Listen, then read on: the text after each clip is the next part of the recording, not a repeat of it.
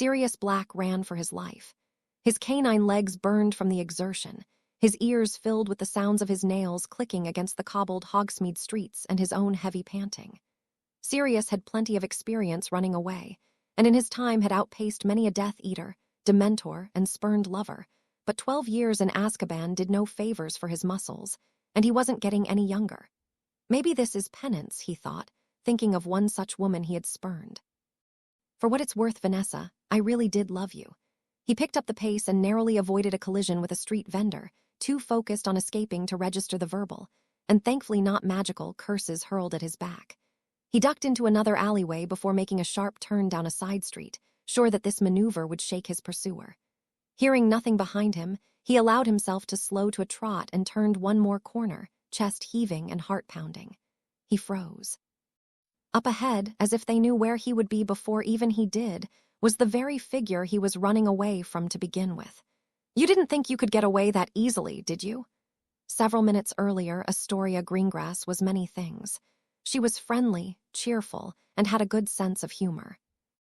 At 2 weeks shy of 14, she was starting to show signs of the beautiful woman she would no doubt one day become, and her ever-present smile and easygoing nature had made her many friends across all 4 houses at Hogwarts.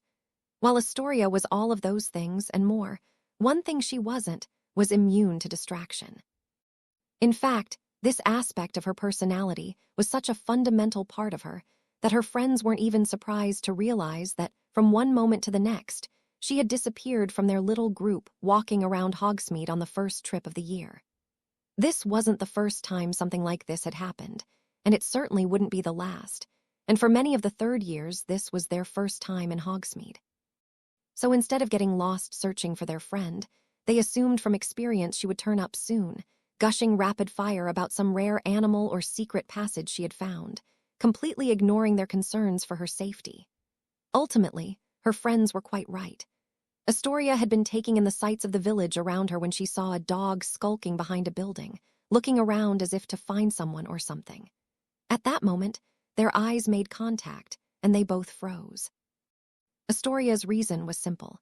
She loved dogs. Sirius' reason was also simple. Years of experience pranking prefects and teachers, and later fighting and fleeing from Voldemort's followers had honed his survival instinct, and he knew when he was in danger. And when he looked into the young girl's bright blue eyes, his tail shot down and his hair stood on end, his animalistic instincts telling him to run and run fast. And that was how Sirius found himself in his present situation, slowly backing into a dead-end street. "There's no need to be afraid," she said in a light, feminine voice that belied the malice he could see in her eyes. "She's not even out of breath," Sirius thought. "What kind of monster is she? I just want to pet you for a bit. My mom won't let me get a dog because my dad is allergic and Daphne says they're too messy." The girl started, speaking as if she knew the dog in front of her understood the words she was saying. For the record, he did, but she didn't know that. "Personally, I think they just don't want me to get a dog because they think I'm not ready for the responsibility." Her words drifted off and she looked wistfully into the distance. "Or maybe it's because they still blame me for what happened to Flopsy." "What happened to Flopsy?" Sirius screamed in his head, a small whimper of fear coming out of him. A couple seconds later, her head snapped back to face him, causing him to jump a bit in fright. "Anyway," she began, a big smile back on her face, "I'm not saying you have to do it for free." She advanced slowly, reaching into the pocket of her robes to find the folded-up napkin that still held the remainder of the breakfast she ran out of time to finish that morning. She picked out a piece of bacon and held it in front of her while making an odd PSBSBS sound that Sirius was convinced was the incantation for some rare piece of dark magic. As the girl backed him into the wall, he resigned himself to his fate. It was a relatively short life, all things considered, and he had many regrets. There were still so many things he wanted to do, not least of all which to be there for Hahi stopped. His nose twitched. Sirius' heightened senses easily picked up the delicious smell wafting from the bacon. "That's Hogwarts bacon," he thought, "not the cheap stuff creature gets, and certainly not that vegan junk Remus has been trying to put me on to. Maybe it wouldn't hurt for me to take just a bite." Sirius stopped backpedaling and took a tentative step forward. The aroma of the bacon was even stronger than before, and his body started moving of its own volition towards the delicacy. Unfortunately, I seem to be under the imperious curse. It's not like I want to, but I really have no other option now but to eat the bacon. What a pity. He inched further, so close now he could almost taste it. One more step and the prize would be his. He took the step and reached up with his mouth to grab it. The second he made contact with the bacon strip, Astoria pounced. She wrapped her arms around him and started to pet his head, fluff the side of his ribs, and tickle under his chin. "Who's a good puppy?" she cooed as she made a thorough mess of his already shaggy fur. "I've been captured." Sirius thought helplessly as he struggled to free himself from her deceptively firm grasp. And who's she calling a puppy? I've probably spent more time in prison than this kid has spent on the planet. I'm a Grim, not some spineless housebit to be treated like a... His internal diatribe was cut off as he was fed another piece of bacon, momentarily overwhelming his thoughts with the memories of better times. Breakfast in the Great Hall, sitting with James and Remus talking about nothing in particular, complaining about classes, and discussing their plans for the holidays. "I'm sorry for chasing after you, Mr. Puppy," Astoria said as she began to relax her grip and ease up on the petting. "I kind of lose control around animals sometimes." At this, Sirius glanced at the girl, still savoring the taste of the bacon. She seemed genuinely penitent, and was that a trace of sadness he saw? He chuffed and nudged her hand with his snout to tell her it was no big deal. "Maybe I overreacted a little," Sirius admitted to himself. "She seems like a nice kid, and that bacon was terrific." As Astoria fed him the rest of the contents of the napkin, including half a muffin, he lost himself in the nostalgia. To think so much has changed in these past 20 years, but the house elves still make the exact same blueberry muffins, Sirius smiled. When his impromptu meal finished, Astoria let go of him and dusted herself off. "Well, that was fun, but I really should be off now. I need to get back to my friends before they notice I'm gone." She didn't seem like she was going to chase him again, so Sirius bowed his head to her once as a way of expressing his thanks for the food, and turned to walk away. A Slytherin, huh? Sirius thought, thinking back to the emblem on the bacon girl's robes. It's a shame she didn't end up in Gryffindor. She'd have probably made a great friend for Harry. With that thought reminding him of why he had come to Hogsmeade today in the first place, he went off to find his godson.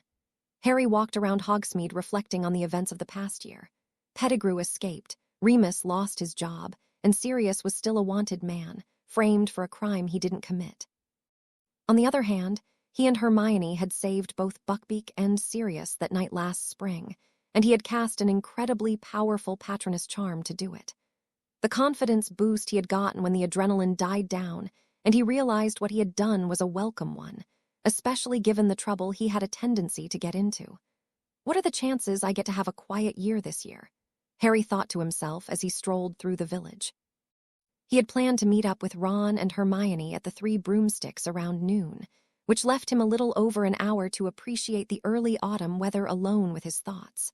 Probably not great, but with any luck at least, this one won't end with me fighting for my life like the last 3 did.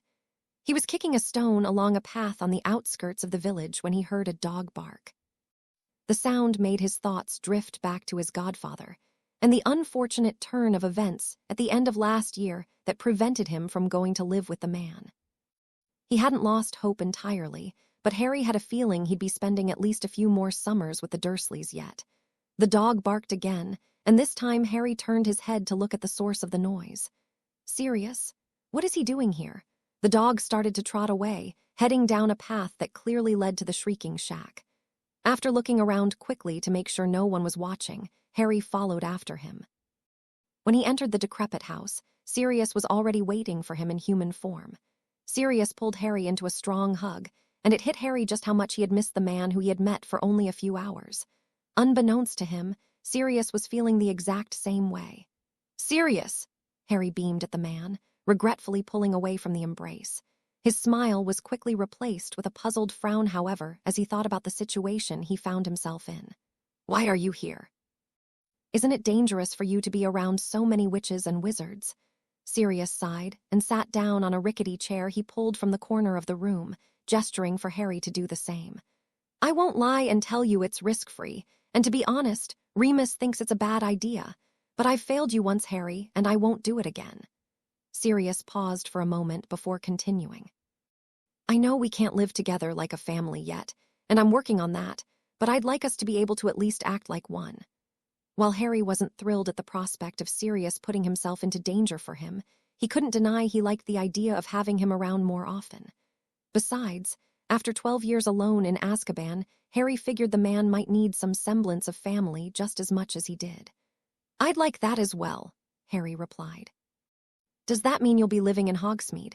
Sirius' heart broke a little at the hope evident in Harry's voice. "Unfortunately not," Sirius sighed, trying not to notice the slight slump of Harry's shoulders at his reply. "Even for me, that would be too dangerous. But every second weekend when Hogwarts brings you all down here to Hogsmeade, I'll make sure I'm here so we can spend a couple of hours just, well, doing what families do." Sirius laughed a bit as he finished that sentence, realizing how awkward it sounded. "That sounds great," Harry replied enthusiastically.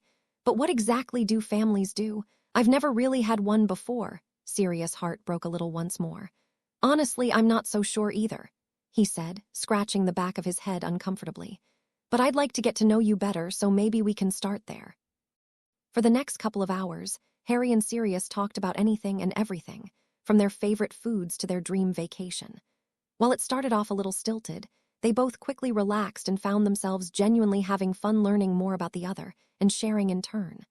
Eventually, Sirius even felt comfortable teasing his godson a bit. "So Harry, has any special witch caught your eye yet?" Harry blushed, waving his hands around awkwardly.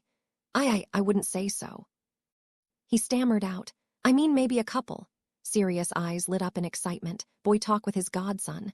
This is what he'd dreamed of all those years ago when James made him Harry's godfather. "Oh yeah, like who? If it's that Hermione girl, you've got my approval. A real smart kid and brave too."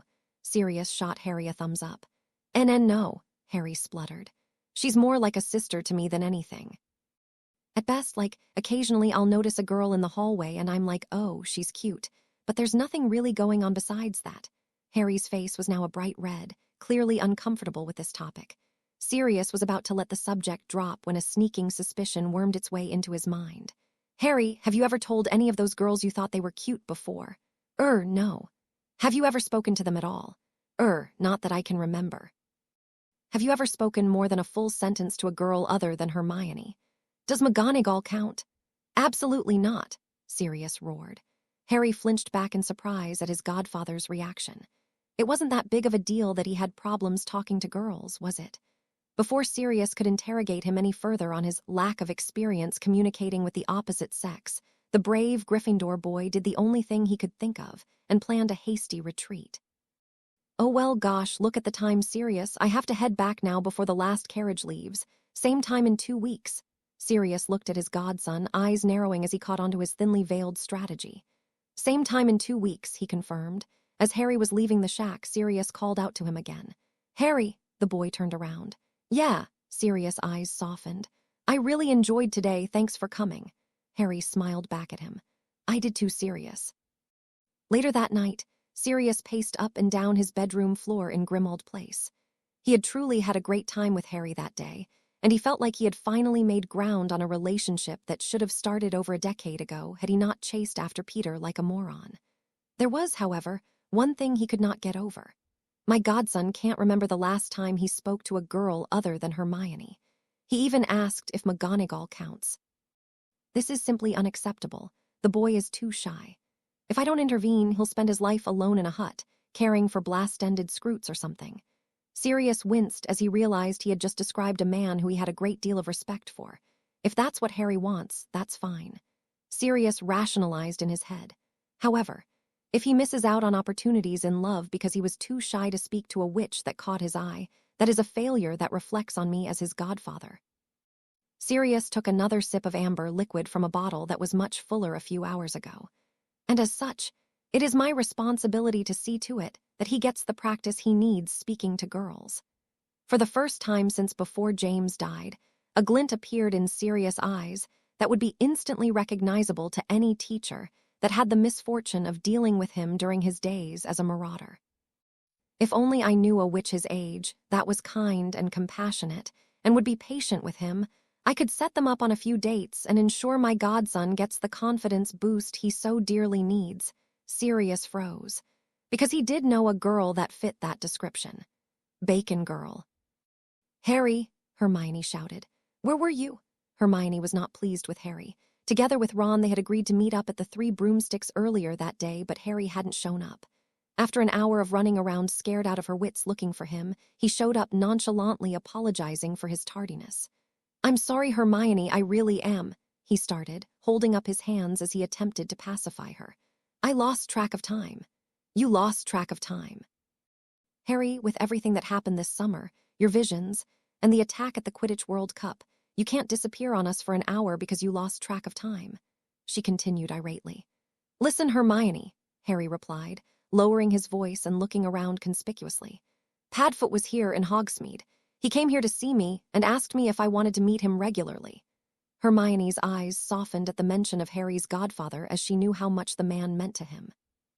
"That's great news, Harry," Ron said. He had stayed silent while Hermione went on her rampage, but deemed now would be a safe time for him to make an input. They were quiet for a moment as the three of them climbed into an empty carriage headed back to the school. Once they were seated, Hermione spoke up again hesitantly. "Isn't that dangerous?" While she wanted to be purely happy for her friend, she couldn't help the pragmatic part of her brain that told her this was a bad idea. "Definitely a little." "But I really need this, Hermione, and I think he needs it too." He shifted awkwardly. "We had a great time, and now that I've got a little taste of what family should be like, I'm not sure if I can live without it again," Harry admitted. This last statement took all the wind out of Hermione's sails. How could she possibly argue against that? With the heavy emotional stuff out of the way, Ron decided it was his time to shine. "So what did you do with him? Did he tell you what it was like in Azkaban? Or show you any advanced magic? Oh, did he teach you how to become an animagus?" While Ron still held a slight grudge against Sirius for biting his arm, he couldn't help but feel that it was a little bit cool that he knew a convict. "Honestly," Harry replied, shrugging, "we mostly just talked." Ron's shoulders slumped. That was pretty boring. But still, he knew a convict. Hermione rolled her eyes at Ron's reaction. "Well, what did you talk about then?" She asked. "A bit of everything, really. It was quite nice. Though at the end he was getting on my case about not speaking to enough girls." Ron and Hermione looked at each other and then at Harry. "What?" he asked a little defensively. "Well, mate," shrugged Ron apologetically. "He's not wrong." Harry turned to Hermione. Surely she wouldn't stand for this fallacious slander of his social abilities. Hermione smiled at him weakly. "It's not like I can't talk to girls, I just don't." Harry said, a little more defensively this time. Ron and Hermione shared another look. Harry was appalled at the lack of faith his friends had in him. "Fine," he threw up his hands in an exasperated manner. "If you guys are so convinced I can't talk to girls, I'll just have to prove you wrong." As they left the carriage and stepped back into Hogwarts, Harry's eyes wandered the hallways looking for a target. There, he spotted the back of Katie Bell, a chaser on the Gryffindor House Quidditch team with him. He was sure he had spoken to her before and he could do it again. "Hey, Katie," Harry said confidently, striding up to her. Katie turned around as she heard her name. "Hi there, Harry, how are you holding up without Quidditch this year?" she asked, smiling at him. Katie is sort of cute when she smiles, isn't she? No, where did that thought come from? Don't psych yourself out, just reply casually. "Ah," Katie looked at him quizzically. "Not good then, I take it," she laughed. "Ha ha. Anyway, Harry, don't forget to keep training. You wouldn't want some young upstart to take your spot on the team now, would you?" she said as she slapped him on the shoulder companionably. "Yep," Katie backed away from him. "I need to get going now. I'll see you around," she said as she ran off. "For sure." Eventually, Harry realized she was gone and he turned back to face his friends. "See, no problem at all." His friends looked at each other with matching, horrified expressions on their faces. The situation was even worse than they thought. The next 2 weeks were relatively quiet for Harry. The new defense against the dark arts classes with Exor Aleister Moody had proven interesting due to the professors' barbaric teaching methods, but were also informative and useful. There was something strange about the man beyond just his presumed paranoia, but Harry had found no reason to distrust him as of yet. Regardless, seeing as how the last 3 Dada teachers had tried to kill him, he was remaining vigilant. The cancellation of Quidditch that year had been a huge bummer for Harry, and he found himself with much more free time than he knew what to do with. He took up flying around the school for sport, trying to do broom tricks and Quidditch maneuvers by himself for fun. He also started reading more, much to Hermione's delight. All in all, it was actually a very peaceful time for Harry, and in no time at all the next Hogsmeade weekend was upon them. Sirius Black spotted his quarry. Bacon Girl was surrounded by a group of friends, same as the last time he saw her 2 weeks ago. They made eye contact and he turned away, running a few steps. He then turned back to look at her, raised a canine eyebrow and chuffed. Astoria's eyes narrowed. Was this dog challenging her? She took a single step towards the dog, and the dog replied with his own single step back. She took another step forward, and again, he took another step back. Oh, it's on. Astoria slipped away from her friends without them noticing, with an ease that only she could manage. Her childhood years, spent at the Greengrass family manor dodging private lessons in favor of climbing trees and chasing butterflies, had not gone to waste. She then proceeded to run after the dog once again. Sirius had not spent the past 2 weeks sitting around plotting his godson's love life and watching Muggle soaps on the television. Rather, he had only spent the majority of the past 2 weeks doing those things. He did take a bit of time to stop by Hogsmeade one morning to get familiar with the streets and alleys, such that he would be able to outmaneuver anyone who chased him, should the situation arise. In the end, being captured by Bacon Girl had been a bit of a wake-up call for Sirius. He had much more dangerous enemies than her, and if he was going to be spending more time in the village to see Harry, he needed to be better prepared. So naturally, he was putting that information to good use for the first time today by interfering with his godson's love life to recreate a scene from his favorite soap. As Astoria chased Sirius through the streets, Sirius skillfully led her to what was written in his plans as the Harry impact point. The hip was really an estimation of sorts from him, founded on a complex series of calculations he had done beforehand based on geographical coordination and psychological manipulation. In other words, he had mentioned to Harry in a letter last week that he had a particular craving for sugar quills, and was therefore expecting Harry to walk from the carriages to Honeydukes in order to pick some up for him before they met. As Sirius rounded a corner into a deserted street with Astoria hot on his trail, he spotted Harry. Before his godson could notice him, Sirius slipped into a narrow gap between two buildings he knew was just barely wide enough for him to squeeze through, and came out on the other side. He stuck around just long enough to hear the sounds of the collision he had spent all week planning before darting off again, his work done. Oof! Whoa! In a scene that couldn't have been played better by the best actors on the Muggle soap circuit, Astoria ran into Harry's chest at full tilt, causing them both to bounce off the other and send Harry's glasses flying. "Oh my gosh, I'm so sorry," Astoria cried out from the ground, rubbing her nose which had gotten hit in the collision. That's all right. But can you help me find my glasses? I don't see very well without them," Harry replied, sitting upright and gathering his wits about him. As the smaller girl had run into his chest, he hadn't been hurt very much but still felt disoriented from the abruptness of it all. Astoria looked around for a second before she spotted a rather mangled-looking pair of glasses on the streets. She picked them up sheepishly and handed them to Harry. "They're a bit bent, and the glass is cracked in a couple of places," she started timidly. "But I suppose they have a sort of rugged charm now." Even Astoria realized this sounded pathetic, and what made it worse was that it was entirely her fault. She had been the one chasing the dog and not paying attention to her surroundings, and the meager allowance she got from her parents wouldn't cover the cost to buy him new ones. "Oh, don't worry about that actually. I know just the spell for this. Hermione taught it to me this summer when she had to repair my glasses for the 7th time." He pulled his wand out of his pocket and pointed it at the deformed spectacles in his other hand. "Oculus Reparo," he said with a small flourish, and with a little sparkle, they were as good as new. Astoria's eyes widened at the magic she had just witnessed. "Wow, that's really cool. Do they teach you that?" Her words cut off as the boy in front of her placed the glasses back on his head, and she got a good look at him. In the confusion, she hadn't processed just who it was she had run into until this very moment. Harry Potter. Astoria immediately went rigid. Harry had a reputation for breaking the rules at school and was always in the middle of trouble. While her Gryffindor friend Colin Creevey never had a bad thing to say about Harry, her other Gryffindor friend Rommel Devane told her that everyone should stay away from him as he liked to transfigure pretty girls into garden gnomes. Her sister Daphne was in Harry's year and rather disliked the boy, but then again, Daphne rather disliked all boys. The other Slytherins said he was arrogant and short-tempered, and there were more than enough rumors about his wrongdoings to go around.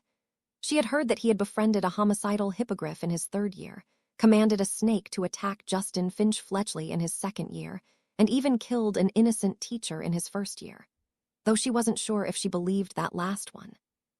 This was all, of course, putting aside the fact that this was the boy famous all around the world for having defeated he, who must not be named when he was just 1 year old. Ultimately, Astoria realized that she could not have chosen a worse person to have run into and broken, however temporarily, the glasses of, and she was terrified. As for Harry, the second he put on his glasses and got a look at the girl who had run into him, he froze. She had light blonde hair that fell just past her shoulders, and bright blue, eyes the color of the sky on a summer day. She appeared from his spot on the ground to be a few inches shorter than him, and had a face that looked like it belonged on the cover of the teens section in Witch Weekly. She was, to put it mildly, absolutely gorgeous, and he was terrified. When he faced down the basilisk at the end of his second year, he was scared. Scared in part for his own life, but also for the lives of those who would suffer if he failed to kill the monster and allowed Tom Riddle's return. At that moment, he felt like he would have preferred to face down 2 basilisks than speak a single word to the witch standing in front of him. So instead, he just stared at her blankly. Oh my gosh, he's glaring at me. What do? I don't know the counterspell to the garden gnome. Hex. Harry slowly got to his feet. Oh my gosh, he's standing up. Maybe he needs to be standing to turn me into a garden gnome. He brushed the dirt off his robes. Oh my gosh, he's checking his pockets, probably for a garden gnome so he can switch our souls, and he turned around and started walking away. What? As Harry left, Astoria's frenetic brain ran through all of the possibilities of what this could mean for her. After a second of processing, she decided that most likely he was heading off to go perform a dark ritual that would cast another blood curse on her family. I can't let that happen, she thought in a panic. Maybe if I apologize, he'll take pity on me and let my family live. Wait, Mr. Potter. Harry stopped walking. I'm really sorry for bumping into you.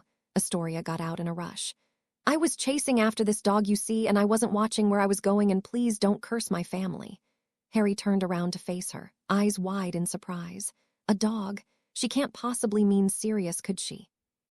Harry thought, so fixated on the girl's mention of a dog that he didn't hear the last part of her apology. What did the dog look like?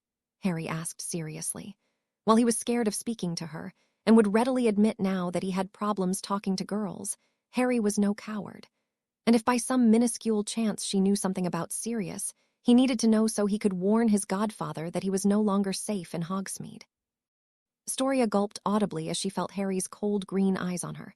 She had no choice but to tell the truth and hope that the demon in front of her would find some benevolence deep within his frigid heart and spare the lives of her family, and now also the life of the innocent dog she had implicated. He's big, has dark fur and gray eyes. That's definitely Sirius. But does she know his secret? And why were you chasing him? Harry asked, eyes narrowing. Eep, Astoria squeaked in her head. I'm sorry. I wanted to play with him. I really like dogs, you see. Harry visibly relaxed. He believed the girl, and had assumed as much. Sirius may be a touch irresponsible, but Harry had faith that the wily man would not have his real identity revealed by a teenage witch so easily. Still, he was going to have to warn Sirius to be more careful. Can I leave now? Astoria thought hopefully. I need to go warn that dog that his life is in danger. And then I need a big hug from Daphne and 2 scoops of ice cream. Sorry again, Mr. Potter. Astoria bowed respectfully. If that's all, I need to go find that dog now. As Astoria turned around to scamper off, she felt her blood run cold as she heard the voice from behind her that she was so dearly hoping she wouldn't. Please wait. Why don't you come with me instead? Was that really the best I could come up with? Harry chastised himself, reflecting on his poorly thought-out attempt at preventing the young witch from going after Sirius. Sure, it had worked. The girl was now walking a couple of paces back from him down the sparsely populated backstreets of Hogsmeade instead of chasing Sirius. On the other hand, he had impulsively invited a girl he had just met to follow him to an unspecified destination, and he was absolutely mortified. Astoria, for her part, was debating if her chances of survival were better if she followed him, or just chose a direction and ran. This is the boy who defeated you-know-who as a toddler. Who am I to think I have a chance at getting away from him? Besides, I don't exactly know where I am or how to get back to my friends, even if I did escape accepting her fate. Astoria marched behind the boy to what she was sure would be her grave. Mom, Dad, I'm sorry for not trying harder in my lessons. I'm also sorry for running away from home when I was 10. Also breaking the heirloom vase in the living room. Come to think of it, I'm sorry for a lot of things. When I'm gone, I hope you always remember me as your darling little Tori." Astoria tried to think of everyone she needed to apologize to before her inevitable and untimely demise. "Daffy, I'm sorry Mom and Dad always put pressure on you to watch over me at school. I'm sorry for never knocking when I come into your room. I'm sorry for stealing your favorite shirt and then accidentally ripping it and then burying it in the garden before you noticed. Oh, you didn't know that was me. Anyway, I know I wasn't the perfect sister to you, but you were the perfect sister to me. Flopsy, I'm sure Astoria's depressing train of thought came to a halt as she noticed where Harry was headed. What's with that shady-looking alleyway? Wait, he's totally going to leave me there so no one can find the body. Wait, I still have so many people to apologize to. Astoria closed her eyes as she walked and braced herself for whatever curse she was about to be hit with. She let out a little yelp as she tripped over a rock. Harry turned around when he heard the noise and rushed over to the girl to help her up. "Are you all right?" he asked worriedly, too concerned for the girl's safety to be nervous about talking to her. "Oh, yeah, sorry. I wasn't watching where I was going." Astoria mumbled, looking at the ground as Harry helped her up. Relieved that she was okay, Harry let go of her hands and continued walking. This time, he walked in stride with her, in case she fell again. Wait, wouldn't that have been the perfect opportunity for him to kill me? Astoria was starting to feel a bit confused. Harry had ample opportunity to curse her ever since they met, and yet here she still stood, alive and well, with the exception of the knee she had just bruised tripping over a rock. But if he isn't going to curse me, why did he ask me to follow him and where is he leading me? Eventually, Astoria's curiosity won out over her sense of self-preservation. "Mr. Potter, may I ask you a question?" Harry didn't look at the girl as he replied. "Please, just call me Harry, and yes, you may." Harry discovered that if he didn't look at the girl while they spoke, he could almost manage a conversation without stuttering. "Where are we going?" Fortunately, Harry had anticipated this question would come up at some point and had formulated a reasonable answer in his head as they walked. "Back to the high street," he replied. "I'm headed there anyway, and I thought it might be dangerous to leave you alone. Hogsmeade has some dicey areas, and if you chased after that dog and ended up lost somewhere unsavory, I'd have to live with that on my conscience." That made sense to Astoria. If Harry wasn't planning on hurting her or turning her into a garden gnome, and she was starting to admit that it was a possibility, then it was sensible to assume that he wouldn't want to leave a younger student alone on a deserted street. And sure enough, a short while later they emerged from the alleyway and back to the main streets of Hogsmeade where many other Hogwarts students could be found. Harry stopped and turned to face her. "Well, that's it, I guess," Harry declared, clapping his hands together. "Remember to stick with your friends from now on, and don't go chasing random dogs. Really, don't chase dogs, it's dangerous." As Harry walked away, he mentally applauded himself for speaking to the girl face to face. He was getting better already. Astoria watched Harry's back as he walked along the street and headed into the open door of Honeyjuke's. As she reflected on the events of the past 10 minutes, she realized at no point did Harry give her any reason to believe he was going to hurt her, and he had even made sure she got back to the high street without getting lost. Was it possible that the rumors she had heard about him were false? Could it possibly be that Harry Potter was just a normal fourth-year Hogwarts student, and not a demon disguised as a boy in ratty clothing? Astoria wouldn't be able to sleep at night if she didn't get to the bottom of this, so she bravely headed off towards the sweet shop she had just seen him disappear into. Harry was looking through the rows of sweets inside the shop and deciding what to purchase. Some sugar quills for Sirius, some chocolate frogs for Ron. And then for Hermione, I'll get a little blonde head popped out from behind the rack of pastries he was looking at, and he jumped back in surprise. "Hi, I realized I forgot to introduce myself. I'm Astoria Greengrass, third-year Slytherin." Her again. "Is it true you're friends with a homicidal hippogriff?" After getting over his initial shock, he thought about the first part of what the girl had said. Greengrass, so she's Daphne's sister. Harry could see the resemblance now that he looked for it. She had the same eyes and hair color as her older sister, and had some similar facial features too. Having said that, Astoria was a bit shorter than her sister, and her features were generally softer in contrast to Daphne's sharper ones. He had already known she was a third year and a Slytherin thanks to the emblems on her robes, but it just now sunk in for him that hers was possibly the first non-hostile interaction he had had with the house since starting at the school. No. Harry answered her question slowly. If you mean Buckbeak, he's not homicidal at all. He's proud, and he gave Draco a mean scratch last year when he felt he was being slighted, but he's never seriously injured anyone and he's a reliable friend. Harry realized he may have revealed a bit too much, and he quickly tried to cover his bases. Which is to say, I haven't seen him since he escaped, and I had no part in helping him escape, but he's probably doing fine now, and I still consider him my friend, he said in a rush. Astoria looked at Harry suspiciously. Harry just gave a weak smile in return, hoping that she wouldn't press him for any more information regarding the innocent beast. Thankfully, she seemed to have other questions on her mind. And is it true that you set a snake on Justin in your second year? Astoria asked. Wait, how is that rumor still going around? We cleared this up over a year ago and he even apologized for suspecting me. That wasn't what the older Slytherins had told her. Okay, one last question. Is it true you killed a teacher in your first year? At this, Harry shifted uncomfortably. Astoria's mouth dropped open when she noticed his reaction. She had been sure this one was made up. Technically, he was already dead, possessed by a shadow of Voldemort, Harry started uneasily. But I did, finish the job, so to speak. Astoria gaped. This Harry has some incredible stories. At her silence, Harry continued to walk around the sweet shop picking up gifts for his friends. He tried to ignore the pretty blonde girl who was following him around with a profoundly thoughtful expression on her face. Was everyone lying about Harry? Astoria considered silently as they walked around the store. She had spent the last 3 years hearing the students in her house tell stories that made Harry Potter look like a demon, but her own brief interaction with him seemed to indicate the opposite. Astoria felt as though she had a good instinct to know when someone was lying to her, and she believed the answers he gave to her questions. But if his account of the stories were truthful, then didn't that mean she had been lied to when she first heard them? Astoria shook her head to clear away this complicated string of logic. Thinking wasn't her strong suit. Rather, Astoria's strong suit had always been making friends, so that was what she was going to do. If I can't trust anyone, I think I'd prefer to make up my own mind about Harry Potter, the girl decided. There's just one more thing I have to confirm first.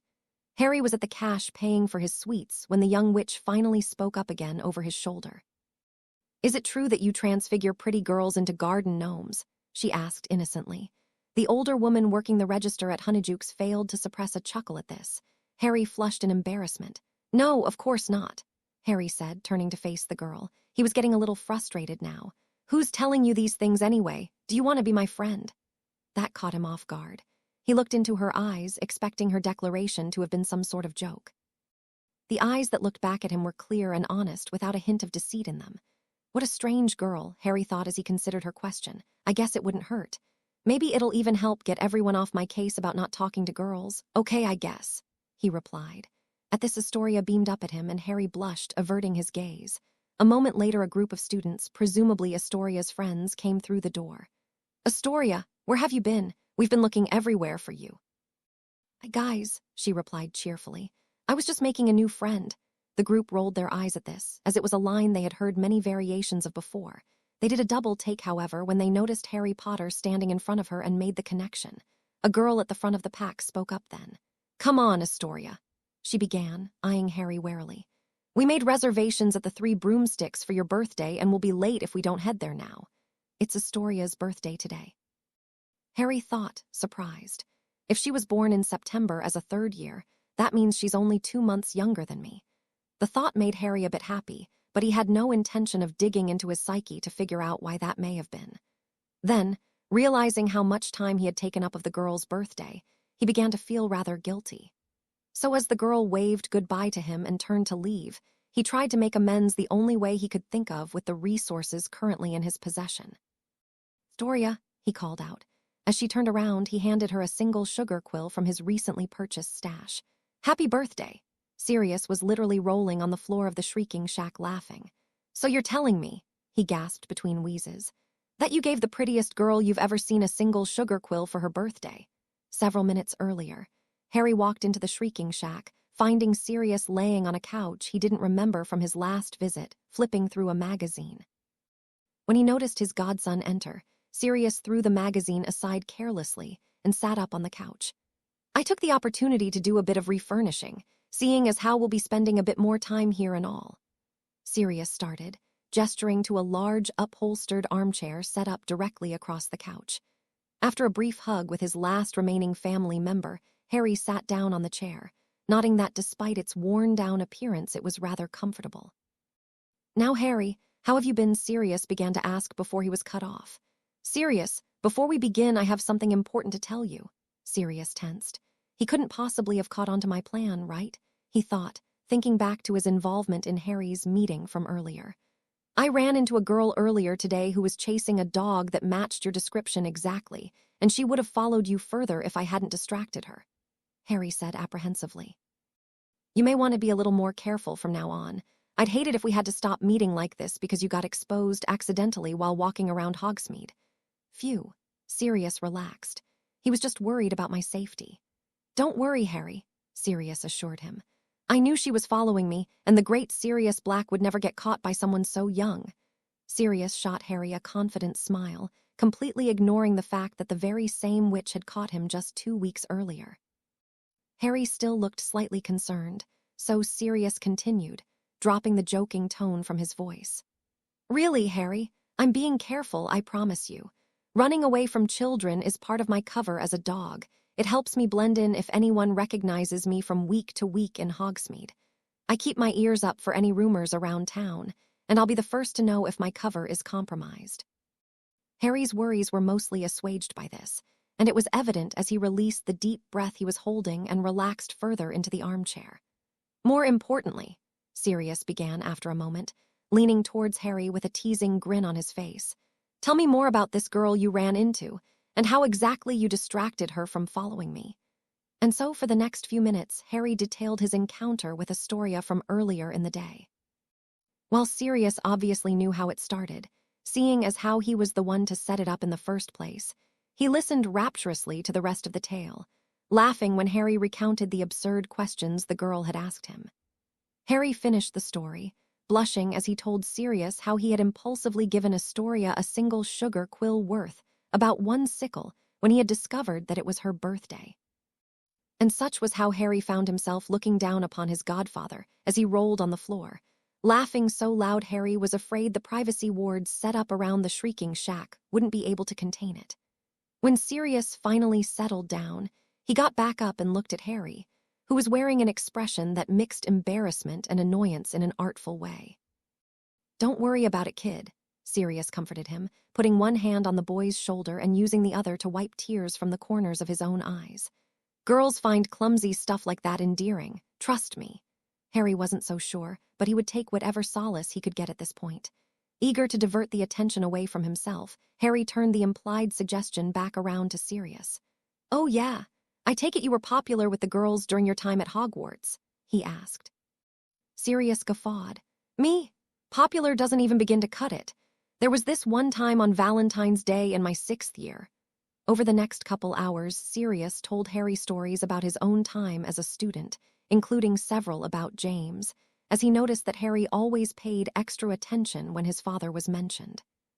He kept the stories mild, as he was pretty sure Harry wasn't ready for the more steamy ones, but he had to admit it was a lot of fun to reminisce about those peaceful days he had spent with his best friends. When it was time for Harry to leave, they both got up regretfully, wishing the time they could spend together wasn't limited to just a few hours every 2 weeks. "I'll see you next time, Sirius," Harry said dejectedly as he broke away from a hug. "I'll see you soon, Harry. And don't forget to write me a few letters." As Sirius watched Harry walk back down the path into the village, he thought back to the sorrowful expression on his godson's face as he left. "I really need to find a way to get exonerated," he thought sadly. Later that night, Astoria sat on her bed in the Slytherin girls' dormitory thinking over the events of the day. She had an excellent birthday, all things considered, and got to spend most of it with her friends and sister. Her parents had sent her the guitar that she had begged for over the summer. She didn't have the heart to tell them she wasn't interested in the guitar anymore, and now wanted to learn the harp. And her sister had come to her room earlier to wish her a happy birthday and give her a matching pajama set with little ducks on it. Her friends had paid for her lunch in Hogsmeade and presented her with many other small gifts as they went shopping around the village. Eventually, her eyes drifted towards the first birthday present she had gotten that day, and the most unexpected one as well. She looked at the sugar quill where it lay on her bedside table, still wrapped in the plastic packaging it had come in. Her unexpected encounter with Harry Potter that morning had been running through her mind all day, and she didn't tell anyone about it, even at the urging of her friends who had seen her with the boy in Honeydukes. Ultimately, she just wasn't sure what to think of him quite yet. While she had applied her friends first, ask questions later policy to him, and he even accepted her offer, she wasn't totally convinced of his innocence yet. After all, where there's smoke there's usually fire, and she had heard a lot of rumors about him.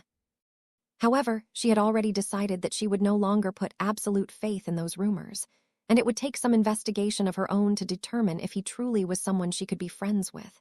I really hope he is, though, Astoria thought as she got into bed.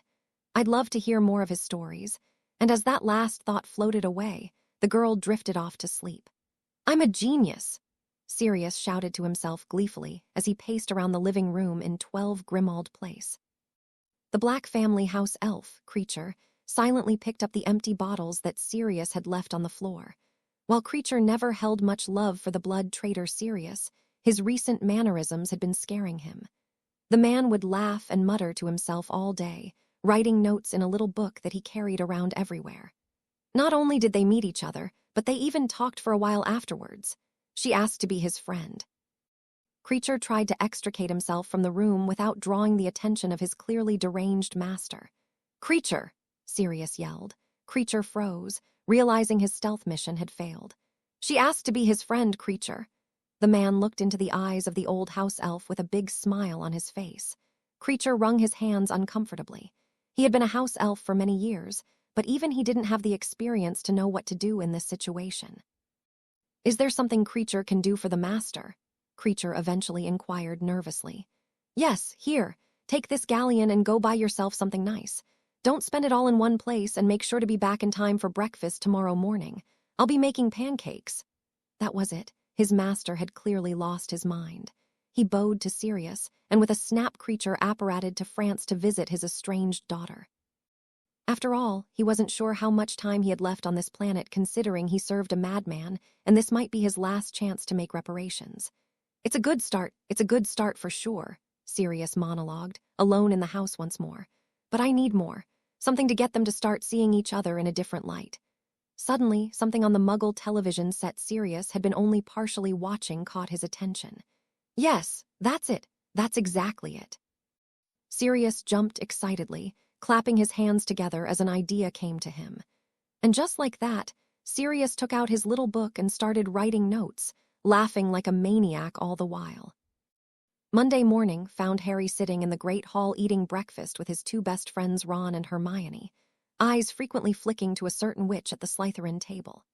Astoria Greengrass had thrown him off with her friendliness that weekend, but he couldn't deny that he found her personality refreshing. She was energetic and funny, didn't seem to hold an intense prejudice against him like most Slytherins did, and the prospect of possibly making a new friend did excite him. And it was for those reasons that his eyes kept drifting to the Slytherin dining table while he ate his toasts. Definitely for those reasons, and not because he thought she was really pretty. "Harry," Ron shouted, breaking Harry out of his reveries. "Are you even listening to me?" "Oh, sorry, Ron," Harry replied. "I was a bit distracted." "You've been distracted all morning," Hermione chimed in.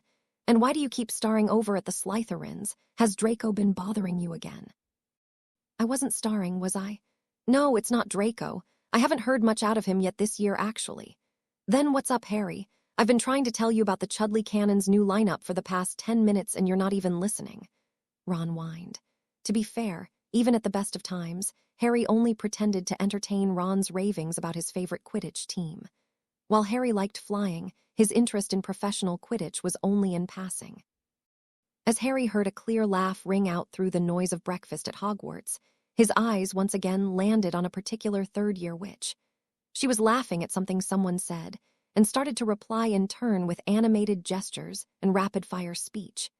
He couldn't hear what she said, but it must have been funny, because all of the students around her started laughing as well. Even her normally taciturn sister Daphne couldn't help a small smile from beside her. Hermione turned around in her seat to follow Harry's eyes. When she saw the source of Harry's distraction, her eyes widened in shock. "Greengrass, that's who you've been starring at, Harry." Hermione inquired in an alarmed hush. No," Harry got out sheepishly, knowing he'd been caught. But still, he hadn't been starring, had he? Taking this deficient denial as admittance of her suspicion, Hermione shared a glance with Ron. "What?" Harry asked, knowing that exchange always happened right before they told him something they thought he ought to have already known. "I get it, mate," Ron started conciliatorily. "Daphne Greengrass is one of the prettiest witches in our year, but she has a reputation, you know." Hermione frowned at this, but nodded. "She's a diligent student, and her grades are behind only Padma's and my own. It's just she can be a bit mean when she rejects boys." Wait. His friends had mistakenly thought the target of his distraction was Daphne instead of Astoria. And more importantly, they were already assuming he was interested in her. And most importantly, they were already assuming he'd get rejected. "Hold on a second, even if it was Daphne that I was staring at." At this, Ron and Hermione grimaced. "Who's to say I'd be rejected?" Harry realized something and continued. "And wasn't it you two in the first place that said I should get better at talking to girls? Shouldn't you be encouraging me instead of discouraging me?" Hermione turned to Ron, hoping he'd say what she didn't want to. Ron shrugged diffidently. "We're just saying, maybe you should set your sights a little lower for your first crush." Hermione cringed at this tactless display from Ron. She should have handled it herself. Before Harry could respond in justified irritation, Hermione cut in. "No, that's not what we're saying." She glared at Ron before turning her attention back to Harry. "But have you ever even spoken to Daphne? She barely talks to anyone other than Tracy Davis, and when she does, it's usually not to exchange niceties." Harry wasn't sure if he should feel offended or flattered by the concern his friends were showing for him. Harry sighed. "I'm not rushing off to ask out Daphne Greengrass, so you guys don't have to worry about that." His friends took on guilty expressions at this, realizing their attempt to help him may have come across a bit rude. "I don't even have a crush. I was just looking." Harry felt no need to correct his friends about the girl he had really been looking at. As they finished their breakfast, Harry made a conscious effort to keep himself from stealing glances at Astoria. He did, however, notice when Professor Snape made his way down to Astoria's spot on the table, cloak billowing all the while, to have a brief conversation with her. Unfortunately, he was much too far to hear what the man said, but it didn't seem to be a pleasant topic, if Daphne's expression was any indication. "Miss Greengrass," Snape intoned, staring directly at Astoria so there would be no confusion as to which sister he was referring. "I have been informed that despite being a mere month into the semester, you are already falling behind on assignments for Transfiguration, Charms, History of Magic, Defense Against the Dark Arts, Astronomy, Herbology, Divination, and Potions." He said this last word with a distinctive pop at the front. While the length of the list was almost comical in nature, the students didn't make so much as a sound as the intimidating man spoke, and any hint of good humor disappeared from Astoria's face. One of Astoria's friends gawked at her. "Isn't that every class?" "No, I'm still keeping on top of care of magical creatures," Astoria replied timidly. Snape's eyes narrowed until only a hint of his dark irises were visible. "While you may find this funny, Miss Greengrass, let it be known that I do not," Snape said, traces of irritation creeping into his monotone. "I've already informed your parents about your substandard performance, but as your head of house, I highly recommend you start to pick up the pace. It would be a shame for both of us if I had to see you in my third-year potions class again next year." Snape's tone made it abundantly clear that his recommendation was much less discretionary than his words would suggest. As he left, Pansy Parkinson spoke up from halfway down the table. "How did you fail divination? I would have assumed even you were capable of drinking tea and reading fortunes, Astoria," Pansy said mockingly. A few of the older students laughed at this. While Astoria had no clue why, Pansy had been getting increasingly more hostile to her ever since the end of last year. Daphne had told her it was out of jealousy, but she wasn't so sure. What did Pansy have to be jealous of after all? As Astoria looked down at her empty plate in shame, Daphne gave Pansy a sharp look from across the table that promised retribution later. Pansy quickly shut up at that, knowing better than to continue to provoke the ire of the elder Greengrass girl. "Come on, Astoria, let's go," Daphne said, holding her sister's arm gently as she got up from the table. As they walked out of the hall, Daphne turned around to face Astoria seriously. "Don't listen to Pansy. She's a petty bee," Daphne caught herself. "She's petty and would kill for your brains, let alone everything else you have." Astoria giggled at her sister's near slip-up. "Thanks, Daffy." she said, cheering up slightly at her sister's display of protectiveness. Having said that, Astoria, she had seen this one coming a mile away. You need to start being more disciplined with your studies. You're not a first-year student that can wing it anymore. You need to spend time on your schoolwork now. Astoria looked away, feeling guilty. She had heard this speech before and had ignored it every time. Snape may be a moody, melodramatic teen trapped in a grown man's body, but he doesn't make threats idly. If you want to avoid repeating a year, or worse, being expelled, you need to start taking your classes more seriously. Daphne looked at her younger sister, deciding she had been sufficiently chastised. She knew Astoria would inevitably be getting some sternly worded letters from their parents anyway. She ruffled her sister's hair gently. If you need help, you let me know, okay? Okay, Daffy, I will, thanks. Astoria smiled up at her sister. Now off with you, Daphne said teasingly, patting her sister on the back. Straight to class, no distractions. And with that, Astoria ran off to her first class, sincerely hoping she wouldn't encounter anything interesting along the way.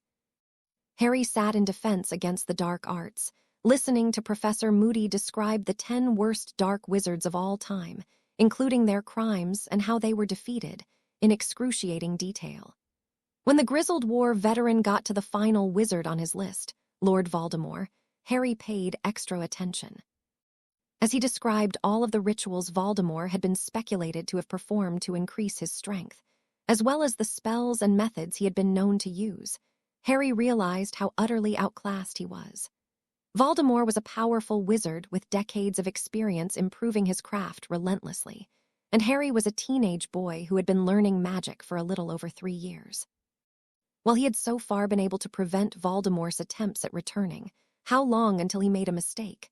How long until one of the Dark Lord's followers succeeded in bringing him back, and he had to face down one of the strongest wizards of all time? If the visions Harry had been having over the summer were any indication, it might not be very long at all. Harry turned his attention back to the lecture at an opportune time.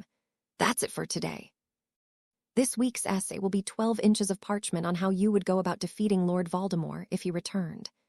The class looked around at each other, exchanging glances, trying to figure out if their teacher was joking or if he had just gone insane. Ha! Stumped already. Well, don't worry. Let's ask our resident specialist on slaying Dark Lords for some advice. How would you go about defeating Voldemort, Harry? Moody inquired, looking intently at the stunned boy. Honestly, sir, Harry began as respectfully as he could manage. I did it last time, and I'd prefer if someone else did it next time. Astoria woke up bright and early on Sunday morning. She had finished all of her assignments for the coming week the previous day with Daphne's help, and had already told her friends she would be busy today. It wasn't a Hogsmeade weekend, as they had already won the week before, so they would likely have just lazed about in the courtyard anyway.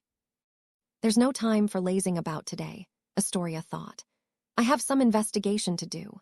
Astoria had met Harry Potter the previous weekend, and the stark contrast between the borderline psychopathic boy she had heard about and the rather nice and respectful boy she had met had awakened her curiosity. While her own experience told her he was a kind boy who she would love to be friends with, she was hesitant to dismiss the rumors she had heard entirely. Which was precisely why Astoria had blocked off this day in her schedule to do some covert investigation. Astoria was speaking to a painting in the hallway just outside the Gryffindor common room when the door opened and her target emerged, walking with his 2 friends she knew to be Ron Weasley and Hermione Granger. She wished the painting a good day and followed after the trio as inconspicuously as she could manage. Meanwhile, the painting was left confused, wondering what sort of girl would be interested in talking to him for 20 minutes straight on a Sunday morning. Astoria tracked them down to the Great Hall and set herself up at the end of the Slytherin table, where she would be able to observe the boy while he ate. She mindlessly spoke to her housemates to avoid drawing suspicion. But in her head, she was entirely focused on the behavior of her potential future friend. 2 pieces of toast, 2 fried eggs over hard, and a sausage. Nothing suspicious yet, but maybe that's just what he wants everyone to think, Astoria considered. What's this? He's taken a strip of bacon, but seems to be avoiding eating it. This is important, I can feel it. Astoria took note of the boy's eating habits and mannerisms, including how he placed an egg on top of a piece of toast before eating them both together. She wasn't sure how this was relevant to the question of the quality of his character, but she would leave no stone unturned. She was distracted from her analysis as many owls flew into the hall, delivering letters and packages to the students around her. She shuddered as she remembered the 3 separate letters she had gotten that week from her parents regarding her poor grades. Returning her observations to Harry, she noticed that a gorgeous snowy owl flew down to Harry, dropping a letter in his lap. Harry patted the bird as it affectionately nibbled his finger, until eventually he gave the owl the strip of bacon he had been saving on his plate. With a quick kiss on the head, and what looked to be a thanks for your work, Astoria wasn't great at lip reading. Harry sent the beautiful avian back into the air, presumably back to the Hogwarts owlery. Awa, the bacon, was for his bird, Astoria observed fondly. Now I want an owl. Maybe if I become real friends with Harry, he'll let me feed her too. After several more minutes had passed uneventfully, Astoria saw the trio of friends stand up and part ways. Ron headed further down the table to where a few other Gryffindors were sitting playing chess, and Hermione left the hall with a stack of books in her arms, leaving little question as to where she might be headed. Harry left a few seconds later, and after wrapping up the rest of her breakfast in a napkin and putting it in her pocket, she followed after him. In this case, having a great many friends around the school was a serious boon for Astoria.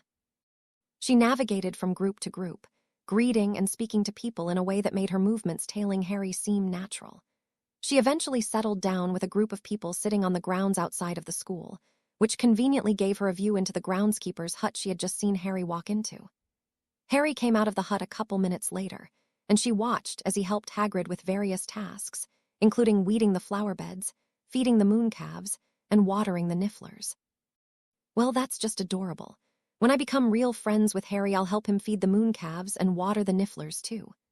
After an hour or so, Harry vanished the dirt off his clothing using his wand, said a quick goodbye to Hagrid, and took off once more. Astoria continued to shadow Harry for the rest of the morning as he went about the school, doing a bunch of incredibly mundane activities such as talking to his friends and doing his homework in the courtyard. After lunch, he flew around the empty Quidditch pitch, doing tricks on his broom that Astoria found quite impressive. Sometime later, he descended and entered the changing rooms that lay just off the field. While even Astoria wouldn't follow someone into a changing room, she did press her ear against the door, just a little bit. She heard Harry's out-of-tune singing over the sound of a shower running, and instantly backed away, realizing how creepy she was being. Still, she had come away with valuable information, and was now certain that Harry Potter was, in fact, just a normal boy. After all, what sort of evil dark wizard would sing Muggle pop songs in the shower? Astoria ate dinner with Daphne in the Great Hall like usual that night. Her eyes kept landing on a particular green-eyed boy at the Gryffindor table as she thought about her discoveries that day. Now that I know he's not dangerous, I can be his friend for real, Astoria thought happily. Making a new friend was truly one of the great joys in Astoria Greengrass's life, and to make one as interesting as Harry Potter was especially exciting. Wait, I may have decided I want to be his friend, but he hasn't necessarily decided if he wants to be my friend, Astoria realized with a start. I know I asked him if he wanted to be my friend last week and he said yes, but at the time I meant it more as acquaintances, and now I mean actual friends, and also when he said yes it was less of a yes, and more of a okay, so it's possible that Astoria. Daphne grabbed her sister's arm. Oh, sorry Daffy, I was a bit distracted, what were you saying? I was asking, Daphne started, eyeing her sister carefully. Why are you staring at the Gryffindor table? I was staring, Astoria asked, turning to face her. For the past 5 minutes, and then you suddenly got this horrified look on your face, like the one you made last Christmas when Dad ate the last cinnamon bun and didn't save you a piece. Hey, to be fair, he promised I could have the last one. So, why were you staring? Daphne repeated her question. No reason. Daphne didn't believe her younger sister for a second, but knew from experience the reason would come out eventually. It probably wasn't a big deal anyway. Hey, I don't think Harry Potter is actually as bad as everyone in Slytherin makes him out to be. Damn it, Daphne mentally smacked herself in the forehead. That's a much bigger deal than I thought. Astoria was in her room getting ready for bed when she heard a knock at the door. Come in, she yelled as she finished braiding her hair. Daphne walked in, greeted her quickly, and then sat on her bed. Astoria, I wanted to talk to you about something. Daphne began slowly. Astoria gulped. Usually her sister only took this tone with her when she was about to ask her to do something she didn't want to. It's about what you said earlier about Potter, Daphne continued. I know you want to be friends with every witch, wizard, and muggle you meet, but I really think you should stay away from him. Astoria frowned at this.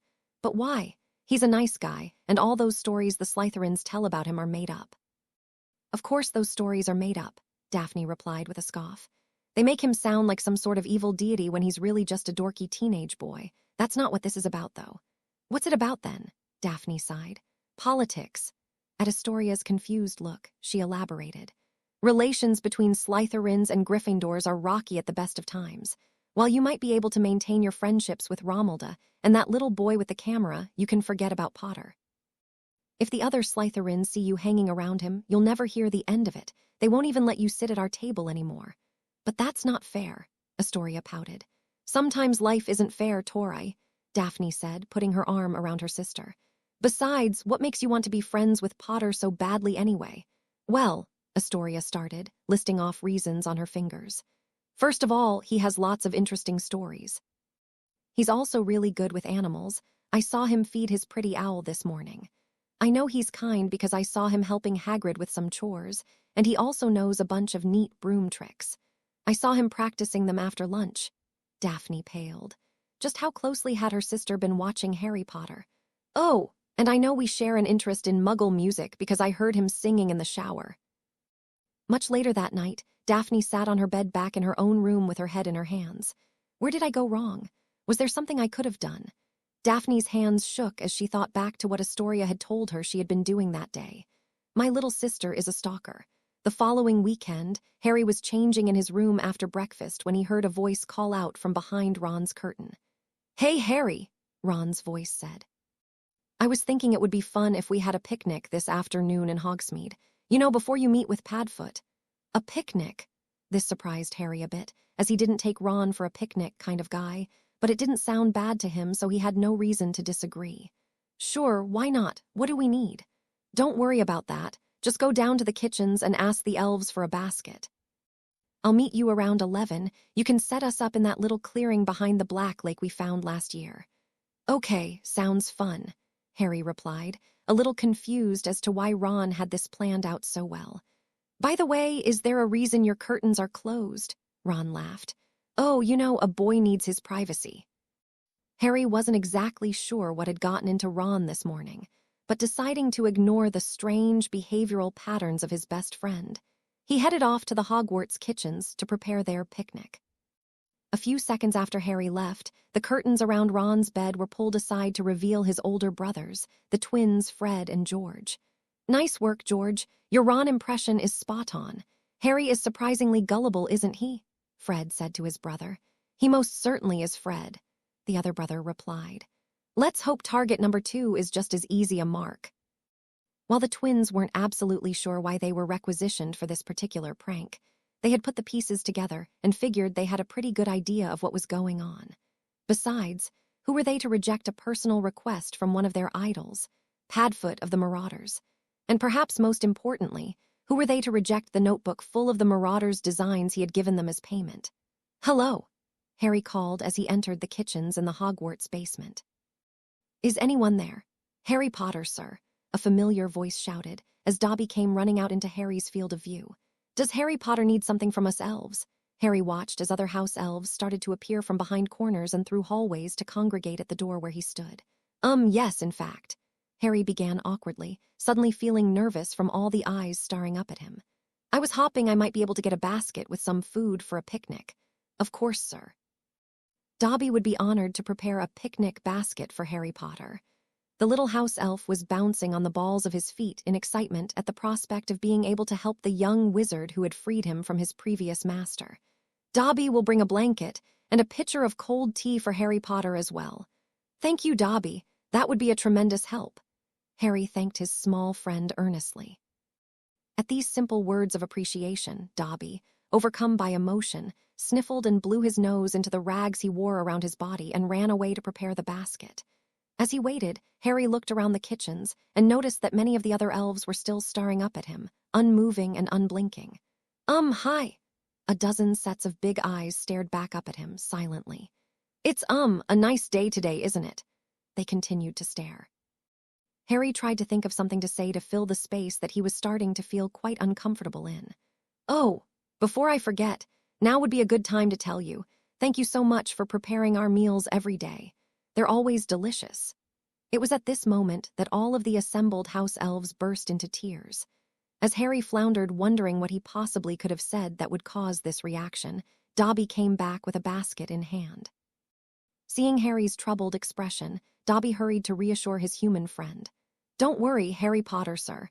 They is just overwhelmed by the kindness and compassion Harry Potter shows them," Dobby explained, handing Harry the basket, which was filled to the brim with food, as well as a blanket and a closed pitcher of tea. "If you say so, Dobby," Harry said hesitantly, glancing at the still sobbing mass of elves in front of him. "Do they not get thanked for their work very often?" Dobby shook his head. Dobby believes that many of the students don't even know that the food is prepared by the house elves. At this, Harry frowned. "Not that we mind, sir," Dobby rushed to add. "We is happy to be serving the young witches and wizards of Hogwarts, but to be appreciated is nice sometimes, Harry Potter, sir. That is why the elves is crying." "Huh." Harry considered what Dobby had just told him. "I'll keep that in mind, Dobby, and see what I can do." With a final thanks for the basket, Harry left the kitchens and crying house elves behind to catch a carriage to Hogsmeade. Astoria was walking through Hogsmeade with her friends when she passed by a pair of red-headed boys she recognized to be the infamous prankster twins of Hogwarts. "It's a shame about Harry Potter, wouldn't you say, Fred?" one of the boys said to the other, rather loudly. "Whatever are you talking about, George?" Fred replied, equally loud. "That our dear brother Ron wasn't able to make it to the picnic they had planned today. That poor Harry boy is probably sitting all by himself at that little clearing behind the lake. Ah, such a pity. That little clearing that you can get to by continuing down this road, turning right at the 3 broomsticks, and then left when you hit Hogsmeade Station. That's the one. It's a shame we're too busy to stop by, wouldn't you say, Fred?" "I most certainly would, George." Astoria watched as the 2 boys passed by and out of earshot. What luck, Astoria thought. I've been waiting for an opportunity to speak to Harry ever since last week. "Sorry, guys, I have something to do. I'll catch up with you later," Astoria said to her friends as she ran off. Astoria's friends exchanged glances. She totally went to go look for Harry Potter, didn't she? After 30 minutes of waiting, Harry realized he had likely been set up. How did I fall for that? Harry thought, shaking his head. Ron would never spontaneously feel like having a picnic, and if that didn't tip me off, he stayed behind the curtains the whole time. I wonder who it was then. Feeling like a bit of a fool, Harry looked over at the picnic basket he had brought. Oh well. No point letting Dobby's food go to waste. With his decision made, Harry lay out the blanket on the grass and spread the food across it. He sat down and picked up a sandwich, looking out across the Black Lake to where he could see the profile of Hogwarts. All things considered, this isn't so bad, Harry told himself. Someone gets to have a laugh at the idea of me eating my lunch alone on a picnic blanket, and I get to have a nice lunch alone on a picnic blanket. Everyone wins, I suppose. "Hi, Harry." A few seconds after coming to terms with his solo lunch date, Harry was interrupted by a bright voice from behind him. He turned to see Astoria Greengrass, standing amongst the trees in the entrance to the clearing. "I overheard George Weasley telling Fred that Ron canceled on you," the girl said. "If you don't mind, can I join you instead?" Harry sighed as he made the connection in his head. "I'm now under the impression that Ron never knew about these plans in the first place," he replied, turning away from the girl to help with his nerves. "I think I've been set up by the twins to take my lunch alone today. They were probably having a good laugh about it when you overheard them." "Oh, that's kind of lame for a Weasley twins prank, isn't it?" Astoria said, clearly unimpressed. "My best guess is they were in our room to rig Ron's bed when they took the opportunity to get a quick one over on me as well," Harry explained. "It's my fault for falling for it. It was pretty obvious in hindsight. So can I sit?" "Oh, sorry about that. Of course, wherever you'd like." Astoria cleared away a small spot on the blanket and sat down a few feet away from Harry. Now that the conversation was over, Harry wasn't sure what to say to start it back up again. He grabbed another sandwich and took a large bite. "Can I meet your owl?" Astoria asked. Harry was still chewing his sandwich, so he rushed to swallow so he could answer the girl's question. In his haste, he started choking on the food and needed to take a swig of tea before he gathered himself enough to speak, red from both the shortage of breath and the embarrassment. "Hedwig, sure, if you'd like," Harry eventually replied. "As long as you bring her some treats and give her lots of attention, she's super friendly. You can pet her on her chin and back, but nowhere else. Not unless you want to get bitten, that is. At Astoria's silence, Harry took another bite of his sandwich. What's your favorite Muggle band? She asked as soon as he started chewing. Is she doing this on purpose? Learning from his previous mistake, Harry suffered through the awkward silence this time as he took his time chewing, suddenly very self-conscious about the sound of his eating. Eventually, he swallowed. I really like Weezer if you've heard of them. Astoria made a face. Oh well, no one's perfect, she thought. Can I hear you speak Parseltongue? That caught Harry by surprise. This girl sure has a lot of questions, and some strange ones at that. Are you sure? He asked. Last time I spoke Parseltongue in public, I got accused of being the heir of Slytherin for the rest of the year.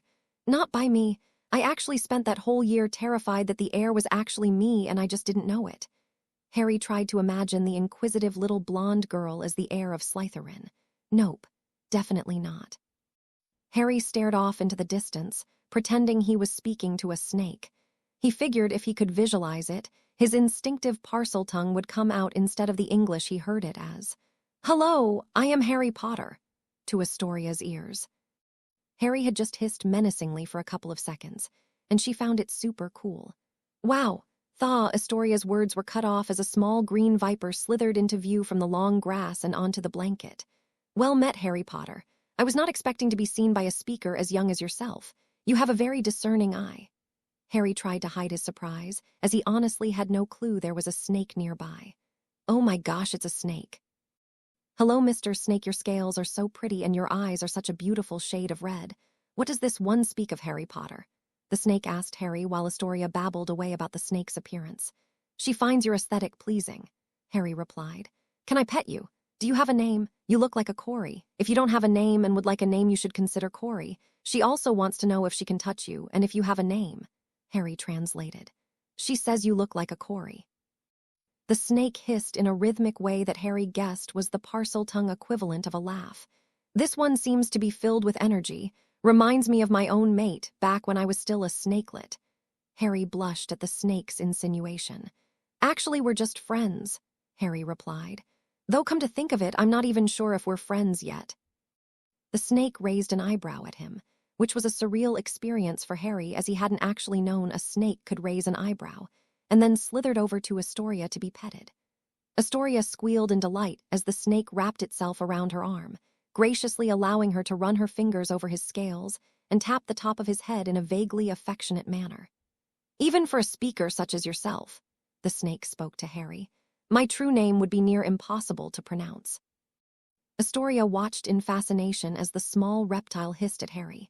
So you and your not-quite-friend may refer to me as Corey, if you wish. Harry watched quietly as Astoria played with the snake, translating for them when one or the other had a question. Eventually, the snake disentangled itself from the girl's arm and turned to face the two students.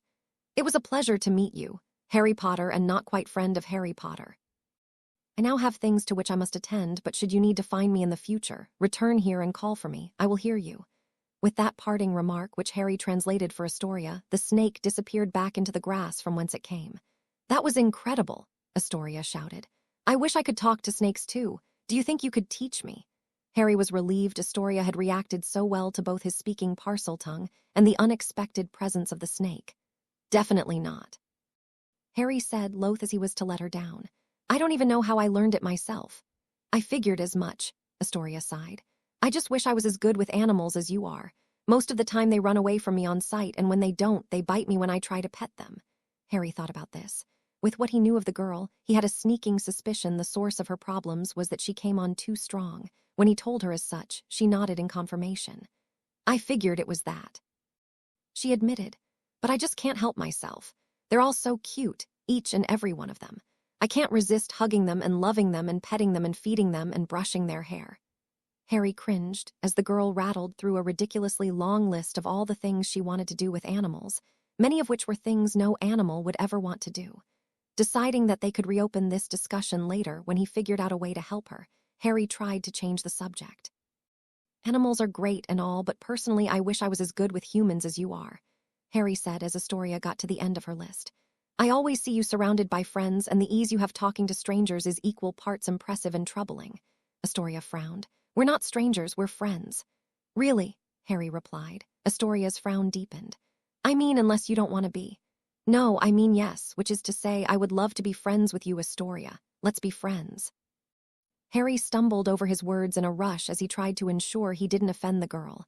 After all, he did want to be her friend. Astoria smiled in relief. Great! Harry took a sip of tea to collect himself. Realizing he was being rude, he offered her some as well.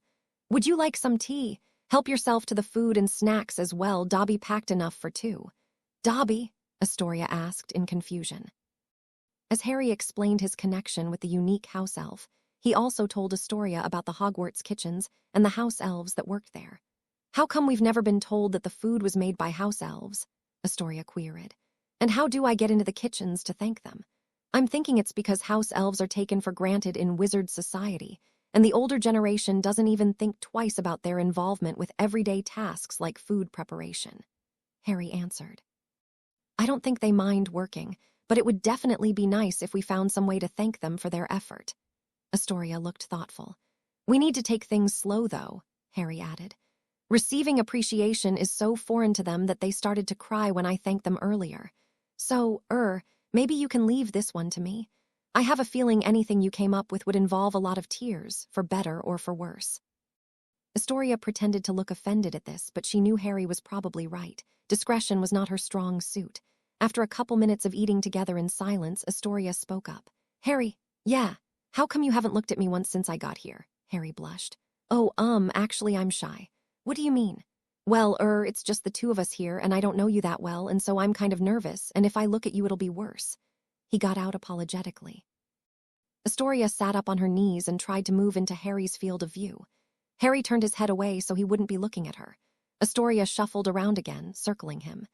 Harry quickly turned his head back around the other way, avoiding looking at her all the while.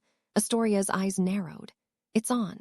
Sirius watched the two teens play their strange game of whatever it was they were doing.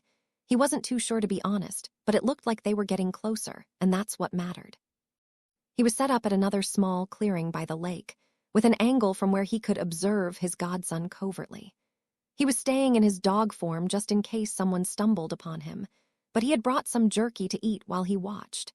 As Sirius was just getting to the good part, where Harry finally turned to face Astoria, and they both burst out laughing at the silliness of the situation, Sirius heard a noise from behind him. Turning around in a flash, he saw a small dog with dirty golden hair. A puppy, he thought. What's a puppy doing here? The little canine whined, and Sirius realized it was staring at his pile of jerky. Sirius' eyes narrowed.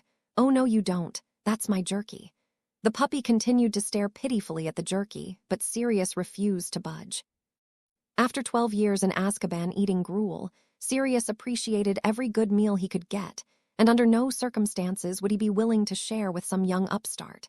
Suddenly, the little dog stared over Sirius' shoulder across the lake, its eyes going wide. Harry? Sirius thought in a panic, whipping around to see what had caught the other dog's attention. Too late, Sirius realized he had been had. Harry and Astoria were sitting peacefully talking, slightly closer than before and with Harry averting his gaze less often. Meanwhile, his jerky pile was one piece smaller. I can't believe I got duped by the oldest trick in the book. Sirius mentally berated himself for his mistake. Enraged, he swallowed the rest of his jerky in one gulp and set off to find the little thief. Harry spoke with Astoria a little while longer as they finished up the food, and he was quite proud that he was able to look at her for most of their conversation without freezing up. Their silly antics from earlier went a long way in dissolving the awkward tension, and Harry could feel that the girl was being patient with him as he slowly got more comfortable with her. Do you have any plans for the rest of the day? Astoria eventually asked him. Harry started as he realized he had almost forgotten about meeting Sirius. Oh, actually yes, I'm meeting with someone in just a few minutes, Harry said, starting to pack up the basket. It's a good thing you reminded me. I was having so much fun talking to you that I almost forgot. Astoria beamed at the indirect compliment. I had fun too. We should do this again sometime. I'd like that, Harry replied, giving the girl a smile of his own. As Harry and Astoria walked back from the clearing into the village, she turned to him with a question. Who are you meeting, by the way? Oh, I can't exactly tell her I'm meeting the wanted criminal Sirius Black now, can I? Oh, one of my family members, Harry said nervously. Cool, where are you meeting them? I'll walk with you. I can't tell her that either. The shrieking shack is supposed to be abandoned and I can't risk anyone investigating it. You don't need to do that. I'm just meeting them at, a place. Harry answered tactfully. Astoria looked at him suspiciously. You're meeting them at a place, she repeated. Yes, and where is this place? Harry was deeply lamenting his inability to improvise a compelling cover when he was saved by a group of girls in the distance who waved at them and ran over. Astoria. One of the girls said excitedly. We've been looking for you. You won't believe what we just saw. Harry backed away as the girl continued speaking. Sean Finch from Hufflepuff was supposed to go on a date with Veronica Knowles from Ravenclaw, but then we saw him in Madame Puddifoot's tea shop with Gab, by Astoria, Harry said quickly as he hurried away from the group, using the distraction of her gossiping friends to slip away from her. Her eyes narrowed at him in a way she probably thought was threatening, but he just found incredibly cute. I really have to get better at lying, Harry thought as he ran off. Hi, Sirius, Harry said cheerfully as he walked into the shrieking shack, taking a seat on the armchair. Sirius raised an eyebrow from the couch he was seated on. You seem to be in a good mood. Something happened. Well, Harry started, smirking. I made a new friend today, the girl I mentioned last time, Astoria Greengrass. And contrary to popular belief, I was able to talk to her perfectly fine. Sirius looked at the smug expression on his godson's face and rolled his eyes.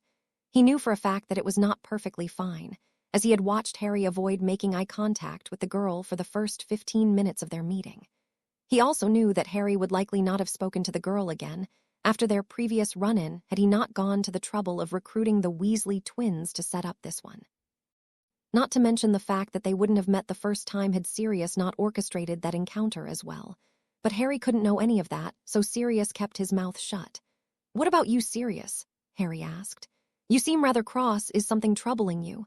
Sirius lay down on the couch, head propped up on one armrest, feet resting atop the other. If you really must know, Harry, I spent the past hour chasing a thief. Unfortunately, the little bugger proved more crafty than I gave it credit for, and I had to call off my search to make it back here in time to meet you. A thief? Harry inquired worriedly. What was stolen, Sirius? Nothing that could be traced back to you, I hope. No, Sirius shook his head sadly. Worse, it was my jerky. Sirius explained the incident from earlier, leaving out the fact he was essentially spying on Harry at the time, and neglecting to mention that the dog who stole his jerky was a little puppy no more than a few months old. They then gave each other the highlights of their previous 2 weeks, after which the conversation headed in whatever direction they felt like, touching a lot of bases. At a certain point, Sirius tried to get a feel for where Harry was at regarding Astoria. So you've mentioned this Astoria girl twice now. Sirius wiggled his eyebrows suggestively. Is there something your godfather should know about? No, it's not like that at all, Harry began, waving his hands in embarrassment. She's really nice, and she's fun to be around, but I've only just met her. I'm glad to have made a new friend, and I'm enjoying getting to know more about her. If you're interested in getting to know more about her, I highly suggest the broom closet on the 5th floor by the North Tower. Sirius, Harry yelled, blushing furiously. Right, I forgot, Sirius said, sighing. You're an innocent little angel who thinks holding hands is limited to married couples on their wedding night. I can't wait to brag to all of my friends about how great of a priest my godson is when I'm older. Harry rolled his eyes at this exaggerated depiction of his maturity level. They talked for a while longer about subjects that Harry was more comfortable with, until eventually the time to part ways had come. After seeing Harry off, Sirius switched back to his dog form and started down the streets of Hogsmeade. It had started to rain an hour or so earlier, and he was making haste to the portkey he had set up just outside of the village when something caught his eye. Huddled in a cardboard box, underneath a shop awning in a futile attempt to stay out of the rain, was the little puppy from earlier. The pitiful animal looked up at the sound of Sirius' footsteps, and its eyes widened in fright as it recognized the much bigger dog that it had stolen from just a few hours before. So the thief was a stray, huh? Sirius thought. As Sirius walked by, he narrowed his eyes at the shivering dog but made no move to get revenge for his lost jerky. You're forgiven, pup. You lead a tough life, and you probably needed that snack more than I did. Sirius took one last look at the stray, who was so dirty it looked more brown than blonde. Watery eyes looked back at him, filled with fear and the calculating cunning that was required to survive on the streets. Sirius could count the ribs poking out of the malnourished dog, and he could spot the fleas that he knew from experience must have been driving it crazy. "For what it's worth, I wish you all the best," Sirius thought as he walked away. "Master, what is that?" Creature asked when Sirius got home to 12 Grimald Place. "This, Creature, is a puppy," Sirius answered, holding up the filthy bundle of dirt and fur. The little dog was dripping mud all over the floor and had flies buzzing around it like a street lamp in the evening. "Creature will not allow that wretched beast in the ancestral home of the Black family." The house elf shouted, stamping his foot in protest. Sirius frowned. "First of all, Creature, that home you speak of belongs to me, and it is therefore my decision what is allowed in and what is not." Creature lowered his head, realizing he had spoken out of turn. "Second of all, look at it. It's cute, in a mangy kind of way." Sirius set the dog down, and it trotted over to Creature. Up close, the little life form was even more revolting than Creature had originally thought. It was dirty, had a limp in one leg, and was missing hair from several parts of its body. Creature knew his master was mad, but this was another level entirely. Disgracing the noble House of Black with this repulsive creature's train of thought was interrupted as the dog licked his face. Creature froze in shock and disgust. The dog wagged its tail and licked Creature's wrinkly face once more. And then again. What was this feeling? Creature didn't even notice he had reached out to touch the animal, and his hands felt fur that was tangled and knotted, mixed with patches of skin where the hair had fallen out. Creature hated it. It was all wrong. This mutt was an atrocity, clearly not even of purebred lineage, and yet he couldn't stop his hands from petting it. Through the dirt and the grime, Creature couldn't help but feel the warmth that radiated from the dog and found its way straight into his heart. As he looked into its eyes, Creature could have sworn the corners of the dog's mouth turned up in a soft little smile. Creature never smiled. He knew that, and Sirius knew that. But to an outside observer, it might have almost looked, for a second, like a tiny grin reached Creature's cracked and weathered lips. "It is despicable," Creature said. Sirius opened his mouth to reply, but Creature kept speaking. "These feelings, that is." Sirius quirked his head sideways at the old house elf. "This varmint will not be walking these hallowed halls looking like this. First a bath, then a trip to the potioneer for some remedies. After that, a few weeks of proper eating and regular exercise, and Creature may be able to turn this little cur into a noble hound worthy of the Black family."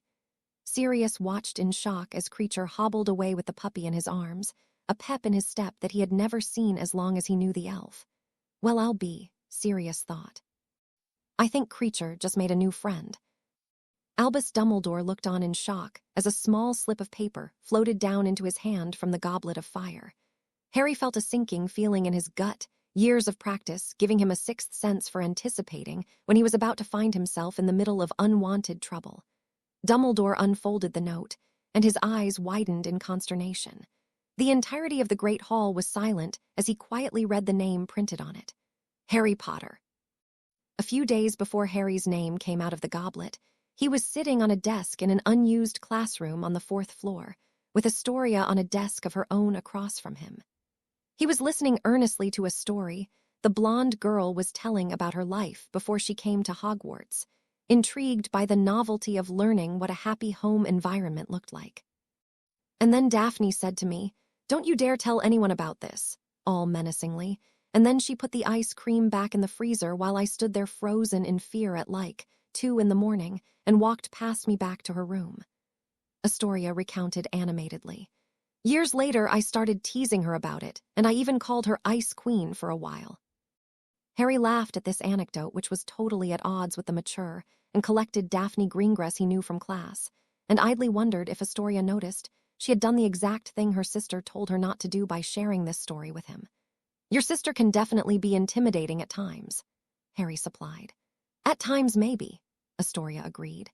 "But if you knew the lengths she goes to hide the fact she still sleeps with a teddy bear named Boo Boo, you might find it harder to take her seriously." Harry's eyes widened in surprise at this revelation. He wasn't sure what shocked him more, Daphne's hidden cute side, or Astoria's willingness to divulge her sister's secrets with him after only a handful of conversations. Harry and Astoria had started meeting in the unused classroom last week, when he got a letter delivered by his own owl asking him to be there after dinner. trusting that Hedwig wouldn't have accepted a letter from someone with bad intentions. She was a smart bird, after all. He came and found Astoria waiting for him. She had told him it was her older sister's idea to meet him in private, to avoid the drama that would inevitably arise from a Slytherin associating with Harry Potter. While she told him she had every intention of revealing her friendship with him eventually, consequences be damned, she also said she thought meeting him in secret for a while at first would be exciting. Unsurprisingly, Harry had found no reason to reject the pretty witch's proposition of secret, exciting meetups. "What was your family like, Harry?" Harry cringed. Noticing his reaction and realizing what she had thoughtlessly said, Astoria winced and rushed to apologize. "Oh. I'm so sorry, Harry, I didn't mean it like that. Of course I know about your parents, but I mean, what about the people who raised you?" Astoria hung her head at her own lack of tact. "Don't worry about it," Harry reassured her, giving her a small and only slightly forced smile. "I grew up with my aunt and uncle on my mother's side, and they were not the most pleasant group of muggles you'll ever come across. They hated magic with a passion and hated me only slightly less." "That's horrible," Astoria said sullenly. Coming from a loving home herself, she had trouble relating to Harry's situation, but she knew for sure that she would have turned out drastically differently without the support and care she got from her parents and sister. The idea of growing up with none of that was heartbreaking to her. "What about the family member you said you were meeting last week in Hogsmeade? Who were they?" Astoria asked, looking to bring the conversation away from the rather miserable place it had gone. Harry recited the speech he had planned for this very moment. "That was a family friend of my parents. He's been out of the country for several years, but we recently reconnected. I've been meeting up with him every Hogsmeade weekend since he recently moved near the area." Astoria nodded. "And where did you end up meeting him anyway? You were awfully evasive about it last week." Well," Harry replied, feigning bashfulness. "We were meeting in a rather seedy spot, far from the high street, so I didn't want to mention it." This was the only excuse Harry had been able to devise since parting ways with Astoria in Hogsmeade the week before, knowing that she would eventually ask him about it in the future. It cast him and his family friend in a rather strange light, but it was better than her finding out the truth. Astoria narrowed her eyes suspiciously. "If you say so." "One of these days you're going to tell me about this seedy spot you're so insistent on hiding from me," she replied, clearly not buying Harry's story entirely. Luckily for Harry, she decided today didn't have to be that day and let the topic drop. After chatting for a little while longer, Harry checked the time and got up off the desk he was sitting on. "It's time for us to head back," he said. "If we're trying to avoid drama, we'd best not be caught in an empty classroom together after curfew." Astoria blushed at the implication, and Harry paled. "I didn't mean it like that," Harry spluttered, face going from white to red with such impressive speed one would think he'd used a color-changing charm. "I just meant that being caught hanging out together would spark rumors. Obviously, we weren't doing anything untowards in the classroom, and I didn't mean to suggest that other people would have thought so, though admittedly it is a possibility, and I certainly—" "Harry," Astoria interrupted him. "Yes. I knew what you meant." "Oh, of course, haha." Harry scratched the back of his head awkwardly, eyes looking around the floor for a large hole he might be able to jump in. "Besides, it's not like we're meeting in a broom closet or anything," she joked, causing Harry to blush once again. "Oh, of course not," Harry stuttered out. "I wouldn't even dream of it." A sudden and unexpected urge to tease the boy overtook Astoria's better judgment. "You can dream if you'd like," she said with a wink. "But just know it takes more than a couple weeks of talking to get me into one of those." At this, Harry froze, his mouth moving but no sound coming out. As Astoria walked away, she felt a blush of her own rise to her cheeks. "Whoa, did I just flirt with Harry Potter?" she thought incredulously to herself as she headed back to the Slytherin dorms. The evening Dumbledore announced the Triwizard tournament, the entirety of the Great Hall was in a ruckus. Those in the know explained to those that weren't about the tournament, and how it was a legendary stage for the best witch or wizard from each of the 3 largest European wizarding schools to demonstrate their skills for fame, glory, and fortune. While the event hadn't been staged for the past couple centuries, due to the tendency for its participants to meet an untimely end, the students were under the impression that this modern reinvention of the tournament would likely be a lot safer than it used to be. Dumbledore explained that any student wishing to participate was to throw their name into a large structure made of ornately decorated wood called the Goblet of Fire within the next 24 hours. Much to the displeasure of many students, He also mentioned the age restriction for entrance, being the wizard's majority of 17, which was enforced by an age line drawn in runes by Dumbledore himself around the goblet. "Who do you think will be chosen from Hogwarts?" Ron asked Harry excitedly. Around him, Harry could hear many variations of the same conversation, as well as numerous older students voicing their interest in participating. Honestly, he didn't care too much. A year with the attention focused on any student other than him sounded nice, after all. "Personally, I hope it's Angelina," Ron answered his own question with a thoughtful expression on his face. "Though I wouldn't be surprised if Cedric Diggory, Roger Davies, or even Cassius Warrington were selected." The noise in the hall came to an abrupt halt as Dumbledore retook the podium to introduce the foreign schools. "From France, Headmistress Olympe Maxime and the Beauxbatons Academy of Magic." He waved his hand, and the doors opened, revealing a group of elegantly dressed students in a loose line behind the tallest woman Harry had ever seen. Directly following the woman, who was clearly the introduced headmistress, was an incredibly pretty girl perhaps a few years older than Harry. She walked with such grace it seemed as though she was floating, and she emanated a beauty that made her skin glow. Harry saw Ron nearly fall off the bench as he unconsciously leaned further towards the blonde, blue-eyed girl. It took Hermione smacking him on the shoulder to bring him back to reality, but when she turned to Harry to do the same, she saw that he had in fact kept his wits about him. While Harry had to admit the girl was undeniably beautiful, he privately noted that there was a different blonde, blue-eyed witch that was more his type. As the students walked over to be seated at the Ravenclaw table, with the headmistress joining Dumbledore at the front of the hall, the doors opened once more to welcome the next school. "From the north, Headmaster Igor Karkaroff and the Durmstrang Institute." This group was led by a stern-looking man with a scowl on his face that looked like it never came off, and maintained a strict, orderly march all the way to the Slytherin table. At the head of the students was a thin young man with sharp features, whose presence immediately caused the noise in the hall to rise. "That's Victor Crumb," Ron whispered excitedly, his voice lost in the sea of so many other students with similar expressions of awe. Once again, Hermione had to smack him on the shoulder to prevent him from falling off his bench as he leaned towards the famous Quidditch player even further than he had upon seeing the Beauxbatons girl. "May I extend a most cordial welcome to each and every one of our esteemed guests," Dumbledore said once the commotion had died down. "The exemplary students of Beauxbatons and Durmstrang will be staying at Hogwarts for the remainder of the academic year and will be joining us for our meals and classes." The headmaster turned to look out over the students, eyes twinkling brightly in the way they often did. "Though their stay may be fleeting, let us seize this opportunity to cultivate the bonds of international cooperation, to sow the seeds of camaraderie that may blossom into enduring friendship for years to come. Without further ado, let the feast begin." As the food appeared on the tables and everyone began to eat, the conversation in the hall picked back up. "I can't believe it," a Slytherin boy said excitedly near Astoria. "Victor Crumb is sitting with us at this table." "I can't wait to send a letter back to my parents." Astoria tuned out of that conversation and listened to another, between two second-year girls. "Did you see that girl from Beauxbatons? I've never seen anyone so pretty in my life. That's because she's Avila. My cousin goes to Beauxbatons and she told me about her. Her name is Fleur de Lacquer.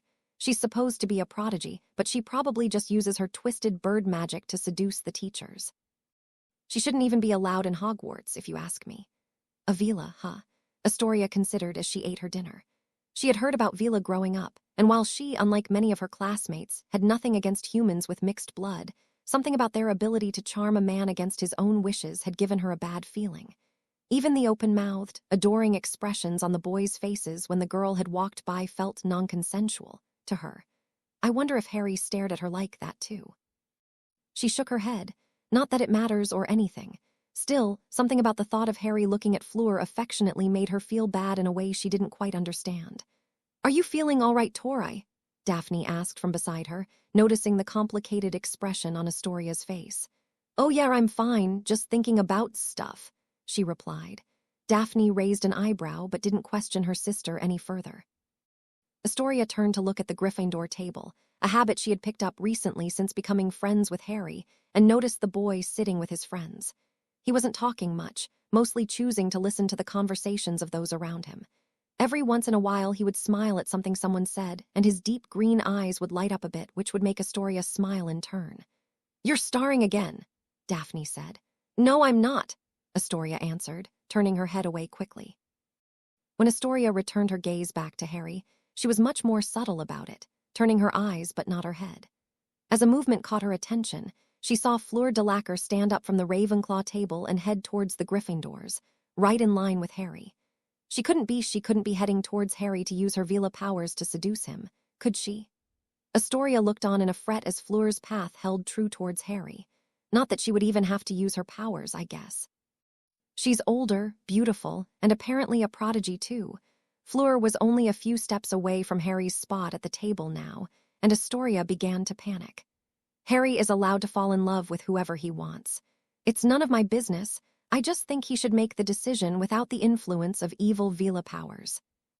But also it kind of is my business because I'm his friend. And if he got a girlfriend, she might not take kindly to our meetups. And also Fleur is at least a few years older than us. So it would frankly be kind of creepy if Fleur stopped in front of Harry and opened her mouth to speak. No doubt to lure him into her cruel web of seduction with some sweet words of affection. Astoria gripped the fork in her hand so hard that her knuckles turned white in anticipation of the loss of her friend, who was about to be turned into some French girl's thrall right before her eyes. Wait, she's not talking to Harry. Astoria watched as Fleur asked Ron Weasley a question, to which he responded by handing her a big bowl of some kind of soup from the middle of their table. Fleur walked away without so much as looking at Harry, and Astoria realized her worries had been for naught. Phew. She thought as she relaxed back onto the bench, letting go of the fork she had been unconsciously squeezing for the past few seconds. I guess I overreacted. It was wrong of me to assume she would use her powers irresponsibly just because she's a Vila. If Astoria had been paying attention at that moment, she might have noticed the look of absolute horror on her older sister's face, who had been watching her the whole time. Later that night, Daphne paced up and down her room. Face it, Daphne, you know what you saw. She didn't want to admit it, but the facts were right there in front of her. Astoria had been meeting with Harry Potter every few days in the empty classroom. It was Daphne herself who recommended it, and she had guessed that Astoria would lose interest in him quickly once she realized he was really just a normal boy like everyone else. Instead, her sister spoke about him more frequently and more fondly with each passing day. She had written off the glances her sister would always steal towards the Gryffindor boy before, but the soft expression Astoria had been taking on recently whenever Harry smiled was exceedingly suspicious. Tonight was the last straw. Daphne thought back to the look of terror on Astoria's face as the pretty French girl from Beauxbatons approached Harry's table, and her undisguised relief when she left. She would have found her sister's comical expressions cute if they were caused by any other boy. Daphne sat on her bed with her head in her hands. Out of everyone in the world, why did Astoria's first crush have to be on Harry Potter? "Harry, can I ask you a question?" Ron asked his friend that night in their room. "Sure, Ron, what's up?" Harry replied as he put away his things for the day and got ready for bed. "Do you have anyone you like right now?" "In a romantic way, not really." For some reason, his thoughts flicked to Astoria Greengrass for a moment, but he dismissed them just as quickly. "What about Hermione?" "I don't know, you'd have to ask her." Ron shook his head. "That's not what I mean. Are you interested in Hermione?" Harry looked appalled. "Absolutely not. She's my best friend and I love her, but romantically, definitely not. I'd rather date Blaise Zabini." Ron stopped for a second in confusion. "Zabini? Why him?" "No reason really, it was just an example, like I'd rather date him because I'm really not interested in her kind of thing." Ron looked at his friend suspiciously but didn't press the matter any further. "What's wrong with Hermione?" he asked eventually, returning to their original topic. "Well, she's smart and kind and incredibly loyal," Harry started, "but she's also rather naggy and bossy. Those qualities are great in a friend, but dating her would be like, no offense, dating your mom, Ron." Ron blanched. "If I dated Hermione, it would be like I was dating my mom. Who said anything about you dating Hermione?" Harry replied slowly, realizing his friend just let slip something important. No one. I was just, saying." The two boys got the rest of the way ready for bed in silence. As Harry got under his covers and turned off the lights, he decided to give Ron a piece of advice. "Hey, Ron." "Yeah." "Hermione may be getting overlooked by everyone right now, but she's getting older and prettier too. You may want to shoot your shot while, supplies last, so to speak. He's probably right, thought Ron as he realized the girl he liked might not be available forever. After a few moments of silence, he spoke up. Damn, said Ron. Never thought I'd see the day where you give someone girl advice. Astoria sat chatting with her friends in the Great Hall the next evening, as the whole school waited for the announcement of the champions for the Triwizard tournament. It came as no surprise to anyone when Fleur de Lacquer of Beauxbatons and Victor Crumb of Durmstrang were selected, as they had clearly shown themselves to be the dominant students of their respective delegations. The Hogwarts champion was waited on with much higher anticipation, and when Cedric Diggory's name came out of the goblet, there was a cacophonous mix of cheers and jeers from his supporters and those who were hopping for someone different. Diggory, Draco Malfoy questioned incredulously to the rest of the Slytherin table. Now Hogwarts has no chance of winning. He's more of a girl than Fleur is. Most of the older students laughed at this, and many of the younger ones too. Astoria personally found it incredibly rude and inaccurate, as well as rather derogatory towards women. Upon further reflection, she realized most things that Draco said could fall into one of those three categories. Draco turned his head to look directly at Astoria, smirking at his successful joke. When he saw her unimpressed expression, he frowned and opened his mouth to speak, but before he could begin, a loud noise echoed across the hall. The goblet of fire had roared to life once more, and a small piece of parchment drifted down from the gout and into Dumbledore's awaiting hand.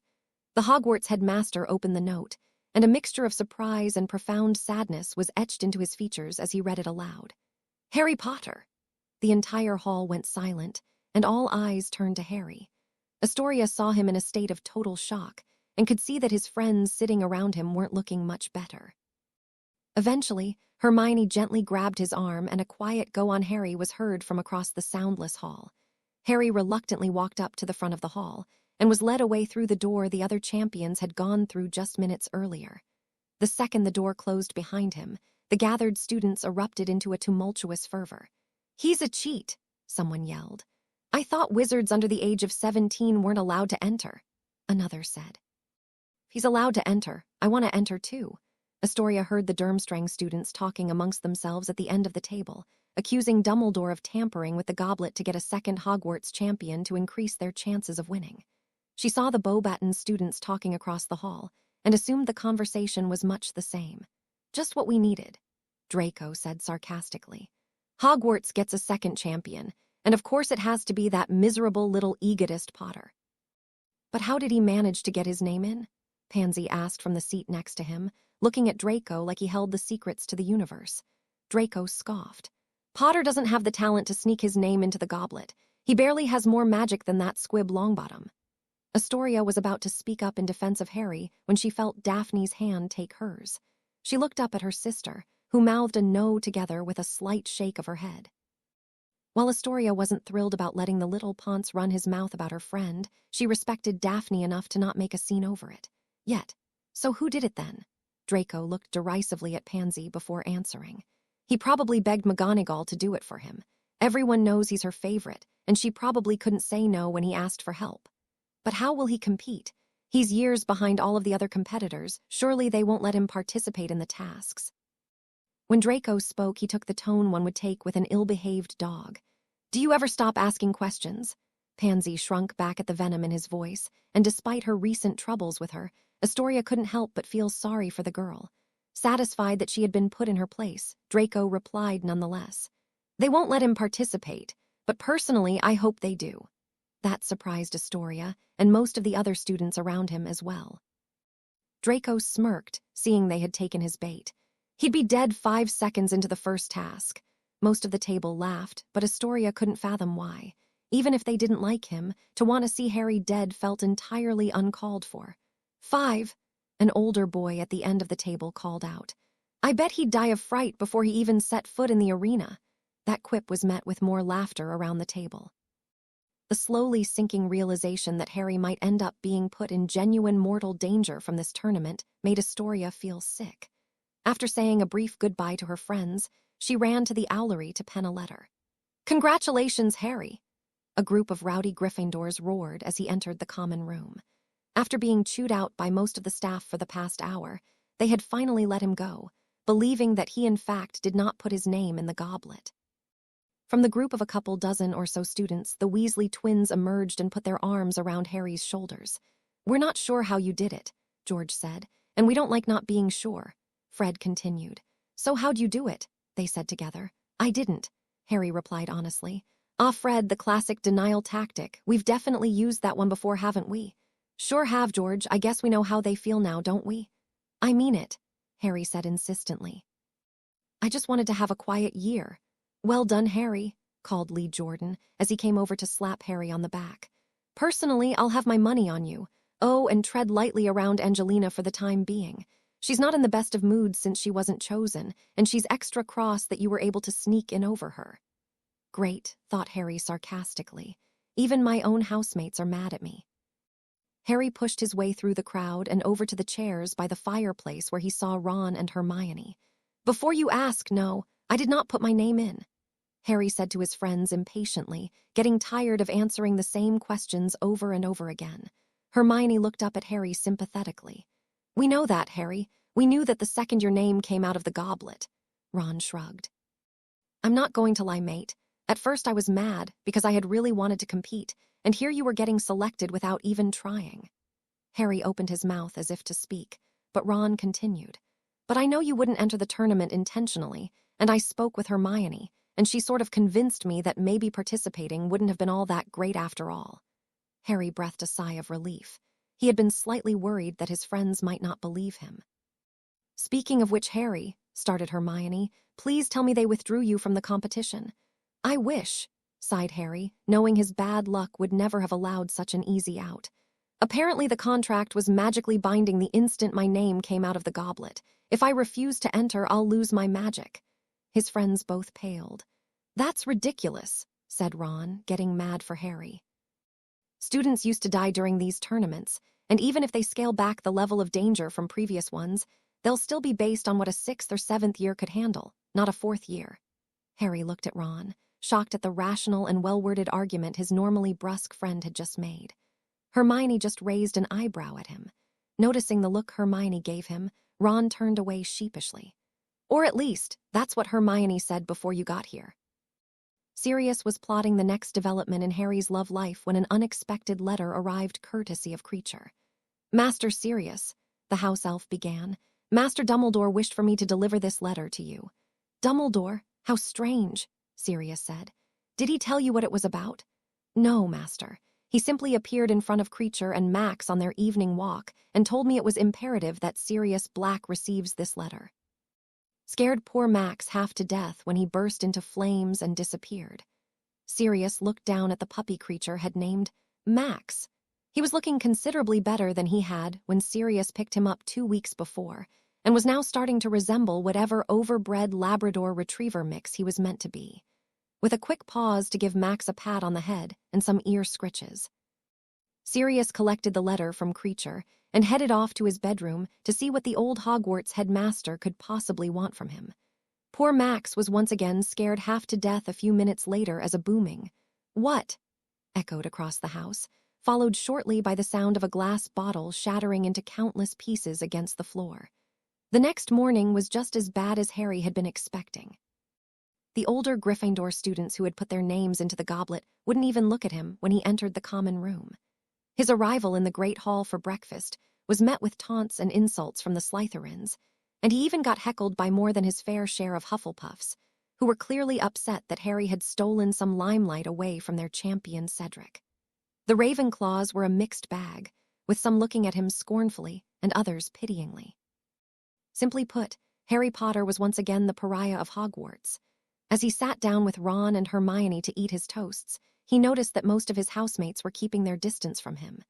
Ginny and Neville still sat nearby, but Harry guessed most of the other people who supported him were afraid to do so openly, for fear of provoking the ire of the other students. "For what it's worth, Harry," Neville spoke up timidly, "I believe you. About not putting your name in the goblet, I mean." "Thanks, Neville," Harry replied, and he meant it. "Hey, the rest of the school may be against me, but at least I have Neville," he thought. Partway through breakfast, Hedwig came to deliver 2 letters. He opened the first one, a short one from Sirius, where he asked to meet Harry at the Shrieking Shack as soon as he got to Hogsmeade that afternoon. The second was an envelope he recognized from the letters Astoria had sent to organize their handful of secret meetings over the past 2 weeks, but he was too scared to open it.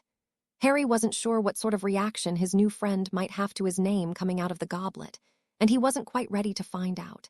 He had been avoiding making eye contact with her that morning for the same reason. Tucking the unopened letter into his pocket, he turned to his friends.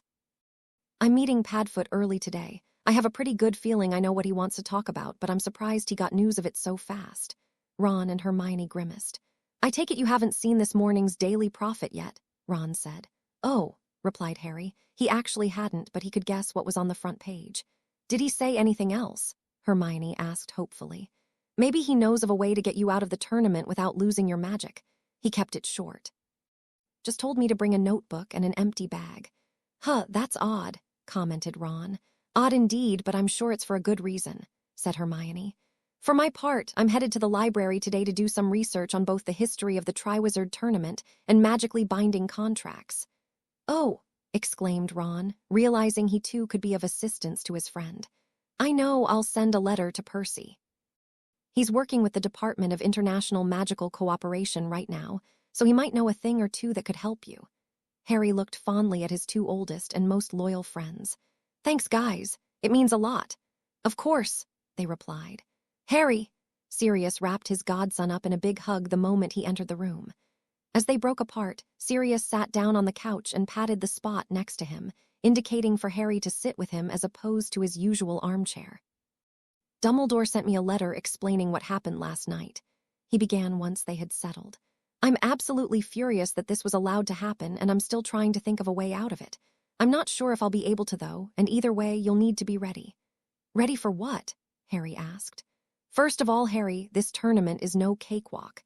Students have died during the 3 tasks it consists of, and I will not be letting that happen to you." Sirius took on a very solemn expression and continued. "Secondly, your name coming out of that goblet last night was no accident, Harry. Someone wanted you in this tournament, and I don't believe it was someone with your best interests in mind." "Voldemort? Most likely," Sirius sighed. "But what can I do? I'm not ready for this tournament, I'm only in my 4th year. And that's putting aside the notorious dark wizard who wants me dead and happens to be one of the strongest of all time." Sirius winced. "I know, Harry, trust me, I do. But I'm going to try my best to help train you over the next year so you can get through this ridiculous tournament unharmed." "And that'll be enough for me to take on Voldemort?" Harry asked skeptically. "Maybe not, but he's not back yet, at least not fully, and don't dismiss the possibility that someone will take him down before he comes back to full strength." Harry wasn't convinced, but he set the matter aside for the moment. "Okay, Sirius. How are we going to train?" Sirius stood up and headed to the front of the room as if he were a teacher in a class. "First, I will teach you everything I know." "Cool," Harry said, genuinely excited to learn. "Are you a good dueler?" "Mediocre." "Are you good at defensive spells?" "Not particularly." "What about wards and runes?" "Atrocious." "Then what are you good at?" "Pranks," Harry deflated.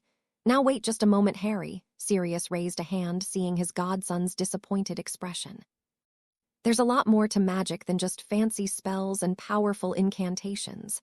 I may have told you I was a mediocre duelist, but I should add that I've also never lost a duel, even against your dad, and he was one of the best in our generation."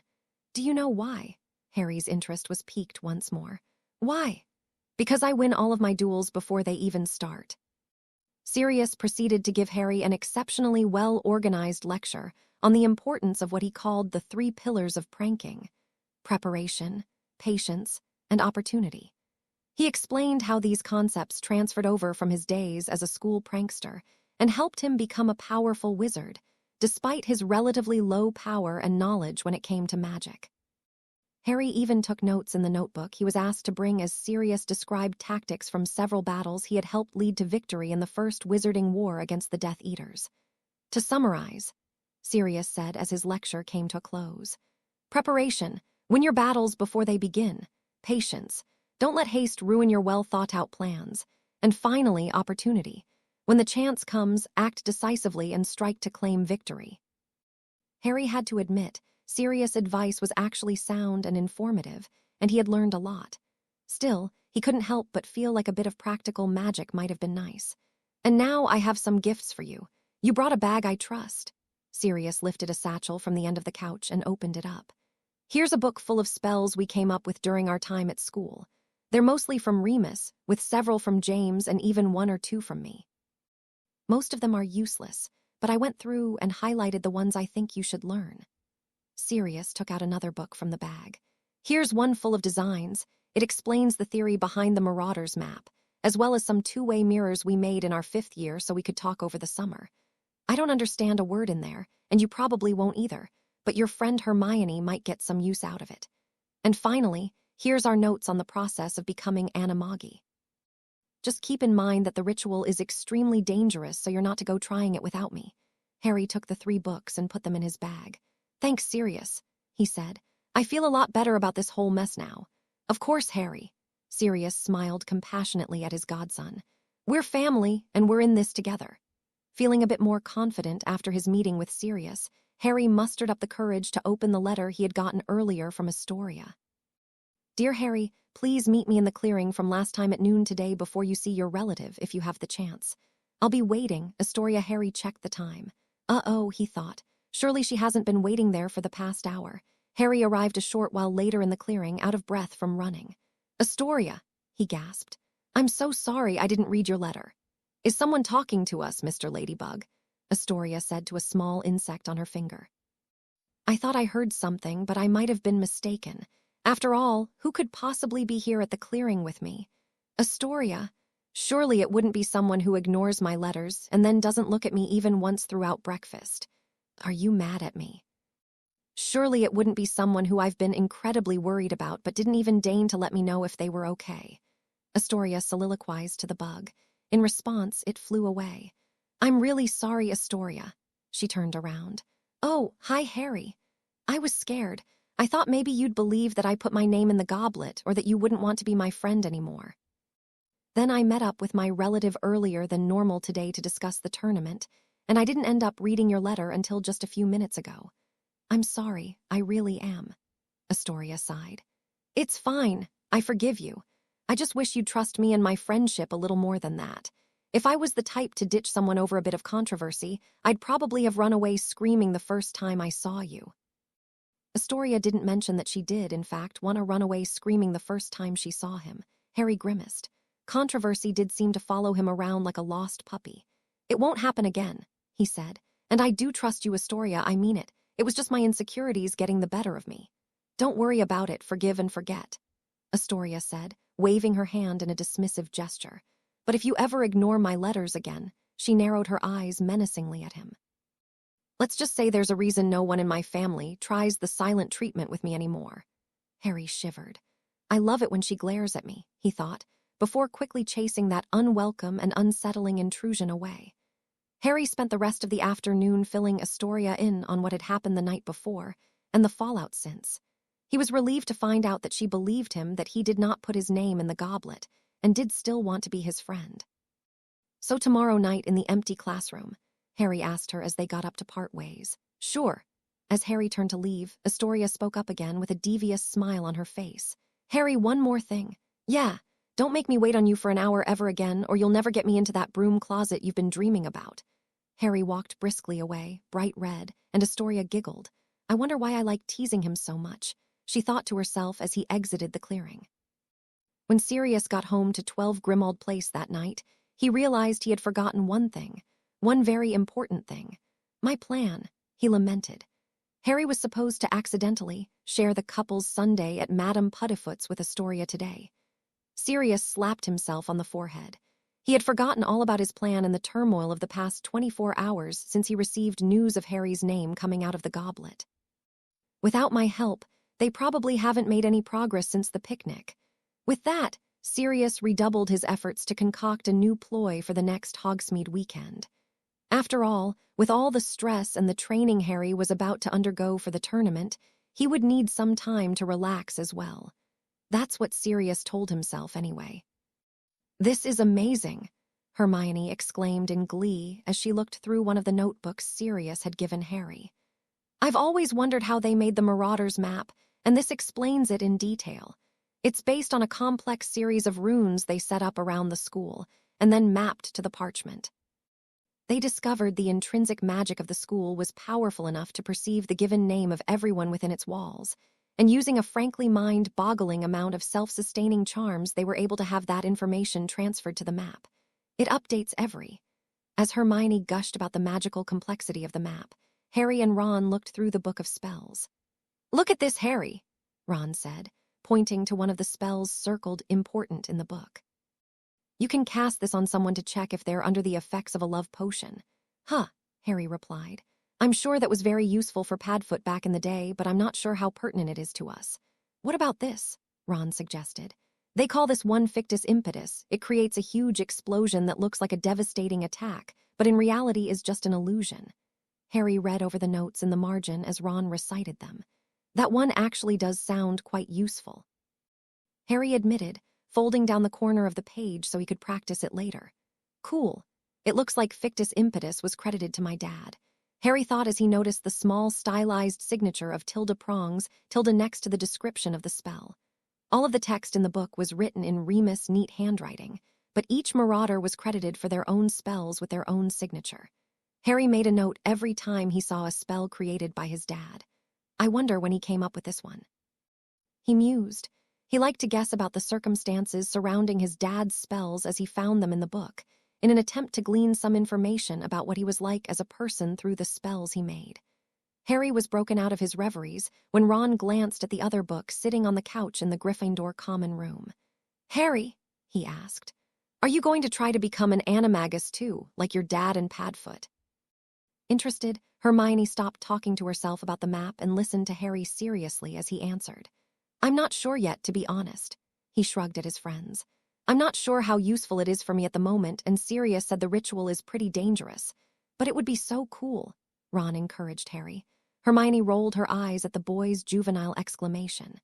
"Harry's right, Ron. Until a time comes when it seems important, it's an unnecessary risk.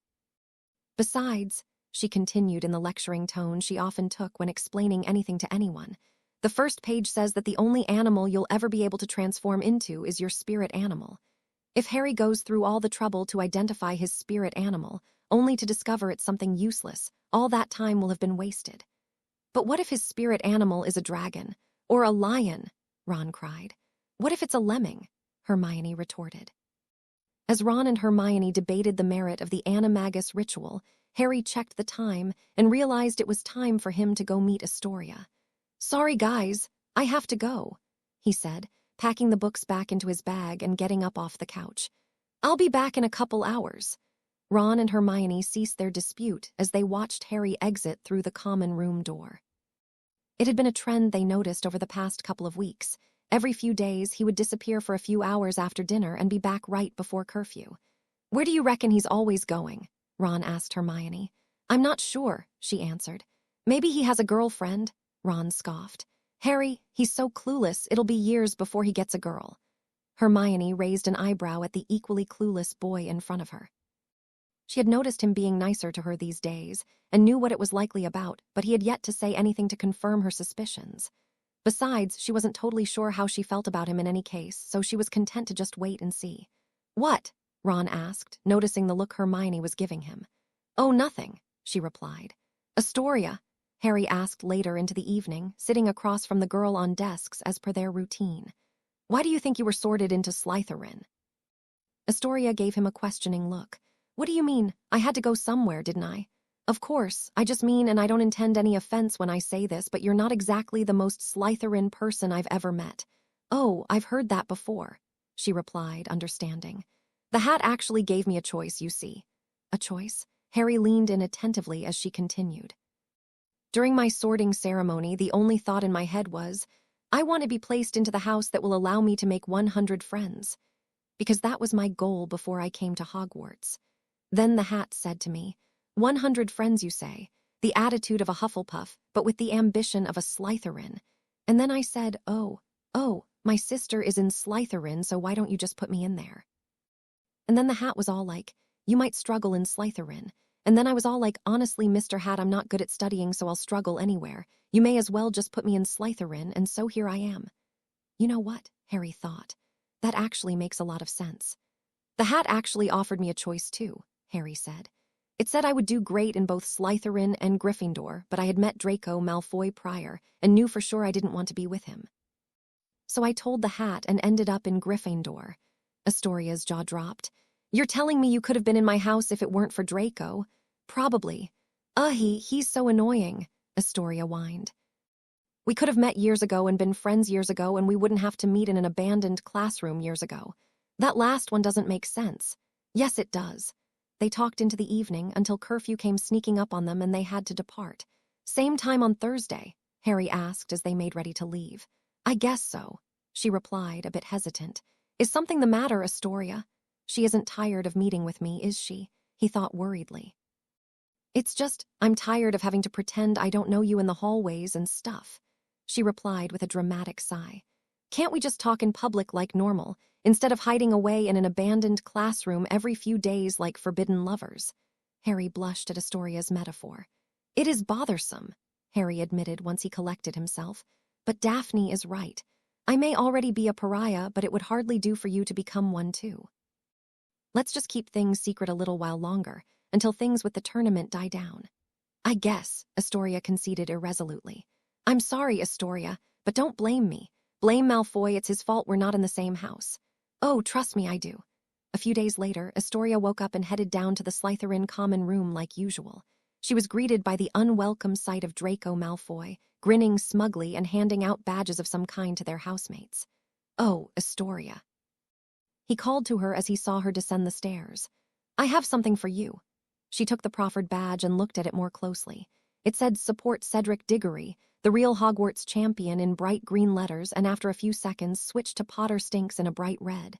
Astoria stared disgustedly at the badge. I thought you didn't like Cedric, she asked the boy. Draco shrugged, still smiling. As they say, the enemy of my enemy is my friend. I really don't think Cedric is Harry's enemy, she thought, but resisted the urge to say. Using all of the discipline her sister had tried to instill in her over the years, Astoria left the common room and discreetly threw the badge in a nearby trash bin without making a scene. All of this staying under the radar is so not my style. Astoria spent breakfast that morning trying to ignore the fact that all of her classmates and friends were wearing Draco's badges. She had tried to convince her friends to take them off, but when they asked her why, she had to brush it off. She had played off the couple times they had seen her with Harry and Hogsmeade as a coincidence, but defending him any more than she already had would have appeared suspicious. And because both Daphne and Harry himself didn't want her to reveal her friendship with Harry, she had to avoid suspicion. And she hated it. But to honor their wishes, she stayed silent. And she continued to stay silent throughout her morning classes, when her classmates played with their badges. And she continued to stay silent throughout lunch, when she saw Draco and his band of lackeys taunting Harry. And she even continued to stay silent when she saw Cedric Diggory do nothing to stop his friends from wearing the badges themselves. She drew the line, however, at dinner, when she spotted some of the Gryffindor students wearing the badges. The look on Harry's face when he saw some of the people he used to consider friends wear the badge was simply heartbreaking, and when she saw him dismiss himself from dinner early that night, she could stand it no longer. Sorry, Daphne, sorry, Harry, she thought, and when dinner finished, she went looking for him. Harry sat in the library with Neville, trying to get his homework done, when a determined-looking Astoria came up to him and slammed her books down on his table. Harry. I need help with transfiguration. Wait, why is Astoria talking to me in such a public place? Harry thought in a panic, especially now of all times. He could see the confused glances of many other students looking their way, wondering why a Slytherin was talking to Harry Potter. Unsure of what to do, Harry tried to play it cool. Oh, hi, who are you? Astoria raised an eyebrow dramatically at him. Seriously, you're going to pretend all the time we spent in that empty classroom never happened? Several gasps sounded from the nearby tables. Ooh, was I just a casual tryst for you? I told you everything about me, laid it all bare, and now you act like we've never met. More gasps sounded from the nearby tables, and Harry was almost certain one of them came from Madame Pince, the Hogwarts librarian. Harry looked up at Astoria in both shock and horror, but he saw a playful gleam in her eyes. From beside him, Neville spoke up nervously. Harry, you should really try to treat women with respect. That's what my gran always tells me, Harry sighed. I guess the cat's out of the bag now either way. I hope Astoria knows what she's doing. He gestured to the seat across from him. Have a seat, Astoria. I'll help you with your work. Yay, thanks, Harry. Harry turned to Neville, but spoke loud enough that the rest of the library could hear. And for the record, we never did anything other than talk in the classroom. Don't sound so disappointed, Harry. Astoria said. Harry blushed. That's not what I meant. He was about to explain himself when he saw the smirk on Astoria's face and realized she was just having him on. He sighed and shifted his seat over to look at the book she had opened. You know what? Forget it. What part of Transfiguration are you having trouble with? Most of it. And by most of it, I mean all of it. Ah, yep. They spent the next hour going over the basics of third-year Transfiguration, with a few reminders of second-year concepts as well. While she had mostly come to give Harry her support, and having him help her study was just a pretext, she had come away better for it as she realized Harry was in fact a very good teacher. Thanks for being so patient with me, Harry, Astoria said gratefully. Most people give up on me after a few minutes. Hey, don't worry about it. I actually find teaching really enjoyable, and it helps that you're a good student, he replied honestly. Astoria's eyes widened, and a happy little smile graced her lips. No one has ever called me a good student before, she said, and Harry could see that she was actually treasuring the compliment. Harry felt bad for the girl then, doubly so when he considered she was likely telling the truth. While she did get distracted easily, he found if he could direct her enthusiasm correctly, she actually took to learning quite well. Well, maybe that's just because no one has ever understood your merits as a pupil before, he said encouragingly. Astoria's eyes widened again, impressed by the boy's smooth flattery, and she began fanning herself with exaggerated motions as if trying to cool down. She leaned in closer to Harry with a smile and whispered, "Keep talking like that, and that broom closet might not be so far off after all." Harry's face flushed a deep red. Astoria snickered mischievously and collected her books, saying a quick goodbye to Harry and Neville before leaving the library. I know she's just kidding, but I really wish she would stop teasing me like that. She's going to put thoughts in my head. Neville heaved a big sigh from next to him. Intense girl, that one. Tell me about it. He replied. When Astoria stepped into the Slytherin common room later that day, she braced herself for what she knew was coming. Astoria! Well, that was quick, she thought. What the hell do you think you're doing hanging around Harry Potter? Are you trying to be an even bigger disgrace to this house than you already are? Astoria located the source of the beratement to a girl standing near the fireplace at the head of the room, surrounded by several equally irate-looking classmates. Of course, it just had to be Pansy Parkinson, didn't it? Astoria thought as she prepared for what she was sure would be an unpleasant conversation. I can be friends with whoever I want, Pansy, she began with a sigh, and I don't care. Shut up, Pansy yelled, and the raw hatred in her face took Astoria by such surprise she took a step back. I'm sick of you, and I'm sick of your disgusting cutesy act. Why don't you just go? Pansy cut her sentence off short as she saw a boy descend from the stairs to the Slytherin rooms. What seems to be the problem here, ladies? Draco said patronizingly. Pansy took a moment to collect herself before she pointed towards Astoria. Jen told me she saw Astoria hanging out with Harry Potter in the library today. She also said Astoria mentioned something about trysts in abandoned classrooms. As you can see, Draco, Astor. That's enough, Pansy. Draco waved his hand in a dismissive gesture. Leave us! Pansy stared at the boy, hurt visible on her face. She hesitated for a second, as if debating what to do. But eventually, with one last venomous glare at Astoria, she stomped out of the common room. Astoria, Draco started evenly once the girl left. Is what Pansy said true? Were you talking to Potter today? Yes. At this, there were scattered murmurs from the pockets of students around the room. Draco frowned. And what about these trysts? I sincerely hope, for your sake of course, that there's no truth to these rumors. I fail to see how that's any of your business, Malfoy. Astoria said coldly, having quite enough of this interrogation from the arrogant boy. The room fell silent as everyone looked towards the rebuffed Draco. His face twitched in anger, but he kept his voice calm as he spoke. That's where you're incorrect, Astoria. You see, I've taken an interest in you, and I can't be seen courting a girl who associates with the wrong type of people. Wait, what? Astoria was so shocked she forgot to be angry. You want to court me? What about Pansy? Draco made a disgusted face. She tries so hard but still falls far from my standards. Besides, her constant yapping drives me up the wall. Constant yapping, Astoria thought. He hates constant yapping but wants to court me. He clearly hasn't been paying enough attention. So how about it, Astoria? Draco said with a confident smile.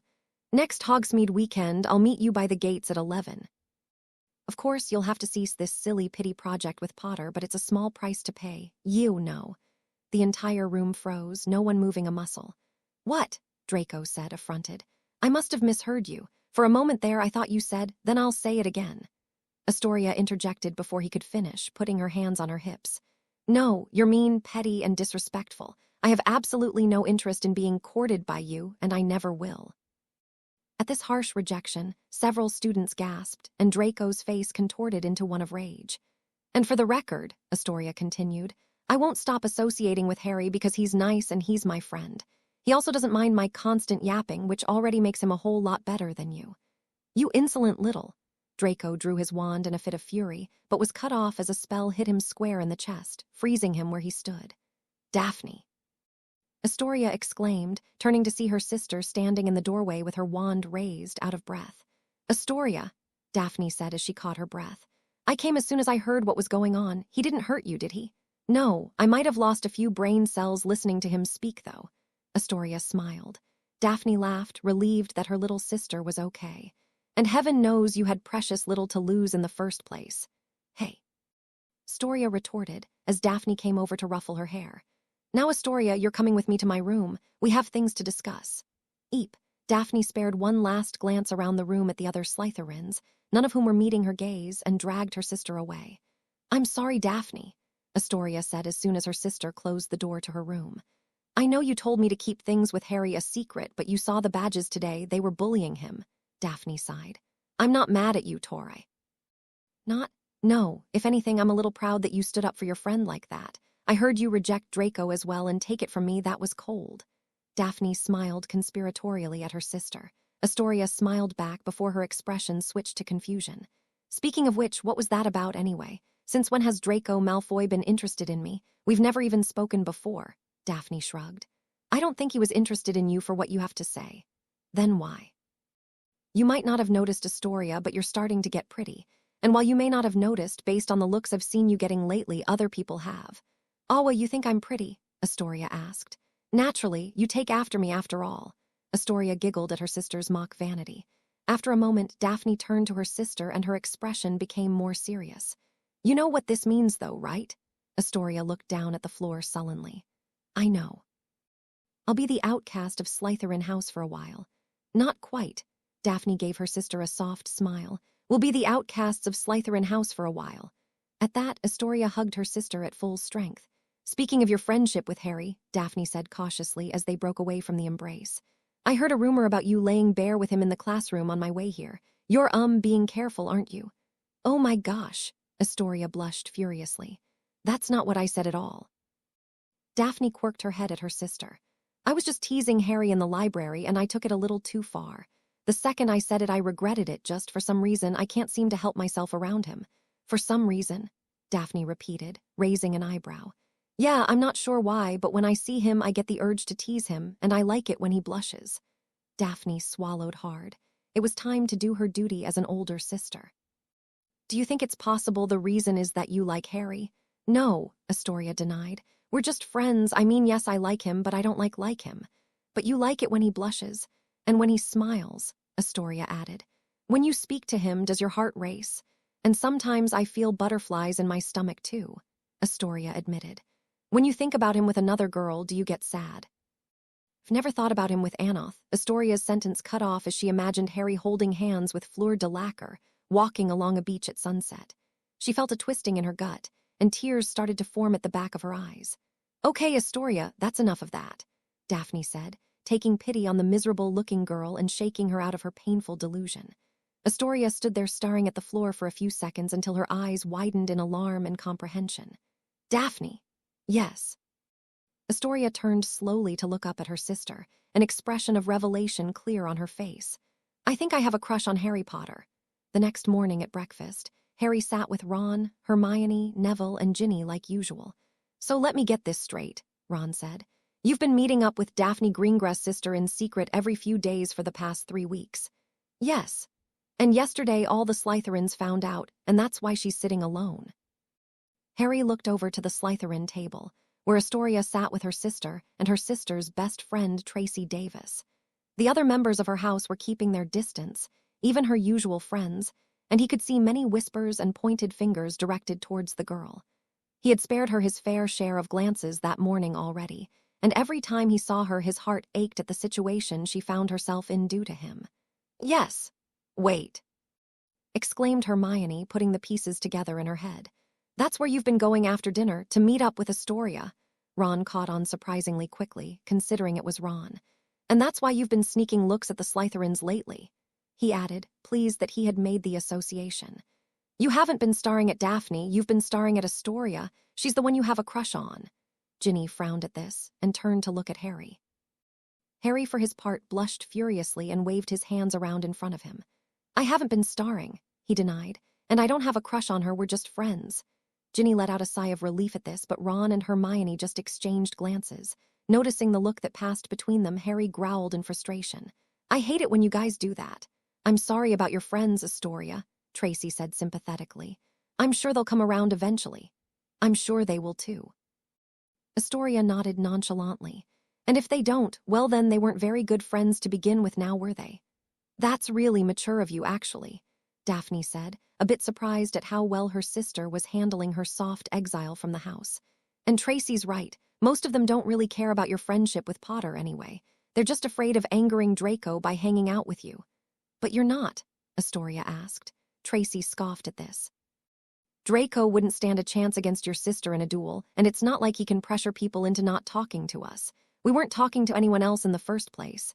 "I guess that's true," Astoria replied, realizing that her sister and Tracy really only ever did talk to each other and her. That can't be healthy, Astoria thought. Should I be doing something about that?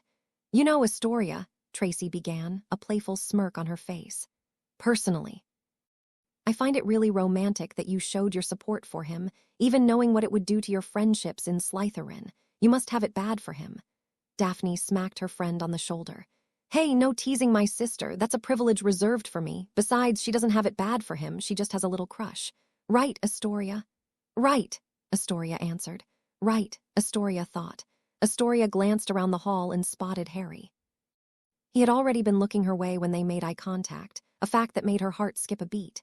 She beamed and waved her hand vigorously at him, to which he blushed, gave a small smile, and waved back. Another skipped beat. She loved it when he blushed. Wow, I actually have it bad for him. Towards the end of breakfast, Harry got a letter from Sirius. After giving Hedwig a piece of bacon for her troubles, he opened up the envelope and 2 tickets fell out. Lord Chamberlain's Wizards Traveling Globe Theatre, Hogsmeade afternoon showing 13/00/1911-199. 4 confused. Harry read Sirius' letter for context. "Dear Harry, I have recently come into possession of 2 tickets for a stage play this weekend in Hogsmeade, performed by Britain's premier all-magical theatrical company.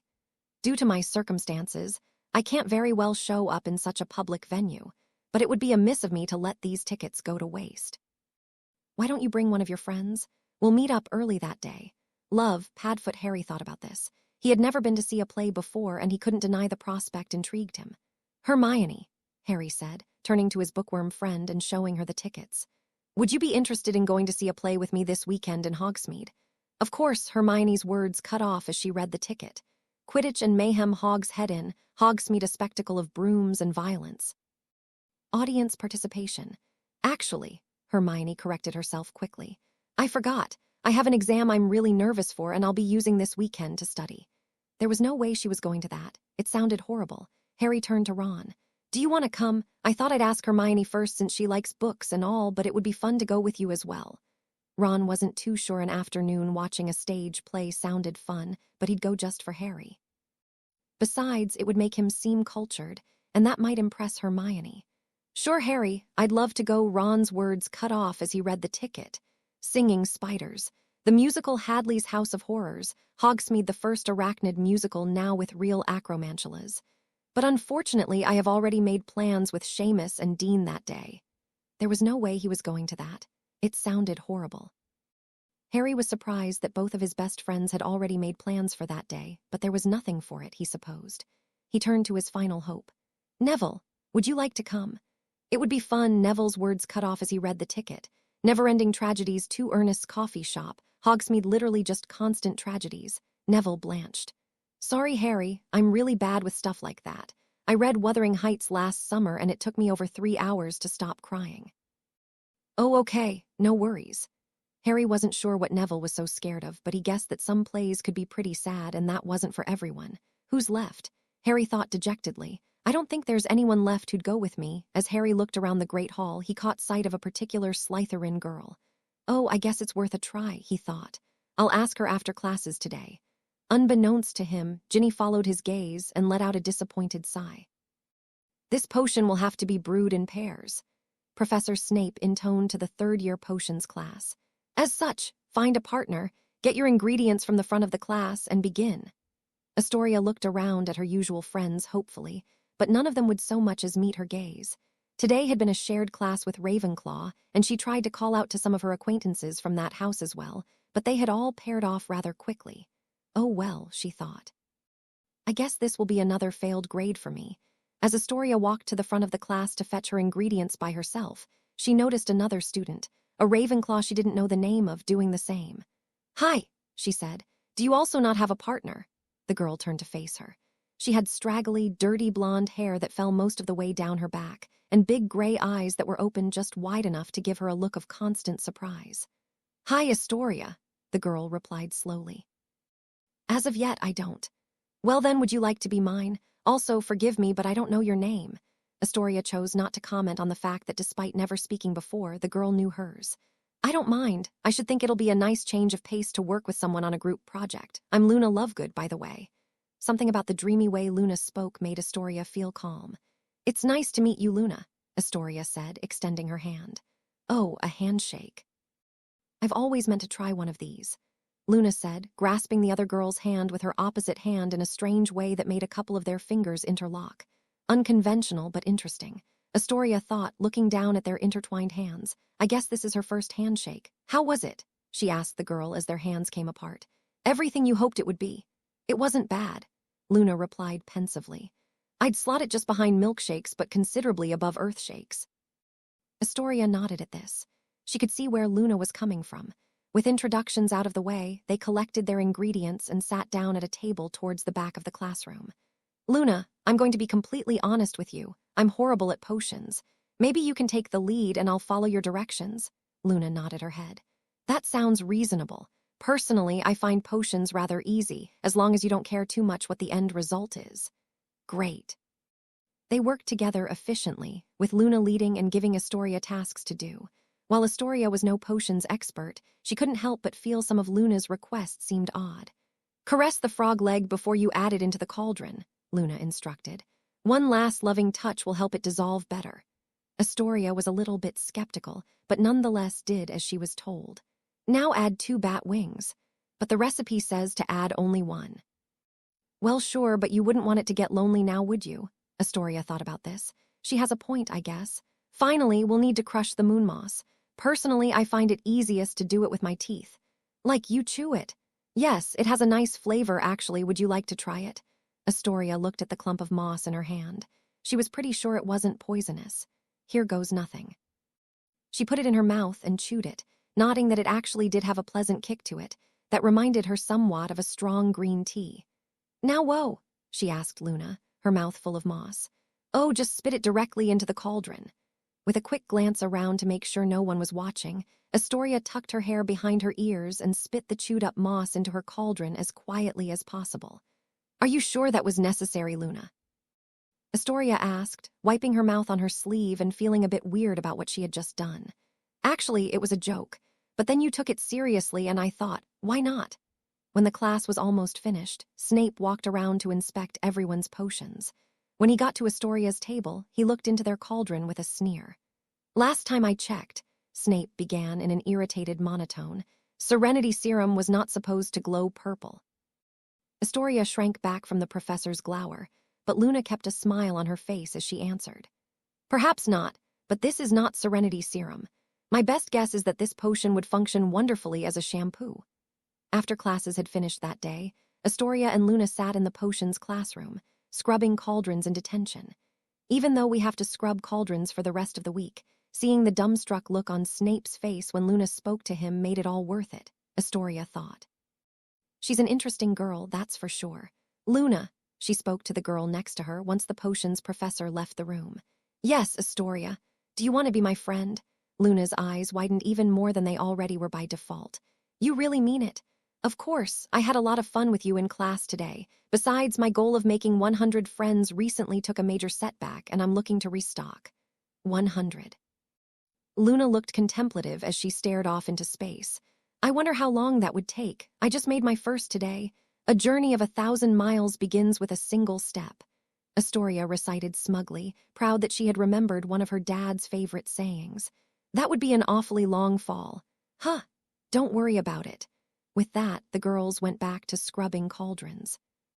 After dinner, Harry found Astoria sitting in an alcove of the castle near the Great Hall, talking to a Ravenclaw girl he didn't recognize. Hi, Astoria, do you have a moment? Hi, Harry, sure, what's up? Oh, Harry said lamely, glancing at the girl next to Astoria. I see my presence is unwanted at the moment. Harry wants to speak to you alone, he's just too polite to say it, the girl said. I'll see you later, Astoria. As she stood up to leave, she looked at Harry. He startled a bit as her big gray eyes peered up at him. By the way, Harry, I believe you about not putting your name into the goblet. If you were lying, there'd be a lot more fibberflies hanging around you. And I, don't have any fibberflies hanging around me.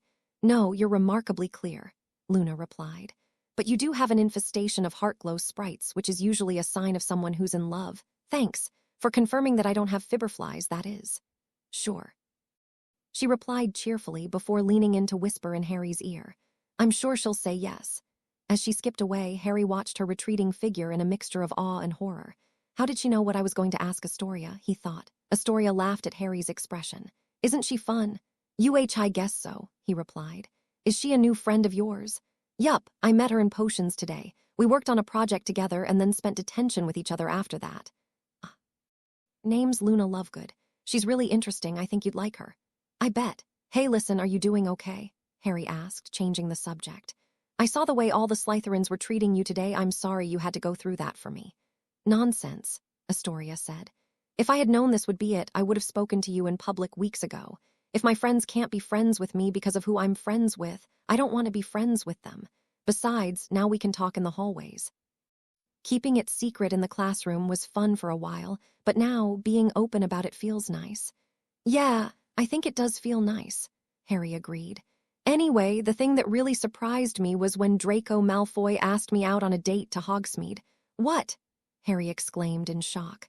Astoria was startled for a moment at his outburst.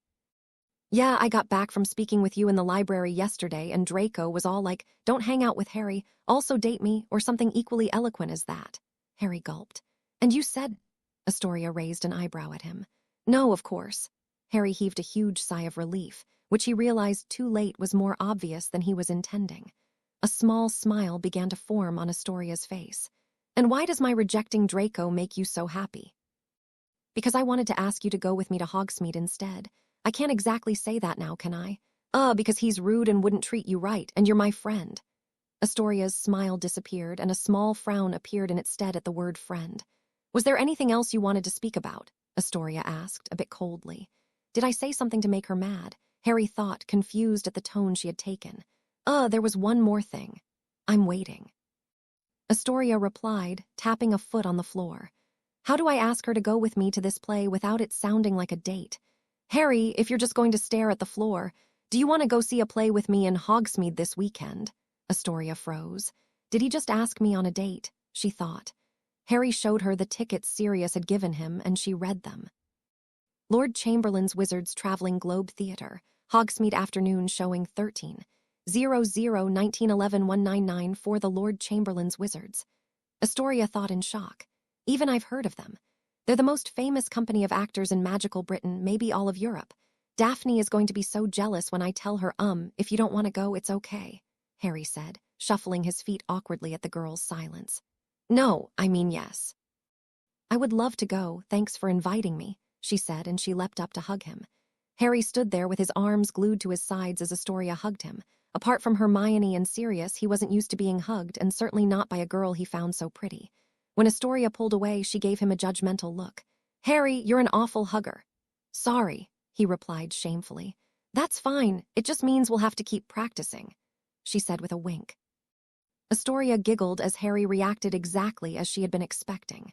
She took one of the tickets from the inanimate, blushing boy and skipped away. Halfway down the hall, she turned back to him. "It's a date, Harry." Harry watched as she turned a corner and disappeared from sight. "It is," he asked the empty hall himself and the world. "It's a date," Sirius yelled to himself on the couch of the living room in 12 Grimmauld Place. Creature, sitting on the floor with Max, covered the dog's eyes and ears with his hands. He didn't want the developing canine to be influenced by his master's insanity. No one else will go with him, and eventually he'll have no choice but to ask Astoria. Creature had slowly been realizing that while his master was certainly insane, he was likely not going to harm anyone, at least not intentionally. This growing sense of security allowed Creature to ask his master a question. "Master, is this date the reason you made Creature withdraw 100 galleons from the Black family vaults and wait in line to purchase 2 tickets for the Lord Chamberlain's Wizard's performance in Hogsmeade?" "Precisely, Creature, and it was worth every nut." While his master might not harm him, his master was certainly a threat to the ancient family's treasury. "And how about those enchanted tickets?" Sirius bragged to his old house elf. "Not bad, eh? Who says you can't teach an old dog new tricks?" As Sirius laughed at his own joke, Creature looked down at the puppy in his arms. "Let's go for a walk, Max. We'll come back when the master is asleep." As Creature and Max left through the back door, Sirius continued his rambling. "The plans aren't done yet, though, Creature," he said, oblivious that the elf was long gone. "Next he'll need some new clothes, some pocket money, and some flowers." Creature and Max came back a couple hours later to find Sirius passed out on the couch, snoring, his little book of plans open on his chest. "Daphne," Astoria said, knocking on the door to her sister's room. "I need your help." "Hi, Astoria," Daphne replied. "What's up?" Astoria walked over to Daphne and sat on her bed. "I have a date tomorrow." "A date?" Daphne's eyes widened in surprise. "With Harry?" "Yeah, of course." "Where?" A happy little smile spread across Astoria's face. "He got tickets to the Lord Chamberlain's Wizards in Hogsmeade." "What? I heard they were coming to Hogsmeade, but their tickets cost at least 20 galleons per seat." "How does Harry have that kind of money to throw around? Especially when he dresses like that?" Daphne said, thinking about the worn-down and poorly fitting clothes the boy normally wore. While she knew he came from an old magical family, she would have guessed his finances were limited based on the state of his dress. "Hey! His clothes aren't that bad," Astoria said unconvincingly, trying futilely to defend her friend and crush. Even she admitted his casual clothes left a bit to be desired. "But actually, that's what I needed your help with. I've never been on a date before, and I have no clue what to wear." It just so happened that Daphne had also never been on a date before, and she was pretty sure Astoria knew that. But she could hardly show weakness now, not when her sister was looking up at her so helplessly. "What kind of look are you going for?" Daphne asked, figuring that was as good a place as any to start. "I'm not really sure. I've always just worn whatever I liked, but now—" "Go on," prompted Daphne at her sister's hesitation. "I dunno, I want him to notice me," Astoria said shyly. "Yeesh," Daphne thought, trying not to blush herself at her sister's words and demeanor. "I don't think I'm ready for this." "Let me get Tracy," Daphne said after a while. "She's better with this stuff than I am." "How are your preparations going for the first task?" Sirius asked Harry when they had settled into their usual seats in the shrieking shack. "Have you figured out what it is yet?" "Not yet," Harry answered. "I've poked around, but they're keeping a pretty tight lid on any information." "And the spells? Were my notebooks helpful?" "Very. Thanks again for that. Hermione's still working through the item designs, and we're leaving the animagus ritual aside for the time being, but me and Ron have been practicing some of the spells in the other book." Sirius nodded. "That's a good start, Harry, but I can't stress enough how imperative it is you find out what the first task will entail before you have to compete. Remember, preparation is the backbone of every good plan." "Yes, Sirius," Harry replied dutifully, knowing his godfather's insistence was coming from a place of concern for his safety. "I'll try my best." "I'll make sure to be there in case things go wrong," Sirius continued. "But that would also mean revealing my presence and likely needing to flee the country after. So ideally, it won't come to that, but just know that I won't let anything happen to you." Sirius gave him a meaningful look as he spoke, and the conviction on the normally flippant man's face did make Harry feel safer. "Thanks, Sirius," Harry said honestly. It means a lot that I won't be facing whatever death trap they have prepared for me all by myself. Sirius cringed. Hopefully it won't be that deadly. It is the first task after all. Expect the worst. Prepare for even worse than that, Harry said smugly, reciting the words Sirius had made him write down in his notebook during their previous meeting. Ah, so you were listening. Of course. Sirius adjusted his seating position on the couch and looked over to where his godson sat on the armchair. Now, Harry, he started, rubbing his hands together. Did you find anyone to go to the theater with today? Sirius was hopping by some chance Harry had invited Astoria, but he had a sneaking suspicion he would have to do the work to get them to go together himself.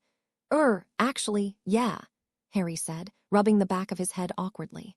Remember the girl I mentioned a couple times, Astoria Greengrass? Sure, I think I vaguely remember her. Sirius lied through his teeth as if he hadn't been planning her and his godson's courtship for the past 2 months. Well, I asked her. Seriously, did she say yes? Sirius was astounded Harry had actually asked Astoria. Yep, Harry smiled. I'm so proud of him, Sirius thought. But where did he find the courage? Anyway, that saves me a lot of running around later. And what are you going to wear for the date? He asked. I don't think it's really a date. Harry blushed and turned away. I thought I'd just wear what I'm wearing now. Sirius looked, appalled, at the outfit Harry was currently donning. A worn-out hoodie over a faded shirt with trousers a little too big for him, rolled up at the bottom, revealing a pair of dirty running shoes. Clearly his cousin's hand-me-downs. Harry, Sirius began patiently, in the tone one would take with a clueless infant. You will not be going on your first ever date looking like that. It's not really a date. You will not be wearing that. Sirius repeated. If you do, Astoria will never speak to you again. Really? Really? Harry looked down at the ground. This is all I have, though, he said sheepishly. Sirius gave him a puzzled look. I could have guessed your miserly relatives wouldn't fork out enough money to get you dressed nicely, but I know for a fact your parents left you with plenty of galleons.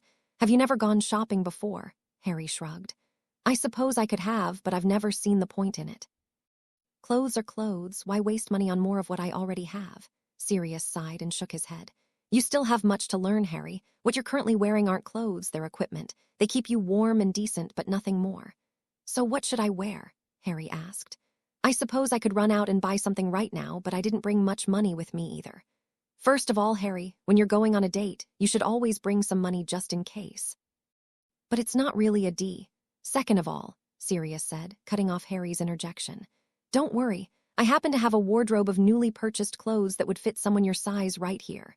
Sirius pulled a miniature cupboard out of his pocket, and after placing it on the ground by the couch, cast a spell with his wand that brought it back to full size. And why exactly were you walking around with a wardrobe full of clothes my size in your pocket? Preparation. It's the backbone of every good plan. Harry rolled his eyes. I don't have much of an eye for fashion. I don't suppose you had an outfit in mind. Sirius grinned. Why, yes, it just so happened I did have one. Harry watched as Sirius pulled a leather jacket, a chain, and sunglasses out of the wardrobe. Why don't you try these? Harry waited for Astoria at the gates where the road from Hogwarts led into Hogsmeade Village. After rejecting countless outfits that Sirius had called badass, but Harry found a little too over the top, they had settled on a clean black sweater, a pair of new jeans, and black Converse. Sirius had insisted Harry wear a white t-shirt underneath the sweater, to peek above the collar just a bit, but Harry adamantly refused the chain his godfather tried to get him to add to the ensemble. Harry had to admit the new look was making him feel slightly more confident, but that confidence didn't go very far to counteract the immense nervousness he felt while waiting for Astoria. Is it a date? Harry asked himself for what must have been the 100th time since they had made the plans just a couple of days earlier. Astoria said it was a date, but she's always teasing me, so maybe she was just joking around again. Harry was broken out of his ruminations as a group of carriages came down the path from Hogwarts and stopped just outside the village gates. As the students filtered out of the carriages and through the gates, a small crowd pushed past him, some of them bumping into him on purpose. Watch where you're going, Potter. A large older boy said as he walked by, foregoing subtlety and slamming his shoulder into Harry's rather aggressively. Sure, Harry said, stumbling back a step from the impact. When asked about it later, Harry confessed that he didn't even remember the incident, so focused was he on the girl standing just outside the gates. She's so cute, Harry exclaimed to himself, utterly enchanted by the sight of Astoria Greengrass, her shoulder-length blonde hair shifting slightly in the mild breeze. While Harry freely admitted he found Astoria attractive, and the few times he had met her in Hogsmeade she was stylishly dressed, there was something different about her today. She was wearing fashionable cargos and a white t-shirt, with an open jacket over top. It took him a good few seconds to draw his eyes away from the inch or two of skin he could see between the top of her trousers and her slightly cropped shirt, and he tried his very best to keep the blush off his face.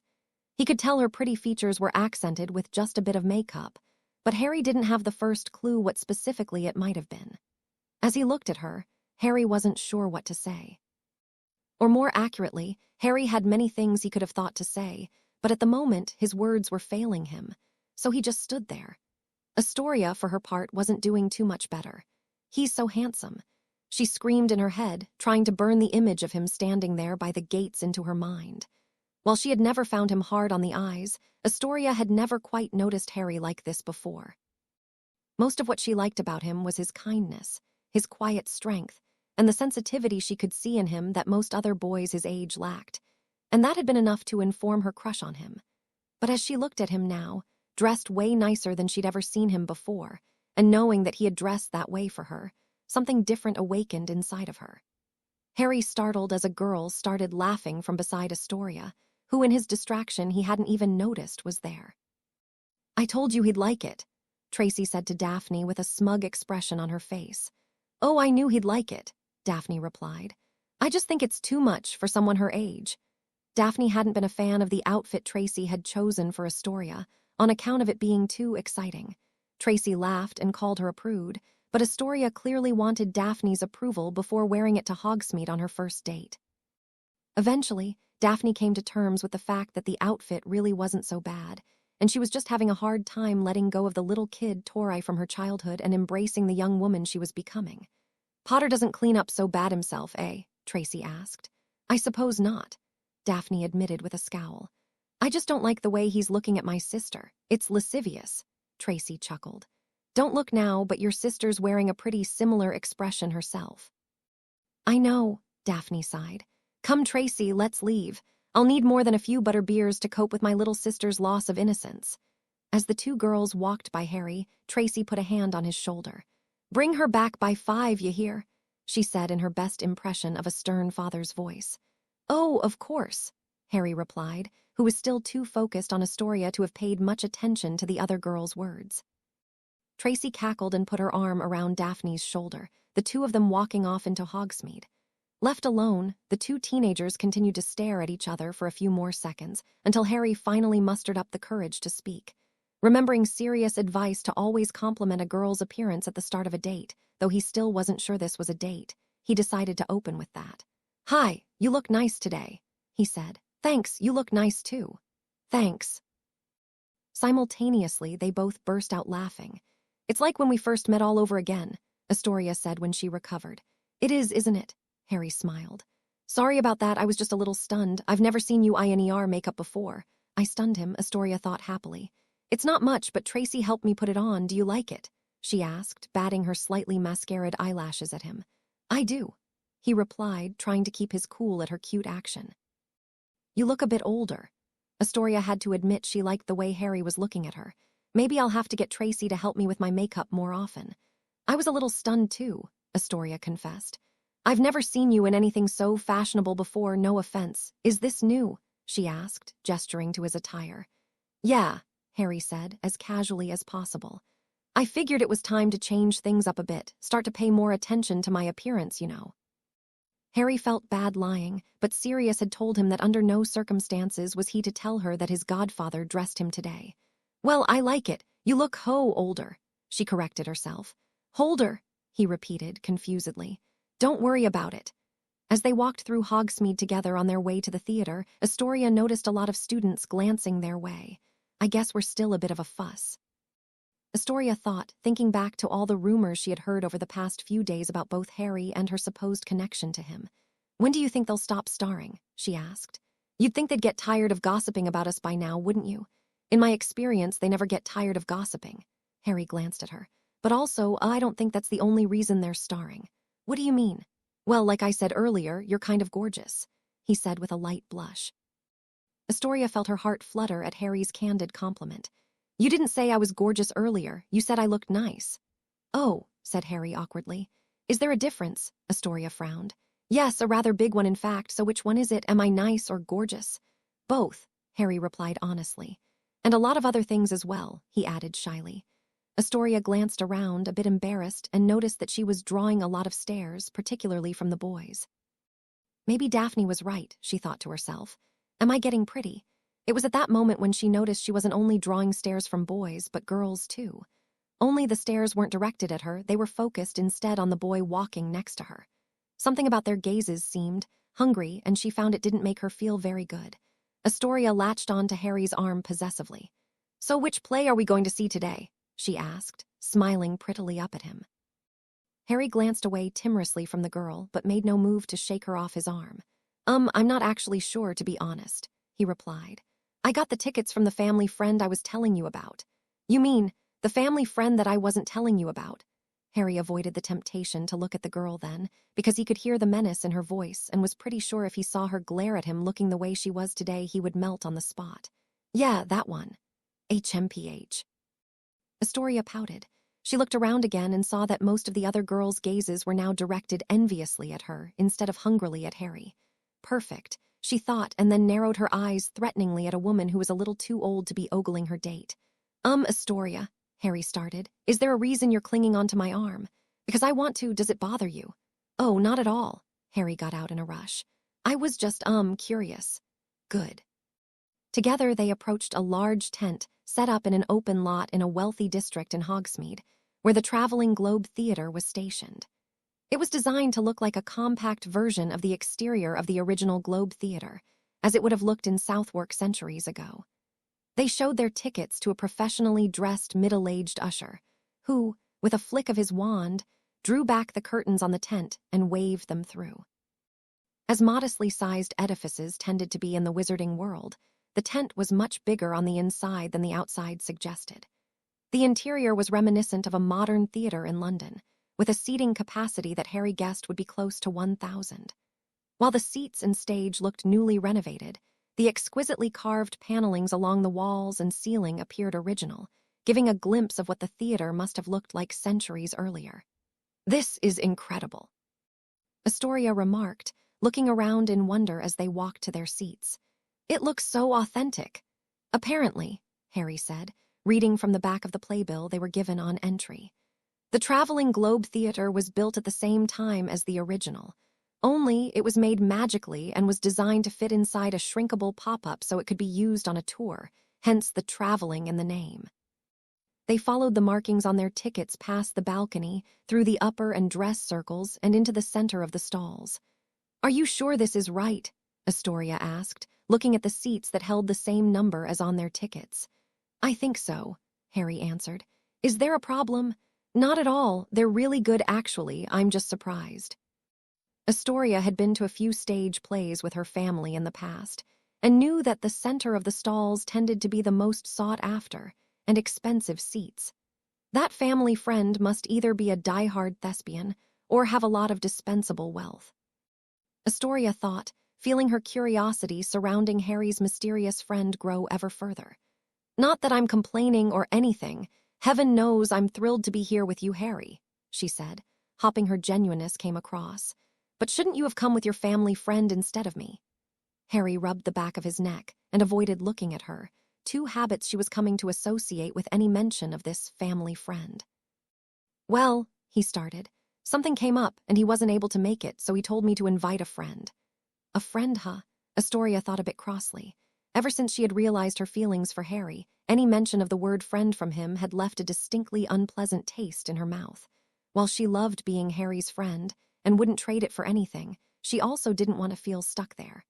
I can't help but feel like we're not really the typical demographic here, Harry said in an effort to change the subject, turning around in his seat to look at the other playgoers as they filled the surrounding places. Astoria followed his gaze and noticed that he was right. They seemed to be the youngest ones there, and by a margin of at least a couple decades. Everywhere she looked there were middle-aged witches and wizards, expensively adorned and elegantly poised. She had to admit, They seemed a little underaged and underdressed. "We're just getting a head start." Astoria replied, unbothered. "When we're older, we can come back in our suits and dresses and tell the other old people, 'Hey, we were coming here way before you were,' and stuff like that." A collection of dirty looks were cast their way at the other old people comment, but Harry didn't notice. He was rather fixated on the idea that Astoria intentionally or unintentionally implied that they would still be going to the theater together when they were older. What did she mean by that? Harry thought, but wasn't given the opportunity for too much reflection as the lights dimmed and the performance began. "Sweet Sebastian, though magic dost flow within my veins whilst thou art untouched by its whim, in thine eyes I see a brilliance that outshines even the brightest wizard's lumos. Fair Olivia, thy words do pierce mine heart with longing. Fate hath cast us asunder, bound by the chains of our disparate worlds. Yet still, love doth bloom betwixt us like a rose amidst the thorns of circumstance." As it turned out, Harry and Astoria were watching Olivia and Sebastian, a seminal and highly controversial wizard play relaying the forbidden romance between a pureblood witch and a muggle aristocrat. While it was merely a coincidence, Harry couldn't help but feel like the subject matter of the play hit a little close to home regarding his friendship with Astoria. "Alas, Sebastian, in this labyrinth of impossibility, is there not a glimmer of hope? Not but if thou dost forsake thy kith and kin, yet I cannot bid thee to make such a sacrifice. Nay, let us cherish the moments we steal away, for even in secret our love shall burn brighter than any star." Wait, Harry thought.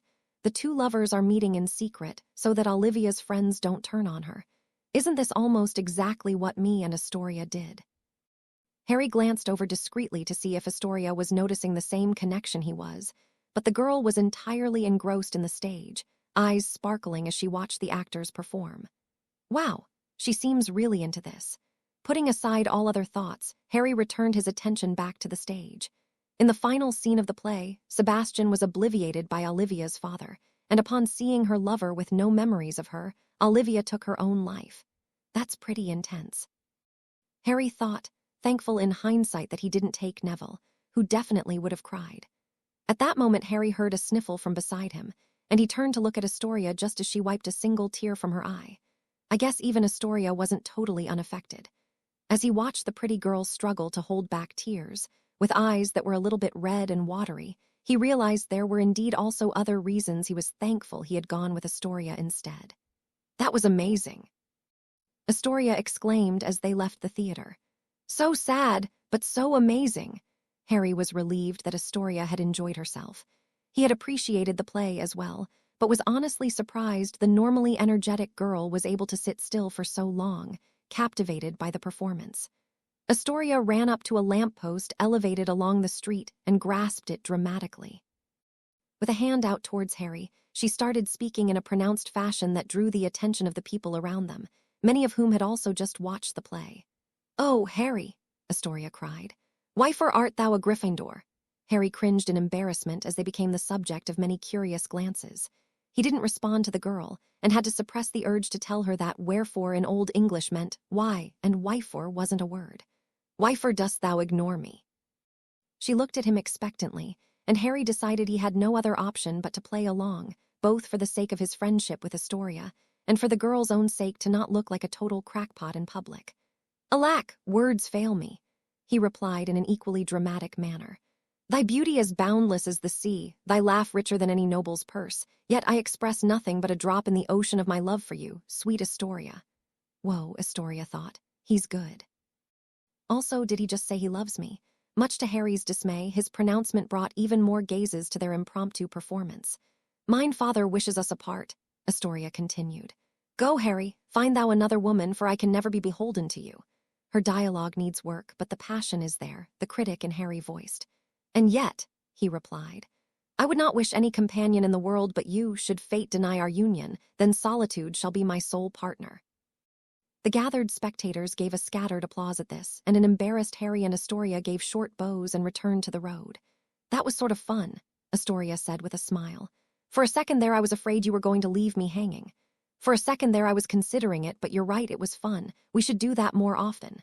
Astoria looked at him mischievously. "You mean like role play?" "Yeah, I guess so," said Harry innocently and a little too loudly. "I liked it." We should role-play more often. Astoria covered a blush and noticed the strange looks they were getting from the people around them. She found it equal parts cute and concerning that Harry was completely oblivious to the less wholesome possible interpretations of what he had just said. They chatted and role-played, some more as they walked around Hogsmeade, eventually stopping by Madame Puddifoot's for some hot chocolate. Harry tried to pay using the pocket money Sirius had given him, but Astoria insisted on paying for both of them since he had been the one to get the tickets. They spent a long time there, talking about the play and just about anything else they could think of, entirely ignoring the whispers and pointed fingers focused in their direction by students who saw them sitting in Hogsmeade's go-to date spot. When they were at risk of missing the last carriages back to Hogwarts, they finally stopped making excuses to spend more time together and headed back to the village gates. Astoria waved at Daphne and Tracy, who were standing further back in front of a carriage waiting for her, and called to them that she'd be there in a minute. Stealing her resolve, she turned to face Harry. Now's my chance, Astoria thought. Other girls were sure to have taken notice of him today. I need to act before anyone else does. Thanks again for today, Harry, she said, smiling demurely at him with upturned eyes. Do you think we could do this again sometime? The full force of her cuteness made Harry take a step back in wonderment, but he recovered swiftly to answer the girl. Hang out as friends, for sure. Astoria's jaw dropped open and she stared at him incredulously. Is this guy for real? Harry, she said calmly, trying to suppress the yell that was just underneath the surface. Yes. We walked to a theater, arm in arm, where we watched a romantic tragedy about forbidden love. Right, Harry replied, unsure of where the girl was going with this. We then wandered around Hogsmeade for a while, occasionally role-playing the two lovers out of the play we just watched. Right. We then spent over an hour in Madame Puddifoot's drinking hot chocolate. Right. Harry had a feeling he knew where she was going with this now. Astoria clapped her hands together and gave him a patient smile. Does this, to you, sound like hanging out as friends, as you so aptly put it? No, said Harry, hanging his head in shame. It was a date. Honestly, I was kind of hoping it was. I just didn't want to make presumptions in case I was getting ahead of myself. Astoria sighed. If nothing else, she thought, at least he's so hopeless with girls that he's not likely to get snatched up by anyone else anytime soon. I feel like I'm supposed to be mad at you right now, but the way you look in that sweater is making it really hard for me to hold a grudge, she said, shrugging. She shifted her stance and pointed her finger at him assertively. But make no mistake, today was a date and we're going to go on another one sometime soon, okay? Okay, he agreed happily. I'd like that a lot. He ignored the voice in the back of his head that was telling him he really liked the commanding tone of voice the younger girl was taking with him. Astoria, Daphne called from the carriages. Hurry up or we'll have to walk back to school. Astoria looked at Harry for one more moment and, making up her mind, stepped up to him. Getting on the tips of her toes, she gave him a quick peck on the cheek. Bye, Harry, she called as she turned around and ran back to Daphne and Tracy. Harry was feeling pretty good about his successful date and extra good about how it had ended, and was riding high when he got back to school in the evening. His good humor was swiftly ruined by Ron. Dragons, Harry. Ron shouted in concern as Harry walked into the Gryffindor common room. Harry looked at his friend oddly. What are you talking about, Ron? The first task, Harry, Ron said, the color gone from his face. You'll have to fight a dragon. Oh, replied Harry lamely, and as the words sunk in, his face lost its color as well. A dragon? How am I supposed to fight a dragon? Harry mentally reviewed all of the information Ron had shared with him earlier that night. Ron's brother Charlie, who worked with dragons in Romania, had informed him that he would be coming to Hogwarts for the first task. When pressed for information, he had eventually told Ron that the first task would pit the champions against a dragon apiece, and that they were currently being held deep in the Forbidden Forest. Relax, Harry, the boy told himself. Just remember what Sirius taught you. Harry took a deep breath. Gah, he screamed in his head. How am I supposed to win the duel before it starts if the duel is against a dragon? The next day, once Harry had calmed down a bit, he thought about what Sirius would have done in his position and decided to start with some information gathering. Wearing the invisibility cloak he had been given on his first Christmas at Hogwarts, he snuck through the Forbidden Forest and towards the encampment where Charlie had told Ron the dragons were being held. Harry watched in terror and awe as 4 huge dragons rattled their cages, occasionally breathing spouts of fire in the direction of the trainers. The trainers, one of whom Harry guessed to be Charlie thanks to his bright orange hair, seemed to be in the middle of feeding each dragon a massive slab of meat that looked vaguely sheep-like. While every dragon devoured their lunch with a ferocity that left him with no doubt as to what would happen to his body if he failed to defeat it, one dragon in particular stood out from the pack. This one, distinctly larger than the other three, and with dangerous-looking spikes covering its spine and tail, forewent its meal in favor of attacking its cage with such vigor Harry thought it could break free at any moment. When the trainers tried to prod the dragon with spells, it simply shot back a thick pillar of fire that the trainers had to jump out of the way to avoid. I know which dragon I don't want to face, Harry thought, before remembering he didn't really want to face any of them. The trainer Harry believed to be Charlie darted forward dangerously close to the unruly beast and thrust his wand towards a set of wards inscribed in the ground around the crate. The runes produced what looked to be some sort of purple glitter that encircled the dragon, absorbing into its hide. Harry watched as the creature took a few more swings in protest at its cage and roared one last time before ungainly slumping to the ground, unconscious. Great, Harry thought sarcastically, watching the rise and fall of the dragon spiked back as it slumbered. All I need to do to beat a dragon is to inscribe a complex series of wards around it, and then survive while getting close enough to activate them. Sticking around for a little while longer, Harry took note of the appearances of each of the 4 dragons so he could research them with Hermione later. He wrote down everything else he could possibly think of, including how fast they seemed to move around in their cages and how sharp he estimated their talons to be. Eventually, he figured he had gathered as much information as he was going to be able to get and headed off back to Hogwarts with his notebooks in hand. After dinner, Hermione found Harry and Ron in the common room discussing strategy for the first task and placed a heavy tome on the table in front of them. I think I found them, she started, flipping to bookmarked pages as she listed off the dragons Harry saw. You saw a Swedish short snout, a common Welsh green, and a Chinese fireball. All 3 of those dragons are, as dragons tend to be, incredibly dangerous. What about the spiky one? Harry asked with a bad feeling in his gut. Hermione frowned. If I'm correct, and I'm afraid I am, that's a Hungarian horntail. A horntail, Ron bellowed, scaring some of their fellow housemates seated further away in the room. My brother told me about those. They're supposed to be one of the most deadly and aggressive breeds out there. Exactly, Hermione said, her frown deepening. Why on earth they thought it would be a good idea to bring one of those into a tournament for students is beyond me. That pretty much matches my assessment as well, Harry thought. So I'm going to have to fight against one of these, he asked, looking at the pages Hermione had bookmarked. Hermione shook her head. I doubt even the Ministry would be insane enough to actually expect you to defeat a dragon, leaving aside the moral implications of staging a death match against an endangered species. More likely you'll have to survive the dragon's attacks while completing some sort of objective. Harry slumped in his seat. That doesn't sound a whole lot easier to me, he said dejectedly. It isn't, Hermione agreed, giving him a sympathetic look. Hey, you beat a basilisk. How much harder could a dragon be? Harry and Hermione both glared at Ron for his nonchalance. He shrugged guiltily. I'm just trying to help. I mean, you killed the king of serpents. Isn't a dragon kind of just a sky serpent? Surely that's a step down from a basilisk. Ron, if you don't mind, we're trying to have— Wait, Harry shouted, cutting off Hermione. You may be on to something, Ron. Really? Asked Hermione, surprised. Really? Asked Ron, even more surprised. Corey, Harry shouted in Parseltongue at the clearing he had met the snake in earlier that year during his picnic with Astoria. He had snuck out of the castle in his cloak that night and walked by foot down to Hogsmeade. He knew his idea was a long shot, but as Sirius had once told him, a bad plan is better than no plan. Corey, are you there? Just as Harry was about to give up and head back to Hogwarts, a familiar voice came from the tall grass around him. Greetings, Harry Potter. It is a pleasure to see you once again. To what do I owe this visit? The small green viper slithered into view and brought itself to full size, reaching around Harry's knee.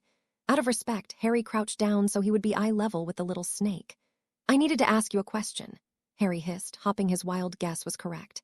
Do you by any chance know if dragons can speak Parseltongue? The snake closed its slitted red eyes in thought. The wild ones often do, he replied, but dragon breeding has become tainted over the years. Why do you ask? Harry considered for a while how best to explain his situation to the snake. I need to consult with a few, but I wasn't sure if I would be able to communicate with them or not. I was hoping to offer them a deal of sorts. You speak of the 4 caged dragons in the forest, do you not? Corey hissed inquiringly. Yes. The snake paused, its eyes closing once again. Let me talk with them, Corey said after a while. Dragons and humans have a colorful history, and you will likely not survive long enough to speak with them should you appear unannounced. I will request an audience for you. Harry walked with Corey, who he noted was quite fast, to the edge of the forbidden forest. Wait for me here, the snake told Harry, and he slithered away, lost in the dark copse of trees. Harry stood around in the moonlight, fidgeting and doubting the logic of his plan.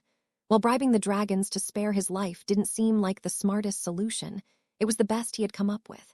In any case, it was certainly more clever than one of Ron's ideas from earlier that day, which entailed Harry summoning his broom and trying to outfly it. It was almost an hour before Corey finally returned, wriggling through the grass and back up to Harry. 3 of the dragons are incapable of speech, Corey said. The last one, however, was interested in hearing more about your deal. She gave her word she wouldn't incinerate you before you said your piece. Okay, Harry said skeptically. A dragon never goes back on their word, Corey supplied.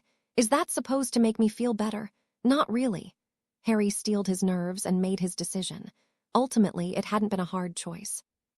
He could either face a dragon the day after tomorrow, entirely unprepared, or he could take his chances now, with assurances he would at least be heard out before he was turned to ash. Okay, Corey, lead on. Come closer, hatchling, so I can gaze upon your visage. A deep feminine voice rumbled in Parseltongue. Of course, the only dragon capable of speaking to me would be the Hungarian horntail. Harry lamented his bad luck. Silently, of course. Huh, she huffed, taking Harry's appearance in as he approached. For one so young, your eyes tell of a deep pain that usually takes humans decades to develop. Thank you, oh great and powerful dragon, Harry replied deferentially, trying to appeal to her sense of pride. It wasn't a compliment. Of course, my apologies for my profound ignorance. And stop speaking like that, she snapped. I hate a submissive man. Harry stood up straight, trying to hide his shock. Sure, okay. Better, she said. Now tell me. For what reason did you seek an audience with me?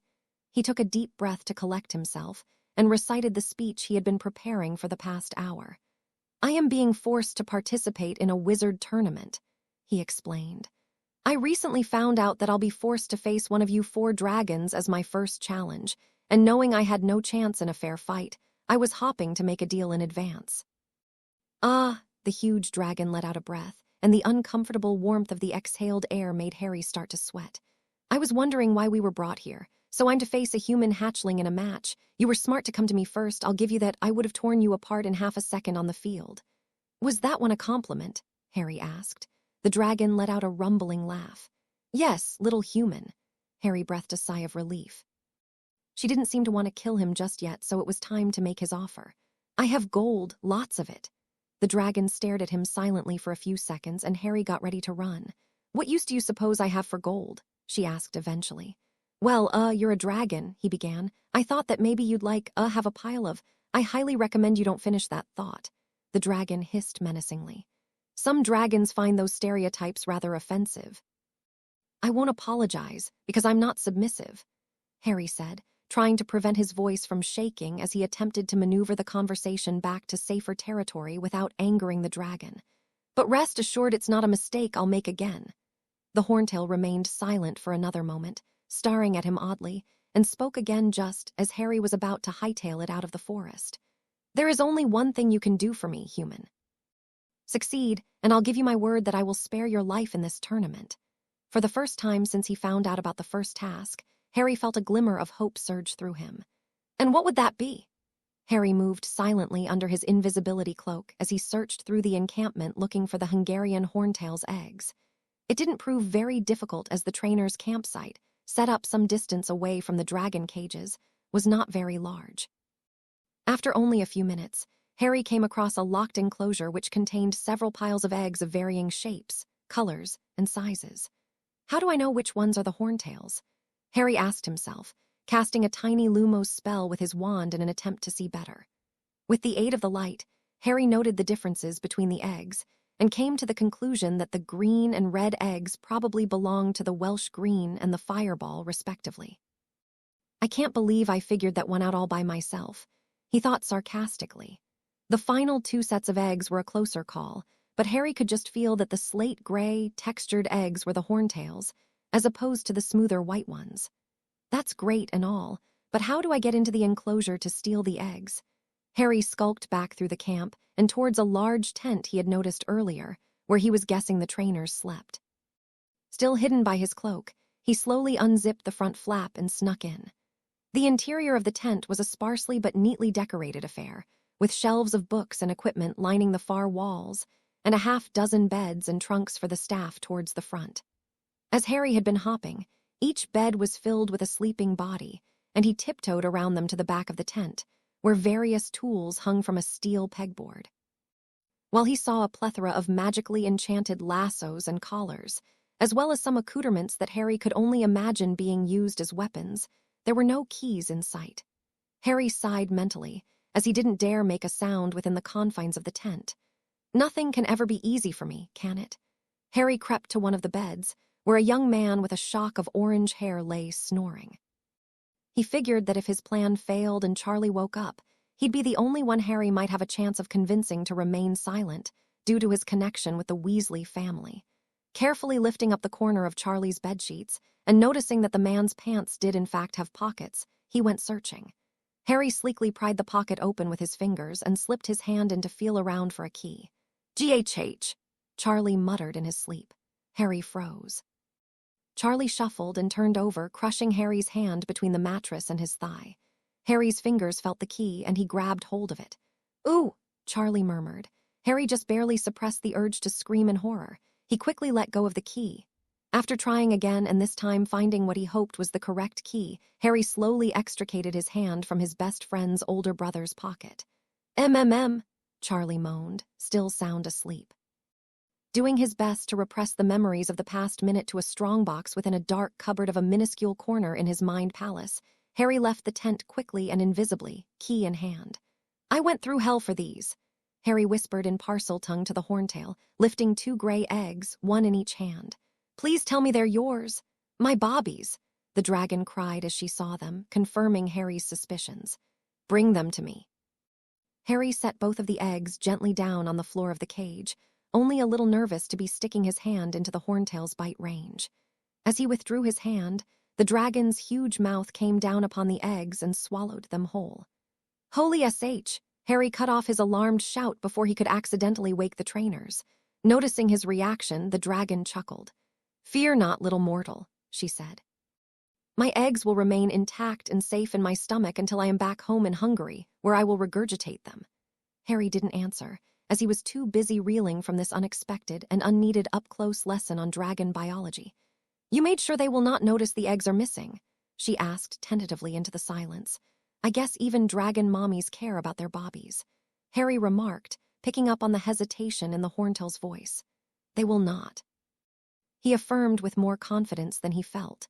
He had cast one of the spells he found in the book Sirius had given him, which was similar to the Geminio spell in that it duplicated an object, but with better effects.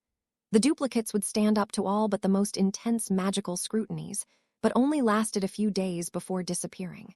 For Harry's purposes, he was hoping that would be enough.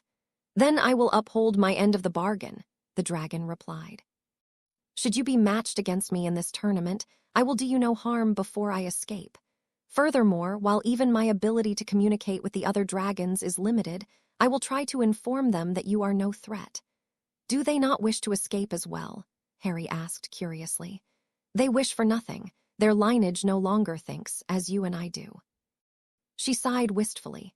"In any case, they were bred and born in captivity. It's where they belong.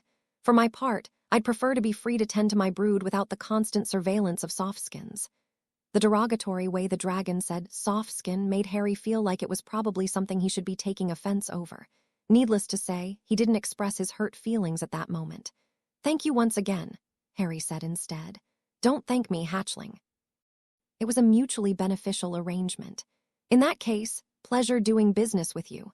Harry heard the dragon laugh softly from behind him as he headed back towards Hogwarts, hoping he'd be able to catch at least a couple hours of sleep before his first class in the morning. "Master Sirius, a letter from Master Harry has arrived." Sirius Black turned to look at his house elf in excitement.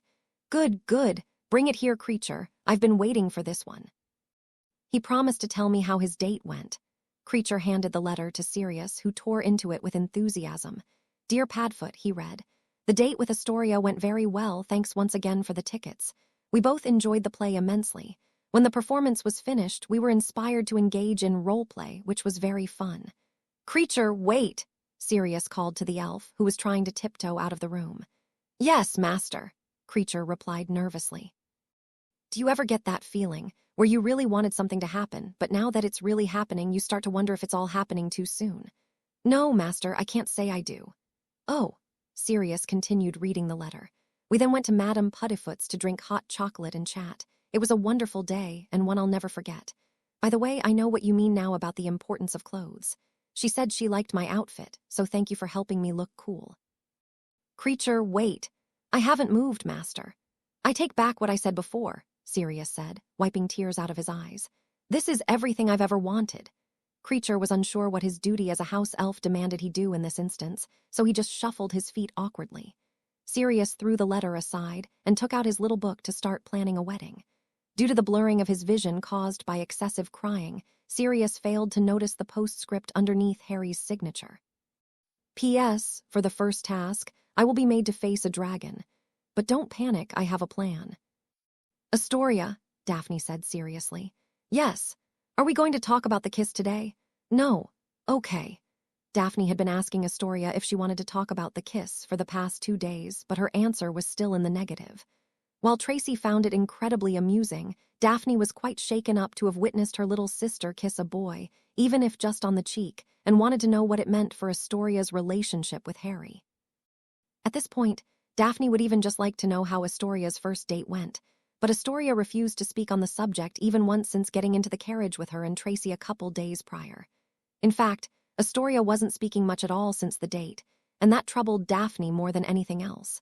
A quiet Astoria was not a good Astoria from her experience. UGHHH.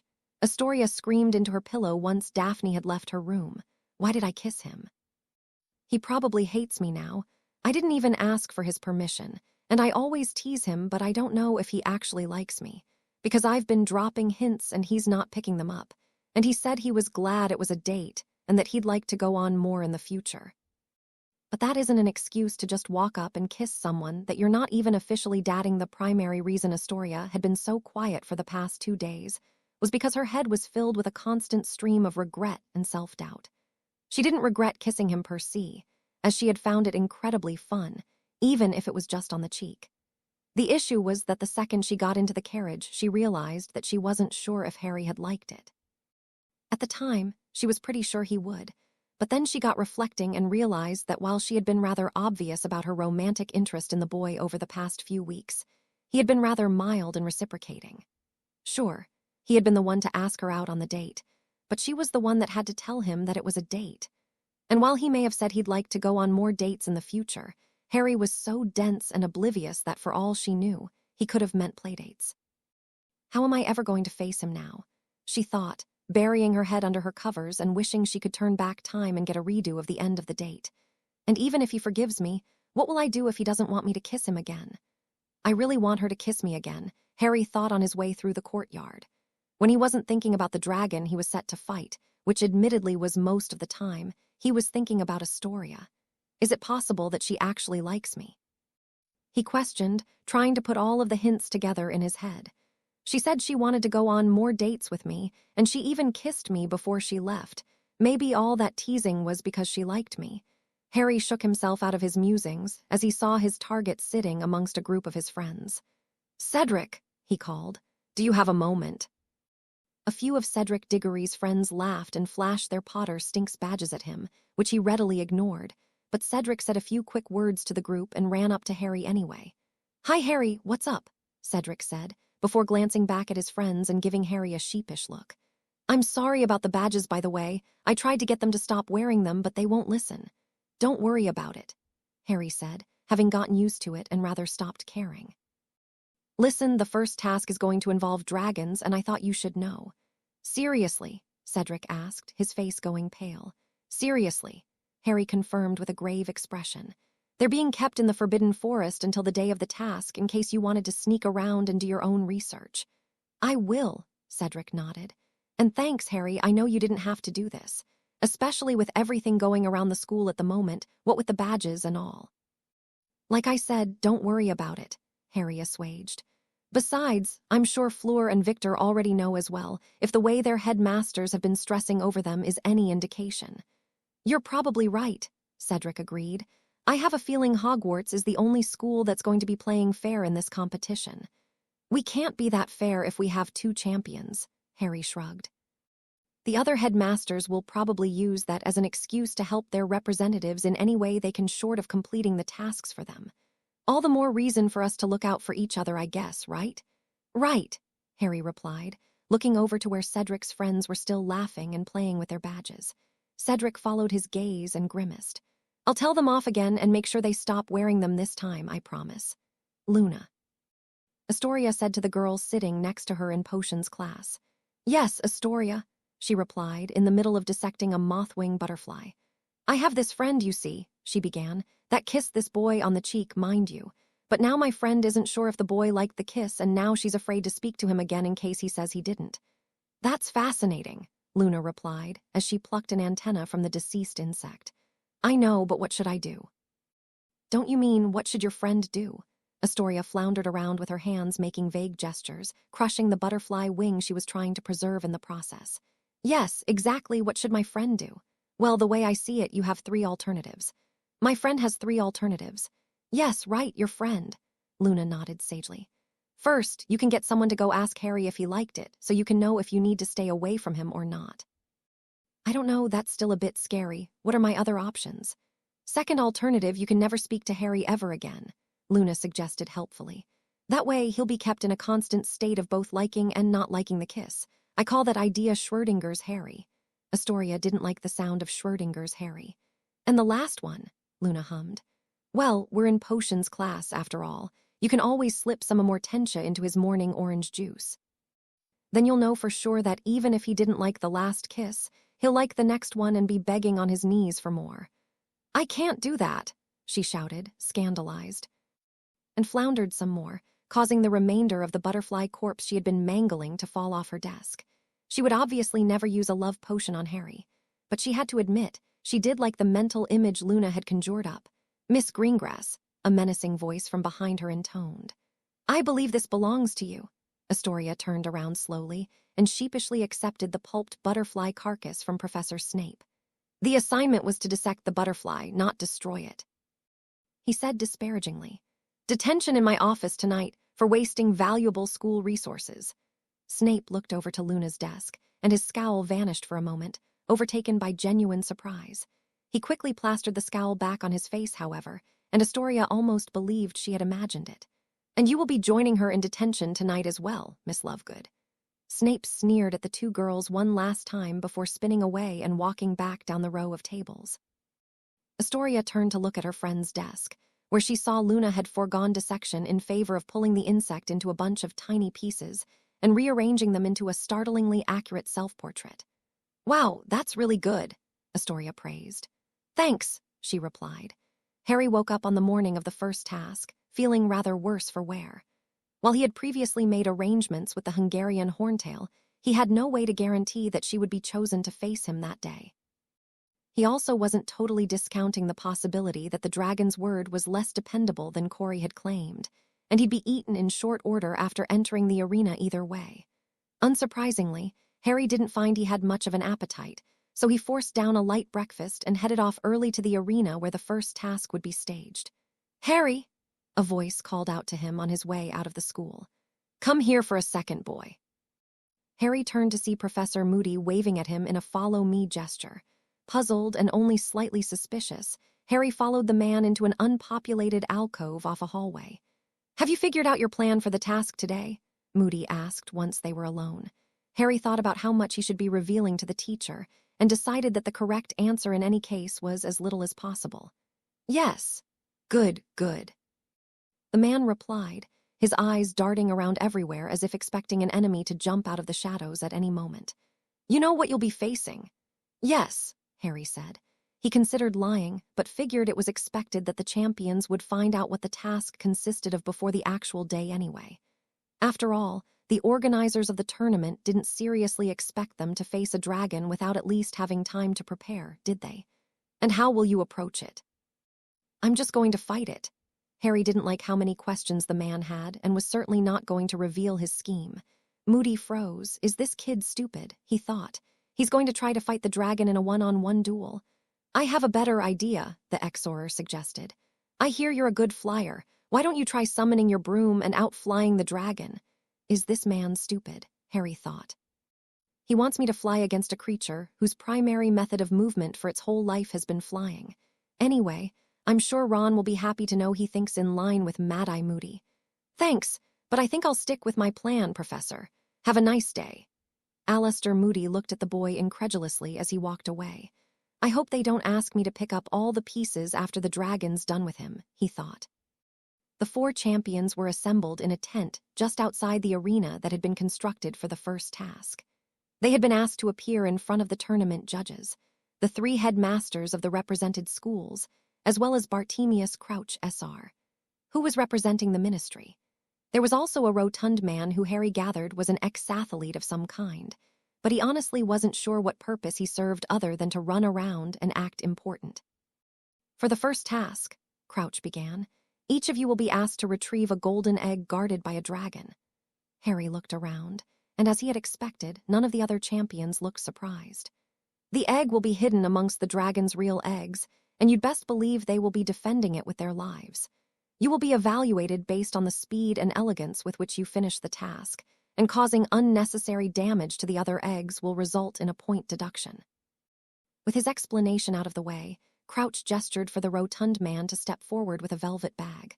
While normally we would leave the assignment of dragons to the Goblet of Fire, due to its previous unreliability, you will instead be randomly selecting a miniaturized dragon out of a bag. This idea is courtesy of our head of the Department of Magical Games and Sports at the Ministry of Magic, Ludo Bagman. At this, the rotund man, Ludo apparently, beamed in pride. Right then, he said brightly. Let's start with the Beauxbatons champion. Just stick your hand into the bag and pull a dragon. Wait, Harry yelled as Fleur was about to put her hand in the bag. Isn't this unfair? Everyone looked puzzled by Harry's outburst, and he saw a flicker of annoyance cross Ludo's features before he schooled them back into his normal smile. And how would that be? Well, Harry said, quickly trying to think up a scheme that would guarantee him the horntail. Even if we're not looking, we can still feel the dragons, right? I mean, for example, if there was a Hebridean black in there, you'd be able to feel the horns and avoid it. So that means whoever chooses first would have an advantage over the others, wouldn't it? Everyone looked at Ludo Bagman expectantly. Well, the man faltered. Of course, that only works if you know every breed of dragon by feel, and I doubt the 4 of you know every dragon breed by feel. Ludo wiped a bead of sweat off his brow, hoping that his improvised response would be enough to deflect any negative reception the other organizers may have given his idea. While they all looked at him dubiously, none of them said anything, and he breathed a sigh of relief. So with that concern mollified, let's continue, he said, eager to move on. We'll keep things simple and go from oldest to youngest. The champions spoke amongst themselves for a moment, establishing the order of their birthdays. In the end, being the oldest, Fleur once again reached towards the bag to select her dragon. Ultimately, Harry didn't need to pick first. He just needed to ensure he put the thought of feeling the dragons into the other champions' heads, just in case it wasn't there already. He assumed that if they knew the task would contain dragons, they would also know which dragons were prepared, as he doubted he had been the only one to go snooping around the forest. And anyone who saw the dragons would know which one, even amongst the other deadly creatures, was the one to avoid. Sure enough, Harry watched as all 3 champions fished around in the bag and drew any dragon that wasn't the Hungarian horntail. It wasn't hard after all. The spikes lining its back and head would have made it a pretty easy dragon to identify through touch alone. Resisting the urge to let out a breath of relief that at least this part of the plan was working so far, he reached into the bag and drew the final remaining dragon. Ah, Ludo smiled. The Hungarian horntail, the most fearsome of them all. While 3rd years and below weren't technically allowed to watch the first task, Astoria snuck in anyway, sandwiched between Daphne and Tracy. The seventh-year prefect stationed outside of the arena looked like he was about to protest, but a simultaneous glare from all three girls silenced him. Remus Lupin walked in, disguised with his head shaven and his scars covered with makeup. Next to him was a perfectly groomed, large black dog on a leash. "Sorry, sir, but no pets allowed," the prefect said. "Ah, don't mind him," said Remus, gesturing to the dog. "This is my service animal. We'll stay at the top so as not to distract anyone. Good day." Before the boy could protest, Remus and Sirius walked through the gate and into the stands, where they found a particularly unassuming corner to hunker down into. "Place your bets here," called the Weasley twins, wandering around just outside of the stands in a crowd full of students. 5-to-1 odds that Harry Potter survives, 20-to-1 that he wins. A small girl with wide eyes and dirty blonde hair walked up to them. "I'll place 2 galleons on Harry Potter to win." "Sure thing," the twins said in unison. "Just mark your name on this sheet." "Luna Lovegood," she wrote, and then handed the boys her 2 galleons. Astoria's anxiety grew as she watched the other 3 contestants complete the task. Dragons, she thought. How is Harry possibly meant to steal an egg from a dragon? While Cedric, Fleur, and Victor had all successfully retrieved their eggs, none of them had gotten through unscathed. And that's beside the fact they were all at least 3 years older and vastly more experienced than Harry was. Noticing the girl's apprehension, Tracy put a hand on her shoulder. While she would have loved to give Astoria some words of encouragement to relieve her worries, Tracy too had a hard time believing Harry would get through this task in one piece, so she kept her silence. "Dragons!" Remus whispered furiously to Sirius from the top of the stands. "What were they thinking?" Sirius growled softly, and Remus knew his friend was just as angry about the situation as he was, if not more. Realizing that he probably had to play the role of the rational one here, Remus patted Sirius' flank. "Don't worry, I'm sure Dumbledore will intervene if anything goes wrong." Sirius whined uncertainly. Harry tentatively stepped into the arena to the cheers and jeers of the spectators. On the other side of the field, he spotted the massive dragon chained to the arena by thick steel fetters. She was positioned in front of 3 eggs, the 2 fakes he had made a few nights prior, and the golden egg he needed to retrieve to complete the task. Harry and the Horntail stood motionless for a few seconds, staring at each other, until the dragon broke the calm by unleashing a terrifying roar. The crowd flinched back in surprise and immediately fell silent. Despite having seen 3 dragons before this one, the level of power and hatred the Horntail emanated was nothing like the others. Astoria gasped and squeezed Daphne's hand so tightly the older girl winced in pain. Daphne didn't complain, however, and squeezed back just as hard.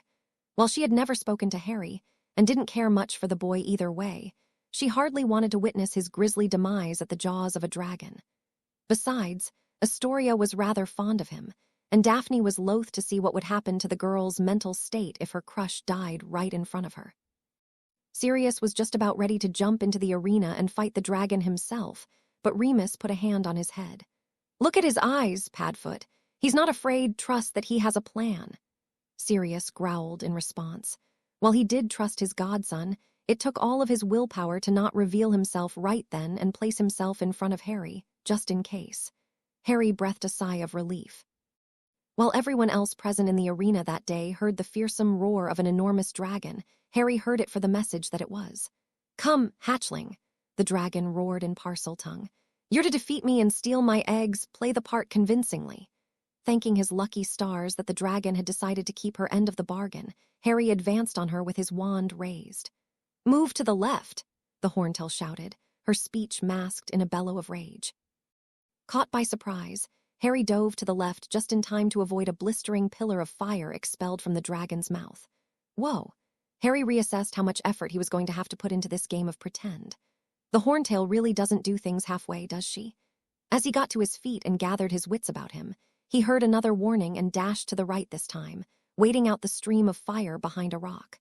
When the flames died down, Harry emerged and raised his wand at the dragon. "Fictus impetus," he whispered, recalling his dad's fake combat spell from the Marauder's notebook. With great force, a bolt of magic shot from his wand and towards the dragon. Upon impacting her scales, the spell exploded with a loud crack like a blast of thunder. The Hungarian horntail bellowed in pain and stumbled several steps back from the attack. Harry had to admit, the display was rather convincing, as he knew for a fact the spell would feel like a light tap on the arm to a human, and probably wouldn't even register on the nervous system of a dragon. The crowd gasped, shocked by the incredibly powerful spell the young wizard had just cast. While they didn't know what spell it was, they knew it must have been amazing to have damaged a dragon. Meanwhile, further up in the stands, a man and his dog narrowed their eyes in suspicion. "That's James' spell," Remus whispered excitedly to Sirius. "The dragon is acting. I'm not sure how he managed it, but Harry must have planned this out with the horntail in advance." Sirius felt an emotion well up in his chest that he identified at once as a strong, all-encompassing pride. While he didn't want to overvalue his own contributions towards Harry's accomplishments today, and knew that the boy must have put in a lot of time and effort to set this up, he couldn't help but feel like the plan was reminiscent of something he himself would have done years ago. Sirius watched Harry dance around the arena, dodging all of the horntail's attacks a moment before they were launched, and sending his own attacks back in turn. Witnessing firsthand the growth of his best friend's son and his own godson, Sirius felt his eyes begin to tear up. James would have been so proud, he thought. "Did you know he could do this?" Daphne asked, awestruck by Harry's powerful showing against the dragon. "Of course," Astoria lied, equally shocked as everyone else at the boy's display of skill. Within her, the deep anxiety she was feeling at the start of the match slowly shifted into hope that Harry might be able to get out of this mess unharmed. Was he always this strong? Astoria wondered. Maybe the younger Slytherins were right to be afraid of him after all. Although none of the spells were real and he had advance warning of the dragon's attacks, after a few minutes of fighting, Harry could feel himself starting to tire. "We now enter the endgame," the Hungarian horntail roared. "Make sure to sell it well, for both our sakes." In a spectacular show of strength, she pulled against the chains so hard that they snapped right out of the ground with a sharp ping noise. She roared in triumph, and the crowd gasped, some of them fleeing the arena in fear for their own safety. Harry saw the dragon trainers mobilize from the sidelines to wrangle the loose creature, so he acted quickly. "Begone, beast!" he shouted, and put all of his focus into one final silent cast of his dad's original spell. The force of his spell shook the stadium, and the dragon let out such a compelling wail of agony that he almost believed he had actually hurt her. She faked a limp and took off into the sky, one wing lagging behind slightly to cause an intentionally uneven flight. The crowd erupted into cheers, and Harry was pretty sure he could make out the start of a chant forming from the Gryffindor section. "I didn't actually damage her, did I?" he thought uneasily, as the dragon clumsily flew over his head. "It was a good performance, fledgling," she said in parcel tongue, her voice reaching Harry's ears as she easily dodged a few grounding spells from the trainers. "Perhaps in another century or so we can have a real spar." "Of course I didn't," he realized as her flight evened out ever so slightly, confirming his suspicion that this had been just another part of the performance. "I can't tell if I'm relieved or disappointed." Harry watched the dragon fly away and out of sight, much to the distress of Charlie Weasley and the rest of his team. As the dragon disappeared into the sky, the cheers from the crowd engulfed him. Gilderoy Lockhart may have been the worst teacher I've ever had, Harry thought, but he was right about one thing: fame is indeed a fickle friend. Shrugging, he walked over to the dragon's eggs and picked up the gold one, lifting it up high above his head for all to see. The roar of the crowd was deafening. "Oh my gosh, you were amazing," Astoria said as she ran into the healer's tent where Harry had undergone his post-match examination. He was alone in the tent, sitting on a bed lost in thought, and she wrapped him up in a hug before abruptly pulling away and looking down at her feet shamefully. Sorry, I didn't mean to do that. Are you okay?" Harry looked at the girl oddly, unsure where her bashful attitude was coming from. "Yeah, totally fine. Madame Pomfrey gave me the all-clear. I'm just hiding out here for a bit before I get swamped by everyone," he said, thinking back to all the cheers he had gotten at the end of the task. "Oh, sorry," Astoria mumbled. "I didn't realize you wanted to be alone. I'll just leave then." Harry raised an eyebrow. "Astoria, yeah, why are you being?" Harry searched around for the correct word. "Weird. I'm not." "Yes, you are." "No, I'm not." "Astoria," Harry said seriously, taking her hand in his. "What's bothering you?" The way he looked at her so honestly and openly made her hesitation break, and she finally said what was on her mind. "I'm sorry for kissing you." she got out in a rush, almost blurring the whole sentence into one word. Harry was stunned for a moment, and before he could open his mouth to reply, she kept going.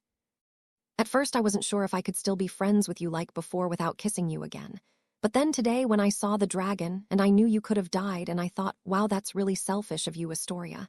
And I realized that we can still be friends even without kissing, even though I want to kiss because I like being your friend, and I'm really sorry for kissing you, I know you hated it. Wait, Harry interjected, finally putting a stop to the girl's speech. What is it? Astoria asked, her eyes looking like they were on the verge of tears. How did you come to the conclusion that I hated the kiss? Astoria thought about that for a second. How had she come to the conclusion that he hated the kiss? She tried backtracking her 72-hour-long train of thought, but came up dry. Did you not? She eventually asked. No, quite the opposite, really. He blushed. Astoria's eyes lit up and her heart soared. So does that mean I can do it again? If you want. Harry's blush deepened. Astoria leaned over to where Harry sat on the bed, prepared to plant her second ever kiss on Harry's cheek. The moment before she made contact, the blinding flash and unmistakable shutter sound of a camera filled the tent, causing Harry to instinctively turn his head towards the source of the commotion. Both of their minds cleared entirely as their lips met. Harry Potter, a delighted female voice began, an enchanted quill scribbling on a notepad in the air next to her. Mere minutes after defeating one of the deadliest breeds of dragons in a duel, rushes to his lover for a kiss. She sighed. What a perfect headline that will make. The two teens turned to look at their uninvited photographer, but both were still too stunned from the accidental lip contact to speak. The girl, what's your name, girl? Astoria. Victoria, who is what year are you in, girl? Third, who is much younger than him, seems to hold a tight rein on their relationship, she said matter-of-factly, glancing at the notepad to make sure the quill was doing its job correctly and copying her words down.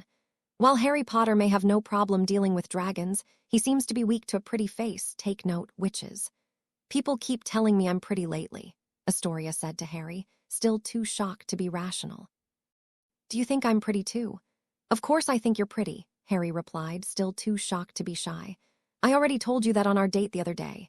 You didn't say I was pretty, Astoria frowned. You said that I was nice and gorgeous. Oh, well, I think you're nice, gorgeous, and pretty. Aw, thanks, Astoria blushed. The woman, who Harry's subconscious had decided was probably a news reporter, smiled widely at the content she had just received. The young Victoria is insatiable, she continued monologuing to her quill, and Harry Potter bends to her every whim, showering her with the love and attention she so desperately seeks. You bend to my every whim? Astoria asked him. I mean, I wouldn't. Hey, wait. Harry's brain had finally caught up to the situation, and he turned to look at the woman in the tent with them. What are you doing here? Oh, don't mind me, the woman said. I'm no one, really. Just keep chatting away and forget that I'm even here. Astoria's brain had also started to unscramble, and she narrowed her eyes at the reporter. That's kind of creepy, you know. We're literally just kids. Yeah, are you even allowed to be here? Harry continued. Surely there's a law somewhere that wouldn't allow you to interview two minors without a parental consent form or something. Well, I'll be going now. It was nice talking. The woman chirped and promptly disappeared from the tent. That was weird, Astoria said after she had left. Why was Rita Skeeter talking to us? Rita Skeeter, Harry asked questioningly. Oh, she's a journalist for the Daily Prophet. She specializes in writing controversial and scandalous articles about various witches and wizards. Oh.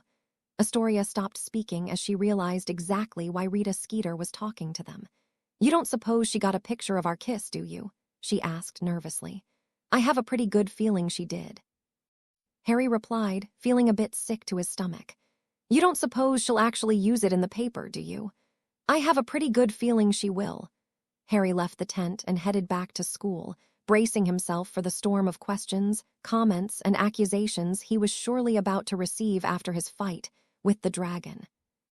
He hadn't been in the mood to handle it before meeting Astoria, but getting his first ever real kiss had lightened his mood considerably, and he now felt ready to face pretty much anything. What he wasn't expecting was to see Sirius in dog form, waiting for him by a small grouping of trees near Hagrid's hut. What are you doing here? Harry asked quietly once he had gotten closer. You're way too close to the school. I know, Harry, and I won't stay long. Sirius said as he shifted back into a human. But I wanted to congratulate you on your victory today. Harry shrugged guiltily. It wasn't really a victory, to be honest. The whole thing was planned in advance in exchange for stealing and returning the dragon's real eggs to her.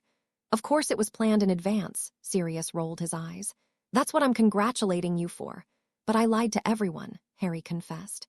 Exactly, Sirius exclaimed loudly. Harry flinched and looked around, but thankfully there was no one around to notice the conspicuous escaped convict. I bet you're already starting to build a reputation as one of the strongest wizards of your generation thanks to that performance today. Do you know how useful that deception can be when used against your enemies? Harry thought about it and realized that Sirius had a point. I guess you're right. I still feel bad, though. You can feel bad after you've won the tournament. Sirius said with a grin. Anyways, I have to get going now, but I'll see you next weekend. And remember, don't tell anyone the fight was staged.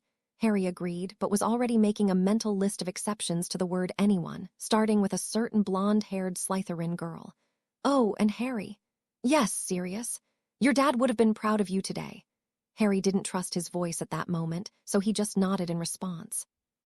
When Astoria walked into the Slytherin common room that night, she was greeted by the sight of her old friend group standing around the fireplace.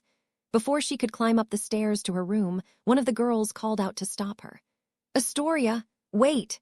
Astoria turned to face her. It was Alice, one of her best friends, before everyone stopped talking to her. Hi, Astoria said tentatively. Alice shuffled around awkwardly and glanced back at her friends, before taking a deep breath and looking Astoria in the eyes. We just wanted to say we're sorry. We never minded that you were dating Harry. We were just afraid of Draco. Astoria stared at the girl silently, not bothering to correct her about her current relationship status with Harry. We're really sorry, she continued, and we promise we'll be better friends in the future. Astoria wasn't sure she'd ever like or trust the girls as much as she used to, but she didn't have anything against them either. Apology accepted, I guess. The girls collectively exhaled a sigh of relief, and Astoria realized something didn't add up. Why the sudden change of heart, though? Aren't you still afraid of the big bad Draco Malfoy? The girls looked around sheepishly at the obvious jab. Well, Draco is terrified of Harry now, and you're dadding him, Alice said. So if he got mad at us for talking to you, Harry would get involved, and Harry just beat a Hungarian horntail, so Draco knows he wouldn't stand a chance. How interesting, Astoria said, still not bothering to correct the girl. Technically, she still wasn't actually dadding Harry. Yet, one of the girls from the back of the group who Astoria didn't know as well spoke up timidly. Astoria, how did you start dadding Harry, if you don't mind my asking? Well, Astoria replied, really starting to like the sound of this whole dadding Harry thing. I ran into him when I got lost in Hogsmeade towards the start of the year, and he was worried for my safety, so he walked me back to the high street. It wasn't exactly what happened, but it was close enough and sounded rather cute that way. That's so romantic, one of the girls squealed. Yup, Astoria beamed. And then he bought me candy from Honeyjukes. More squeals. So that's what you were doing there with him, Alice said. You told me it was just a coincidence you guys were there at the same time, Astoria frowned. To be fair, at the time I was hesitant to tell you the truth, which based on how you ignored me for the past 2 weeks wasn't that bad of a decision. Alice looked down at the ground shamefully. I'm sorry, it was just Draco, she rationalized, but even to her own ears it sounded weak. They all sat there chatting in the common room for a little while longer, and it did a lot to dissolve some of the lingering awkward tension between the girls. Astoria told them stories about Harry and what they had been up to, including all about her previous date with him in Hogsmeade. That sounds so nice, Alice sighed. I want a boyfriend too. Especially one as strong as Harry, another girl said, and as dreamy as Harry. He's a bit scary, but it's sort of exciting. Astoria looked at her friends in horror. No. Harry is off limits. He's mine. You guys go find someone else. Alistair Moody made sure no one was following him before stepping out of the school wards and disapparating. He didn't bother taking another shot of Polyjuice potion, and his appearance slowly shifted away from the Exorer he was disguised as and into the Death Eater, Barty Crouch Jr. My lord, he said as he entered the old house in Little Hangleton where his weakened master was currently hiding. I bring news of the boy. Good, hissed the voice of Lord Voldemort. Did he survive the first task? Yes, not only did he survive, but he beat back the dragon as well. A Hungarian horntail, no less. Voldemort hummed and thought. Even he hadn't been able to beat a dragon at Harry's age. In fact, it had taken him decades before he could even attempt it, and it certainly hadn't been against a Hungarian horntail. The boy is more powerful than we initially believed, he hissed. He has had someone to help him, no doubt. My lord, Barty bowed deferentially. Could it have been Dumbledore, perhaps? No, that old fool wouldn't let any of his pawns get so powerful so young. He's too afraid of another repeat. It's Sirius Black, called a voice from the corner of the room. Barty watched as Peter Pettigrew, who he hadn't even known was there, emerged from the shadows. I'm SS sorry, my lord. Pettigrew bowed deeply, apologizing for his outburst. Sirius Black escaped FF from Azkaban last year, and we know he was in contact with Harry this spring. Sirius Black, you say? The Dark Lord mused. The blood traitor had been quite the thorn in his side during the First Wizard War, and had indeed been a close friend of the Potters. While the world at large still believed him to be the Potters' betrayer, he of course knew the truth of the matter. It is possible, he eventually declared. Barty, continue monitoring the boy. Try to prevent him from dying in the tournament, but not at risk of exposing your cover. We want him alive, but not as much as we need an informant within Hogwarts. Barty crouched Jr., bowed, and swiftly left the house to return to the school before anyone noticed his absence. As for us, Voldemort said, turning to Pettigrew, we will deal with Sirius Black. Sirius Black sat on the couch in the living room of 12 Grimmauld Place that night, absent-mindedly petting Max. Kreacher had gone to visit his daughter in France and had made it clear to Sirius that if he didn't look after the Black family puppy while he was away, there would be consequences. Harry was amazing today, Sirius said aloud. To think he managed to get the dragon on his side. Max barked at something that was on the television. True, replied Sirius. I should have done more to help him, but seriously, I didn't expect them to throw dragons at the poor kids for the first task. Max whined when a commercial for dog treats came on. You're right, Max. Expect the unexpected. Maybe I should do a little more research on the tournament before the next task. Later, when Max had been taken on his final walk for the night and tucked into bed, Sirius went through the Black family library, looking for information on the Triwizard tournament. Before he could make any productive progress, something caught his attention. The Yule Ball, he exclaimed. Perfect. Linda, come have a look at this. Linda Greengrass, mother to Daphne and Astoria Greengrass, walked over to the kitchen table where her husband was sitting drinking his morning coffee. What is it, Jacob? Take a look at this, he said, showing her the front page of the newspaper he was reading. Doesn't this Victoria girl kissing Harry Potter look a lot like Astoria? Linda wasn't sure what shocked her more, seeing her youngest daughter on the front page of the Daily Prophet kissing The Boy Who Lived, or witnessing yet another display of her beloved husband's incurable vacuousness. That is Astoria, Linda yelled, both in shock and frustration. Jacob looked at the moving picture again, recognizing his daughter this time, and spat out his coffee all over the paper. Kreacher, come have a look at this. Kreacher, house elf to the noble Black family, walked over to the couch where Sirius was messily eating a croissant, getting crumbs all over the place. Kreacher hated crumbs. Isn't this Harry Potter? Sirius said, pointing to an animated picture on the cover of the Daily Prophet. Master, I know that you already know that it is Harry Potter. Of course it is, Sirius beamed proudly. Look at him, Kreacher, he's a little Casanova. That's great, Master, Kreacher intoned uninterestedly. Now please take your croissant off the couch. The morning after the first task, Hogwarts was rife with excitement over the article about Harry Potter in that day's edition of the Daily Prophet. While rumors had been abound that he was dating Astoria Greengrass ever since they were seen together in Hogsmeade last weekend, the article had confirmed everyone's suspicions. Astoria tried to eat breakfast in the Great Hall with Daphne and Tracy like usual, but she was positively inundated with students trying to sit next to her on the bench, ask her questions, or otherwise just bask in her presence. She remarked incredulously that in the span of 24 hours, she went from being her house's biggest pariah to its biggest celebrity.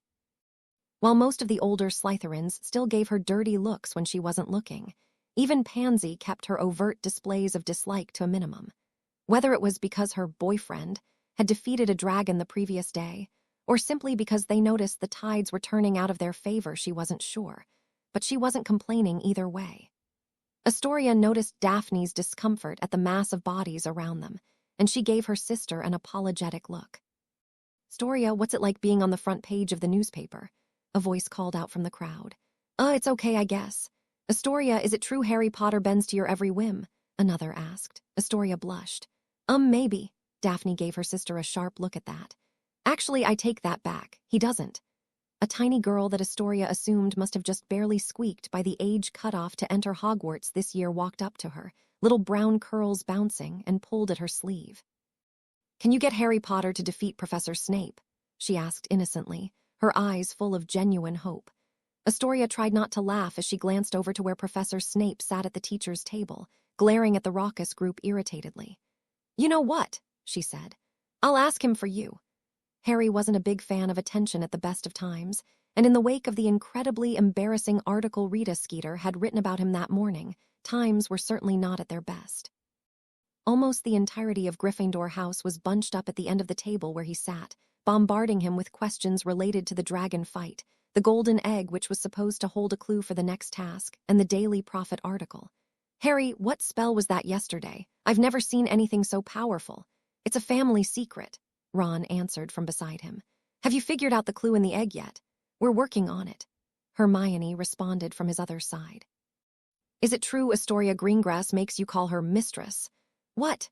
No, Harry yelled in annoyance and embarrassment. That wasn't even in the article, you clearly just made that up right now. At Harry's irritation, everyone took a step back. He sighed, realizing that while he was no longer the most hated student at Hogwarts, he had replaced it for being the most feared instead.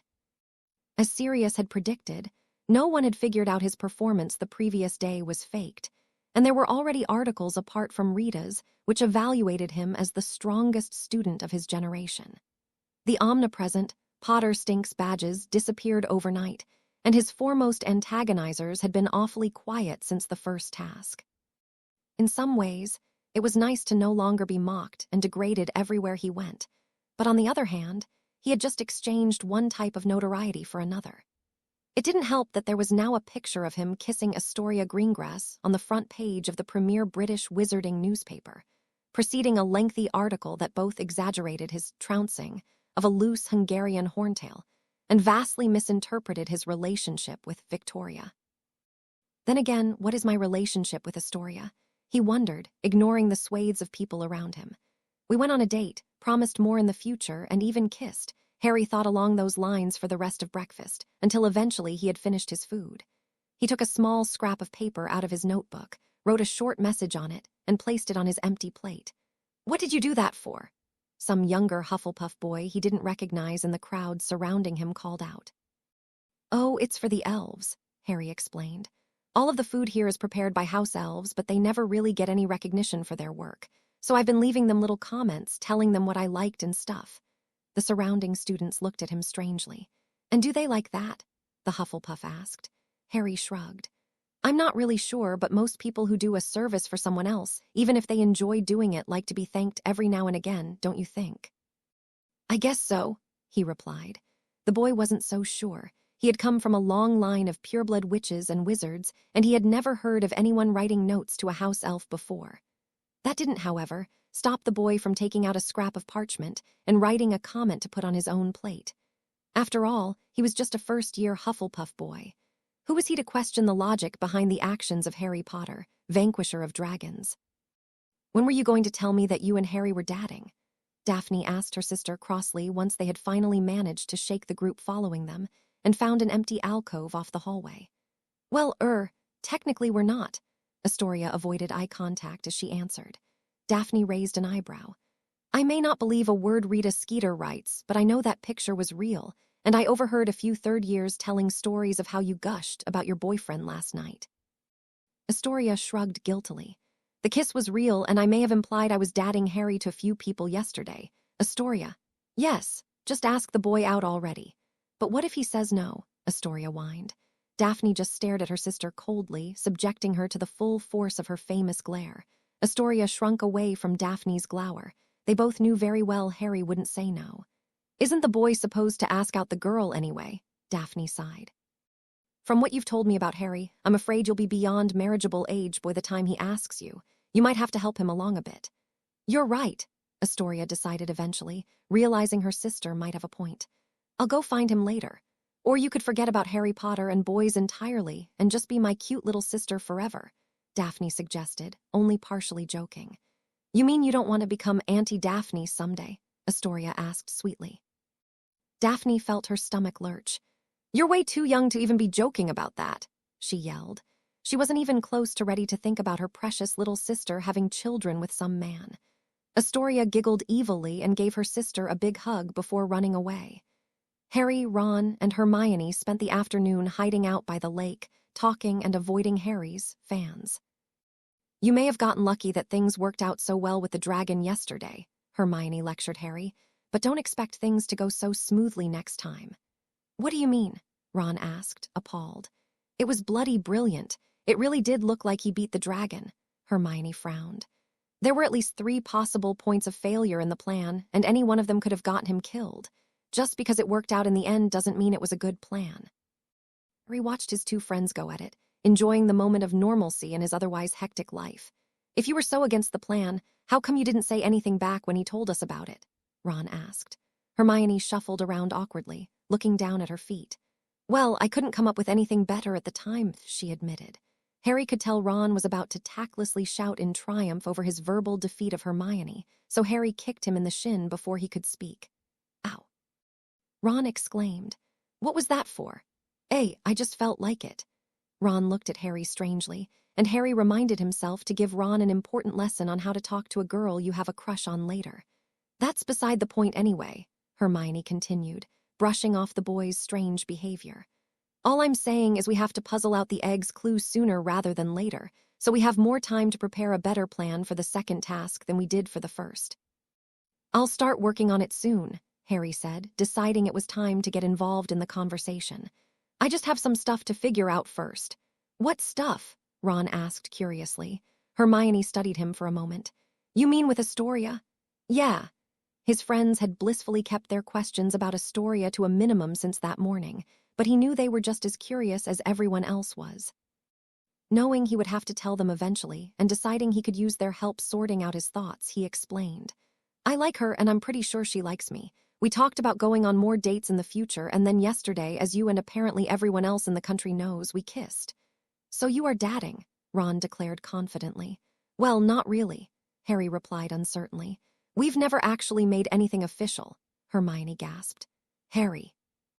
She clearly likes you, and because of your over-the-top performance with the dragon yesterday, the poor girl was caught kissing you on the front page of the Daily Prophet. What's your point? Ron asked her, truly confused. Hermione shook her head exasperatedly. I swear, boys are so clueless. Harry, take responsibility and ask her to be your girlfriend. Harry wasn't sure if Hermione's logic was totally sound, or if it was coming from the place of a lonely girl who spent the better part of her past 15 years reading romance novels and having only 2 friends. Having said that, it had been the excuse he was looking for, so after they had split up some 30 minutes later, he set off to find Astoria. I'm going to ask Astoria out, Harry thought as he walked around the school. When I find her, I'll just confidently walk up to her and say, Hey, Astoria, want to be my girlfriend? No, that doesn't sound right. Harry took a deep breath and worked on his pitch. Oh, hi, Astoria, do you by any chance want to date me? No, that's no good either. Harry was pretty sure Astoria liked him and would say yes regardless, but he still didn't want to make a mess of asking her out. Astoria, I really like you. Would you be my girlfriend? Hey, that one's not bad. Having settled on his wording, Harry practiced the line a few times in his head on his way through the courtyard. Eventually, he spotted Astoria standing near the fountain by the clock tower and mentally prepared himself to call out to her. Okay, Harry, breathe. You're going to prove everyone wrong once and for all. You're going to get a girlfriend and you're going to ask her yourself. Astoria, he called, I've been meaning to talk to you. Oh, hi, Harry, I've been looking for you too. Really?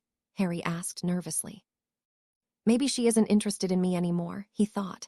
Maybe the picture in the Daily Prophet scared her and she decided she wanted someone less trouble than me. No, Harry, you're just making excuses. Ask her out, prove that you can do it. Not only to Sirius, Ron, and Hermione, but to yourself as well. Do you want me to go first? No, Harry exclaimed. I can do this. Do what? Astoria looked at him questioningly.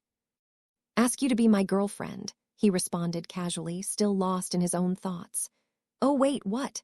Astoria almost thought she had misheard the boy, so surprised was she that he had actually worked up the courage before her. Harry froze. Did I say that out loud? Yeah, Harry sighed. I didn't mean to tell you like that, he said. I had a whole line planned out and everything. "Oh," Astoria raised an eyebrow. "I'd love to hear your line." "Want to pretend I didn't catch anything and you can start over?" Harry exhaled and looked at the girl shamefully. "If you don't mind." "Sure." Harry focused and turned to Astoria with a serious expression on his face. "Astoria, I really like you. Can I be your girlfriend?" "So, would that make me your boyfriend?" she asked. No, Harry stopped mid-sentence as he replayed the previous few seconds in his head and realized he had mixed up his words. Astoria giggled as Harry's face dropped in horror. Ultimately, she liked him a lot, and his social clumsiness was just one of those things that she found adorable about him. "I think you're overthinking it, Harry," she said, deciding to help him out a bit. "But my answer is yes. I was actually looking for you so I could ask you out as well. So you will be my girlfriend?" he implored hopefully. "I know I botched this whole thing really bad, but I like you a lot and I promise to treat you well." Astoria gave him a quick kiss, and he stopped speaking the instant their lips met. "Yes, Harry, I'll be your girlfriend," she smiled at him, their faces only a few inches apart. Feeling bold, Harry leaned in and reinitiated the kiss. This one lasted much longer than the last one, and was considerably more intimate as well. After what could have been seconds, hours, or days, Harry really couldn't tell, a timid voice from behind broke them out of their trance. Harry," Neville Longbottom said bashfully. "You're drawing a lot of attention. I thought you should know." Harry turned to look at the boy and saw that there was indeed a crowd of students whispering and pointing in their direction from the fringe of the courtyard. Harry and Astoria looked at each other, their faces flushed from both the rush of the kiss and the embarrassment from being watched. "Shall we take this elsewhere?" Astoria asked. "Let's." "I wonder how Harry and Astoria are getting on since that article," Sirius thought as he skulked through Hogsmeade in his dog form. Today was another one of his routine checkups, where he would put in the time to play the part of a stray dog in town. He wanted to ensure that his appearance would be a regular one and wouldn't draw attention to the one day every 2 weeks the Hogwarts students were brought in. Sirius also used the opportunity to pick up on the town gossip, in case any relevant information about him, his allies, or his enemies was passed around. "Did you hear about Harry Potter?" a middle-aged woman asked a street vendor as she purchased some fruit. "Of course," the vendor exclaimed. "Beat a dragon down no problem. I'd say I was surprised, but that's about what you'd expect from the boy who saved the wizarding world as a baby, eh?" "Sure is, Robert," the woman agreed. "I wish my son would be more like him. I'm always trying to get him away from those muggle picture boxes. Kids these days just don't go outside anymore, do they?" "Tell me about it." Sirius left the 2 villagers to discuss their problems with the new generation by themselves, and set off to pick up more rumors. After a successful few hours in Hogsmeade, where he established there was nothing out of the ordinary that week, Sirius headed back to the portkey he had set up on the outskirts of town. All of a sudden on his way down the street, the fur on his back stood up and he got a distinctive uncomfortable prickly feeling, his instincts telling him he was being watched. Sirius had lived long enough to know not to ever dismiss his instincts, and as he walked by a shop window, he used the reflection of the glass to get a glimpse behind him. Sure enough, there was a figure about a block behind him on the otherwise deserted street, moving slowly and casually. While the figure kept themselves sparse, it was exactly that which tipped Sirius off that he was in fact being tailed. This was hardly Sirius' first time in such a situation, and he didn't change his gait whatsoever to avoid giving away his knowledge of his pursuer. He lumbered calmly but deliberately, the way a stray dog would, and turned down a few more streets at random. After confirming through another window that he was still being shadowed, he stepped up his attempts to shake them. Using his intimate knowledge of the Hogsmeade backstreets, he swiftly lost his pursuer and made it to the portkey. How troubling, Sirius thought as he returned home to 12 Grimmauld Place. Who could that have been? Sirius knew that the tracker had been experienced, but not experienced enough to keep his presence concealed. The Aurors are trained better than that, he reasoned, so that rules out the Ministry. A professional investigator wouldn't have found me in the first place. With shoddy skills like that, Sirius ruled out the obvious possibilities and eventually had to come to terms with the only rational explanation. One of Voldemort's men, but how did they know about my animagus form? The answer hit Sirius a moment later, as obvious as it was.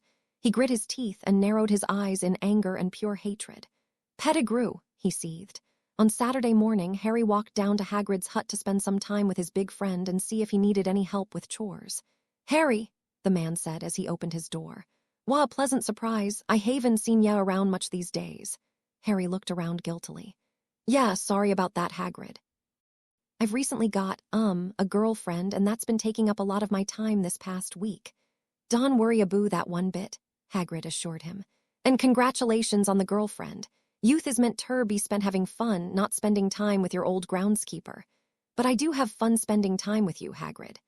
Hagrid looked around bashfully and tried to casually wipe the moisture away from his eyes. Ultimately, it was true.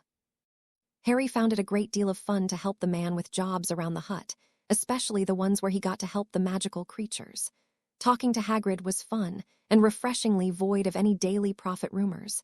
Harry knew that Hagrid didn't read much at all, let alone the newspaper. "So what will we be doing today?" Harry asked. "Well, I told Aragog I'd meet I.M. in the forest today. He said he had something to ask me."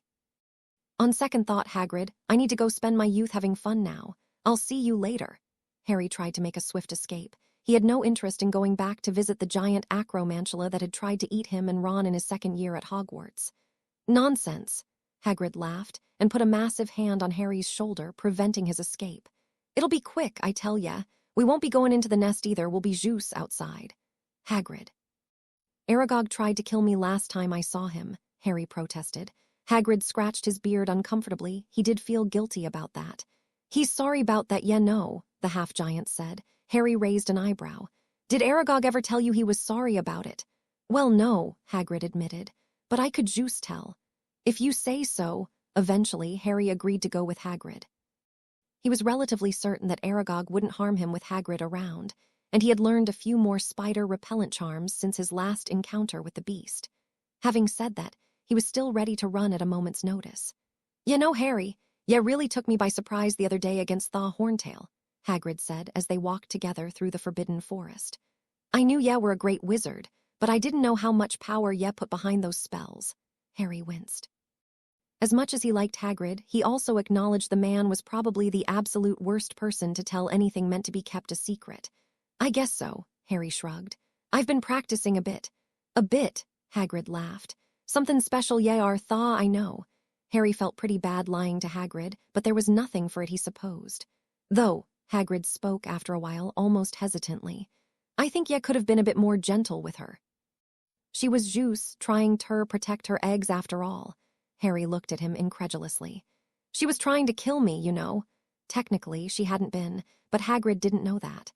I know. I juice feel bad for those creatures, Bane forced into those tiny cages and such."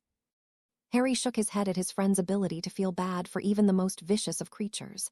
He made a mental note to never tell Hagrid that he had slain a basilisk in the Chamber of Secrets, for fear he might do irreversible damage to their relationship. "I'm sure the dragon is fine," Harry said. "According to Ron's brother, they've given up the dragon as irretrievable, and her eggs are nowhere to be found either. That's a shame for the sanctuary, but I can say I'm too upset myself." Hagrid shrugged. "A dragon like Thaw is meant to be free." "I agree." Taking in the appearance of the massive acromantula for the second time, Harry decided that Aragog was no less scary in the light of day than he was in the dark of night. "Greetings, Hagrid," the spider wheezed. Harry couldn't help but feel like Aragog was sounding old. He didn't let his guard down, however, as his two giant pedipalps still twitched menacingly. "Hi there, Aragog. You remember my friend Harry, Don, yeah?" "Of course," Aragog said ominously, in a way Harry really didn't like. "Hi again," Harry mumbled, desperately trying to keep his cool. Hagrid looked between the two of them happily, glad that they were getting along. "Well now," he said, "ya had something to discuss with me." "Indeed," the giant arachnid began.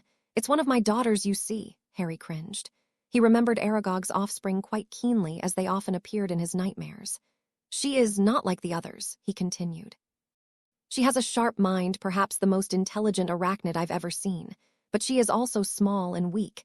If she stays in the colony, she will be eaten in short order." That piece of information surprised Harry. They eat their own, he thought. That's pretty brutal. I'm almost starting to feel sorry for them. "Where is she now?" asked Hagrid. "Come forth, Willa." As Aragog spoke, nothing happened. Harry looked around in confusion, and the sentiment was echoed by Hagrid. "Willa," called Hagrid, looking around for an acromantula. "I'm down here, you big oaf," a squeaky, feminine voice called from the forest floor. Harry looked down and saw a small tarantula no bigger than the size of his palm looking up at them. Her body was the pure white color of fresh snow, and her 8 eyes were blood red. Harry thought she was rather cute, all things considered. "Keep starring and I'll start charging you a fee," she chirped. On second thought, not that cute, Harry revised his first impression. "I see why they were going to eat her now. Quite the spirited one, eh?" Hagrid laughed, clearly finding the spider's attitude to be amusing. "Indeed," Aragog agreed. "In my old age I have gotten soft. I'd have let her be eaten a decade ago. While her growth is severely stunted, she thinks well, and I'd consider it a shame for such a unique acromantula to be cannibalized." "Daddy," Willa whined, "I keep telling you, I'm not an acromantula, I'm a princess spider." Harry looked at the little creature skeptically. "Have you ever heard of a princess spider?" he asked, turning to Hagrid. "Well, no," Hagrid confessed, "but that doesn't mean they don't exist." Harry was relatively confident that if Hagrid of all people hadn't heard of a princess spider, no one had. "So, what do we do with her?" Harry asked. "I'll take her in course," Hagrid replied matter-of-factly. "But she's an acromantula, Hagrid. Do I need to remind you what happened the last time you illegally accommodated an acromantula?" It was a low blow, and Harry knew it, but he had to express the severity of the repercussions if Hagrid was caught housing yet another outlawed creature on Hogwarts grounds. Hagrid looked down at his feet, ashamed, and Harry immediately felt irreversibly guilty. "I just want her help," Hagrid said, like a chagrined infant. Harry let out a big sigh. "Fine. She's so small, no one will think she's an acromantula anyway. We'll just say you're researching a newly discovered breed of arachnid called the princess spider if anyone finds out." Hagrid looked up at Harry, hope clear in his eyes. "But that won't matter because no one will find out. Right, Hagrid?" "Right. Don't I have a say in the matter?" the little spider asked sassily. "What if I don't want to stay with the large, uncouth lout? Would you rather get eaten by your siblings?" Harry countered. "HMPH," she replied. "They wouldn't dare eat me." Despite her words, Harry could hear a slight waver in the spider's voice. "But I suppose I could grace you with my presence at least for a little while until I grow too large to be contained." Harry and Hagrid looked at Aragog questioningly. "She is 4 years old," the patriarch explained. "She is fully grown." "Huh," Harry snorted, looking down at her. "Just you wait," Willa shrieked angrily up at him. "When I get massive, you'll be the first one I eat. Mr. Potter, may I speak with you for a moment?" Professor McGonagall asked Harry after class later that week. "Of course, Professor. What do you need?" "I just wanted to be sure you've secured a date for the upcoming Yule Ball," she said. She took in his blank expression and continued. "You do know about the Yule Ball, don't you?" Harry felt like Dumbledore might have mentioned something about a ball at some point during his introductory speech for the tournament, but he wasn't really paying attention at the time. And with everything that had happened since the announcement, Harry felt like he could be forgiven for letting it slip his mind. Sure," Harry replied. McGonagall raised an eyebrow at him. "It is customary for the champions, this includes you, Harry, to open the ball with a dance, which is why, for the sake of tradition, you must find a partner." "I have to dance?" Harry asked, horrified. "I don't mind going, but dancing is a bit much, don't you think?" "It doesn't matter what I think, Potter. The tradition has never been broken, and I won't let a Hogwarts student, from my house no less, change that." As Harry sighed, McGonagall smiled at him. "Besides, from what I've seen, it shouldn't be too difficult for you to decide on a date." "Even you, Professor," he groaned. Harry passively wondered just how many people in Britain didn't know about him and Astoria. "Oh, don't worry," she chuckled. "It's a good thing. I assume you're the one I have to thank that her transfiguration grades are finally reaching acceptable levels." "It could be," Harry shrugged. "I don't suppose you want to show your thanks by getting me excused from dancing." "I'm afraid not, Mr. Potter." Harry walked through the hallways after dinner that night looking for Astoria. While it was probably a given that they'd go to the ball together, he wanted to ask her anyway, both to confirm that she would actually go with him, and because he hadn't spoken to her all day and wanted an excuse to go look for her. On his way down the staircase, a younger Gryffindor girl he recognized ran up to him. "Hi, Harry," she said, fluttering her eyelashes at him. "Oh, hi. My name is Romilda. Do you want to take me to the Yule Ball?" Harry stood there, mouth agape, looking at the girl. She smiled sweetly up at him. "What year are you in, Romilda?" he asked eventually. "Second," Harry sighed. "Yeah, listen. I have a girlfriend, but even if I didn't, you really shouldn't be asking out boys 2 years older than you at your age." "But Astoria is younger than you two," she pouted. "By 2 months." Romilda sulked and walked away, and Harry briskly moved on. He felt weirdly guilty just by talking to the girl and decided to tell Astoria about it. Harry was walking through the hallway when another girl, a Slytherin this time, stopped him. "Hi, Harry." Hi. I'm Olivia. "Do you want to take me to the Yule Ball?" Harry paused for a moment in complete shock. "Am I popular now or something?" "Wait a second," he said, recognizing her face. "Aren't you one of Astoria's friends?" "Yeah," she giggled, grabbing his arm playfully. "What does that matter? You know I'm dating your friend, right?" he said aghast, trying to shake her off his arm. "For now," she purred, maintaining her grip on his arm and pressing herself against him slightly. "But I could be a so much better girlfriend." "Oh my gosh, no," he said disgustedly and forcefully pulled himself free. "I have no interest in girls other than my girlfriend, and you should really think about how you treat your friends." Harry stomped off angrily, leaving the spurned girl behind without a second glance. "I just want to find Astoria," Harry thought as he searched the courtyard. Harry," a voice from behind him called. He turned around and saw Ginny. His eyes narrowed suspiciously. "Surely not, right? I just wanted to ask if, maybe. Sorry, Ginny, I'm looking for my girlfriend Astoria right now." Harry really didn't want to have to reject his best friend's little sister. "Oh, okay," she replied. "I'm pretty sure I saw her sitting with Luna by the astronomy tower." "Thanks," Harry said and ran off before Ginny could ask him to take her to the ball. "Wait," she called. Harry turned around slowly. "I just wanted to know, look," he interjected. "I have a girlfriend, and I'm really not interested in taking anyone else to the ball." Ginny looked at him strangely. "I know that," she said. Harry froze. "Wait, so I just wanted to know if you've seen Neville around. He asked me to the ball and I was looking for him so I could accept his invitation." Harry blushed. "I'm really sorry, Ginny. I've had a strange night and I might have built up a bit of an ego unknowingly." "It's okay, Harry. And I'm not sure where Neville is, but good luck with him. He's a great guy, you won't regret it."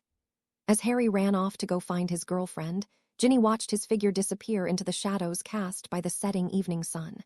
She was going to ask him to take her to the ball, but he didn't need to know that. Besides, Neville did actually ask her, and she was planning on taking him up on his offer in light of the short conversation she just had. Ginny sighed. "I guess it's time to finally move on," she thought. "Astoria!" Harry exclaimed in relief as he found her sitting on the steps to the astronomy tower with Luna. "Will you go to the Yule Ball with me?" She looked up at him in surprise. "Of course, Harry, I kind of assumed I would be." Well, apparently not everyone made that assumption. At Astoria's puzzled expression, Harry detailed the events of his night to her. "Olivia," she growled angrily. "I can't believe her." Astoria thought about it for a moment and realized that she actually did believe her. Olivia was kind of like that. "You sure are popular," Luna remarked. "Should I ask you too?" Harry was pretty confident she was joking, so he just laughed. "I feel insecure all of a sudden," Astoria said, hugging her arms around herself. "Why do I have so many new rivals all at once?" "You don't have any rivals, Astoria," Harry said, walking over to where his girlfriend sat on the steps. "You're the only one for me." "Awa," sighed Luna. Astoria's eyebrows shot up. "Whoa, Harry, where did that come from?" He had stolen the line straight from a book he had read earlier that year, but he wasn't about to tell her that. "From the heart," he said, winking at her. "Yikes," said Luna. Astoria winced. "Yeah, that one was a little corny," she admitted. Harry's face fell, disheartened, and Astoria rushed to reassure him. "But still, I like the newfound confidence. It looks good on you," she said, playfully batting at her boyfriend's arm. Harry blushed. "I'm trying to be a little less shy is all," he said. "I figure if I can face a dragon, I can face a girl." "You'll get there," encouraged Luna. Astoria narrowed her eyes at him teasingly. "That's fine and all, but don't get too comfortable. If I ever catch you with Olivia, I'll make that horntail look like a puppy." "Oh gosh, no," Harry said, and he meant it. Olivia scared him. Besides, he was pretty sure the way his girlfriend was glaring at him right now was all he'd ever need. After a while, Luna left and Harry took her place next to Astoria on the steps. They spent some time in each other's company, talking, making plans for next Hogsmeade weekend, and eventually kissing as well. "Harry," Astoria said, in between kisses. "What is it?" "My parents want to meet you." Harry almost fell off the step he was sitting on. "Already? We've only been dating, 3 days?" Astoria shrugged. "Maybe, but we were on the cover of the Daily Prophet after only, -1 days. "Oh," Harry said lamely, realization slowly dawning on him. "And I take it they saw that?" "Yup," she confirmed. "I got a letter today telling me to invite you to our house one afternoon over the holidays. They made it sound like it would be fun, but I have a feeling they just want to grill you with questions." "I don't mind," Harry said, thinking it would be rather fun to see his girlfriends home. "Did they say anything else?" "Not much," she started, and Harry let out a breath of relief. It sounded kind of nice, and he wasn't nearly as nervous about the idea as he had been expecting. Just that they were really worried about me, and all the attention I was getting, and that they had gotten over a dozen letters asking about my eligibility to be wed to various pureblood scions, and that Mom wants records of your medical history, and that Dad spent the last 3 nights crying about his baby girl being all grown up, and a few other things along those lines. "That doesn't sound like not much," Harry shouted, now considerably more nervous about meeting Astoria's parents. "My lord, I bring news. Speak, Avery," the Dark Lord hissed. "It is as you suspected," Avery said with a bow. "I cited a dog fitting Black's description in Hogsmeade earlier this week." Peter Pettigrew bit his fingernails nervously. "As I thought," Voldemort declared. "It is there that he meets with the Potter boy. Tell me, Barty, when is the next Hogsmeade trip?" "This weekend, my lord." Barty Crouch Jr. spoke from his weakened master's side. "Good," he replied. "We shall act then. Avery, bring who you must. Keep the boy alive, but ensure that Sirius Black is killed. Do not fail me again." Avery left the house in Little Hangleton and reflected on his misfortune. Of all the Death Eaters walking free, it was him that Pettigrew contacted to complete this job, and it was him that was punished for failing to seek out his old master. While he still supported the Dark Lord's cause, he would have preferred to lay low until Voldemort was back to full strength. "What if I get caught?" Avery thought to himself. "I don't want to go to Azkaban." The man started to feel himself panic, but he pushed the feelings down with practiced ease. Avery wasn't one of Voldemort's most trusted Death Eaters during the First War for nothing. He had a sharp mind, and was often able to turn the tables on a bad situation. "But what if I don't get caught? I'll keep my identity a secret," he thought. "A handful of thugs should be more than enough to take down Sirius Black. I'll take the credit, but frame someone else. My hands will be clean of the whole thing, and when Voldemort returns to power, he'll reward me handsomely." Now, just to make sure the plan goes off without a hitch, Avery smiled as the perfect scheme started to unfold in his head. "Creature, did you purchase everything I asked for?" Sirius Black asked his house elf. "Yes, master," Creature replied. "But are you sure this plan is wise? Don't tell me after all this time you've come to care for me." "Of course not, master. You may do as you wish." While Creature wouldn't go so far as to say he cared for Sirius, he did feel as though the man was beginning to grow on him. After all, his master may have been insane, but he was still his master. "Perfect," Sirius smiled, rubbing his hands together. "Let's give those death munchers something to be afraid of." "Dear Harry, have you found a date for the Yule Ball yet? You know you'll have to open it with a dance, right? If you don't have anyone to ask, why not try Astoria? I saw her kiss you on the front page of the newspaper the other day, so I'm sure she'll say yes." Harry looked up from the letter he was reading and took another bite of toast. He was honestly surprised it had taken Sirius this long to mention the article. Shrugging and assuming his godfather must have just been busy lately, he continued reading. "Anyway, you better ask her soon. I already made an appointment for you and someone else to go get fitted at a fashion house in Hogsmeade this weekend. I'll leave directions below. You'll be taken care of by Sally, who used to be a good friend of mine. She does much better work than whatever you would have found at Malkin's or Twilfit. On that note, I have a few things to attend to, and I won't be able to meet with you this week, for which I am sincerely sorry. I hope you can forgive me, and have a good time with whoever you choose to ask to accompany you to the ball. Love, Padfoot P.S. I think you should ask Astoria. P.P.S. she'll say yes. P.P.P.S. other girls might not say yes." Harry's face fell as he read the part of the letter that mentioned Sirius' inability to meet with him that week. As it was, this was the first letter Sirius had sent him since the first task, and the thought of going another 2 weeks without seeing him made Harry feel rather lonely. "Padfoot?" Ron asked, once Harry had finished reading and returned his attention to breakfast. "Yup," Harry replied. "He wants me to ask Astoria to the ball." "A bit late on that, isn't he?" Ron remarked. "Yeah, well, we didn't talk much this week," Harry said. "I didn't have the chance to tell him about me and Astoria yet." "You can tell him all about it this weekend, I suppose," offered Hermione. "Unfortunately not. He said he has a few things to attend to and wouldn't be able to meet me." Hermione frowned at that, and Harry understood her worry. Sirius shouldn't have much to attend to, considering he was in hiding and all. "That's a shame," Ron said with a conciliatory frown. Any other plans, then? I think so. Padfoot said he made a reservation for me and Astoria to go get dress robes at some place called Bowles. Have you heard of it? Ron shrugged. Hermione thought the name sounded familiar, but couldn't recall where she might have heard it, so she shook her head. Oh, well, said Harry. I'm not sure how necessary it is, but I'm sure I'll be able to find something better than what I picked up this summer, and I doubt Astoria has anything to wear yet. Wait, shouted Ron, seeing an opportunity. Does that mean you won't be wearing the robes you bought in Diagon Alley with us? I guess not. At the time I didn't know what the robes were for, so I just picked the cheapest black robe I could find. Can I have it? Ron asked excitedly. Harry looked at his friend in surprise. If you want, he shrugged. I'm not sure if they'll fit you quite right, though. Ron sighed in relief. Trust me, no matter how badly they fit, they'll be better than what my mom sent me. What did your mom send you? Asked Hermione. You seriously don't want to know, he replied. I would have been a total embarrassment to my date. Harry looked at Ron oddly. I didn't even know you had a date for the ball yet. Who did you ask? Well, Ron started uncomfortably. I haven't actually asked anyone yet, but I will soon. Harry made eye contact with Hermione, who just rolled her eyes at him.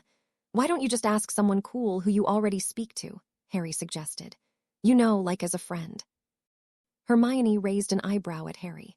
Yeah, you're right, replied Ron thoughtfully. That's not too bad of an idea. All right, I'm off then, Harry said as he got up to leave. See you guys around. As Harry walked away, Ron turned to Hermione. Hey, Hermione, you're my friend. Want to go to the ball with me? You know, as friends. Hermione sighed. Yes, Ronald, I'll go to the ball with you as friends. Bit of a cop-out, but at least having a date will get that creepy Victor guy off my back, Hermione thought. Harry tried to ignore the stares as he walked over to the far end of the Slytherin table, where a large group of girls sat eating, chatting, and laughing. His girlfriend was right in the center of it all, and when he approached, she turned to look at him with a big smile on her face. May I borrow Astoria? Harry asked the group at large. Now you ask, called Tracy, grinning at him. Shouldn't you have asked before you stole our little princess, ouch? Tracy's joke was cut off as someone likely Daphne, who was sitting next to her, stomped on her foot. Harry blushed and turned to face Astoria. I mean, may I speak to you for a moment? Of course, Harry, she smiled playfully. You know I'll never turn down a moment with you, ow, Daphne. Astoria shot her sister an accusatory look as she cradled her recently stomped foot. Astoria got up off the bench, and Harry glanced awkwardly at Daphne. They had never actually spoken before, but she was in his year, and he was dadding her little sister. Were they supposed to talk about that? Daphne just maintained a silent glare in his direction, so Harry bashfully broke eye contact without a word and led Astoria out of the hall. He was just grateful his feet were not in stomping range. Sorry for dragging you out here, Harry said as they exited into the hallway. But your sister still scares me. Oh, don't worry about her, Astoria replied offhandedly. She'll never admit it, but she approves of you. Really? Astoria shrugged. Probably, I figure if she didn't approve of you, she would have hexed you by now. That's a relief, I think. Anyway, what did you want to talk about? Oh, right, Harry exclaimed, remembering why he had asked for her in the first place. Have you got a dress for the ball yet? Not yet, she replied. Honestly, I was planning on just begging my parents to send me something cute. Why? My, family friend told me he has an acquaintance in Hogsmeade who could set us up with something, so I was wondering if you wanted to take him up on that. Astoria narrowed her eyes suspiciously at the mention of Harry's family friend. It had been a recurring point of contention between them, as Astoria didn't understand his reticence to discuss the friend in question, and Harry didn't understand how to tell her that his godfather was a wrongfully accused mass murderer. I'd be happy to come, of course, Astoria said. But you are going to introduce me to this friend eventually, right? Yeah, for sure, Harry replied noncommittally. His girlfriend sighed in disappointment. I really have to find a way to explain Sirius soon, Harry thought. Sirius arrived in Hogsmeade early that morning, before even the most opportunistic of townspeople were awake and starting their day. He figured the only way the Death Eaters could have tracked him down to Hogsmeade was by knowing of his association with Harry, and it then stood to reason that they would strike when Harry would next be in town. If he was wrong, he would have simply wasted a day that he could have spent with Harry, which, while certainly not ideal, was not irredeemable. If he was right, however, he'd have protected both Harry and himself, and taken out a few of Voldemort's followers while he was at it. Either way, he'd covertly escort his godson to Sally's shop, where he would be safe. Despite everything, Sally was a highly competent witch. In the meantime, Sirius would do some hunting of his own. He hadn't displayed any signs of noticing his stalker during his last visit to Hogsmeade, so he wasn't expecting the Death Eaters to be prepared for his own preemptive attack. Been a while since I've had a good, old-fashioned stakeout, Sirius thought to himself as he got comfortable on the roof of a tall building near the center of town, omnioculars in hand.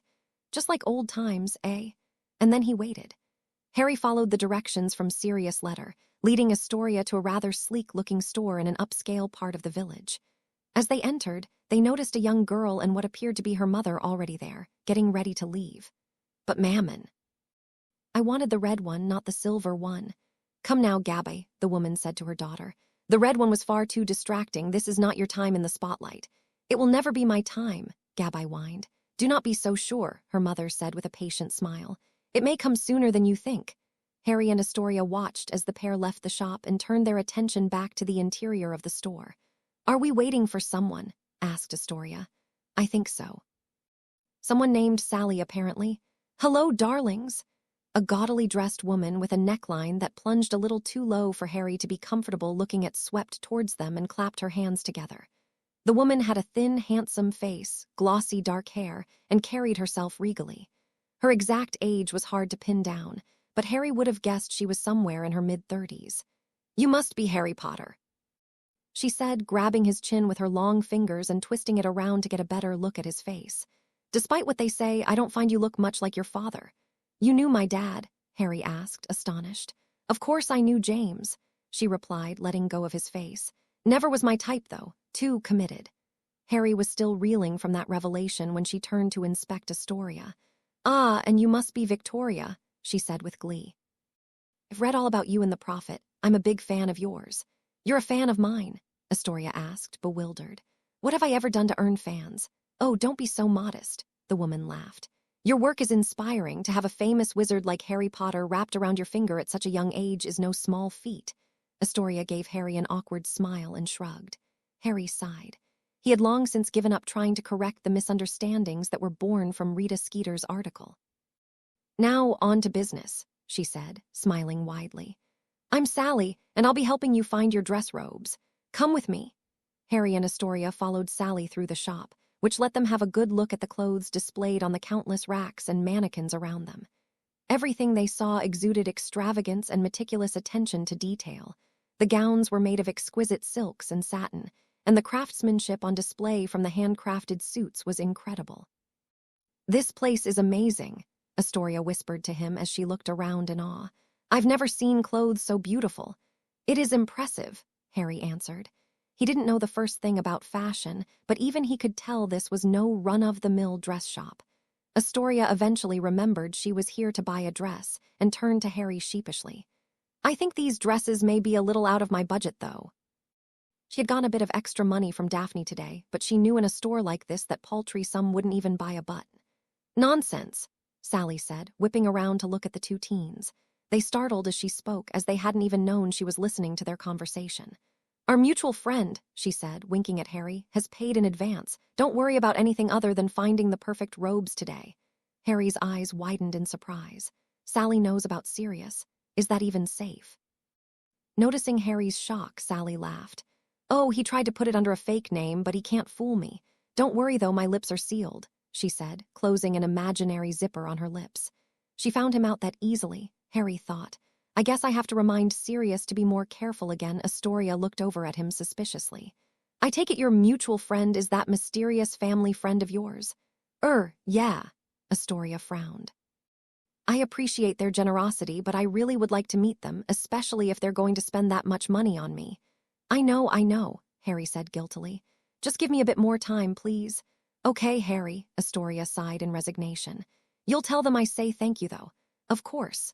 Sally eventually led them to a closed room at the back of the shop with mirrors on every side. The fitting room, she said cheerfully, gesturing around her.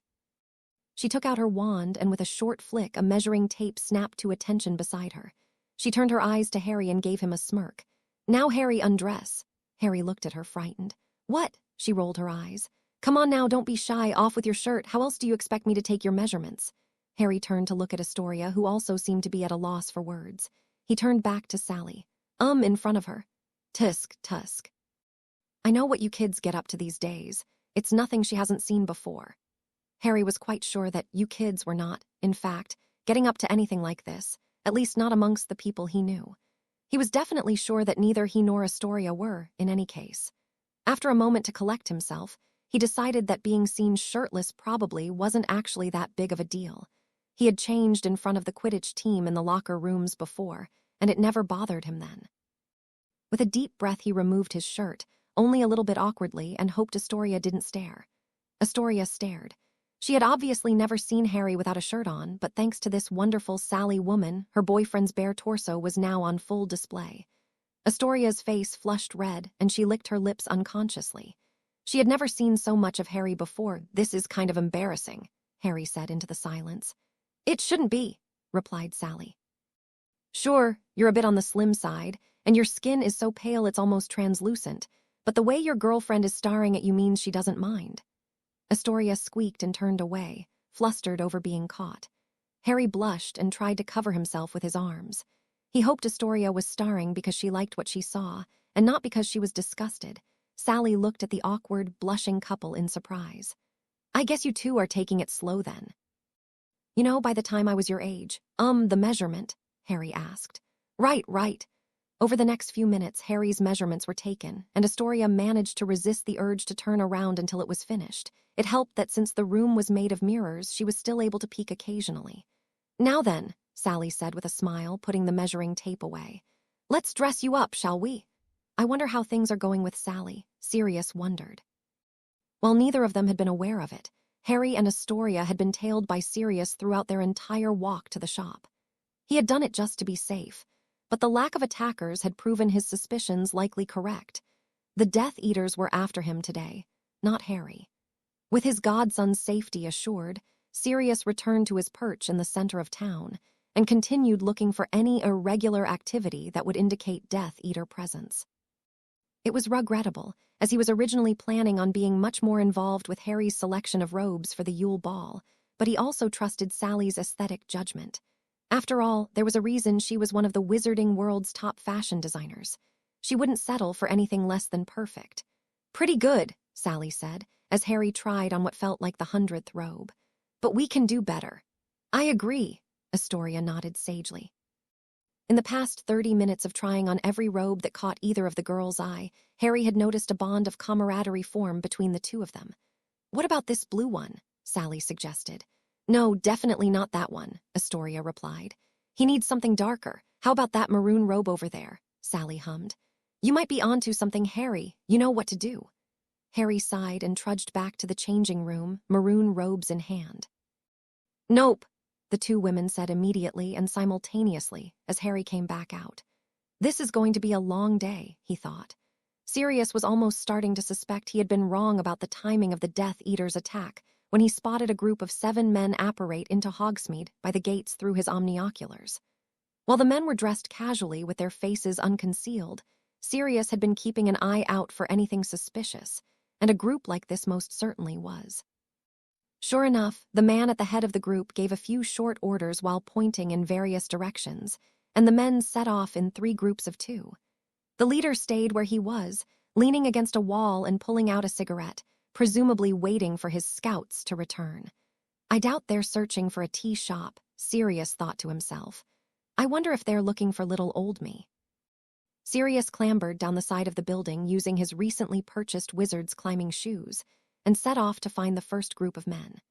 After trying several more robes, Harry emerged in a simple black ensemble that, while rather plain in design, fit perfectly and had an indescribable aura of power and elegance about it. The 2 women stared at him for a moment, speechless, and the gleam in Astoria's eyes reminded him suspiciously of the way Hedwig looked at Bacon.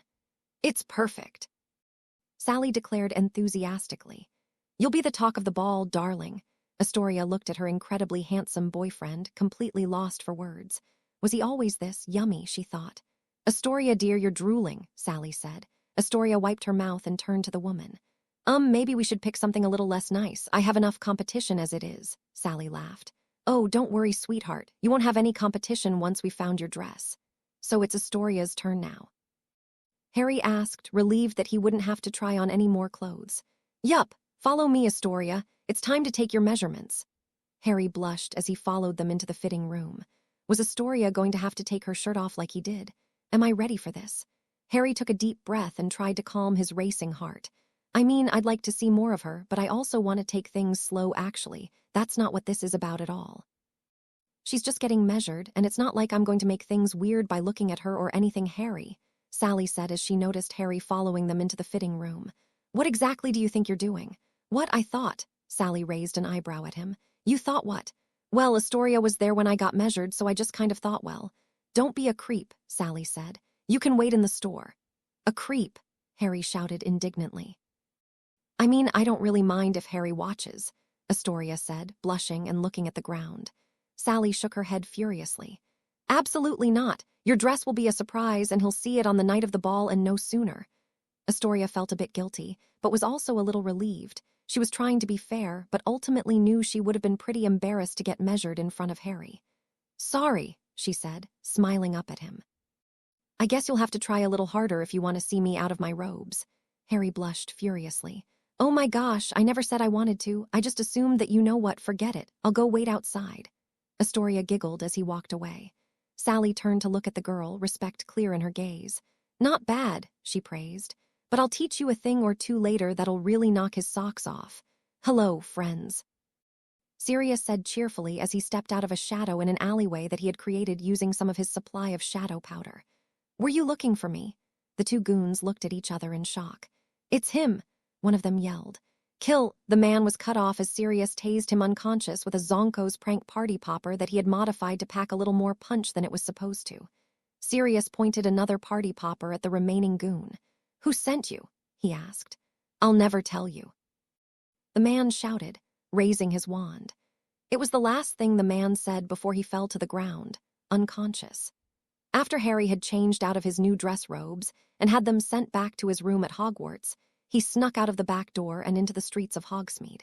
He had been looking for an excuse to duck out today and find a Christmas present for Astoria, and being kicked out of the changing room when it was Astoria's turn to get fitted presented a good opportunity. He had asked Hermione, being his only other female friend, what Astoria might like for Christmas. She told him that since it was still early, it was better to play it safe and get her something thoughtful but functional, like a scarf. It seemed a decent enough idea to him, so he had done some research and found a clothing store of good repute on the other side of the town that would have a selection for him. Now just to get there and back before Astoria finishes up with Sally, he thought as he took off at a jog down the street. Hey, Tucker, what did they say Black looked like in his dog form? I think they said big with black fur or something like that. Why you askin', Eddie? You don't reckon that's him over there, do you? The two men looked over to where a large black dog was lying down, whimpering at the end of a street. That's gotta be him, Tucker said to Eddie. And he's injured. One of the other teams must have hit him already. The two men went running down the street, and the dog, noticing them, got up slowly and started to limp around a corner. He's running, Eddie said. Don't lose him. As the two men turned the corner they had seen the dog disappear into, they were promptly sprayed in the face with a canister of instant sleep gas. Tucker and Eddie had a short moment to look at each other in surprise before they slumped gracelessly to the ground. Not bad, a perfectly uninjured Sirius said as he looked down at the can in his hand. I see why this stuff is illegal now. Sirius shifted back into a dog before anyone turned up the street he was on and noticed him. With one last glance to make sure the men weren't getting up any time soon, he trotted away. I know I'm a bit of a failure with fashion, but I hope she likes this scarf, Harry thought as he clutched the present he had purchased Astoria with both hands. He wasn't sure if she'd like it, but it was the same color of blue as her eyes, and he thought it would look nice on her. Harry ran off towards the other side of town, where he was hoping he'd get back before Astoria was finished choosing her dress. After capturing the remaining two men in a resizable cage for all occasions, and casting a few silencing charms on them, Sirius loped back towards the Hogsmeade gates. So it's just the leader left, eh? Sirius thought to himself as he walked. This group wasn't as competent as I was expecting. I guess the Death Eaters don't have the same resources they used to. Soon enough, Sirius spotted the same man from before leaning against a building with a cigarette. but with a decidedly more concerned expression on his face. "I'm not taking any chances with you," Sirius thought as he snuck behind the building and shifted back into a man. "I may not be great with a wand, but even I won't miss from a few feet away." Avery watched from a short distance as Sirius took out the leader of the group he had hired with a stunning spell to the back. He knew they would fail. It was all part of his plan. Avery didn't expect for a moment that a band of thoughtless thugs would be able to kill Sirius Black, a mission that he and his fellow Death Eaters had tried and failed countless times to do during the First War.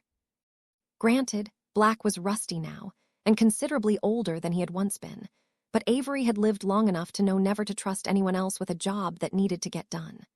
So in the end, Avery had set up a hiding spot within viewing distance of the leader of the group, betting that eventually Sirius would make his way over to take him out. Avery smiled as he watched Sirius transform back into a dog and take off down the street. It was now that he would be most vulnerable, with his guard let down. Avery wouldn't use an unforgivable curse. He couldn't take that kind of risk in case he got spotted, but he knew more than enough forgivable spells that could kill a man when properly aimed. Stepping out of his hiding spot, he pointed his wand at the dog's neck. "Defindo!" On his way back to Sally's shop, Harry passed by the Hogsmeade gates. He was so focused on getting back in time that he almost missed the dog casually ambling down the sidewalk. Sirius, what is he doing here? I thought he had business to attend to today. Harry realized that Sirius could be in Hogsmeade attending to business, but still, if Sirius was already there, couldn't he have taken at least a little bit of time to meet with him? Harry was in the middle of wondering why his godfather didn't want to talk to him when he noticed the other man. One he didn't recognize from behind Sirius with his wand raised in the dog's direction. "Defindo! Padfoot!" At Harry's shout, Sirius spun around, causing Avery's cutting curse to hit his shoulder instead of his neck. He yelped in pain and looked wildly between his godson and the Death Eater in panic. Avery got over his initial surprise from seeing Harry rather quickly and raised his wand towards the boy. While the Dark Lord had told him that Potter must remain alive, he didn't preclude maiming him. "Confrin! Expelliarmus!" Harry hadn't survived his first 3 years at Hogwarts by being slow to react. The moment after he had yelled to Sirius, he had his wand out to disarm the man who tried to kill his godfather. Avery looked down at his empty wand hand in shock. The little brat had disarmed him. No matter, he had a backup wand in his stupefy. The man fell to the ground, stunned. Satisfied that the threat had been dealt with, Harry looked around and noticed that their scene was starting to draw attention. Putting his wand in his pocket, he ran over to the injured Sirius and hauled him into his arms. Harry almost gagged at the amount of blood that matted his fur, and he felt himself start to panic as he heard Sirius' ragged breath. "Don't shift yet," Harry said in a rush as the dog whimpered. "There are too many people around." Harry ran through Hogsmeade carrying the large canine. His arms and legs burned from the exertion, and he drew many strange looks, but he didn't care. The life of his only remaining family member was in danger. "What happened here?" Officer Philippe, senior member of the Department of Magical Law Enforcement, said once he pushed through the crowd and arrived on the scene. There was a large bloodstain on the ground, and a stunned but otherwise uninjured man laying prone some feet away. "Officer, I saw the whole thing," exclaimed a man from the gathered crowd. It was Harry Potter. There was muttered assent from the group, backing up the man's claims. Officer Philippe looked at the man questioningly. "What do you mean, civilian? Speak clearly." "That man," said the villager, pointing at Avery, "tried to kill a stray dog and then turned his wand on Harry Potter, probably to do the same. Potter disarmed and stunned him and then ran off with the dog." Officer Philippe furrowed his brow. This wasn't the case he had been expecting when he was called in on the emergency line to Hogsmeade a few minutes earlier. A stunned man, a stray dog, and the boy who lived, Philippe thought. How do these pieces fit together? "Officer," one of his junior agents called to him as he jogged over. "We have 2 unconscious men in an alley off High Street. Their profiles match the descriptions of known wanted criminals in the DMLE database." Philippe rubbed his temples. He had been an officer for over a decade, and knew from experience that this new complication was very likely to be connected with the scene in front of him. He just didn't know how. "Understood," he said, before turning to another of his junior agents. "Don, call in backup. Let them know we'll need a full sweep of the village and extraction of at least 3 potential felons. When you're done with that, send a missive to Hogwarts. We're We're going to need to speak with Harry Potter." Harry placed Sirius down as gently as his sore arms could manage onto the floor of the shrieking shack. Sirius shifted back into his human form and gasped in pain as the wound on his shoulder transformed along with him. Harry really did gag this time, as he saw the massive gash in Sirius' arm that traveled from the top of his shoulder to his elbow, revealing the bone underneath. "Oh no, oh God, what do we do?" Harry panicked as he grabbed the scarf he had just bought and used it to try to stop the profuse bleeding from Sirius' arm. "We have to get someone that can help. Damn it. We don't have enough time to get Madame Pomfrey, creature," Sirius croaked weakly. With a soft pop, a weathered old house elf appeared beside him. "Master," what the elf stopped abruptly as he took in the damage done to Sirius' arm. Oh dear me." With a snap, the elf disappeared again, and Harry feared for a moment he had abandoned them, but a moment later he was back, his thin arms full of supplies. "Drink this, Master. It will help with the pain," Creature said as he lifted a vial to Sirius' lips. Sirius drank it down, shuddering, but his gasps of pain slowly subsided. Harry watched as the elf applied lotions, salves, and powders to Sirius' wound, waving his hands over it with softly muttered expressions all the while. After a few minutes, Creature took out a roll of gauze and wrapped the arm tightly. By that point, a bit of color had returned to Sirius' face, and he turned to look at his godson and his house elf. "That makes the second time you've saved me, Harry," he said softly. "And thanks for coming, Creature. I'm surprised you didn't use the opportunity to finally get rid of me."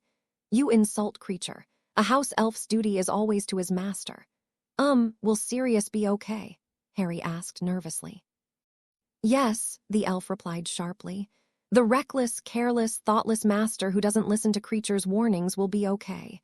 "Hey!" Sirius retorted, a little too loudly and devolving into a brief coughing fit. "The plan worked flawlessly until that pinhead Avery showed up." "Avery?" Harry questioned. "The man you stunned," Sirius explained. "Good job on that, by the way." He was one of Voldemort's Death Eaters in the First War, but he avoided Azkaban by making a few convenient donations to the right people. "Oh," said Harry, trying to put all the pieces together in his head. "And what was the plan exactly?" "Harry," Astoria said as she came out of the fitting room with Sally. She had found the perfect dress and was positively ecstatic about it. She wanted to show her boyfriend just how ecstatic she was, preferably using kisses, but he wasn't in the showroom of the store where they had left him. "Huh," said Sally. "He disappeared." Astoria narrowed her eyes. "So it seems. Does that happen often?"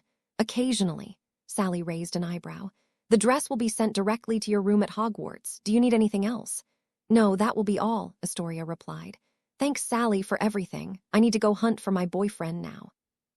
Creature glared at Sirius as the man explained his plan to Harry. By the end of the story, Harry was glaring at him as well. "Your plan was to take on a group of unknown size and skill that already knew both your human and animagus identity without help," Harry said incredulously. "Well," Sirius started. "When you put it like that, it sounds a bit rash." "No matter how you put it, Master, it sounded rash. This is what I already told you last week," Creature scolded. "I still don't understand," said Harry, shaking his head. "Why would you try to fight them? Why didn't you let me know, and then just stay away from Hogsmeade?" Sirius sighed, scratching his head, and he grimaced as the movement made intense pain shoot through his arm. "It was Pettigrew," he admitted. "The only way they would have known about my animagus form is if Pettigrew was informing them. I thought that maybe he'd show up today." "And you wanted revenge," Harry suggested. Sirius looked around the room, avoiding eye contact with his godson. "Sirius," Harry began, "I already lost you for 14 years because of Peter Pettigrew. Please promise me I won't lose you forever because of him as well." Sirius winced. What was he supposed to say to that? "Master Sirius, Master Harry is wise. You should listen to him, even if you don't listen to poor Creature." I know," Sirius said with another sigh. "It was dumb. I wanted us to be safe, and I let my emotions get the better of me again. I promise I'll be more careful in the future." Harry turned to look at Creature. "Creature, can you make sure he follows through with that?" "Yes, Master Harry," the elf nodded. Today has taught Creature that a much firmer hand is needed with troublesome masters like Master Sirius. "Have you seen Harry?" Astoria asked one of her friends once she had gotten back to the high street without finding her boyfriend. "Everyone's looking for Harry. Apparently he got in a fight with an adult wizard and then ran through town with a bleeding dog in his arms." Astoria's jaw dropped. What's he got himself into the middle of this time? she thought. I swear, these things only happen to Harry. Astoria ran through Hogsmeade, asking everyone she could find if they knew where her boyfriend was. No one did, and her concern grew with every passing minute she didn't find him. Eventually, she came upon Luna, who was standing by herself, staring at the shrieking shack. "Luna," she gasped, catching her breath. "Have you seen Harry?" "Several times." "Really? He goes to school with us." "Oh wait, what? I mean, do you know where he is now?" Luna shrugged. "I was picking mushrooms over there when I saw him run into the shrieking shack. I'd try looking there if I were you." Astoria took off towards the shrieking shack before Luna had even finished her sentence. "Master, we can't stay much longer," Creature said. "There are too many Harry." Sirius, Creature, and Harry all looked towards the door as it crashed open and a blonde girl ran in. "Oh, thank heavens," she said as she moved to Harry and wrapped him in a tight hug. "I thought you were hurt." "Wait, are you hurt?" "Where did all this blood come from?" "I'm not hurt," Harry replied, his brain working overtime to figure out what he was supposed to do in this situation. "It's, his blood," he said, pointing towards Sirius. "Oh," Astoria exhaled, relieved. While a bleeding stranger wasn't great, she figured it was still decidedly better than a bleeding Harry. Astoria took another look at the man sitting on the floor with a bandaged arm who was looking up at her in surprise. He looked awfully familiar for a stranger. "Oh right," she thought. "He's been on wanted posters for the past year." "Harry," Astoria exclaimed in panic. "That's Sirius Black." Harry forced out a laugh and rubbed the back of his head awkwardly. "Ah, yeah, remember the family friend you wanted to meet?" "Yes," Harry gestured to Sirius. "This is my godfather." Astoria looked up at Harry, her eyes wide and full of confusion. "Huh. It's a long story, but basically he's innocent and was framed for all of those crimes and is actually my legal guardian." "Not so legal at the moment," Sirius chimed in. "They still think I killed all those people." Astoria's face paled and Harry shot Sirius a glare for his poorly timed addendum. Realizing he had yet to make proper introductions, Harry gestured to Astoria. "Sirius, this is my girlfriend, Astoria Greengrass." "Girlfriend?" Sirius exclaimed with a big smile. "It's nice to finally meet you, Astoria. I've heard so much about you." Astoria looked at the man she had spent her entire life believing to be the wizarding world's most notorious mass murderer. "Hi, it's nice to meet you too. I've heard a lot about you as well." Sirius beamed. "Master, we should really get going," Creature spoke up from the corner. "The ministry could be here at any moment." Sighing, Sirius turned to Harry.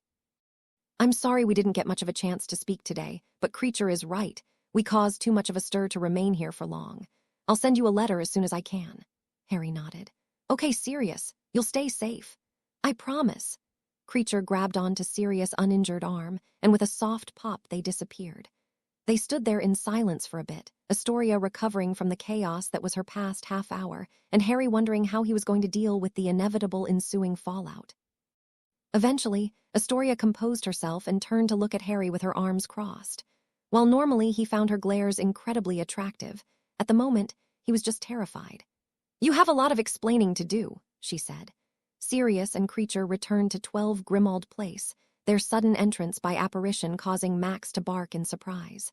Creature levitated Sirius over to the couch, where Max promptly jumped up to snuggle by his feet. Sirius lay there, about to drift off to sleep, when a thought struck him. "Hey, Creature, you don't suppose Harry's going to get trouble from the ministry for stunning that Death Eater, do you?" "I imagine he will, Master." Sirius thought some more. "What about his girlfriend for keeping my identity a secret from her for so long?" "I imagine the girlfriend too, Master." "Oh dear." "Have a seat, Harry." Harry walked over to the armchair Astoria was pointing at and sat down sheepishly. "Do you know why I'm mad?" she asked. Harry thought about it. He felt like this was a trick question. "Is it because I didn't tell you about Sirius?" No, damn, he knew it was a trick question. "Is it because I left you in the dress shop without saying anything?" No. Harry tried to think about what else Astoria might be mad at over. "Is it because no?" "Hey. I didn't even get to finish my guess. How did you already know it was wrong?" Astoria just glared at him with her arms crossed, so he shrunk back into the armchair. "So, are you going to tell me why you're mad?" he asked eventually. "No. Why not? I want to be mad at you for a little while longer before you have a chance to apologize and make things better," she explained.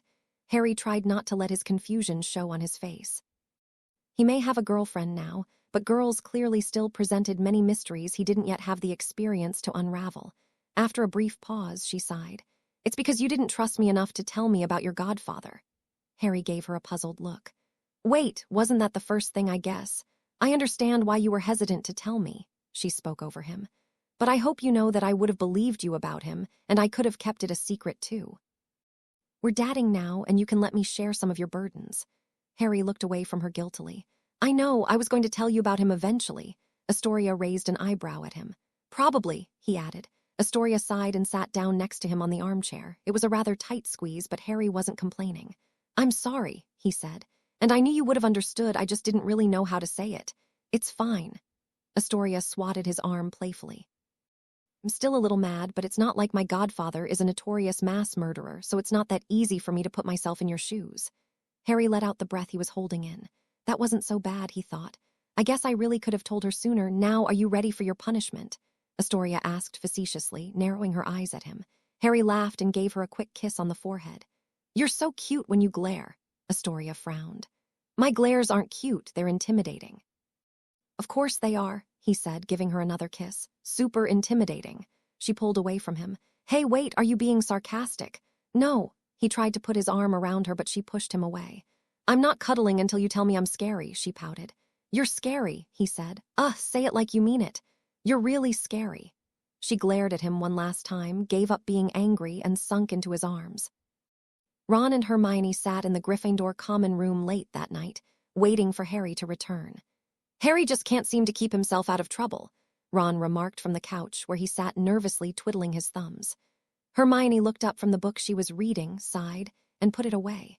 She was trying to pass the time before Harry got back, but was ultimately too nervous and just kept reading the same page over and over again. Be fair, it's rather hard to stay out of trouble when you caused Voldemort's downfall as a baby, have a wanted criminal as a godfather, and have a penchant for saving people at risk of your own life. But still, you are right, Hermione sighed. Harry is a veritable trouble magnet. Ron nodded and looked off through a window overlooking the school grounds. These days, I'm really glad I'm just Ron Weasley. Hermione raised her eyebrows in surprise. That's actually really mature of you, Ron. I'm impressed. Well, you know, Ron started bashfully. I'm getting older and all that. Harry chose that moment to practically fall through the common room doors. Gah, he exclaimed. This day feels like it lasted forever. Harry, his two best friends cried in unison when they saw him. Harry staggered over to the seating area his friends were in and collapsed into a chair. He had no clue what time it was, but seeing as how they were the only ones in the common room, he assumed they were closing in on midnight. How much do you know? Harry asked eventually, trying to get away with speaking as little as possible. Just that you stunned a man in Hogsmeade, and then ran through town with a dog, Ron answered. While they had at least known that Harry was safe, one of Ron and Hermione's biggest worries since hearing about the incident in Hogsmeade earlier that day was of the bleeding dog that Harry was rumored to have been running through the village with. They were able to assume the dog was Sirius, but they weren't certain how bad the bleeding was. Harry sighed. Where should I start? Harry filled them in on the events of his day, starting with seeing Sirius in his dog form in the streets of Hogsmeade, and ending with the past several hours of talking to agents from the Department of Magical Law Enforcement once he had returned to Hogwarts. You told them you were the one to take down those thugs. Hermione shook her head incredulously. No wonder they kept you so long. You knew how much extra trouble that was going to cause. What else was I supposed to say? I couldn't let them figure out Sirius was involved. And they didn't, Ron asked. I mean, surely the thugs mentioned him. Probably, Harry conceded. But is anyone really going to believe that me and Sirius Black were in cahoots to take down a group of criminals? Hermione narrowed her eyes.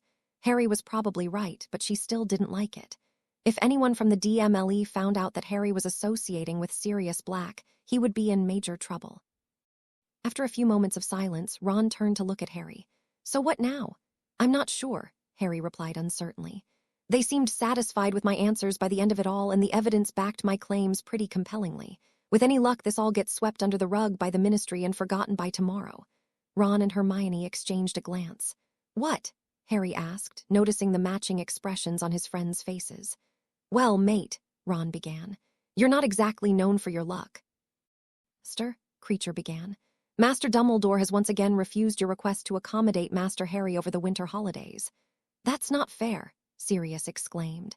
He's my godson. Sirius walked over to the couch and flopped down into it dramatically.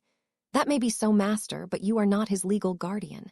His guardianship is still entrusted to the Muggle family in Surrey. If they don't sign the release form, Master Harry must remain at Hogwarts over the holidays. Sirius sighed. But I don't want Harry to spend another holiday alone. Kreacher walked over to Sirius and gave him a pat on the knee. Master Harry will be fine, Kreacher said. Sirius leaned back on the couch, thinking. I don't want Harry to spend another holiday alone.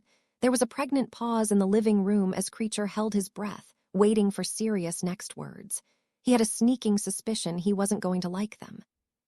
And if I don't want Harry to spend another holiday alone, Sirius began, a smile forming on his face, then we just have to make sure that he doesn't. Not this again, Kreacher groaned. This is exactly what we were trying to avoid. Since his first year at Hogwarts, Harry had been subject to whispered words and pointed fingers. At first, it was because of his name and legacy, and later, because of the trouble he often found himself caught up in. Now that he was halfway through his 4th year at Hogwarts, he had long since grown accustomed to the gossip, rumors, and drama. What he wasn't accustomed to was having older students run away from him in the corridors. What was that about? Ron asked as they watched Marcus Flint take one look at Harry, turn on his heel, and walk briskly in the opposite direction. I'm not sure, Harry replied. While he had seen a lot less antagonism from the Slytherins these days, they had never seemed afraid of him before. As they kept walking towards the Great Hall, they turned a corner and very nearly ran into Pansy Parkinson. Eep! Pansy squeaked as she threw herself to the ground to avoid bumping into Harry. I'm sorry. The 3 friends watched as Pansy picked herself up hurriedly and bolted down a set of stairs. Huh, Hermione said. That was weird. I don't think I've ever seen Pansy apologize to anyone that wasn't Draco, Ron added. Definitely weird. A few minutes later, Harry sneezed and a nearby first-year Slytherin girl started to cry. What's going on today? He asked no one in particular. His question was quickly answered as he stepped into the Great Hall and noticed that morning's Daily Prophet lying on a nearby table. Harry Potter, Hero of Hogsmeade, Ron read aloud, picking up the newspaper. Who came up with that? Harry found the credited author at the bottom of the page and groaned. Rita Skeeter, apparently. Doesn't she have anything else to write about? I'm kind of tired of her acting like my personal biographer. It is kind of creepy, Hermione admitted. Leaving the newspaper aside, they took their usual seats at the Gryffindor table for breakfast. As usual, Harry was swarmed by a group of admirers that wanted to know all about his latest escapade in Hogsmeade, and as usual, he evaded most of their questions and gave vague answers to the rest. Out of curiosity, Harry took a look around the hall, and sure enough, every time he made eye contact with a Slytherin, they glanced away hastily. Hey, Neville, Harry asked. Any clue why the Slytherins are scared of me? Neville looked up from his cereal. Well, you beat 8 dark wizards at the same time yesterday. I did. Well, that's what Rita Skeeter said anyway. Huh, and now all the Slytherins are afraid that they're next, Neville shrugged. They do belong to the house with the highest outturn of dark wizards. I guess they're afraid you'll do a purge. Harry looked at Neville aghast. My girlfriend is in that house. Neville gave Harry a sympathetic look, but he couldn't totally hide his amusement. Then I guess you'll be spared from your wrath. Harry sighed. He really couldn't seem to catch a break. Your boyfriend really can't seem to catch a break, Tracy observed. Tell me about it, Astoria sighed. This morning alone I've had 5 people come up to me and ask to be my friend. I would have found it nice if I didn't know they were just trying to get on my good side so that Harry doesn't smite them or whatever. Stupid, the lot of them, Daphne declared. But still, I have to admit. Harry does appear to be a much more capable wizard than I originally gave him credit for. First the dragon, and now this. He's definitely capable, Astoria replied honestly. After Sirius left yesterday, Harry told Astoria all about his godfather, as well as the truth behind his fight with the dragon and the men in Hogsmeade. While Astoria still found Harry's actual accomplishments very impressive, she understood Harry's need to stay silent about it to the rest of the school. So does that mean you approve of him as Astoria's boyfriend now? Tracy asked Daphne. Daphne narrowed her eyes in irritated concentration. She wasn't sold on Harry Potter, not yet at least. By all accounts, he treated her sister well and seemed an upstanding enough sort. He was also handsome, talented, and came from a line of storied and well-respected wizards on his father's side. Harry Potter is all right. On the other hand, he was annoying, caused way too much of a stir with the media, and most importantly, was dadding her little sister. But that doesn't mean I think he's good enough for Astoria. Astoria smiled and shrugged. She knew that Daphne wouldn't think anyone was good enough for her. Daphne was rather protective of her, after all. As it was, Harry Potter is all right was probably a soaring compliment coming from her. Maybe you should stop worrying about my love life and figure out your own, Astoria teased. You're a year older than me and you haven't even had a crush on a boy yet. As Astoria's attention returned to her breakfast, Daphne and Tracy exchanged a surreptitious glance. She's right, you know, Tracy said with a mocking smile. Shut up. Peter Pettigrew stepped nervously into the room where his master dwelled. My lord. He got on his knees and bowed deeply, letting his forehead touch the ground. The mission D did not succeed. Voldemort remained silent, so Peter continued. Avery and all his men were stopped by Harry Potter before they could finish off Black, my lord. He risked a glance up and immediately shrank away, whimpering from the rage he saw there. And what of Avery? Voldemort hissed. He was in Ministry custody, but he escaped. Voldemort screamed in rage, and the bulb of a nearby lamp exploded. The coward, he rasped. To think he's fallen so far, even the Potter boy proved too much for him to handle. Your confidence in him was misplaced, Wormtail. Pettigrew bowed even deeper, pressing his cheek to the floor. My lord. He blubbered. Harry is much stronger than we anticipated, which is precisely why we have to kill Sirius Black first, you fool. Voldemort took a shuddering breath as he contained his temper. Ensure that he is dead before the final step of our plan is staged. We can't risk him getting in the way. Why, yes, my lord. And Wormtail. Pettigrew cringed at Voldemort's use of his loathsome childhood nickname, which naturally was why he used it. Do not fail me again. Harry and Hermione sat in the library on a cold December afternoon, studying together. I forgot to ask, Hermione said as she put away one of the books she was finished with. Did you end up getting that scarf for Astoria? Harry stopped for a moment, trying to remember what happened to the scarf he had bought. Ah, he replied once he remembered. Yeah, I'm pretty sure it's covered in blood somewhere at Padfoot's house. Oh, yeah, Hermione looked over at him. Do you have a backup plan? Another scarf, Harry suggested. I guess you could, Hermione said. But why don't you use the opportunity to think of something she'd really like? Like what? Hermione sighed. I don't know, Harry. She's your girlfriend, not mine. I barely even know her. Harry thought about that and realized Hermione had a point. Sure, Hermione was a girl, but that didn't mean she would know the perfect gift for every other girl by default. No, what Harry really needed was someone who knew Astoria well. Someone who knew her even better than he did, and would be able to provide insight into what she'd want for Christmas. One does not simply talk to Daphne Greengrass. The boys were afraid of her, and the girls knew to stay away from her. Besides the professors, the only people that spoke to Daphne were her best friend Tracy and her little sister Astoria, which was exactly how she liked it. Daphne didn't like speaking to, hanging out with, or generally associating with people, and she despised large groups. They made her uncomfortable, and she would admit to no one that she had a smidge of social anxiety. Over the past 4 years, she had established an untouchable reputation at school that kept people at an arm's length, and it was a very rare occurrence for someone to call out to her. In fact, it was such a rare occurrence that it took Harry 3 tries to finally get her attention. Daphne. Daphne looked up from the book she was reading and glared at Harry. She hated it when her reading time was interrupted. And this was such a good book, too. Can I ask you a question? He asked nervously. She didn't feel like speaking, so she just nodded shortly at him. Normally, she would have hexed him for speaking to her while she was in the middle of a chapter, but that would have angered her sister, and an angry Astoria was not a good Astoria. What do you think Astoria might like for Christmas? Daphne thought, consulting the older sister for advice. Not bad, Potter. Why don't you think for yourself? She replied, a little more harshly than she had intended. Harry flinched back in surprise from her aggressive tone, and Daphne immediately felt guilty.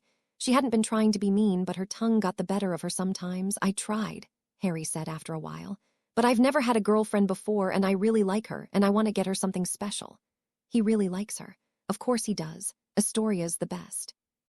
It'll be good enough if you just get her whatever, she said, a little more dismissively than she had intended.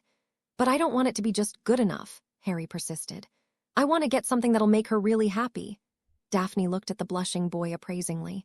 He's kind of wholesome, really annoying but surprisingly authentic for a teenage boy. She likes animals, Daphne said eventually. Get her a guidebook or something. But if you do, make sure there are a lot of pictures. She doesn't really do words. Harry beamed at her. That's a great idea, I'll definitely do that, thanks Daphne. Sure.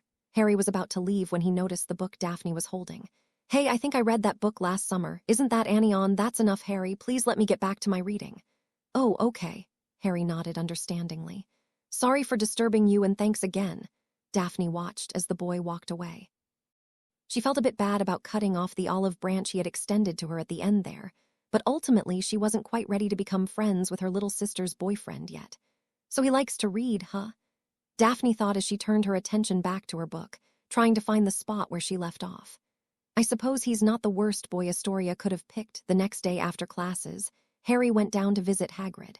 If anyone knew about animal guidebooks, it was Hagrid. And if anyone knew about animal guidebooks with lots of pictures and not so many words, it was definitely Hagrid. As he approached, he heard two voices engaged in a heated argument. Willa, those are the blast-ended scroots I've been carrying fur. I can very well get rid of 'em just because ya don't like 'em. It's not just that I don't like them. Those filthy varmints are an insult to my very existence. Don, call 'em varmints. They're respectable creatures, Juice, like you and me. Not a creature, I'm a princess spider. Harry knocked on the door. He really did need to ask Hagrid for a book recommendation, but he also felt like breaking up this quarrel might be the right thing to do. Oh, hi there, Harry, Hagrid said as he opened the door.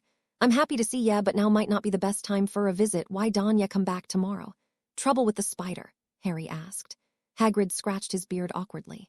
She's not too happy staying here with me, I don't think.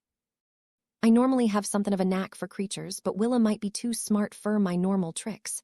Is that Harry? Willa called from somewhere out of sight. Hi, Willa, Harry replied, poking his head into the hut. It's been a while.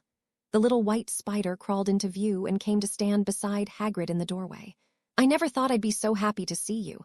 I almost forgot what real English sounded like. Harry frowned at the spider's rude words. You know, if it weren't for Hagrid, you'd be acromantula food right now. You could stand to be a little nicer to him. I would have been perfectly fine on my own, she replied indignantly. Then why are you still here? Harry asked. HMPH, maybe I just prefer human society to spider society. Hagrid looked at Harry and gave a great big sigh. She wouldn't survive long in the wild. I'm looking to rehome her, but I'm scared what cruel experiments the wrong wizard might do to such a unique creature. Harry crouched down to the floor and took a long look at the palm-sized spider. Whatever she was, she really didn't look like an acromantula. He wouldn't have even believed she was one if Aragog hadn't specifically told them that she was his daughter. She was essentially just a fuzzy, white, talking tarantula with a superiority complex. Harry thought as an obtrusive but interesting idea came to him. This might be a horrible idea, but here goes nothing. All right, listen, Harry said to Willa. I know someone who might like to take you in, and you may find they suit your preferences better than Hagrid. No offense, Harry turned to Hagrid. None taken, Hagrid said.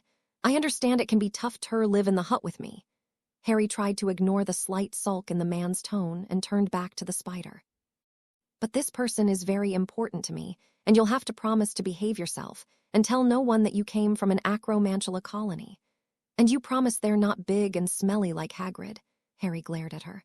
You're going to have to watch that attitude of yours if you want to stay in human society, he warned. But no, for the record, she's not big, and she usually smells like vanilla. Ugh, I can't think of what to get Harry for Christmas. Astoria complained one night in Daphne's room. Christmas is only a week away, Daphne reminded her. You better think of something soon. Why don't you just put a little bow on your head and tell him that his present is you? Tracy offered. Astoria looked up at her sister's best friend hopefully. Would that work? No, interjected Daphne. Just get him something normal like a scarf. Astoria sighed. But I want to get him something special. Daphne felt a strong sense of déjà vu wash over her. Could it be that these two actually suit each other rather well? The week leading up to Christmas was surprisingly uneventful for Harry. He had exchanged several letters with Sirius, who due to an increased law enforcement presence in Hogsmeade, was staying away from the village until next school year. Sirius told him that while it was a shame, he'd make it up to him soon. Harry helped Astoria study for her exams, and the preparation helped him with his own, which he thought went rather well. Thankfully, Hermione was too hung up with her own studying to pester Harry about the clue for the second task, which he was procrastinating with finding. He had opened the egg a few times, but it just screamed at him obnoxiously. Without Sirius to meet, Harry spent the last Hogsmeade trip of the year with Ron and Hermione, picked up some last-minute presents for his friends, and spent an hour or so in the tea shop with Astoria. Overall, despite the fact that he didn't get to see Sirius, it was by far the most pleasant week he had experienced at Hogwarts since his name was pulled from the goblet, and before he knew it, Christmas was upon them. "Harry, wake up! It's Christmas!" Harry groaned. "Give me a few more minutes." Eventually, Ron dragged Harry out of bed, and they met with Hermione in the common room to do some preliminary gift exchanges. Hermione gave him a watch, and Ron got him an odd-looking device called a sneakoscope. Harry gave them the presents he had picked up in Hogsmeade the other day, a perfume bottle and a book about Quidditch, respectively. "This is great, Harry, thanks," Ron said as he flipped through the book.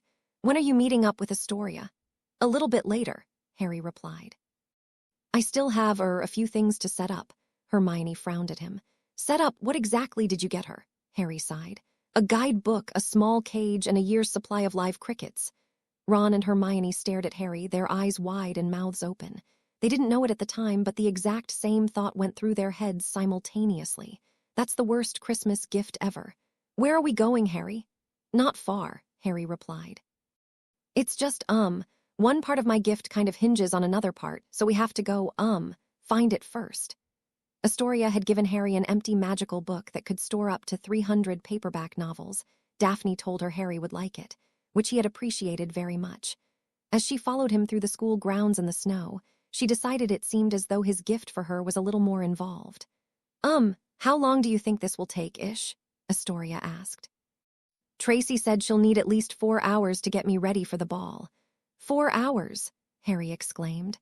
"What could she possibly need 4 hours to do?" "I guess that's something you'll just have to look forward to," she said with a smile, grabbing his hand so she could hold it while they walked. Harry remembered the last time Tracy had helped Astoria get ready, back during their first date in Hogsmeade a little over a month ago, and realized he was rather looking forward to seeing the way his girlfriend would look at the ball. After a few more minutes of walking, they arrived at Hagrid's hut. "We're here," Harry stated nervously. He was starting to regret this whole idea and wished he had just gotten the scarf instead. Astoria looked at the hut. "You got me Hagrid's hut for Christmas." Before Harry could reply, the door opened and Hagrid came out. "Merry Christmas, Harry," he said, enveloping the boy in a crushing hug. "Merry Christmas, Hagrid," Harry wheezed out from the center of his friend's pulping embrace. "This is my girlfriend, Astoria Greengrass," he said once he was free. "Hello there, Astoria, and a Merry Christmas to ye as well. Merry Christmas, Hagrid." Astoria smiled up at the man, even though she was still unsure why she was here. Hagrid spoke joyously as he invited them into his house. "You know, I'm glad it was Astoria. She's one o' my most passionate students in care o' magical creatures, so I know I can trust her with this." "Trust me with what?" Astoria asked, more confused than ever. "Hello!" Astoria looked towards the source of the voice and saw a tarantula the size of her hand on Hagrid's kitchen table, waving a leg at her in an uncanny approximation of a human greeting. Harry and Hagrid gulped nervously as they waited for Astoria's reaction. They were really betting on them to hit it off. Hagrid because he wanted Willa to be rehomed with someone he could trust, and Harry because if they didn't, he'd have purchased a traveling crate and a year's worth of live crickets for nothing. "No, but who buys their girlfriend a cage for Christmas?" Ron asked Hermione. Hermione winced. "I really don't know. I think he got her a pet. A pet that eats live crickets." "Yeah. So that would be like some kind of reptile, right? That or a tarantula." Ron's face fell as he thought about his best friend. "I guess we'll be here to comfort him when she breaks up with him." "Maybe she'll like it," Hermione said doubtfully. Ron shook his head sadly. "What were you thinking, Harry?" For Astoria, it was love at first sight. "Oh my gosh, you're adorable," she declared as she ran over to the table where the spider stood. "I've never seen such a beautiful white color before. You look just like freshly fallen snow. Maybe your name is Snowflake." "No, not Snowflake. That sounds weak. You don't look weak, so maybe winter would suit you better. Oh, and your eyes are gorgeous. Such a deep red I could get lost in them, Astoria," Harry started, knowing from experience he would have to cut her off if they wanted to be anywhere anytime soon. "This is Willa. Willa, this is my girlfriend Astoria." "Willa, what a beautiful name." "It's nice to meet you, Willa." Astoria extended one finger to the spider, who extended a leg in turn and shook hands with her. "Likewise," she replied. "It's nice to meet someone who knows beauty when they see it." "Oh my gosh, do I ever. You're so pretty you could cure my sister's arachnophobia." You're not so bad yourself. You have nice hair for a human, and you smell positively scrumptious. You like it? Astoria asked excitedly. My mom bought this perfume for me last year. It's vanilla but with a hint of strawberry. Harry and Hagrid exchanged a glance, starting to feel a bit more confident about their plan. They let the two girls talk it out for a while longer, listening patiently as they discussed all things aesthetics. Eventually, there was a lull in the conversation, and Harry spoke up. So, if you two are open to it, would you like to be companions? Astoria looked up at him. What do you mean? Well, you don't have an animal for school yet, right? Owls are messy, cats are a lot of maintenance, and toads are toads, so I thought maybe you'd like to take care of Willa. Astoria's eyes got wet and she sniffled a bit. Really? So long as she's all rig with it, added Hagrid, gesturing to the spider. I like her, Willa confirmed. She's vibrant, pretty, and flattering, everything a human should be. I would love to, Astoria exclaimed, brushing a happy tear off her cheek. Oh my gosh, this is so exciting, thank you guys all so much. Harry exhaled a sigh of relief. I'm just glad the two of you got along and that you wanted to take her. Astoria nodded excitedly. Of course, I've always wanted an animal, it's just my parents refused to get me another one after what happened to Flopsy. Harry, Hagrid, and Willa all froze. Flopsy? Harry asked. Astoria nodded sadly. A bunny I used to have. What happened to Flopsy? Questioned Willa. She ran away. Blimey, said Hagrid, surprised. I didn't think wizard animals ever ran away. They normally don't, Astoria replied. But after a week, Flopsy chewed right through her cage, broke the lock on my door, and somehow burned down half of the vestibule to escape. Harry's eyebrows shot up. Whoa, she must have really wanted to get out of there. Astoria's face fell and Harry rushed to comfort her. That's not what I meant. I just mean, He stumbled over his words, looking for a way to cheer her up. You were so much younger back then, you didn't know any better. It was only 2 years ago, she said mournfully. Willa looked over at the two men, abject fear painted clearly in her 8 red eyes. Am I going to be okay? Champions, this way, called Professor McGonagall from outside the Great Hall. Harry went to join the rest of the Triwizard competitors and their dates gathering around McGonagall. While everyone else was accounted for, his date was still nowhere in sight. Mr. Potter, McGonagall said when she saw him, I do hope you have a partner. I'm pretty sure she's just late, he replied nervously. But just out of curiosity, what would happen if I didn't? McGonagall frowned. I suppose you'd have to open the ball dancing with me, I'm afraid. Harry looked at the woman aghast. He really liked her as a teacher and as a person, but opening the ball with her would be absolutely mortifying. Please get here soon, Astoria, he thought desperately. Harry heard the hallway go silent as everyone turned towards the top of the staircase, where a beautiful girl descended. Wow, Hermione looks great, Harry thought as he watched his 2 best friends walk down towards the crowd. Ron had found a way to make Harry's old dress robes work, even though they were clearly a little too small for him, and together they made quite an attractive pair. I'm still not sure if anything will ever happen between them. They're a little too different. But I hope they have a good time. Harry's thoughts ceased to exist as he spotted his girlfriend. Flanked by 2 older girls that were beautiful in their own way, Harry didn't even notice them, so focused was he on Astoria. She wore a pastel pink dress with modest frills and a few ornaments that might have looked gaudy on a different girl, but Astoria wore with an authenticity that made her look like a princess. Wow!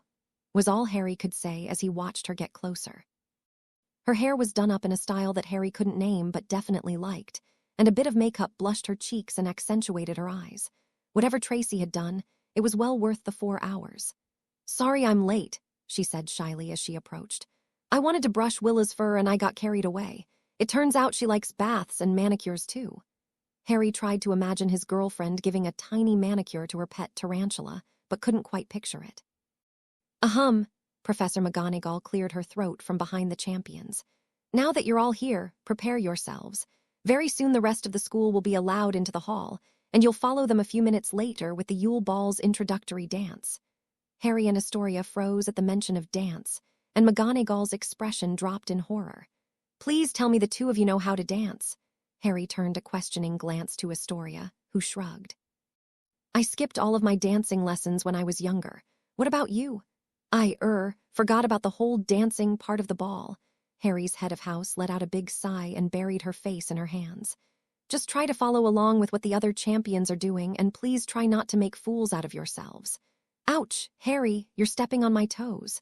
Well, your toes keep getting in my way. Harry and Astoria tried to copy the other 3 pairs around them, but that only went so far to counteract their serious lack of preparation for the opening dance. Who even does ballroom dancing anymore anyway? Astoria whispered to him as they stumbled around awkwardly. Sometimes I feel like wizarding culture is stuck in the Middle Ages. I know what you mean, Harry nodded. But to be fair, I'm not any better at modern dancing than I am at ballroom. Yeah, but at least it's kind of fun. Harry sighed. I can already see tomorrow's newspaper headlines: boy who lived dies of shame.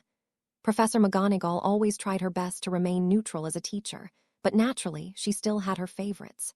Harry Potter was the son of 2 of her best and brightest students, and she had first met him when he was just a baby. He displayed his mother's dedication to studying and his father's talent for magic, and was a brave, virtuous student.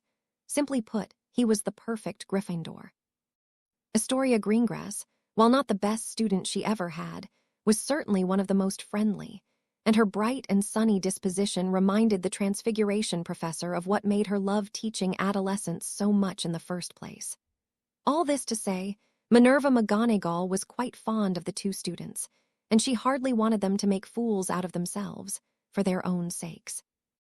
Discreetly taking out her wand, she readied a few spells to nudge their feet in the right direction, just a bit. It was her professional duty to ensure that Hogwarts didn't lose face. That's what she told herself anyway.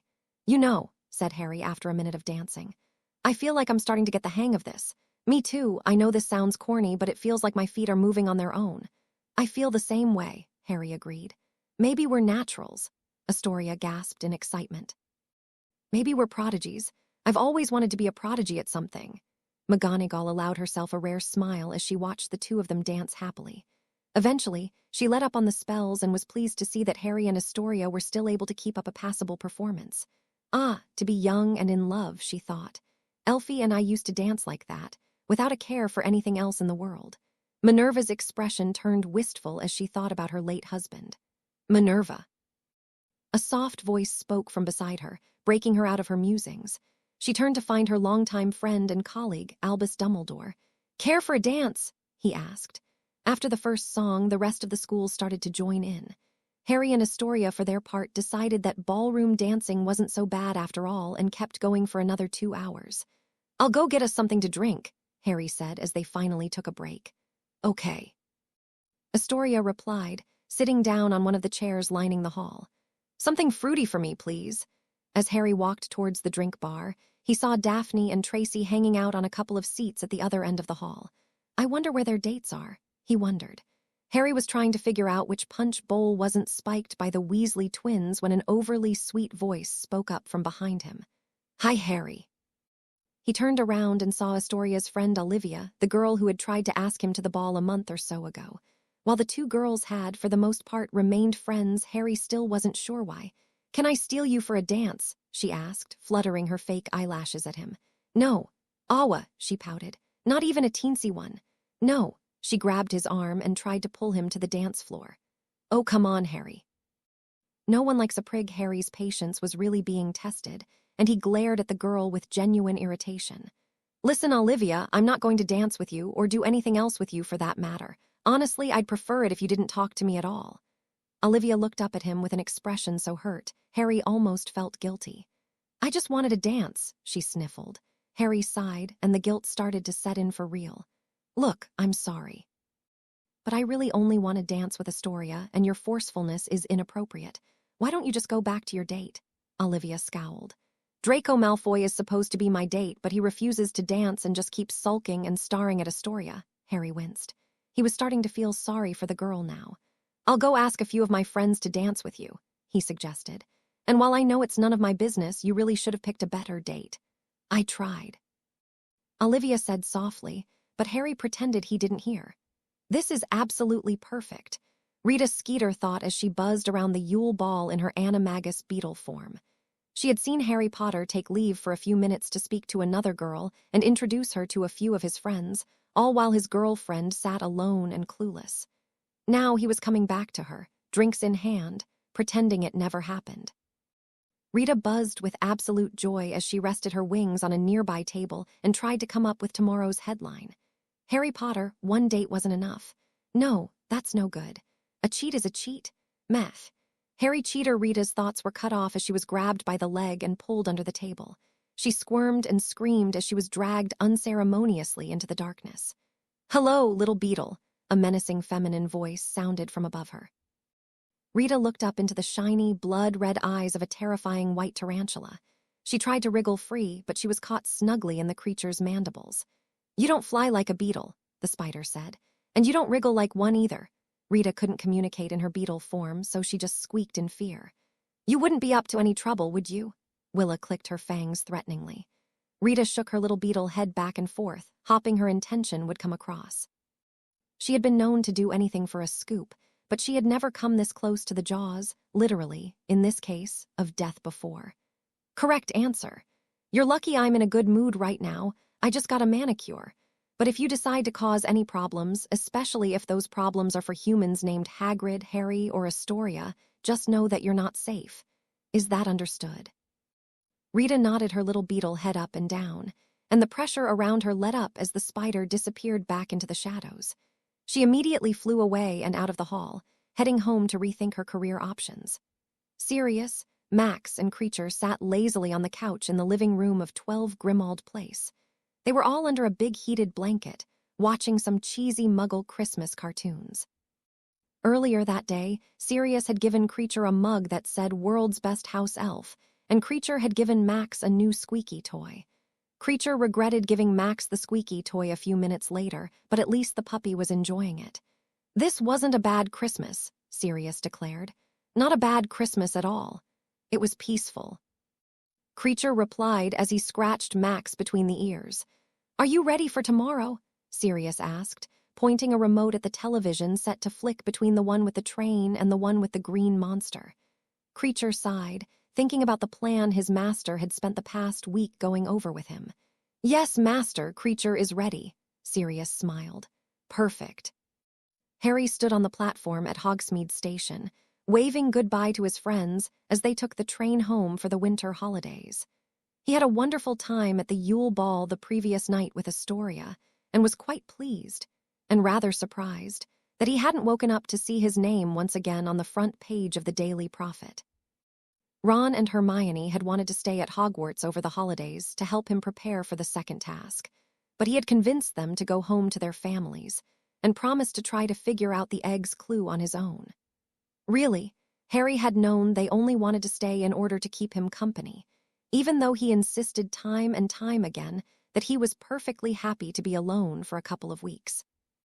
Harry was actually quite looking forward to his 2 weeks off, and he had already gotten permission from his head of house to use the Flu Network for a day trip to the Greengrass Manor that weekend. He was surprised he didn't need a permission slip from the Dursleys for that, but McGonagall didn't ask him for one, and he wasn't about to mention it. Harry returned to his otherwise empty dorm in Gryffindor Tower and threw himself onto his bed. He took one look at the golden egg still sitting on his bedside table, decided that he still had enough time before the second task, and took out a book instead. He would try to figure out the egg's clue. He had promised Hermione, after all, but not today. It was still only his first day off, and the egg was really loud. 2 weeks, huh? Harry thought as he opened one of the novels that he had put inside the magical tome Astoria had gotten him for Christmas. That's enough time to finish maybe 5 books. I'll also practice some of the magic in the Marauder's spellbook and try to figure out the egg's clue, eventually. Sounds like a pretty good plan to me. Content with his plan, Harry started reading. A few hours later, his plan was shattered into oblivion as there was a knock at his door, and Professor McGonagall stepped inside. "Mr. Potter, I'm afraid you'll have to come with me," she said grimly. "You're needed at the front gates." Harry looked up from his book and took in the woman's stony expression. She seemed mad, but not particularly at him. That can't be good, he thought. "Of course, Professor, but is there a problem?" She gave him a sympathetic look and sighed. "It's your aunt and uncle, Harry. They're here, and they want to take you home." Vernon Dursley shook a pudgy finger in Hagrid's direction. It was likely meant to be a threatening gesture, but the Hogwarts groundskeeper towered over him to such an extent he just looked like a petulant child. "I'm warning you," Vernon yelled, spittle flying from his mouth. "You bring me back to London this instant, or I'll sue this entire school into bankruptcy." Hagrid crossed his arms and glared at the man.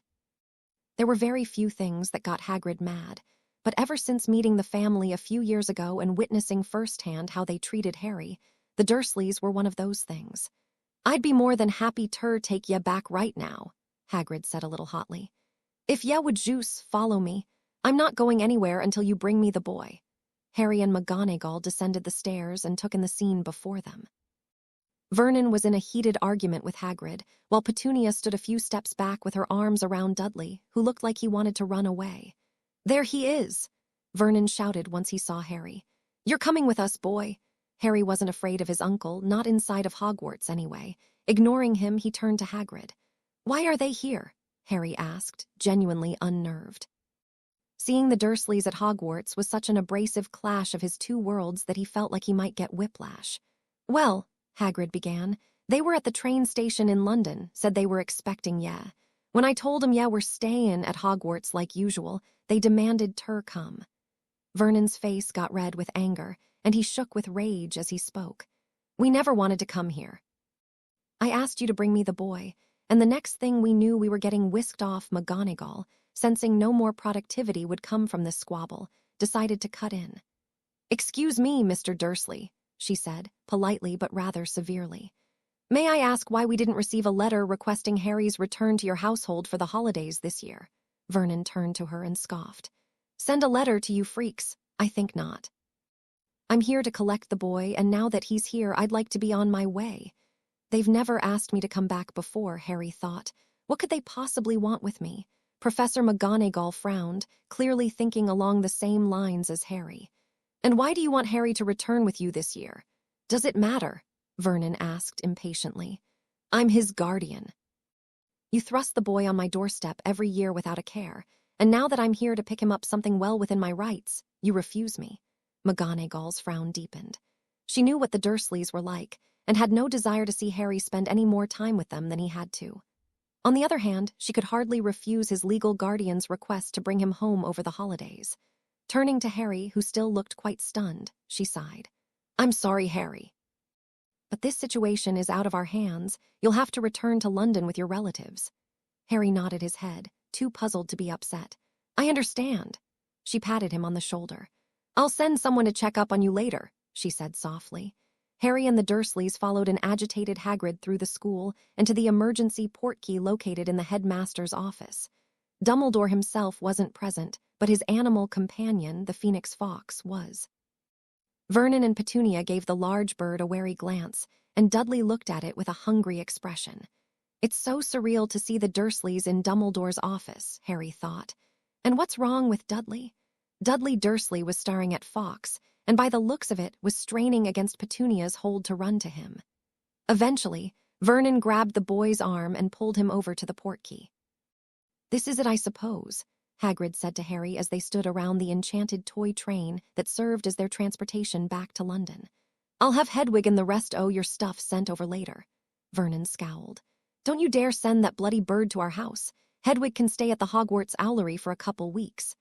Hagrid scoffed in a derisive way that Harry had never heard from the otherwise tolerant man before. "Good. I didn't want to send her anyway.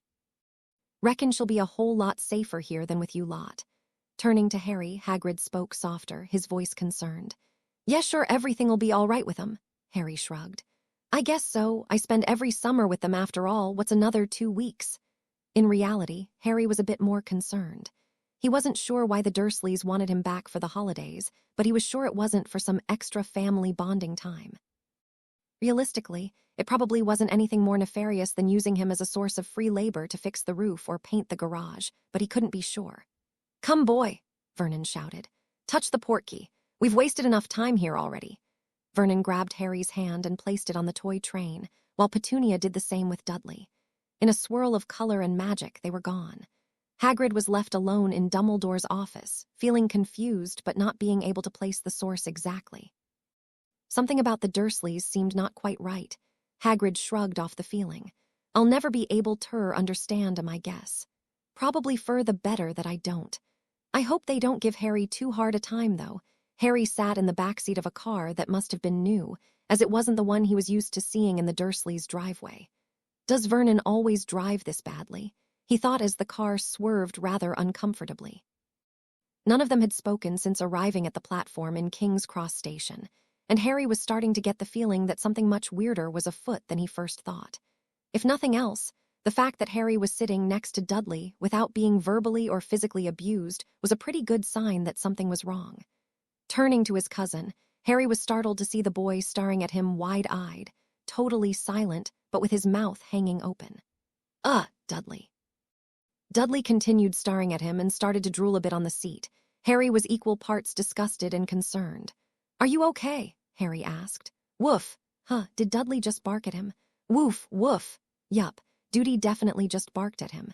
Harry was about to ask Vernon to pull the car over to a clinic and get Dudley checked out when the boy leaned over in the seat and licked Harry on the face. "Oh my God," shouted Harry, totally repulsed. "Dudley, did you just lick me?" His words were lost as he watched his cousin's hair slowly change color to a light honey blonde. Then the rest of his body grew similarly colored fur, and his face changed shape, narrowing and elongating into something bestial. Finally, the boy shrunk down so small that his form was hidden entirely by the now oversized clothes, his presence made known only by the shuffling of something beneath the fabric. Woof! A head poked out from underneath the pile, and in his cousin's stead now sat an adorable little puppy. Harry felt the panic begin to set in as he realized he wasn't actually in a car with his Muggle relatives at all. He had been kidnapped. Fumbling for his wand, he whipped his head around to see who was really driving the car. "Hi, Harry," said Sirius from the front seat, making eye contact with his godson through the rear-view mirror. "Technically, I'm still a widely known and highly wanted criminal, and the polyjuice wore off a little sooner than I was expecting, so we're going to have to speed things up a bit." Harry looked at his godfather, totally baffled. His words were cut off as his stomach lurched and the car jerked forwards, accelerating into a sprightly tear through the streets of London.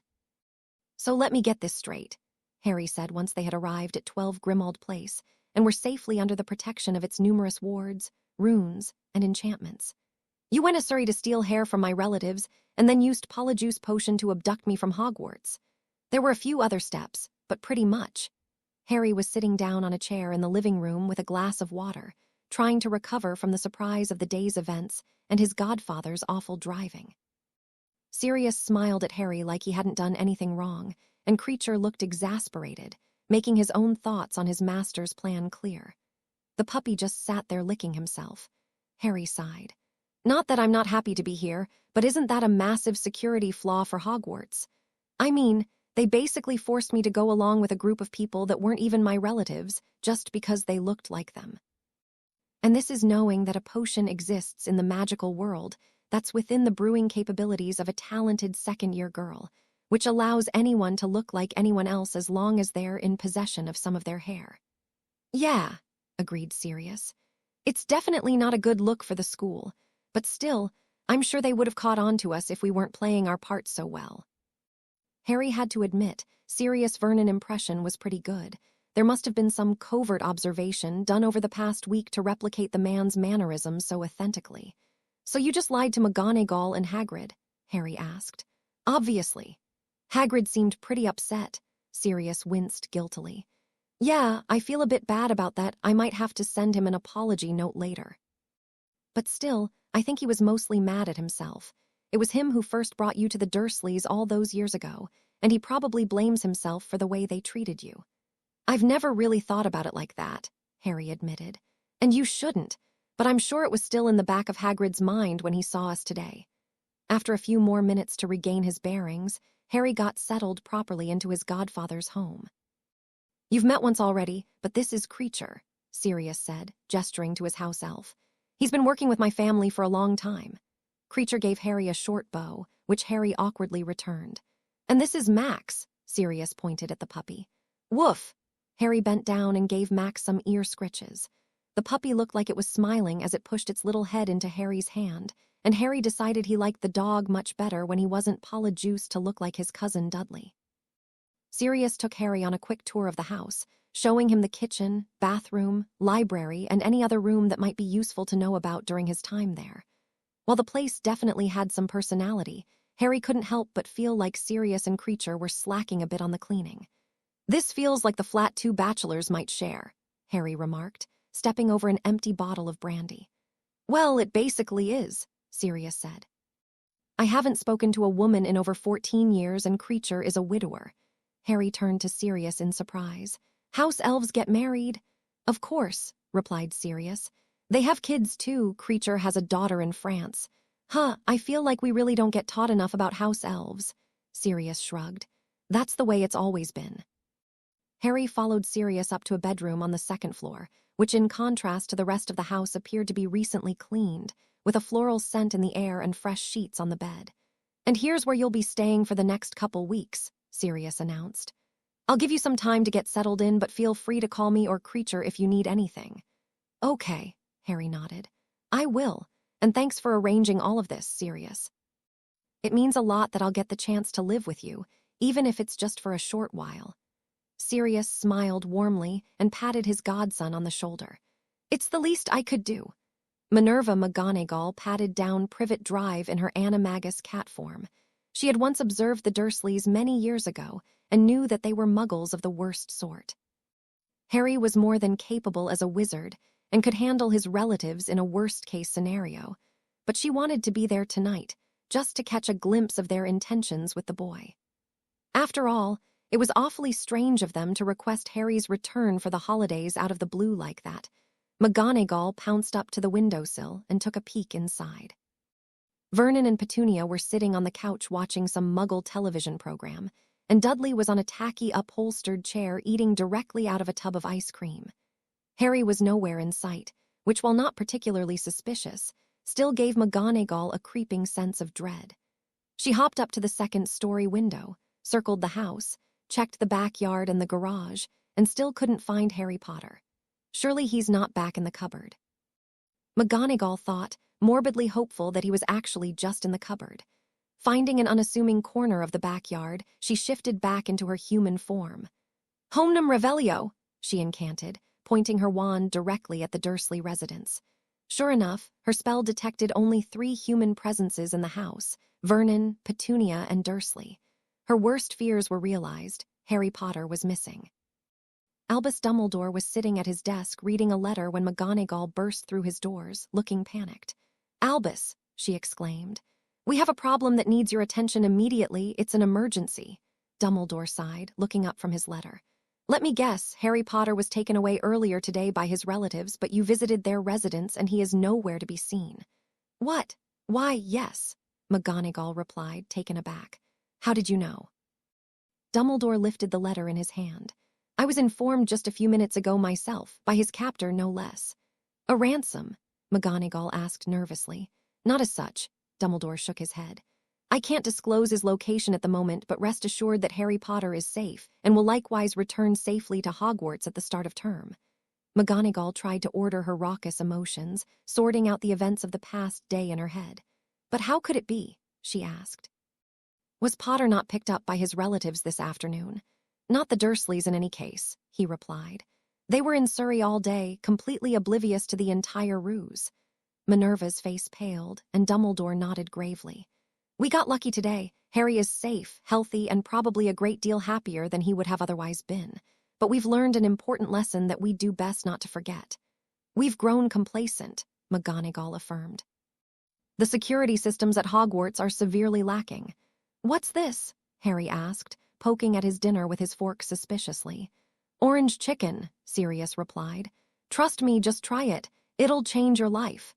Sirius insisted on celebrating their first day living together with Chinese takeout. A concept Harry had read about but never actually experienced. He was enjoying the beef and broccoli, but was otherwise avoiding anything that looked excessively colorful. Whoa, Harry said once he took a bite of the chicken. I know, right? Sirius grinned. I feel like I'll have to do a cavity search later. Sirius choked on his food and took several seconds to recover. I don't think that means what you think it means, he said eventually. Harry frowned. My friend Hermione's parents are dentists, so I know about cavities even if I've never had one. Right, said Sirius, looking oddly at him. Anyway, stay out of trouble, and you won't have to learn about the other kind of cavities the hard way like I did. Harry didn't really know what Sirius was talking about, but that was nothing new, so he just shrugged and moved on. Harry, Sirius, and Creature sat eating the rest of their dinner, enjoying a pleasant conversation. Harry saw Creature slip more than a fair share of beef strips to Max, who was sitting next to them by the table.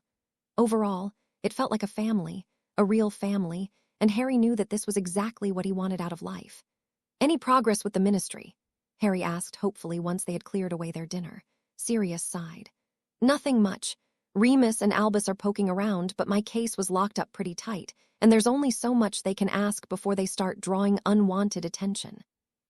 Harry wanted Sirius to be free, and he wanted to live here on Grimmauld with him, Creature, and Max on a more permanent basis.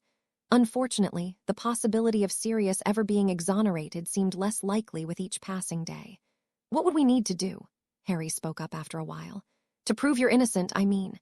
Capture Pettigrew, I guess. If the public ever finds out that he's still alive, the case would be forced back open, and I'd get a real trial. And Pettigrew is hiding away somewhere, knowing full well we're on the lookout for him," Harry thought dejectedly. "Cheer up," Sirius said, noticing his godson's downcast expression. "We have 2 full weeks together now. Let's make the best of it." Ultimately, Harry's original plan for the holidays didn't change too much. He spent his mornings with Sirius, going through the Marauder's spellbook and practicing magic. Despite his modesty about his own skills, Sirius was still an adult wizard with 7 years of magical education and decades of practical experience, and there was a lot he could teach a 4th-year student. In the afternoons, Sirius would lecture about esoteric strategic concepts. "Always outsource your work," Sirius declared one day. "What do you mean?" "You're only one person. There's only so much you can do. Whenever possible, delegate labor to others and perform only the most critical jobs yourself." Harry frowned. "That just sounds like laziness to me." "Laziness is the mother of invention," Sirius replied, shrugging. "Besides, I'm not telling you to never do any work yourself, just to be aware of when you might be able to get some help with the minutiae. That sounds reasonable, I guess." Harry wasn't sure what that had to do with getting stronger as a wizard, but he dutifully wrote it down in his notebook anyway. Before dinner, Harry would usually take Max out for a walk around the neighborhood, with Creature showing him the routes to take to avoid people. They would all eat dinner together, chat or read in the evening, and then after that, they'd avoid opening the golden egg. Harry opened it once at Sirius' prompting, but the wailing from the egg had upset all 4 of them, especially Max and Creature, so they put solving the clue on pause for the time being. By the time the first weekend came around, it was already one of the best weeks he could ever remember having, and Harry's resolve to live with Sirius one day only strengthened. Daphne walked across the hall and into her sister's room, where she saw Astoria furiously trying to tidy up her things. There were spells for that, but Astoria wasn't the most competent witch, and was therefore trying to do it manually. "I hear Harry is coming over today," Daphne said casually, standing in the doorway. "Ah!" Astoria shouted, throwing clothes around the room in a way that did not seem conducive to tidying. "Would you like some help?" Daphne offered. "For starters, you should try folding your clothes instead of throwing them from one corner to another." Astoria looked up at her big sister, distress clear on her face. "How do you even fold clothes, though?" Sighing, Daphne rolled up her sleeves and got down to help. "You look great," Sirius said, patting Harry on both shoulders. "The exact boy every parent hopes their daughter brings home." Harry was dressed in slacks and a button-down shirt, in his best attempt to look like a nice and respectful boy to Astoria's parents. He thought he was a nice and respectful boy, but the only thing her parents knew about him at the moment was that he kissed their daughter on the front page of the Daily Prophet, so he felt like he was playing from behind. "And you're sure I shouldn't bring them a present?" Harry asked. "Nah," Sirius replied. "You're 14, anything you bring will just look like it's from your parents, and it's pretentious. Just go there, smile a bunch, and tell them how much you treasure their daughter. You'll do great." "If you say so." Harry checked himself in the mirror one last time, made a futile attempt to pat down his hair, and gave it up for lost. "Is Master Harry ready to go to Diagon Alley?" Creature asked. "Ready as I'll ever be," Harry replied. Creature took his hand, and they both disappeared with a snap. Pinky, proud house elf of the Greengrass family, watched in horror as Astoria tried to bake cookies. The girl had made Pinky promise not to help, so Pinky didn't help, but Pinky still watched. And eventually, Pinky could bear it no longer. "Miss Astoria," Pinky said, "may I help?" "No, I need to do this by myself." "But why all by yourself?" Pinky asked. "We can make the cookies together," Astoria sighed, answering while she whisked vinegar into the batter. Every time we bake together, you give me little tasks like measure the sugar, but then I do it wrong and you just do it yourself anyway. Then I give up and sit on the floor and you let me know when it's time to decorate, and then I usually just make a mess and eat the icing straight out of the piping bag. Pinky had nothing to say in response to this. Astoria had summed it up perfectly. May I at least mention something crucial? Pinky asked.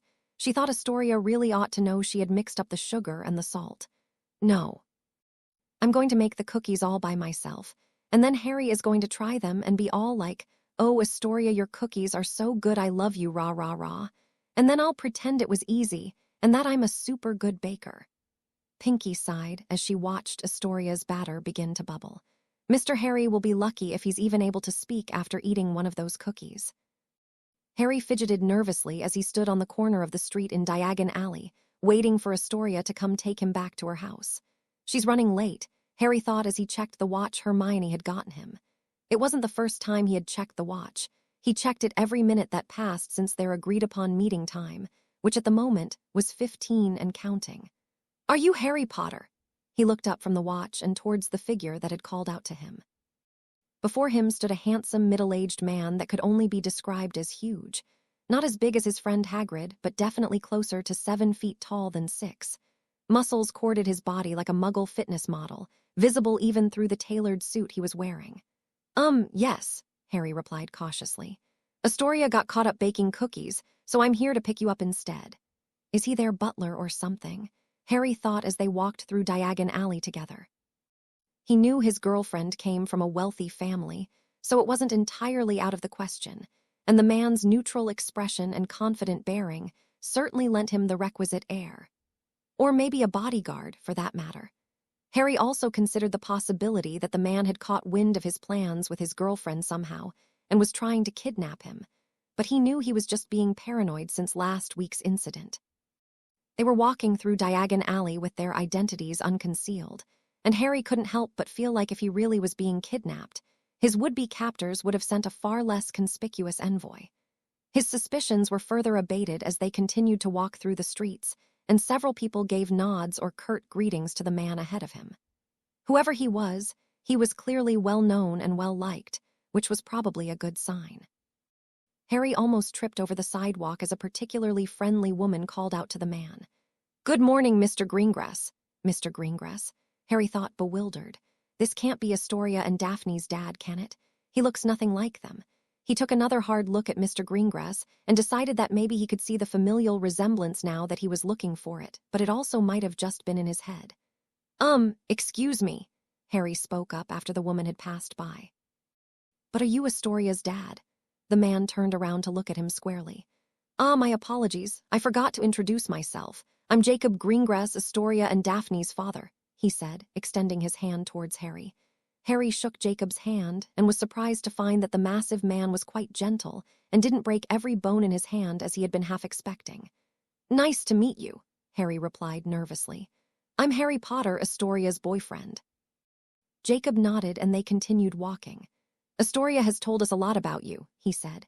"She likes you a great deal." Harry scratched his arm uncomfortably. What was he supposed to say to that? "I like her a lot too," Harry responded, reaching around for words to fill the awkward silence. "Honestly, I think I love her, but I'm only 14, so I'm not sure if it's too early for me to know for sure." Why did I say that? Harry reprimanded himself. Just stop talking. Harry thought Astoria's dad might take issue with his statement for one reason or another, but instead the muscular man just nodded sagely. "It's never too early to be in love," he said. "You'll know it's real when it hits you. I fell in love with Astoria's mom when I was 11. Harry raised his eyebrows in surprise. "Really? You've been together that long?" "Not quite," Jacob said, shaking his head. "I declared my love for her in the middle of the sorting ceremony, but she rejected me." "Oh." "Tried to win her affection for the next 6 years, but she never returned my feelings. Eventually, I realized that if I really loved her, I'd let her go, and stopped my pursuit in fear of bothering her." Harry was starting to get really invested in this story. "What happened next?" he asked. "I mean, you got together in the end, right?" Jacob nodded. "The day after I started leaving her alone, she realized she liked me and asked me to be her boyfriend." Harry froze. That's it. That's sort of disappointing, but I guess life is like that sometimes. In any case, Harry was really grateful it didn't take him 6 years and an emotional epiphany to get together with Astoria. Anyway, he thought, Astoria's dad seems pretty friendly. Jacob Greengrass' expression shifted, and he looked intently at Harry, his amiable attitude from before disappearing. Do you like flowers? Harry gulped. He felt like the answer to this question was more important than he could realize. I often tend to the garden at my aunt and uncle's house. I suppose I'd say that generally I like them. Jacob nodded. What about ice cream? Harry had to force down his instinct to make some sort of loud exclamation. What do these questions have to do with anything, and why does he look so intense? I like it, Harry said hesitantly. I think most people do, Jacob nodded again, and his stern expression cleared up. Astoria chose well with you, Harry, he said, a bittersweet smile forming on his handsome face. Welcome to the family. Harry Potter and Jacob Greengrass entered the Greengrass family manor engaged in a lively conversation. They were joking and laughing, and an outside observer might think they had been friends for years. Linda Greengrass knew better, and she narrowed her eyes as her husband and her youngest daughter's boyfriend stumbled out of the Flu Network and into the foyer. Jacob Greengrass may have been the talent behind the Greengrass herbology empire, but she was the brains that turned his little family flower shop into the multinational conglomerate it is today. Her husband was simply too trusting, and she knew it would be her duty and not his to determine if their daughter's chosen boyfriend was worthy. We're home, Jacob called, his words echoing through the expansive house. Linda emerged from where she was waiting behind a door, making it look casual. I trust you had no trouble on your way here. None at all, Jacob replied. We were just delayed a bit because we stopped for ice cream. She resisted the urge to roll her eyes. Only Jacob would stop for ice cream in the middle of picking up their daughter's first boyfriend. She adored her husband, but his love for ice cream knew no bounds when it really should, and that love had rubbed off on Daphne in a bad way, who was now just as much of an ice cream fiend as he was. Linda strolled up to the pair, gave her husband a quick kiss on the cheek in greeting, and extended her hand towards Harry. It's nice to finally meet you, Harry, she said. He shook the proffered hand firmly. It's nice to meet you, Miss Greengrass. Linda narrowed her eyes. Good, she thought. He passed the first test. She simply hated it when men kissed her hand upon being introduced to her. It was a chauvinistic tradition of bygone times when women weren't seen as equals, and by offering her hand to Harry and letting him choose how to handle it, she was able to uncover a small part of his personality. Wow, she's scary, Harry thought. I see where Daphne got her glare from. Hi, Harry. Welcome to my house. Harry turned to look in the direction the voice had come from and saw Astoria come around the corner, oven mitts still on her hands. She gave him a hug and a kiss, which embarrassed Harry tremendously considering it was in front of her parents, and smiled up at him. Sorry I couldn't come to get you, I was making cookies. Oh, that's okay, Harry blushed. I had a good time with your dad. Astoria raised an eyebrow at her dad, who just smiled and gave her a thumbs up. The group moved as a whole to the kitchen, where a tray of something was cooling on the counter. They were vaguely circular, but they were black and very flat, so Harry assumed they weren't the cookies his girlfriend had been making. Do you want to try a cookie? Astoria asked, pointing at the somethings where they sat cooling on the counter. Of course, Harry replied, forcing himself to imbue enthusiasm into his tone. In reality, he was still kind of full from the ice cream and had no desire to eat the cookies his girlfriend had made, as they looked positively dangerous. Alas, his girlfriend had made them, and likely made them especially for him as well, so he had no choice. He picked up a cookie and looked at it warily. He was pretty sure he almost cut his finger on one of its edges. Astoria stared at him expectantly, so taking a deep breath, he bit into it. The cookie was unlike anything he had ever tasted before.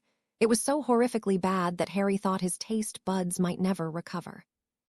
It was crispy and soggy at the same time, was unequivocally burnt, and tasted strongly of salt and vinegar for some reason. Harry was pretty sure this singular cookie could defeat Lord Voldemort if given the opportunity, and would cause Dementors to flee faster than any Patronus charm ever could. It's great, he said, trying to smile. Astoria sighed in relief. I'm so glad you like them. I got lost halfway through the recipe, so I improvised a bit at the end there, and I wasn't sure how they would turn out. Harry swallowed the alchemical creation and turned to look at his girlfriend seriously. He was pretty sure if the Ministry of Magic ever found out about Astoria's cookies, there would be a new item on the sanctioned goods list. He simply had to be honest with her. Astoria, he stopped speaking as he saw the look in her eyes. She was full of nervousness, hope, and a little bit of fear. She was a teenage girl who had just made cookies for her boyfriend to commemorate him visiting her home for the first time, and she wanted everything to go well. And while his girlfriend's cookies may be an extinction-level threat, they were still his girlfriend's cookies. Yes! He took another cookie and tried to turn his brain off while he crunched, chewed, and swallowed. Your cookies are great. Thank you for making these. Linda Greengrass had to admit she was impressed. Even Daphne wouldn't ever eat more than one of Astoria's infamous baked goods, while Harry had managed a whole 3. Of course, honesty is important in a relationship, but there's a time and place for those things, and today wasn't it for Harry to tell Astoria just how bad she was at baking. Not only that, but as Astoria gave him a tour of the house and blabbered on telling him stories from her childhood, he listened earnestly and attentively. Linda was willing to acknowledge that her youngest daughter could be a bit of a handful and required a great deal of patience to deal with. But Harry seemed to have patience in spades and never made her feel like she was worth less than she was. There's just one last test you have to pass, she thought as she secretly watched the two pass by Daphne's room. Hi, Daphne, Harry said as the girl emerged from her room to greet them. Hi, Harry, she replied. Have you read any good books so far this break? A few. Cool, maybe we can lend each other some books we've already read when we get back to school. My stash is dwindling. Daphne sighed. Maybe. Linda was shocked. That was it. Harry had passed the final test, gaining Daphne's approval. Not only did Daphne speak to him without cursing him, but she even implied she might possibly lend him one of her precious books. You chose well, Astoria, Linda thought as she returned to the daily tasks that needed her attention. I suppose we'll have to break open a bottle tonight to celebrate. Maybe 2 bottles, I think Jacob will need it. You got abducted by your godfather and now you're living with him in London. Astoria asked excitedly once they were alone in her room. Yeah, pretty much, Harry replied. It's been a lot of fun. Harry was rather nervous to be in his girlfriend's room. It smelled like her and was much cleaner than he had expected from the generally frenetic girl. He tried to prevent himself from being rude and looking around the room too much, but something still caught his eye from her bedside table. Is that the sugar quill? He asked, embarrassed at the reminder of the lame gift he had given Astoria for her last birthday, on the day they first met. Astoria blushed. Yeah, it's the sugar quill you gave me in Hogsmeade. I don't have the heart to eat it since it's the first present you ever gave me. Harry's heart warmed several degrees. You kept it after all this time. Of course. I actually want to cast a preserving charm on it so that I can keep it forever. Or maybe we can eat it on our wedding day because it'll be like symbolism or whatever. Harry's eyebrows shot up. Our wedding day, he repeated. You want to get married? Astoria froze. You mean like right now? No, I think it's a bit soon, but I mean maybe eventually. Oh, okay, she blushed. Yeah, I'd like that. Harry was confused. He had just wanted to ask Astoria what she meant by our wedding day, but had apparently ended up proposing instead. Oh well, he thought. It's not like I'm opposed to the idea, maybe closer to 10 years from now, though. They spoke for a couple more hours, going over the events of their respective past weeks and making plans for their return to Hogwarts the week after. At some point, they returned to the kitchen and sat around the counter on stools so they could eat snacks and chat a bit more with Astoria's parents, where Harry noted Linda Greengrass was much friendlier than her first impression suggested. It was very nice to meet you, Harry said to Jacob and Linda once it had come time for him to leave. Thanks again for inviting me over. Of course, Linda replied. It was a pleasure having you, Harry. Come back any time, added Jacob. Astoria walked Harry down to the manor gates where he said he would call his house elf to pick him up.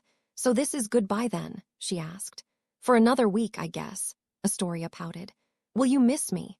Harry pretended to think about it. Maybe a little, he said, holding his thumb and forefinger just a tiny bit apart. She swatted his arm playfully and gave him a kiss. See you in a week, Harry.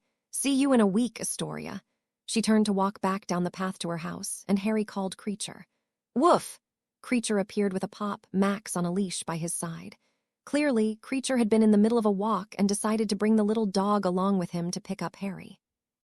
Naturally, the moment Astoria heard a bark, she spun around and came running back down the path to the gates. Oh my gosh, a puppy, she yelled, immediately getting on the ground so she could play with him. You're just the cutest thing ever. If I didn't already have an animal, I'd so want to bring you to Hogwarts. You're just a tiny little guy. I'll look at your little face. Creature exchanged a glance with Harry, who just shrugged. After a while, Astoria got up and brushed herself off. Wow, she exclaimed with a big smile on her face. He's adorable, and so well-trained too, you guys must take great care of him. It might have just been his imagination, but Harry could have sworn he noticed Creature stand a little straighter after that one. Of course, Harry said. Max is a noble hound, worthy of his position as a noble family's guard dog. Max wagged his tail cluelessly, and Harry was relatively certain Creature puffed his chest out a bit. Master Harry, we should get going if we want to be back in time for dinner, the house elf said after a moment. Are you ready to leave? Oh, wait, Astoria said. Why don't you bring some cookies home for your godfather? Harry was about to make some excuse as to why he couldn't actually bring her weapons of mass destruction into his house, but didn't have the heart to follow through. Sure, I bet he'll love that. So how'd it go? Sirius asked Harry once he had returned with Creature and Max to 12 Grimmauld Place. Great, her house is really impressive and her parents are super nice. Sirius smiled. I knew they'd love you, now you just need to bring her over here so she can meet us properly, Max barked. Max already met her, Creature supplied. They have become friends. Oh yeah, she loved Max, Harry added. Creature nodded. Creature thinks she is a nice girl, a good match for Master Harry. Sirius frowned. That's not fair. I want to meet her too. Her parents seem pretty protective, Harry said apologetically. I don't think they'd be too keen on her meeting a wanted criminal, Sirius sighed. If only the ministry didn't want me dead, I could get the chance to play the whole protective parent act. Harry knew where Sirius was coming from, but there was no point thinking about that now. What there was a point thinking about now was a way for Harry to get back at Sirius for all the times he had teased him over the past week. Well, Sirius, he smiled. You may not be able to meet her yet, but she gave us some cookies to bring home. Would you like to try one? Sirius gasped out what he was sure would be his final breath. They're done, Harry nodded, and instantly regretted it. The movement of his head made him feel sick. Creature has never undergone worse punishment than an Astoria cookie, Creature remarked from where he lay curled up on the floor.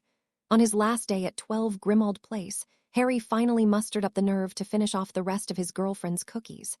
They had only gotten worse with time, and there were still 6 left. He had planned on eating them all by himself, but Sirius and Creature each took 2 in solidarity to help him, leaving all 3 of them in quite the state. I'll find a way to come see you soon, Sirius said, straightening up on the couch. I'm still not sure how safe Hogsmeade is for me at the moment, but we'll figure something out. Okay, Harry replied reluctantly. He had gotten used to living with Sirius, Creature, and Max over the past 2 weeks, and while he was looking forward to seeing his friends at school again, the thought of leaving the family he had finally been able to spend time with saddened him greatly. Don't take any unnecessary risks, though, he added. Sirius shrugged. What one deems as necessary depends on their set of beliefs and values. That sounds like an excuse to get into trouble, Harry said. It is. Creature has heard that one before. Sirius eyed Harry and Creature warily. You two are always teaming up against me lately. I feel like I'm on the verge of a coup d'etat. Harry took a dramatic stance, holding one arm aloft as if brandishing a sword. We serve only one king here. Right, Creature? Right, Master Harry. They both looked to Max, who barked once and tilted his head in confusion. Sirius sighed and shook his head. Creature had clearly been spending too much time around dogs and kids lately. Harry was one thing, but the sight of his curmudgeonly old house elf riffing a bit was just surreal. You have everything packed and ready for school? Sirius asked eventually.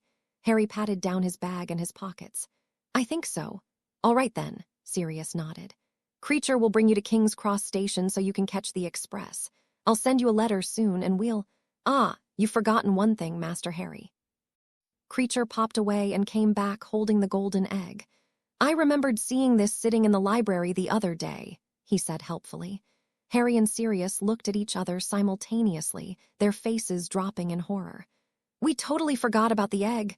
So, Hermione said once she had settled into the train compartment with Harry and Ron. What was the egg's clue? Harry looked around sheepishly. Hermione's mouth dropped open incredulously. Harry, you promised me you'd figure out the clue on your own over the holidays. Sorry, Hermione, Harry mumbled. This break didn't really go as I expected and I got distracted. Oh, yeah, Ron said, stuffing some kind of pastry into his mouth. I was going to ask about that. I thought you were staying at school over the holidays, so why are you here on the Hogwarts Express with us? Hermione froze. How had she not noticed that earlier? Well, you see, Harry began. First, I got kidnapped by the Dursleys. Harry recounted the whole story of his past 2 weeks to his best friends. He really had intended on solving the egg's clue, but he had gotten so caught up with Sirius that they never really got around to it. He knew it wasn't an excuse, but hoped Hermione would have mercy on him nonetheless. Hermione sighed. Fine, I guess that's a somewhat valid reason. Harry exhaled a breath of relief but still felt guilty. He knew Hermione was weak to him talking about family and he had broken his promise with her. Hermione glared at him. But you've lost your chance. What? Hermione extended her hand towards Harry with her palm upturned. Give it here. Huh, give you what? She rolled her eyes exasperatedly. The egg, of course. If you're not going to figure out the clue, I'm going to figure it out for you. No, you don't have to do that, Harry rushed, waving his hands in front of him. I'll work on it, Harry, she said severely.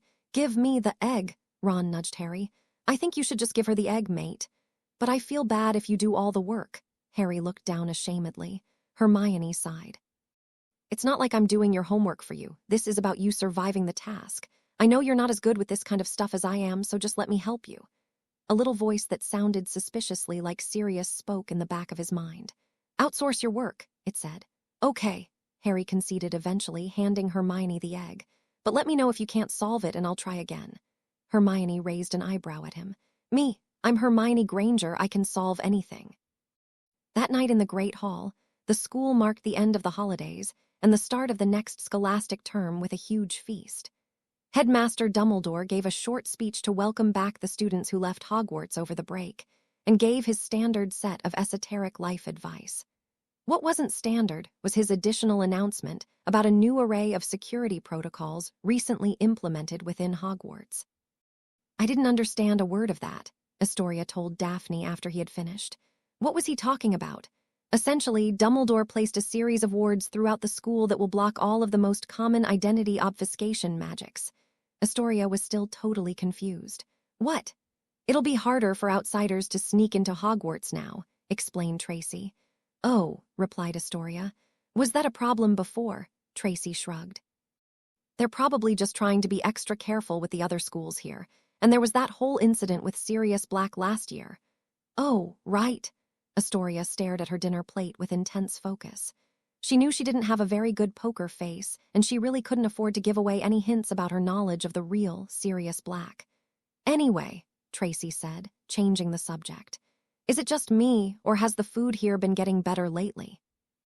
Daphne looked at the braised oxtail gnocchi in front of her and realized she was enjoying it quite a bit. It does feel like our meals have been rather elevated recently, but it's probably just an attempt to impress the visiting schools. I don't think so, Astoria chimed in. I think it's because the house elves have been more inspired lately. We've been sending them little notes for the past few months, and I think they're taking our comments to heart. What are you talking about? Daphne asked. Well, Harry went down to visit the house elves in the kitchen back in October, and he said they might like to get a bit of appreciation for their work, so we started sending them little letters to read after we eat. Haven't you seen me writing them recently? Daphne nodded slowly. Yeah, but you just write thanks for the food. Every time, so I figured it was more of a spiritual thing for you than an actual letter to anyone. Astoria shrugged. I'm not very good at writing out my thoughts, and Harry says any kind of feedback is appreciated.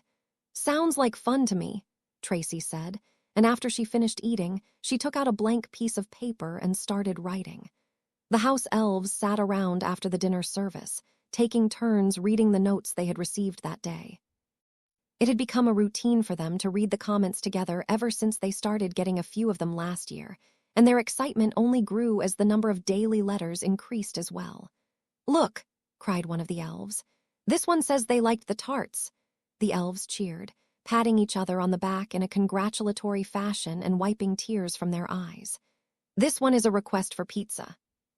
The elves discussed amongst themselves to figure out who knew what pizza was, and how they might be able to integrate it into the menu rotation in the future.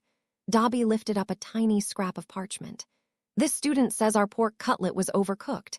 The elves burst into tears. Don't worry, elves, Dobby rushed to assure them. This only means we should continue to strive for improvement. Dobby had, to some extent, taken up a leadership role in the Hogwarts kitchens and was taking his self-appointed job very seriously.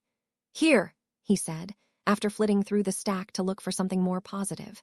This one says, thanks for the food. The elves cheered once more.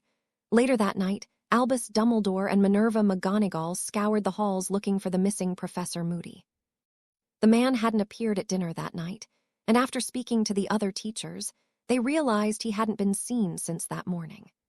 Both Dumbledore and McGonagall were aware enough to realize that Moody's disappearance coincided exactly with the activation of their new security measures, and both had seen enough in their long lives to have a healthy distrust of coincidences. They had intentionally kept mention of the new measures a secret until tonight, just in case there were any infiltrators already in their midst. But the idea that one of Hogwarts' own teachers had been a fraud was an eventuality they were reluctant to accept. "If he's still around, he's making himself sparse," McGonagall stated once they had finished a full patrol of the school and looped back around to Moody's vacant office. Dumbledore sighed. "I imagine Alastor, or whoever was wearing his skin, has long since left the premises.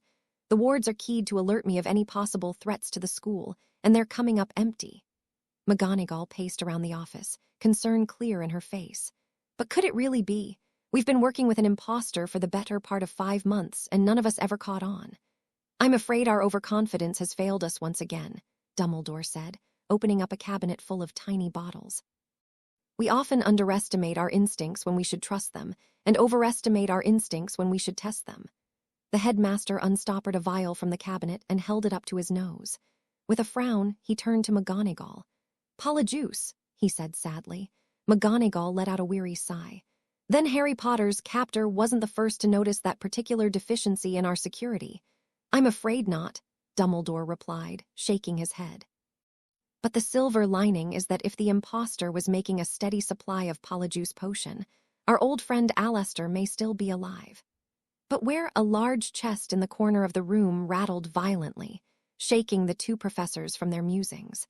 Making his way over to it, Dumbledore withdrew his wand and carefully undid the intricately woven seals and locks covering its surface. Peering inside the chest once it was open, Dumbledore saw a lone man sitting on the floor of a cell several meters deep. "I'm sorry, Albus," the man called up groggily from the bottom of the magically extended box. "They caught me by surprise." McGonagall rushed over to the chest to take a look for herself. "Alastor, is that you? Who did this?" "Bartemius Crouch Jr.," Moody spat out irately. "We were lied to. He didn't die in Azkaban as we were made to believe."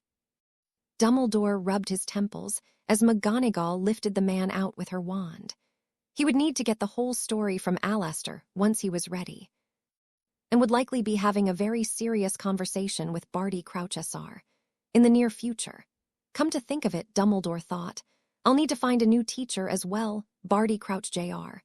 ran through the school grounds, his disguise having long since worn off. He had no clue how Dumbledore had figured him out, but he was sure the man had somehow known about his scheme, if not his true identity. After all, Dumbledore had specifically gone to the trouble of integrating various extensive rune setups into his new security system that were otherwise only seen at Gringotts to remotely annul the effects of Polyjuice potion. But if he already knew about me, why didn't he just kill me on the spot? Barty tried to puzzle out the answer to that question, but Dumbledore was simply too powerful and unpredictable to have his true intentions read so easily. Regardless, it was clear that Hogwarts was no longer safe for him, and his infiltration mission had come to an abrupt end. "I'm sorry, my lord. I have failed you. Watcher, everyone!" The entirety of the third-year defense against the dark arts class turned to watch as a young woman with bright pink hair tripped into the classroom. She took a second to regain her footing, and then turned to look out across the rows of desks with a big smile on her face. "Professor Moody recently went through, a traumatic experience, so I'll be your new teacher until he returns. You can call me Tonks, Professor Tonks or Auror Tonks, but nothing else." The class devolved into whispers. Many students had remarked on Moody's absence at the previous night's start-of-term feast, but no one knew why he was missing. Upon hearing the cause was a traumatic experience, speculation and gossip filled the classroom. Two girls sitting at the back of the room also began whispering, but for different reasons entirely. "Do you think that's her natural color?" Astoria whispered to Luna. "I'd reckon so, but I'm open to the possibility of her being green." "Huh, I meant her hair." Maybe, why don't you ask?" "Should I? Because, it looks natural, but it's also pink, and I've never seen a natural pink before. I'd like to be a natural pink." After the new professor, Tonks gave a brief overview of the content she planned on going over for the remainder of the year. She asked the requisite question all teachers asked when they reached the end of their syllabus. "So, with that out of the way, are there any questions?" Astoria raised her hand. "Yes, you, there in the back, what's your name?" Tonks said, pointing at Astoria. "Oh, hi, I'm Astoria Greengrass. I'd like to know if your hair color is natural." The class laughed and Astoria blushed. She hadn't actually meant it as a joke, and she hoped the new teacher didn't take it as such. Tonks smiled. "That's a great question." Astoria heaved a sigh of relief that turned into a collective gasp with the rest of the class when Tonks' hair shifted from pink to green, to blue, and then back again to pink. "I'm actually a metamorph magus," she said, writing the term out on the chalkboard. Which, if you've never heard before, is a term referring to witches or wizards who can change their appearance at will. Unlike an animagus, for example, you cannot become a metamorph magus later in life. You're either born with it or you're not. "How do you know if you're one of those or not?" Astoria asked excitedly, not wanting to attempt to pronounce the word for herself. Tonks recognized the girl's enthusiasm and shook her head sadly. "I'm afraid you'd know by now if you were. When I was a kid, all of my accidental magic manifested in changing my size, shape, and color." Astoria slumped back in her seat dejectedly. That could have been her thing. "While I may not be able to teach you guys how to become metamorph magi," Tonks continued with an energetic smile, "I can teach you how to do plenty of other cool stuff. I may have only graduated from Hogwarts a few years ago myself, but I'm not the Ministry's most newly minted Auror for no reason." Tonks conjured a handful of training dummies and had the class practice stunning spells on them. She walked around the class ensuring everyone's safety from the misfires and giving advice to the students who were struggling. "The stupefying charm is one of the most useful spells a witch or wizard can know," she said as she walked. "It may be simple, but it's still a staple in the toolkit of the professional Auror as the most effective method of neutralizing a target without causing any lasting damage. As such, mastery of this spell is paramount." While most of the class was casting the spell with relative ease and were primarily focusing on perfecting their aim, Astoria was having a hard time getting her stunning charm to actually stun. Luna also hadn't managed to stun her target, but she had managed to transfigure it into a chicken, replace it with a block of cheese, and then disintegrate it, so Astoria had a feeling she just wasn't really trying to stun the dummy in the first place. "Sorry, Professor Tonks," Astoria said, discouraged, as the new teacher came over to observe her. "I'm not very good at magic." "That's not true." Tonks dismissed her apology with a wave of the hand. "Who told you that?" "Everyone," Astoria replied, shrugging. "I mean, not everyone. My sister tells me I'm just unfocused, and my boyfriend tells me I'm amazing, but I know they're just trying to make me feel better." Tonks narrowed her eyes, taking in Astoria properly for the first time.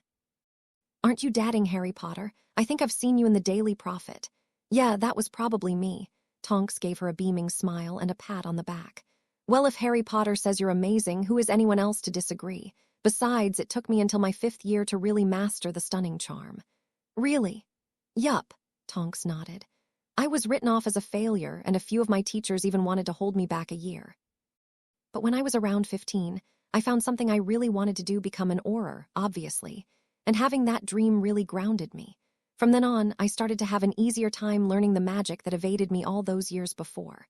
Astoria looked up at Tonks hopefully. "So I'm not a lost cause?" "Of course not. Here, cast that stunning spell for me again, and I'll give you a few tips." Hermione stared at the golden egg that held the clue for the second task. She had been staring at it almost all day, every day for the past few days, and yet she was no closer to solving its puzzle than she was when she started. "Ugh," Hermione thought. "If only this egg wasn't so loud, and the survival of my best friend wasn't hinging on me finding its solution, I might find this sort of thing fun." As it was, Hermione brought the egg with her everywhere. She looked at it under the table during class. She took it with her into the library when she studied, and she even brought it with her into the baths, though she was careful to keep it away from the water, lest it damage the magical item permanently. Why did I go and say I can solve anything? It sounded cool at the time, but if I really do fail at finding the clue, it'll be so embarrassing. Hermione took a deep breath and thought about that unfortunate possibility. If I fail at finding the clue. If I fail, something awoke inside of her. Hermione Granger did not fail. That was simply a fact. Since she had received her first assignment in preschool, she had never failed anything, not even once. Failing had never been in her robust, precocious vocabulary, and she wasn't going to add it now. Tying up her hair, she took out her notebook and started to draw sketches. This was going to take a while. Harry was sitting in the courtyard reading over the Marauder's spellbook, making sure he hadn't missed anything that seemed useful, when Ron called out to him. "Hey, Harry, I don't suppose you've seen Hermione around much this week." Harry shook his head. "Not outside of class, if that's what you mean." Ron frowned. "Do you think maybe she's avoiding me?" "I don't think so, at least not for the reasons you're thinking. My guess is she hasn't been able to solve the egg's clue yet and has been obsessing over it for the past week." "Yeah, you're probably right." Harry closed the book. "Speaking of Hermione, though, how are things going with her?" "Huh, I mean your crush on her, have you made any progress?" "Oh," Ron blushed. Not really." Before Harry could ask any further, he was distracted as another voice called out to him. "Harry, can I speak to you for a moment?" He turned around to see Cedric Diggory, Hufflepuff prefect and fellow Triwizard champion, jog up to him from across the courtyard. "Hey, Cedric, what's up?" "I'm guessing you've already solved the egg's clue," Cedric said. "But I thought I'd check just in case. You told me about the dragons and the first task, after all." Harry raised his eyebrows in surprise. "No, I actually haven't figured it out yet. You'd really be willing to tell me the solution?" "Of course," Cedric replied, his tone a little defensive. "It's like we said before, we should be looking out for each other. I'm still going to try to win, but let's just say when you hear the clue you'll be glad for a bit of extra preparation time." "So what's the egg's clue?" Harry asked. Cedric cleared his throat and looked around conspicuously.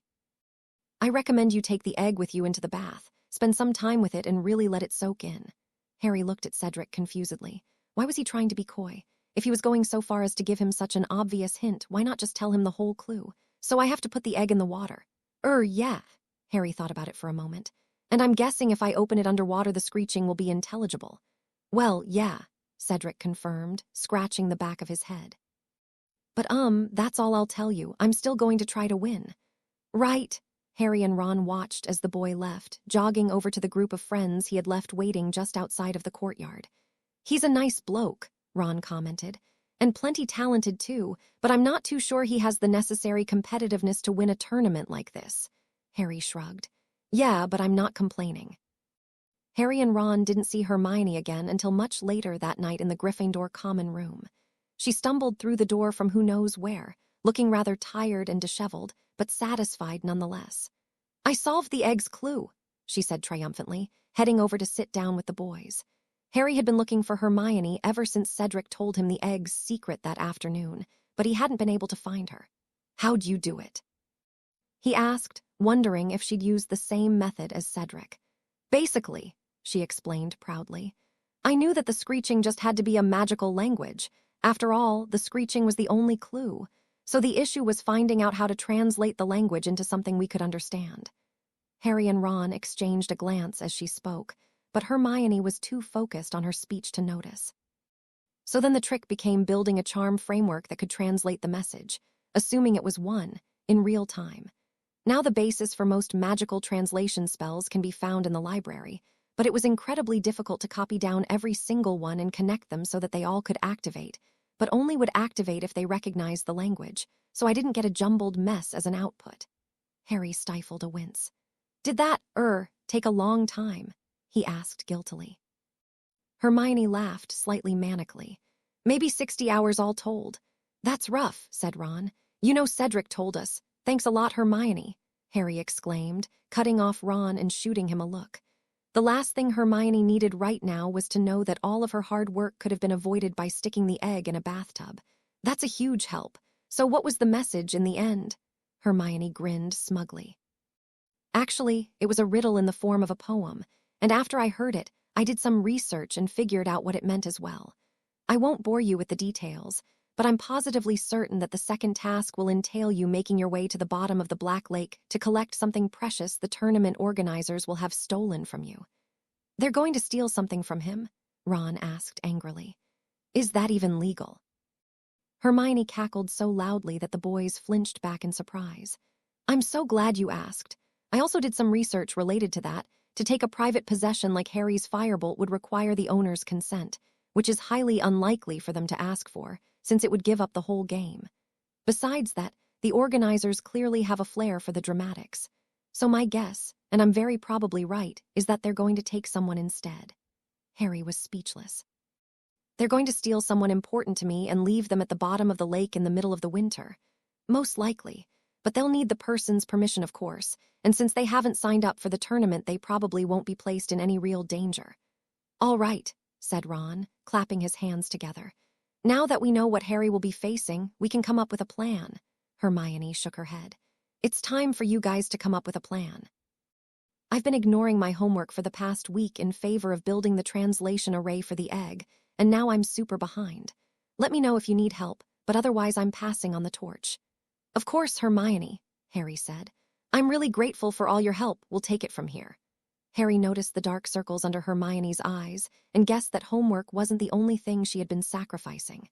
And maybe get some sleep too, all right.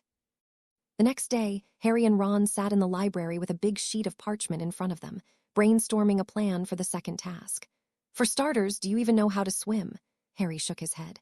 I never learnt, have you? I'm not bad, Ron replied, but not nearly good enough to make it to the center of the lake and back, and that's ignoring the fact you'll have to do it at least partially underwater while fighting off the local flora and fauna. Harry hummed thoughtfully. So I'll have to use magic. I reckon that's the point. They spent the next couple hours trying to recall any sort of magic that might help Harry during the task. Ron had found mention of the bubblehead charm in a 6th-year textbook, which would give Harry an unlimited supply of oxygen, but wouldn't address his lack of ability to swim. They also considered the option of a partial or full transfiguration into an aquatic animal, but the amount of time it would take Harry to master such an advanced field of magic was much greater than the month he had left before the task. Maybe now's the time to go for the animagus ritual, Ron suggested. If you're lucky, your spirit animal will be a fish. And you think it would be safe for me to face whatever challenges await me in the lake while transformed into a fish? Ron shrugged. Maybe you'll be a dolphin. It's too risky, Harry sighed. At best, I'll spend the whole month working on the ritual in hopes that I become both an aquatic predator and that the task will be accomplishable without a wand. The worst and more likely scenario is I spend all of my preparation time becoming a muskrat or something, with no backup plan for the task. After a few more minutes of fruitless brainstorming, they called it quits for the day, and Ron left Harry alone in the library. The bubblehead charm seemed the most promising idea so far, Harry considered. If I could combine that with something hey there, good-looking, whatcha thinking about?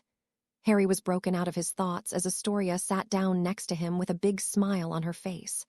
Oh, hi, Astoria. You seem to be in a good mood. Astoria nodded jubilantly. The new defense teacher, Tonks, have you met her? We just had our 3rd class with her. She's super nice, and I feel like I might even be finally getting a little better at the subject. That's great, Harry said honestly. He knew his girlfriend struggled particularly with defense against the dark arts.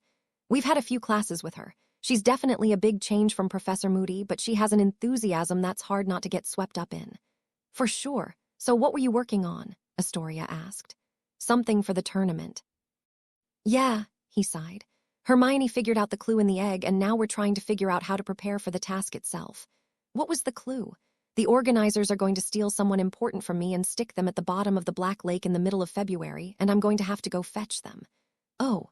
They went silent for a moment before looking up at each other, seemingly coming to the same conclusion. That means you, Harry realized. Poor Ron. Astoria exclaimed simultaneously. I mean, it's possible they'll ask Ron, Harry conceded. But I figure we're kind of famously a couple now, so if they had to choose someone, it would probably be you. Oh, replied Astoria. So I'm important to you. Harry raised an eyebrow at her. I mean, yeah, you're my girlfriend, of course you're important to me.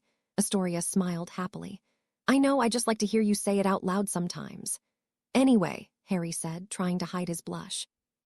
I'm having trouble figuring out how to solve the task's problems. For one, I don't know how to swim, and I also don't know how well magic works underwater. I'll have to do a lot of research and practice over the next month. And the time pressure is starting to stress me out. Astoria looked up at him, surprised. You're actually going to do the task? Huh. Taking in Harry's confused look, Astoria continued. I mean, in the first task, you made a whole plan with the dragon so you could avoid actually doing the task the way it was meant to be done. I kinda thought you'd come up with another scheme this time, instead of just doing it the expected way. Harry thought about that. Astoria looked at him. Harry thought about that some more. Astoria looked at him some more. You're right, he said eventually. Astoria smiled. Of course I am. Harry gave his girlfriend a kiss, an idea already starting to form in his mind. Have I ever told you how amazing you are? Astoria's smile widened. Yep, but that doesn't mean you can't tell me again. Sirius, Creature, and Max all paced around the house restlessly. This week has been kinda boring, eh? Declared Sirius. Creature doesn't get bored, the house elf replied. Max whined, and Sirius looked at Creature skeptically. But if Creature did get bored, the elf continued, now would probably be when Creature would feel it. That's a rather roundabout way of agreeing with me, Sirius said. Max squeaked and rolled over onto his back with his paws in the air. Sirius sighed. Hogsmeade is still crawling with law enforcement and being actively hunted all across Europe, and Harry's not even around anymore. Even Creature is getting a little antsy, Creature admitted. The house feels rather empty now without Master Harry. Is it time for me to come up with another one of my rash yet brilliant plans? Sirius asked. Creature looked at his master. He really should have said no, but he was so bored he couldn't muster up the will to refuse. Creature will help. Once Harry remembered, thanks to Astoria, that he didn't actually need to do the second task in order to complete it. A whole new world of possibilities opened up for him. He already had the beginnings of an idea in his head, but he still needed to do a lot of research and tests before he could work out all of the details. There was the additional element of pressure that he could feel mounting within him, once he realized it was likely going to be his girlfriend stuck at the bottom of the Black Lake. But he tried his best to push that down. All right, Harry thought, sitting by a small desk in his room. I have a little under a month to iron out a foolproof plan to trick the entire wizarding world into thinking I'm doing a task that I'm not actually doing. And meanwhile, I need to make sure Astoria still gets pulled from the lake. That shouldn't be too hard, right? Harry sighed and pulled out another piece of parchment to get to work on his plan. It was going to be a long month. Greetings, sir, Creature said, walking up to the clerk at the Ministry of Magic Archives. I've been sent by my master to verify the integrity of a contract signed in 1337 between his ancestors and the Sussex Coven. The clerk looked down disinterestedly. Very well. You know where your family records are stored. Creature nodded, and the clerk grunted, opening up the door to the archives. Wizards never suspect a house elf. Creature shook his head disparagingly as he walked in. It's a wonder this country is still run by these clowns. Creature hobbled over to the F section of the archives and pulled a counterfeit file out from under his shirt. He stuck it in with the rest of the family records, effectively legally acknowledging an entirely new made-up line of wizards. Naturally, there were a multitude of wards and enchantments to prevent malicious wizards from doing this exact thing, but Creature was no malicious wizard. Creature was a malicious house elf. Harry was onto something promising. He hoped it was promising anyway. He had kept the plans simple and could see no reason why it wouldn't work, and had even exchanged a few letters with Sirius to run it by him. Sirius' approval further increased his confidence in the plan, though that confidence only went so far when there was so much on the line. Why does it have to be a human hostage? Harry lamented silently, thinking about Hermione's interpretation of the clue. This would be so much easier if they just took my firebolt, Harry thought about that, and imagined his precious broomstick, the first gift he had ever received from Sirius down at the bottom of the lake. A deep sadness welled up in his heart. On second thought, I'd prefer it if they didn't take either. Ludo Bagman paced around his office, trying to organize the last-minute details for the second task of the Triwizard tournament. He had fielded hundreds of requests from news sources and individuals who were interested in viewing the event, but Dumbledore had told him that the grounds of Hogwarts would be off-limits to outsiders as part of a new effort to increase school security. Additionally, while public anticipation for the tournament was at an all-time high, Bagman knew that the upcoming task would be held underwater and thus would be rather unremarkable to watch. If that wasn't enough, Barty Crouch SR had recently been tied up with some matters related to the DMLE and had left the administration of the tournament to him. Bartimius' absence also meant Ludo would have to find a replacement judge for the scoring of the second task, knowing full well that almost anyone he could choose would put him under scrutiny for favoring one of the four champions. Ludo looked up as his secretary knocked on his doorframe. Mr. Bagman, she started, you've received a letter from 2 Hogwarts students. Fan mail? Not as such. They've offered to commentate the second task, in case that was something you were looking for. How convenient. He thought, if they're entertaining, that could solve at least one of my problems. Thank you, Jessica. Leave the letter on my desk. I'll be in touch with them shortly. Was there anything else? She nodded. One more thing. I was sifting through the submitted candidates for a replacement judge when someone caught my eye. Do tell, Bagman replied, intrigued. He's a retired wizard who was active in the 1800s. He was born in England, but spent most of his life in the United States, which means he may be less inclined to bias while scoring a European tournament. That sounds promising, Bagman said, finally feeling as though his luck was turning around. You performed a background check. His files came back clean, with no records of law infringement or controversy. He's also the recipient of many noteworthy distinctions from both the American and British Ministries of Magic. Ludo raised his eyebrows in surprise. He sounds great. What's his name? Jessica consulted the notepad she was carrying. Let's see here. Here it is. Paddington Footpatrick.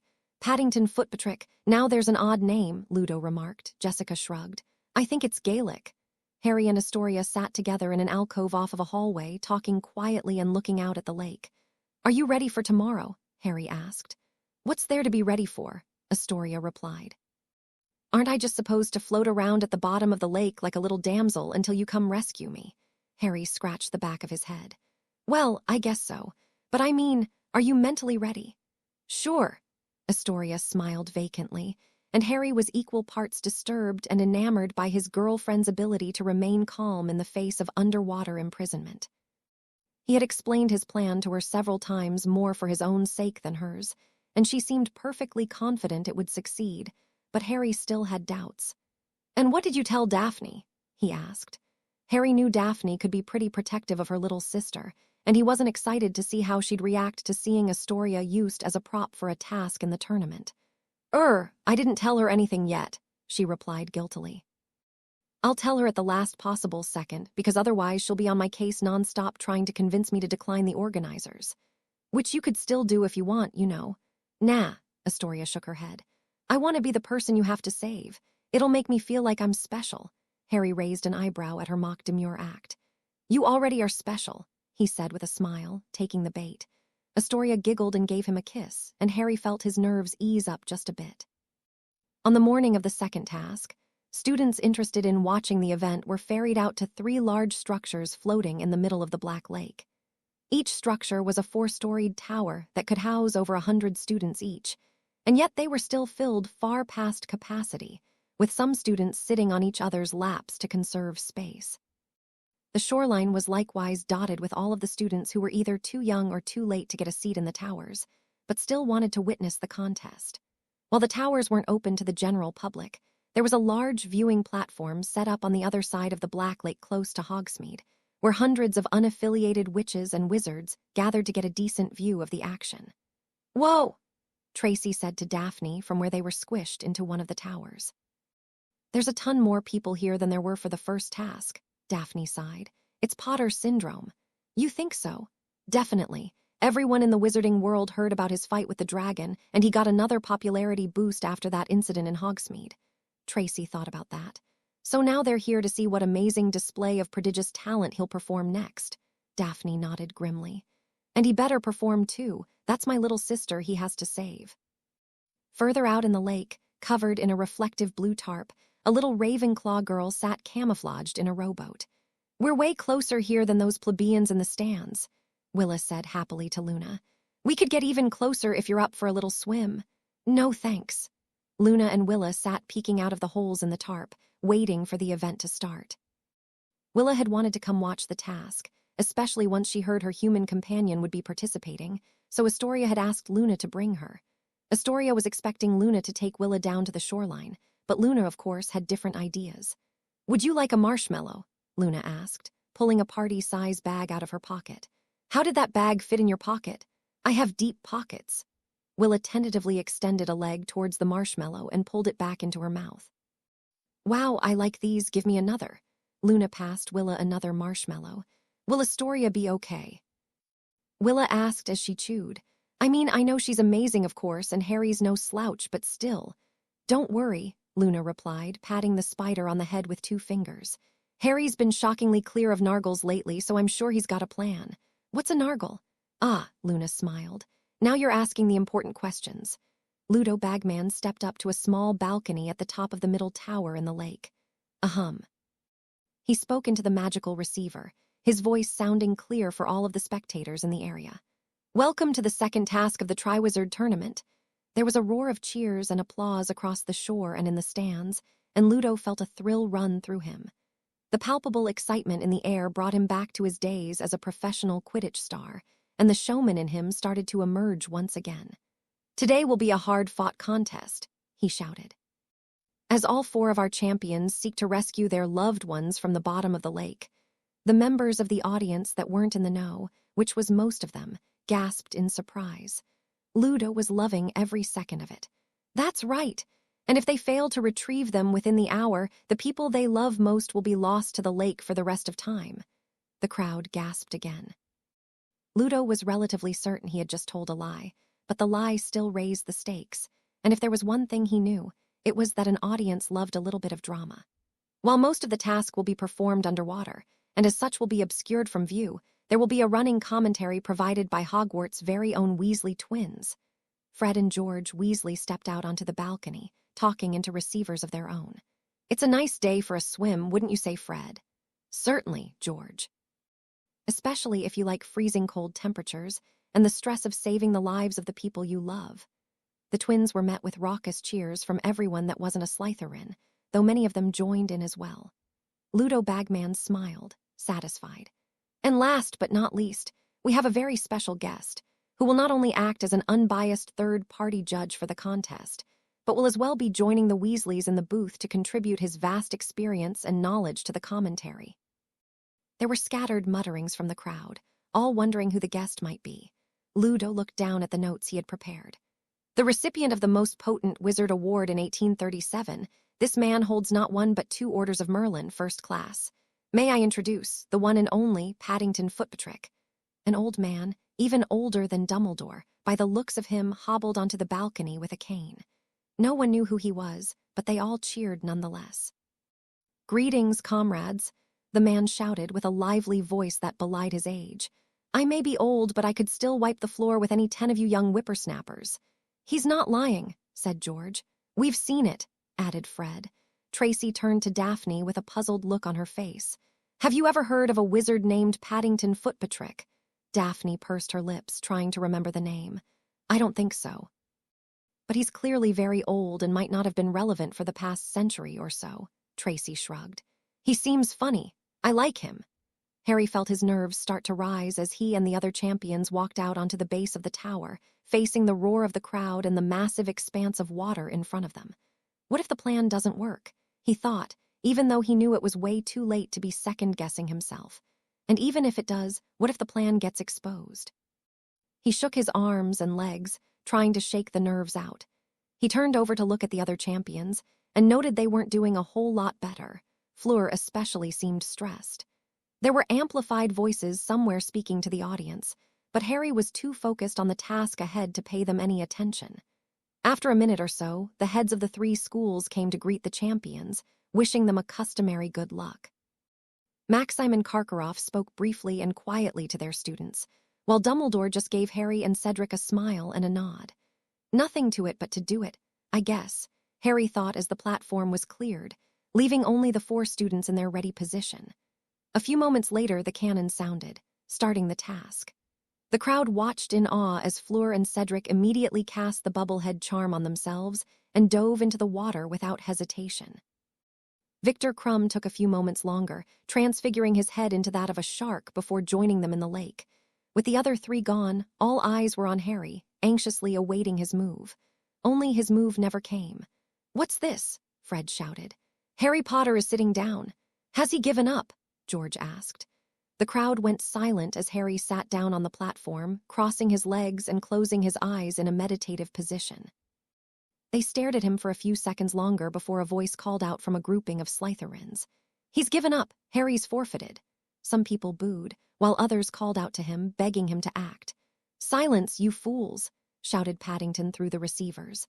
"While your young and inexperienced eyes may not be able to see it, Harry Potter is clearly focusing very hard, channeling incredibly powerful magic." The crowd went silent again, staring at Harry Potter.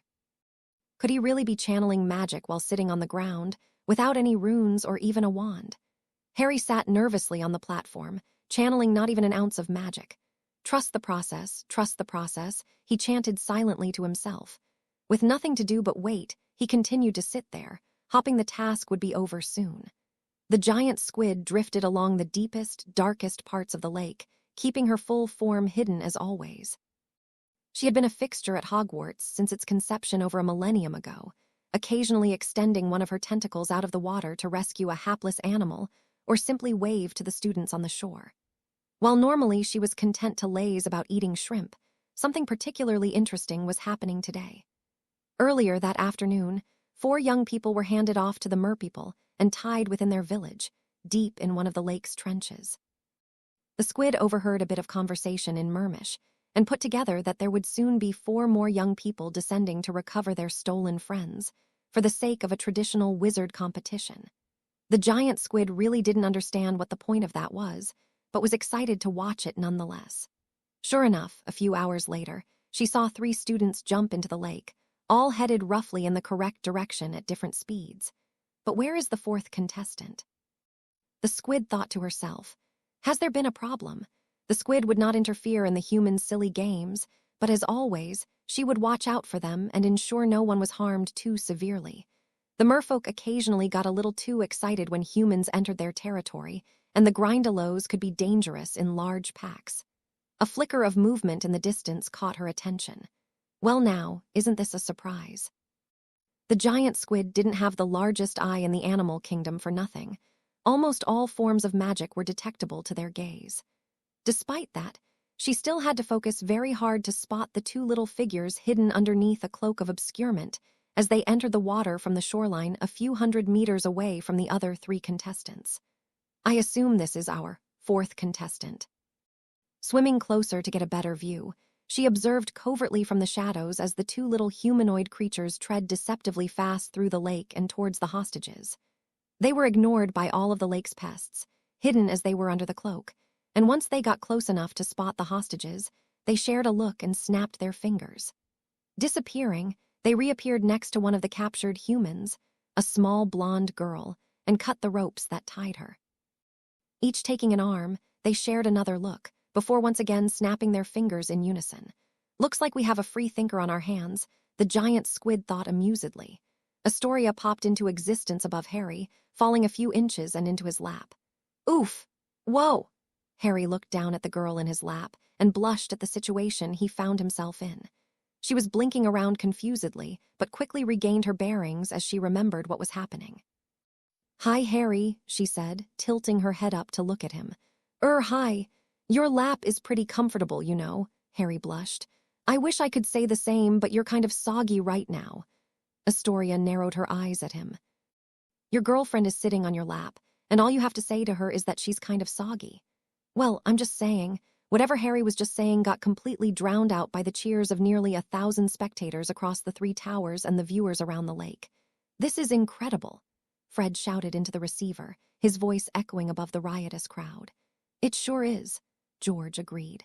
After only a few minutes, Harry Potter has retrieved his hostage from the lake, completing the task. What a fine couple those 2 make, shouted Paddington, irrelevantly.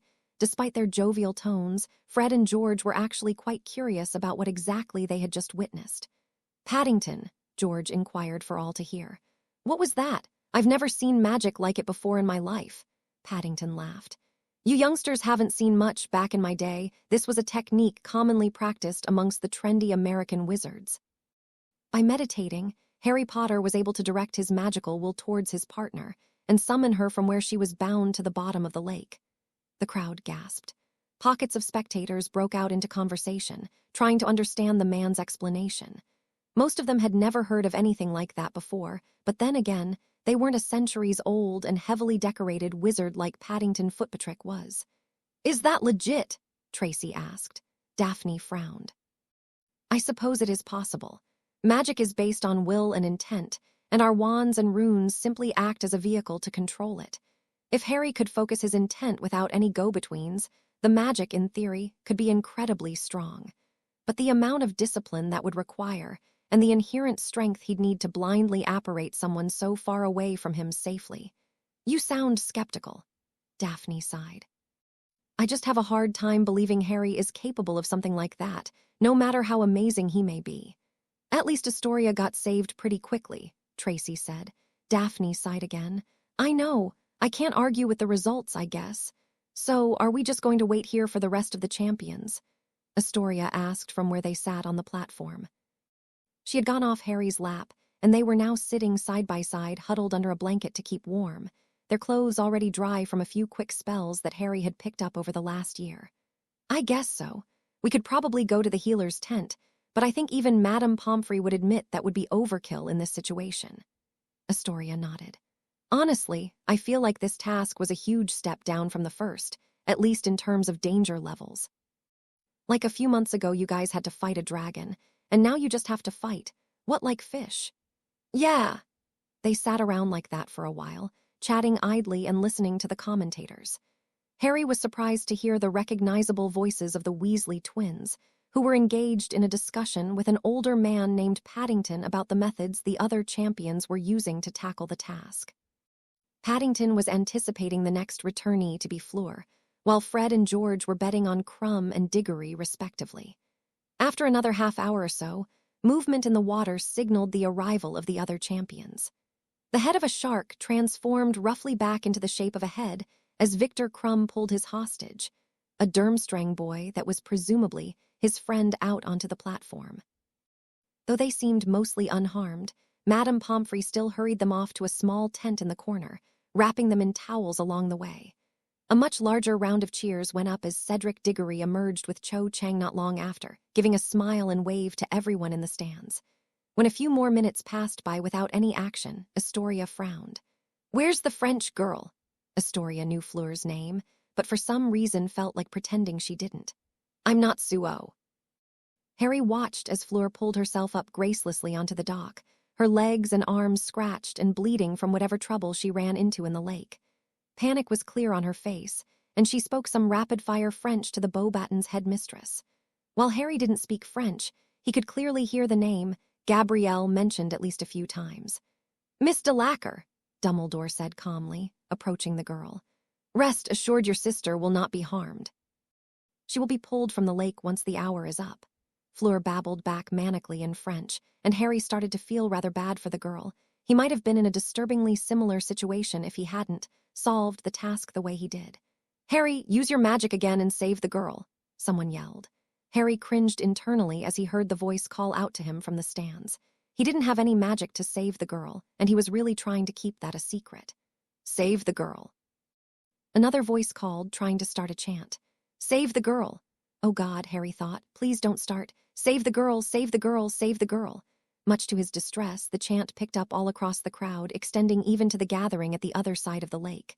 Fleur looked over at him, hope clear in her eyes, and Harry felt anxiety pull at him once again. What do we do now? Astoria asked nervously. What does Winky and Dobby do now? Winky whispered furiously to Dobby from where they still hid under Harry's invisibility cloak. Dobby looked around nervously. Dobby doesn't know. Is Dobby and Winky supposed to return to the lake and fish out the other friend? Winky isn't sure. Harry Potter told Dobby only to rescue Harry Potter's friend, Dobby muttered to himself. But now Harry Potter's classmates are asking Harry Potter to rescue the other friend. Dobby took a deep breath. What would Harry want? He wasn't sure, but he knew it was up to him to make the call here. He was the self-designated leader of the kitchen team at Hogwarts, after all. He saw Harry sit down on the platform, taking the same meditative position he had at the start of the task. Dobby nodded, comprehending this was clearly a sign. Dobby and Winky will fish out the other friend, he said resolutely. Harry closed his eyes.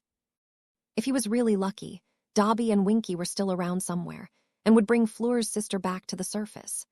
Otherwise, he'd just have to convince everyone that he ran out of magical energy or something, and hope that no one realized his entire performance had been a deception. Anyway, it's not like any of the hostages are actually in danger, right? Harry thought. Fleur's just overreacting because it was her sister that got taken. Harry chewed at his lip nervously. But still, what if something bad actually does happen to her? And then I'm blamed before he could worry any further. A little blonde child appeared in the air above Harry and fell into his lap. Oof! Mon Dieu! The crowd burst out into a roaring applause, and Harry heard all three commentators shouting praise in his general direction. The kid turned around to look at him, and a huge smile lit up her face. She gushed something in French that was probably complimentary to Harry and gave him a kiss on the cheek, smiling all the while. Before Harry could even process what was going on, Fleur ran over to her, scooping her right out of Harry's lap and into a hug. Merci énormément pour sauver ma soeur, Fleur said to Harry once she let go of the girl. Je ne sais pas comment vous remercier. Harry didn't need to speak French to figure out the girl was likely thanking him. Her earlier expression of panic had been lost in favor of joy and gratitude, and Harry couldn't help but blush at the way she was smiling at him. Oh, sure. No problem, he replied. Madame Pomfrey rushed over to both girls, leading them towards the healer's tent to address Fleur's minor injuries. Before they disappeared through the tent's flaps, the kid turned back around to wave happily at Harry. Harry felt a chill run down his spine. Turning back to Astoria, he saw his girlfriend glaring at him. What? He asked defensively. I hate her, Astoria gritted out. Harry gawked at her. Seriously, she's like 8 years old. Not the kid, Astoria seethed. The sister, I saw the way she smiled at you. Harry shrugged. She smiled at me, I didn't notice. Astoria nodded approvingly. Good answer. I think Harry Potter deserves a unilateral perfect score across the board for his performance today, started Paddington, conferring with the other judges after the second task. I agree, said Ludo Bagman happily. At the rate things were going, this Triwizard tournament would go down in history, and his name would forever be associated with it. The Beauxbatons headmistress nodded. It would be remiss of me to disagree in light of the favor he did for my student, though I may be biased. I agree that he should be rewarded for his display of outstanding moral fiber, added Dumbledore. The 4 judges looked to their fifth, who had a disapproving scowl on his face. I do not agree, Igor Karkaroff said. The boy did not perform the task as it was meant to be. Paddington rolled his eyes. There was no correct way to perform the task. The champions were simply told to extract their hostages from the lake, and Harry Potter did just that. Karkaroff scowled. But he must have cheated. Even I have never seen magic like that before. And what's your point? Paddington scoffed. Just because some crusty ex-Death Eater can't comprehend advanced magic doesn't mean the boy cheated. The Durmstrang headmaster looked like he was about to draw his wand on Paddington for that comment, but Dumbledore intervened. Well then, Karkaroff, he said placatingly, how many points would you like to reward Harry Potter for his efforts today? And in first place? George Weasley's voice projected across the lake. Hogwarts' very own Harry Potter, Fred finished. The water of the lake rippled from the force of 1,000 voices cheering together. They had come to watch and be amazed by Harry Potter, and they were not disappointed. Who was awarded 45 points out of a total possible 50? The entire crowd went silent in an instant. Fred shrugged. We can't tell you why it wasn't a perfect score. But we'll give you a hint, said George. It's because of some fellow with a dodgy tattoo on his arm. And his name rhymes with Starkaroff. The crowd erupted into boos. The twins laughed merrily until Professor McGonagall came up and pulled them off the balcony, chastising them for inappropriate conduct. Harry pushed his way through the crowd of students that wanted to talk to him, congratulate him, or otherwise ask him about the task.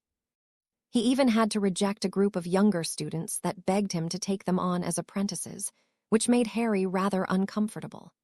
Ultimately, once the relief from finishing the task had passed, Harry was once again faced with the fact that he had lied to everyone about what he was capable of, and was rewarded with heaps of praise that he didn't deserve.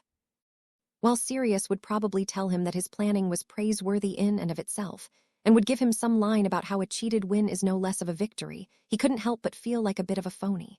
Harry, Ron called when he saw his friend shrug off the last of his hanger-ons and make his way into the Gryffindor common room. That was incredible. Thanks, Ron, he said listlessly. Hermione nodded. That was really something. Those house elves have some incredible power. Honestly, it's a wonder they don't revolt. Yeah, I'll thank them later. Ron looked at Harry oddly, taking in the boy's rather downcast expression. What's wrong? You just decisively won the second task without even breaking a sweat. You should be ecstatic. It's not because of Karkaroff's score, is it? Harry sighed. No, it's not that. And of course I'm glad me and Astoria got through the task unscathed, but still. I feel like such a fake when people compliment me so earnestly for something I didn't even do. And then there's the guilt that comes from watching the other 3 champions try their best to complete the tasks, while I just keep cheating. Don't be ridiculous, Hermione said. You're a 4th year who got unwillingly thrust into a tournament for far older and more experienced students. It's only logical that you do whatever it takes to come out alive. Besides, mate, Ron added, if you were so keen on playing by the rules, why didn't you just try your best to complete the task normally? Astoria was down there, and I don't even know how to swim. I had no choice. Hermione gave him a sympathetic look and put a hand on his knee. I think that's the point we're trying to get at here, Harry. I suppose. Oh, and by the way, Ron started. I totally forgot. Did you know Padfoot was going to be at the task today? Huh. Harry and Hermione said, turning their eyes to the boy in unison. Ron looked at them askance. The commentator, that was him, wasn't it? Paddington was Padfoot, Harry asked. Seems like a stretch to make that assumption just based on the name, Hermione froze. No, Ron's right. He wasn't just Paddington, he was Paddington Footpatrick. Oh, said Harry, stunned. That was his first time hearing the commentator's last name, and it did totally sound like something Sirius would do. Did you really not pick up on that? Ron asked Hermione. I was going to mention something when he got introduced, but with so many people around I thought it was too risky. Hermione straightened up, putting on an offended expression. What? No, of course I noticed as well. The names were simply much too similar to be a coincidence. Harry and Ron gave her a suspicious look. Fine, she exclaimed eventually, throwing her hands up in the air. So I missed it. What's the big deal? The day after the second task, Harry sat in the library with Astoria, reading that morning's Daily Prophet. While normally they both avoided that paper like the plague, Neville had told Harry that their recounting of the task was considerably more factual than usual. Huh, said Harry, skimming the paper. It doesn't look like Rita Skeeter is anywhere to be found on this one. I wonder what happened to her, Astoria mused. I'm not sure, but either way I'm not complaining. Same here. The headlining article was naturally about the tournament and covered Harry's performance in detail, but it took a much more mild and clinical approach than what he had grown accustomed to from the Prophet. The column even included the professional opinions of various high-profile witches and wizards who chimed in to make a comment on the magic Harry had displayed the previous day. While many of them shared Paddington's opinion that the magic was indeed possible, and Harry was even surprised to note that there was an obscure meditative school of magic practiced in America, some of the others had differing opinions. One wizard in particular hypothesized that Harry had tattooed runes and glyphs onto Astoria's body in advance, which powered a teleportation spell that Harry could remotely activate from the platform. While Astoria found that idea particularly funny, the fact that Harry had repeated the performance by pulling Fleur's sister from the lake disproved that theory to the public. After finishing the entire article, Harry was wholly unsurprised to find out that not a single person had considered that he may have employed a couple of house elves to hide under his dad's invisibility cloak and do the task for him. Harry sighed. I guess we'll just have to hope I can keep faking my way through this stupid tournament. Why stop at the tournament? Astoria asked, laughing as she reread her favorite parts of the article. If you keep this up, they'll eventually be calling you the strongest wizard of all time. I don't think I want that kind of pressure, Barty Crouch Jr. detailed the events of the second task to his master, his information pieced together with what truths he could glean from reliable sources and the newspapers. Meditative magic, Voldemort hissed. The boy is advancing at an unprecedented rate. Barty nodded. The boy is powerful and continues to grow stronger with each passing day. Should we eliminate him now before he becomes a threat? No, we mustn't be hasty, the Dark Lord said. He is strong, but still nothing compared to me once my powers are returned. Of course, Master, Barty bowed deferentially. In reality, Voldemort was slightly more concerned. His informant within Hogwarts had been exposed, leaving him blind to the machinations of Dumbledore, and Harry Potter was making progress almost as fast as he himself had, back when he was still a student. The boy will need to be weakened before we meet, Voldemort thought. Peter Pettigrew sat in the corner, biting his nails down to the bone. He had read the article and knew with relative certainty that Paddington Footpatrick was a play on the name Padfoot, meaning the old wizard mentioned in the column was actually Sirius Black.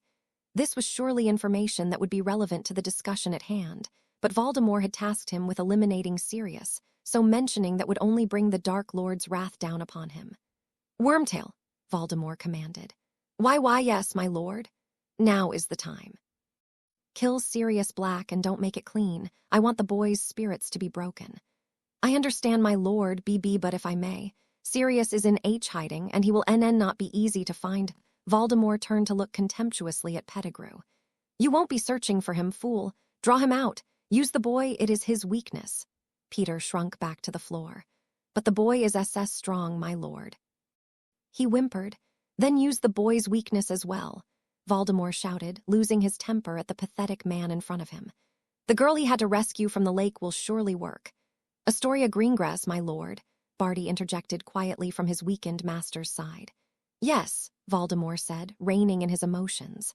Her, Wormtail, use this Astoria Greengrass girl to get to the boy. In fact, when you're done, kill her too. Leave him with nothing. Sirius stood staring into the mirror that hung above the mantelpiece in 12 Grimmauld Place. He watched as his hair turned back to black, the bits of gray slowly fatting out. Over the course of the past day, his skin had dewrinkled, and the last vestiges of Paddington Footpatrick were now finally behind him. Well, that was fun, Sirius said cheerfully. Kreacher shook his head. It was reckless. You were on board with the whole plan, Sirius protested. Don't pretend you disapprove now. Kreacher does not know what came over him. It will not happen again. Max whined, so Sirius picked him up and lifted him towards Kreacher's face. Look, you've made Max sad. Max loves fun and thinks that fun should happen again. Do not use the noble hound of the Black family to validate your transgressions. The noble hound of the Black family licked Kreacher on the nose. See, Sirius said. That's him disagreeing with you, Kreacher sighed. Perhaps we can have fun again later. For now, Kreacher would like to have a quiet few weeks. Harry sat at the corner booth in the Three Broomsticks, anxiously awaiting the arrival of his girlfriend. Ron and Hermione were already sitting across from him, and he was keenly aware that this would be their first real meeting with Astoria. While they had never really had the opportunity to talk with the girl before, watching her get selected as Harry's loved one for the task a week prior helped them realize that they really did want to get to know her. Sorry, guys, Harry said, fidgeting nervously. She's not great with being on time. Hermione raised an eyebrow at him. She's only a minute late so far. Yeah, mate, you need to relax, Ron added. Harry took another sip of his butterbeer. He didn't realize how much he wanted his friend's approval of his girlfriend until now. She's, a really nice girl and she has lots of good qualities, he started. Harry, we know that, Hermione said softly. We just wanted to meet her since she's someone that means so much to you. Harry nodded and took another sip. If you hate her, please don't tell me, okay? Ron slapped himself on the forehead. Harry, we've known her peripherally for like months now. I'm pretty sure we'd know by now if we were going to hate her. Oh, okay.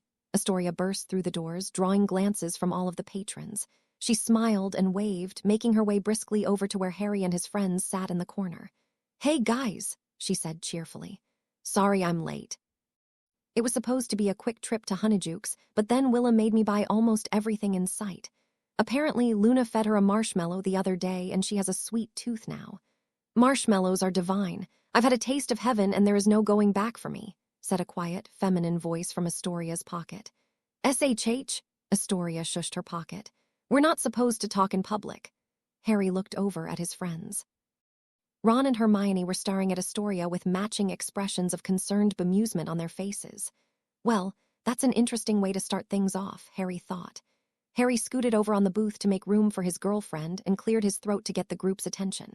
Astoria, these are my best friends Ron and Hermione, he said, gesturing to both of them in turn.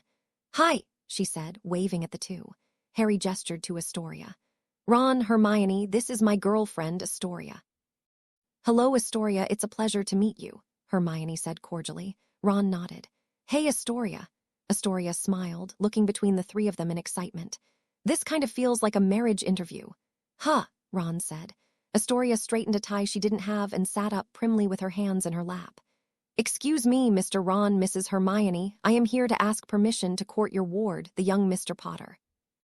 Harry mentally cringed as his two friends stared at the smiling girl blankly, unsure how they were supposed to respond to that.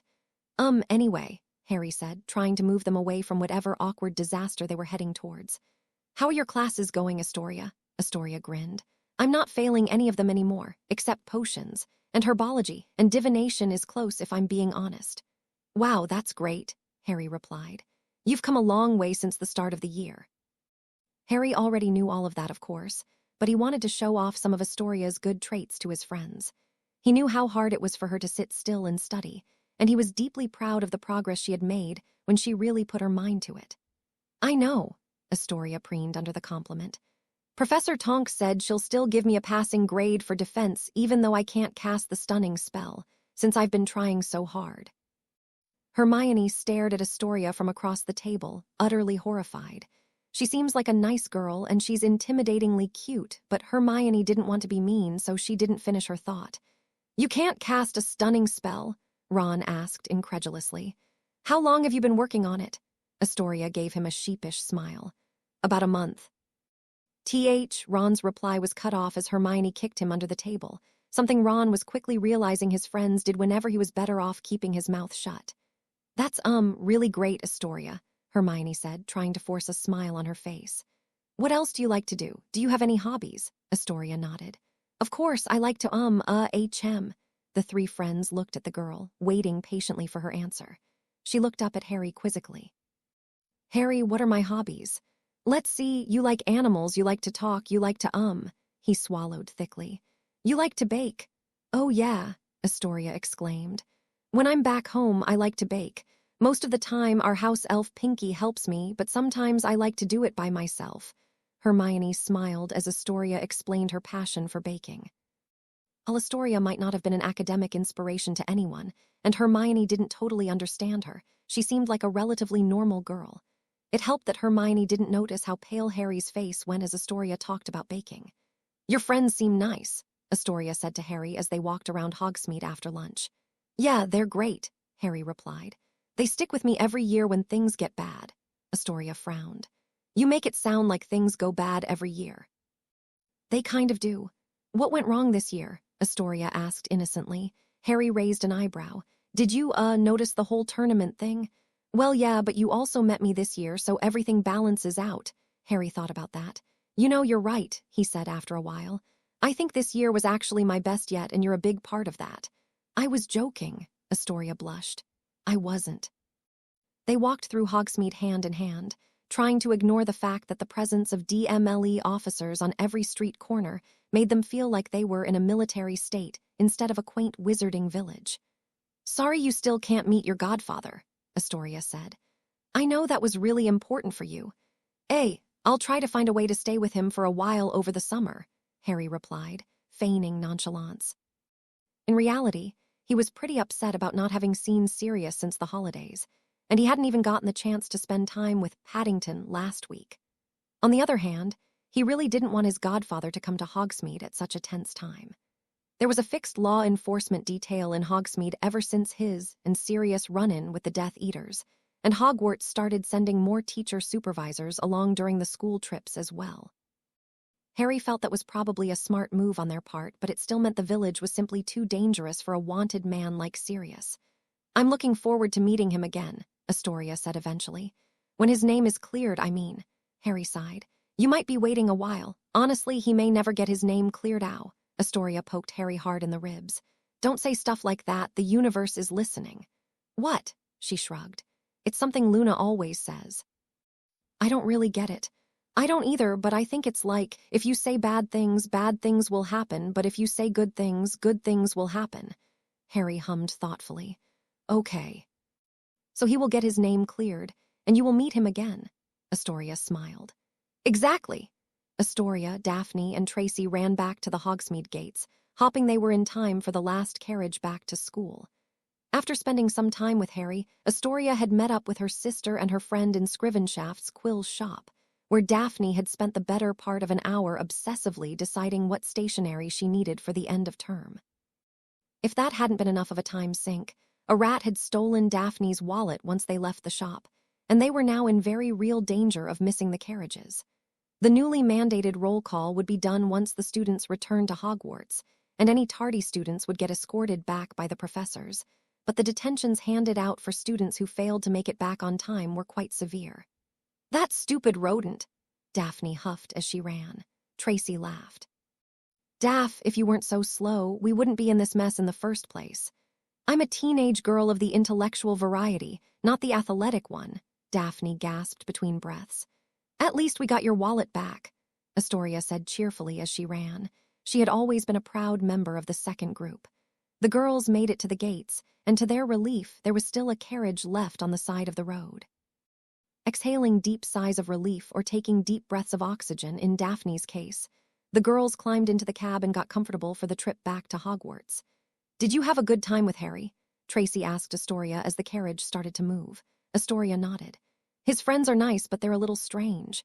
What do you mean? Daphne asked, fanning herself off with her hand.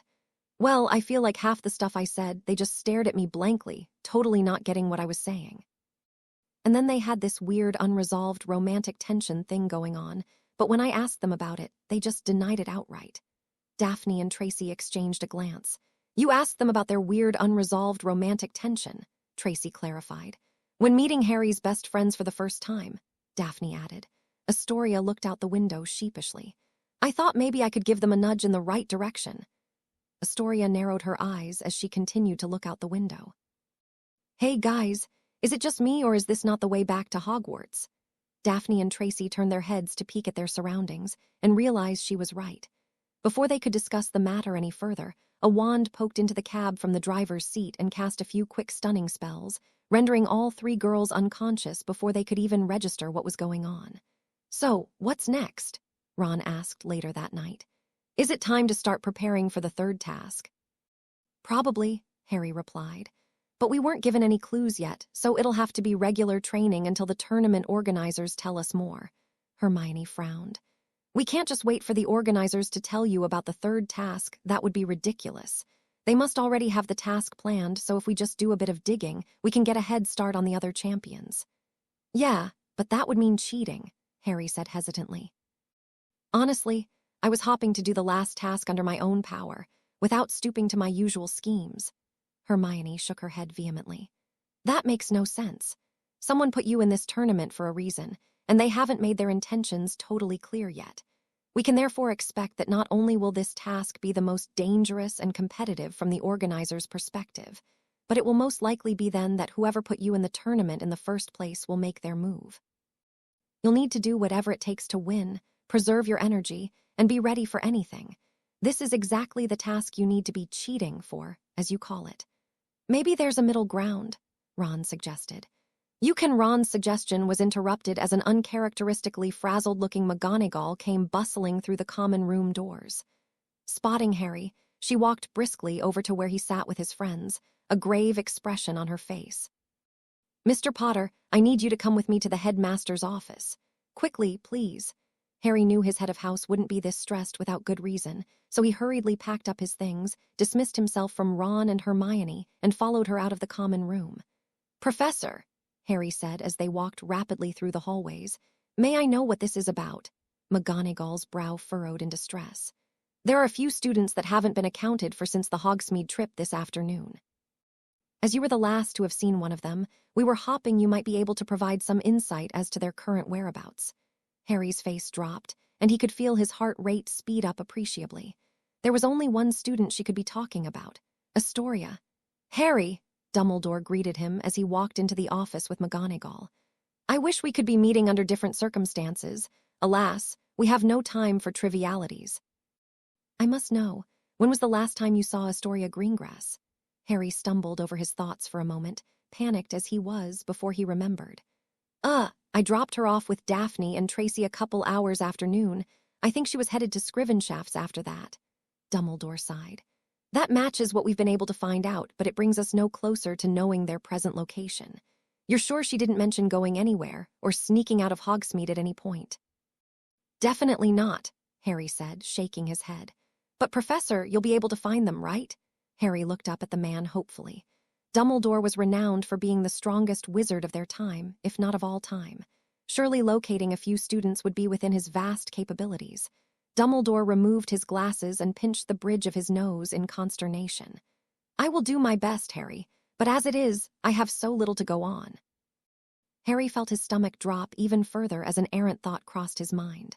Professor, you don't think... He let his sentence trail off. He couldn't bring himself to voice his suspicions out loud. Fortunately or unfortunately, Dumbledore inferred his facial expression correctly.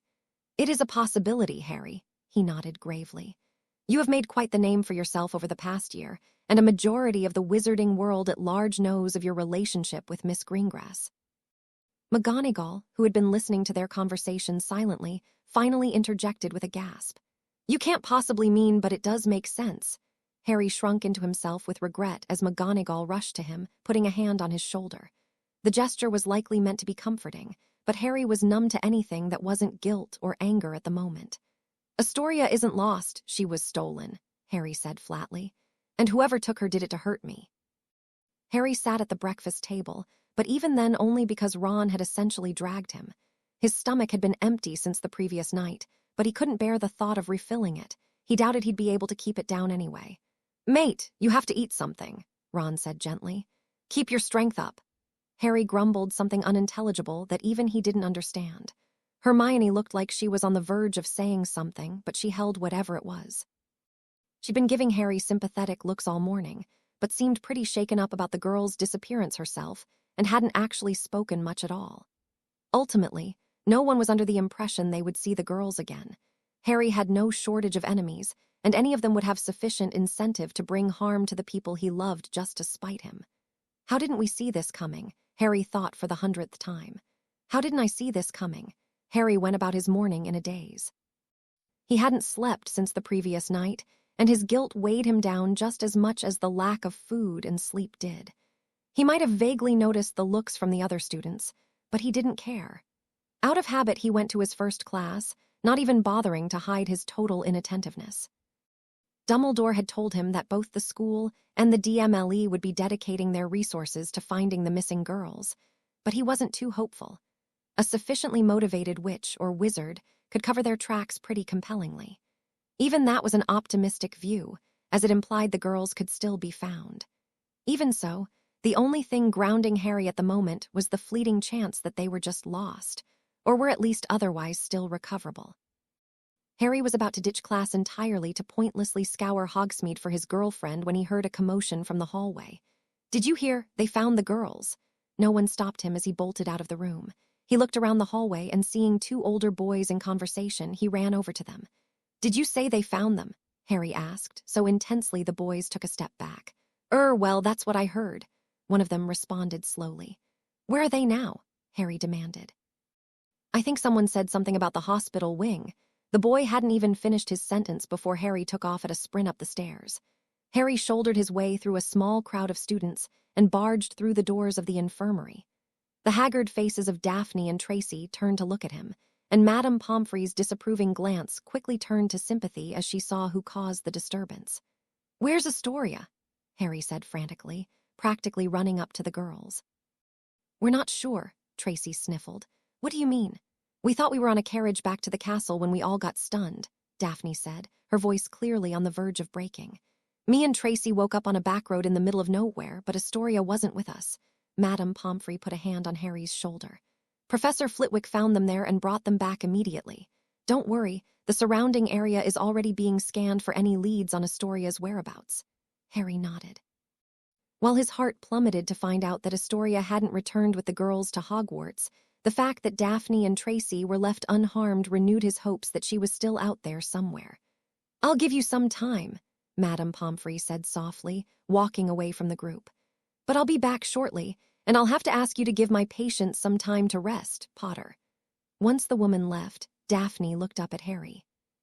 Her eyes were red and puffy, and her expression flitted between accusation, guilt, and sadness in equal measure. She reached into her robes and pulled out a small sheet of parchment, handing it to Harry with shaking hands. "I found this in my pocket when we came to," she explained. Harry unfurled the sheet and read its contents. It was a short note, detailing where Astoria was currently being held, and a brief but predictable statement about what would happen to her if he didn't come to the specified location alone and on time.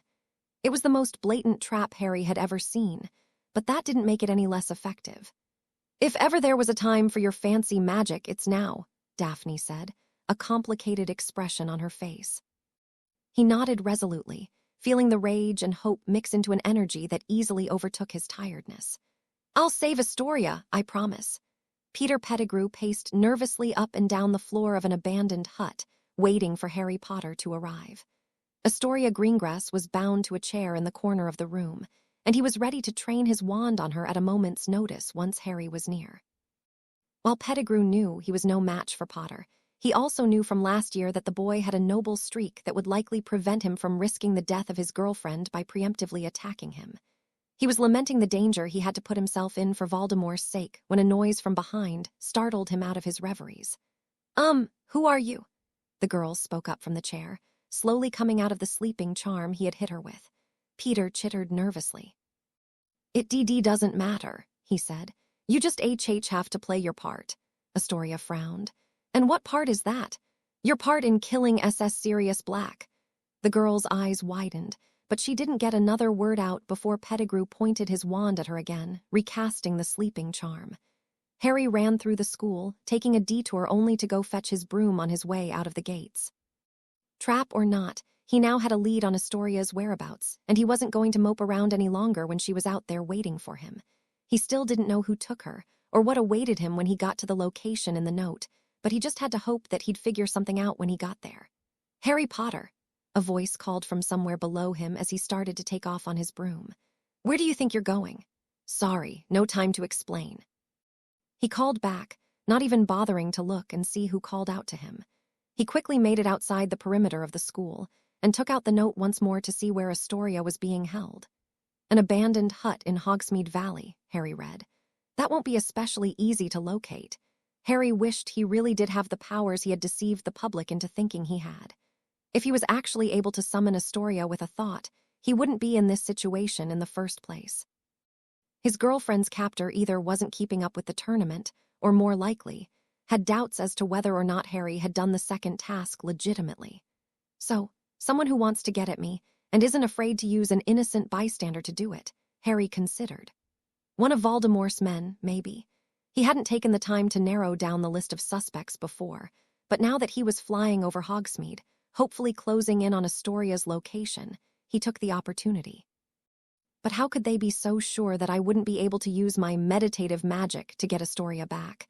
Maybe it was someone I've interacted with before, Snape, Karkaroff, Lucius Malfoy, but they still don't have a reason to doubt me. Harry felt his heart rate quicken as a possibility came to him. The more he thought about it, the more the pieces started to fit together. Sirius' fake name at the task was easily discernible to anyone who knew him as Padfoot, which, while not a large number of people, wasn't no one.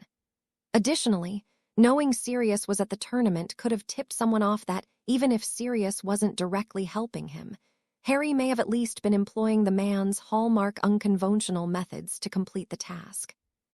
It was a bit of a logical stretch, but if Harry was right, the story pointed compellingly in the direction of one man with plenty of motive to want him dead. Harry scowled, feeling rage consume him once more. He was now hoping that his guess was right, channeling all of his focus towards the idea that he could finally get revenge on the man who had taken so much from him. Peter Pettigrew. Peter Pettigrew chewed at the tips of his fingers. He knew he was taking a big risk. If Harry really had pulled Astoria from the lake using magic, he could repeat the performance again here, leaving Pettigrew defenseless and without his hostage. On the other hand, he had spent the past week thinking, and he was starting to build a case against Harry in his head. Through the eyes of Ron's pet rat Scabbers, Peter had seen Harry Potter grow over the past few years at Hogwarts. While he was an impressive dueler and incredibly brave, he wasn't the dragon-slaying, girl-summoning prodigy that the papers made him out to be. While it was admittedly possible that Harry had improved tremendously since Pettigrew had last seen him, it was Harry's connection to Sirius that really got him suspicious. Being one of his best friends for almost a decade, Peter had seen plenty of Sirius plans and schemes, many of which left him looking like a magical genius. Only after the fact, Sirius would reveal his secrets, laughing smugly about how he had outsmarted everyone with tactics and strategy as opposed to raw magical ability. In the end, Pettigrew couldn't help but see a shadow of Padfoot behind Harry's accomplishments, and it would explain his borderline unbelievable growth as well. He looked out the window as a small dot in the distance grew in size. Harry, he thought, and he's come alone. Good. Moving behind the chair where the girl still lay slumped, unconscious, Pettigrew took out his wand and pointed it directly at her head. And now, for the moment of truth, Harry immediately brought his broom down for a rough landing when he saw the hut. All thought of playing it slowly and smartly was pushed aside when he realized how close he was to saving Astoria, and he ran straight through the front door like the Gryffindor he was. Don't come any closer," a voice yelled from the corner of the room. Harry pointed his wand reflexively in the direction of the voice, but he hesitated once he processed the sight before him. Astoria sat slumped, tied to a chair in front of the man who had yelled. He could tell she was alive by the rise and fall of her chest as she breathed, but the image still filled him with an all-consuming rage that was only increased when he saw the man behind her. "Pettigrew," Harry seethed. "Drop your wand," he replied, shaking nervously. Harry held onto his wand as he evaluated his options. He had relatively good aim with a spell, but the way Pettigrew was positioned behind Astoria didn't give him much of an angle on him. He would also be betting that the man wouldn't be able to react in time to any spell he cast, which was a bold gamble considering Pettigrew's wand was at Astoria's throat. "Drop your wand or I'll kill the girl," Pettigrew said. He can't kill her, Harry thought. It's his only defense against me. 3, TT2, 1. Harry dropped his wand. Even if logic dictated that it was a dumb move, he couldn't help himself but to listen to the man who had his girlfriend at wand point. Unfortunately, the second he dropped his wand, Pettigrew cast a hex, and Harry's vision went black. "Where am I?" Willa woke up in Astoria's pocket, feeling rather worse for wear. She felt like she had been sleeping for a very long time, and couldn't remember anything since listening to the humans' conversation on their way back from Hogsmeade. Poking her little head out of the pocket, Willa noticed that she was not in Hogwarts as she was supposed to be. Is that Harry? Wait, what happened to Astoria? Have we been captured?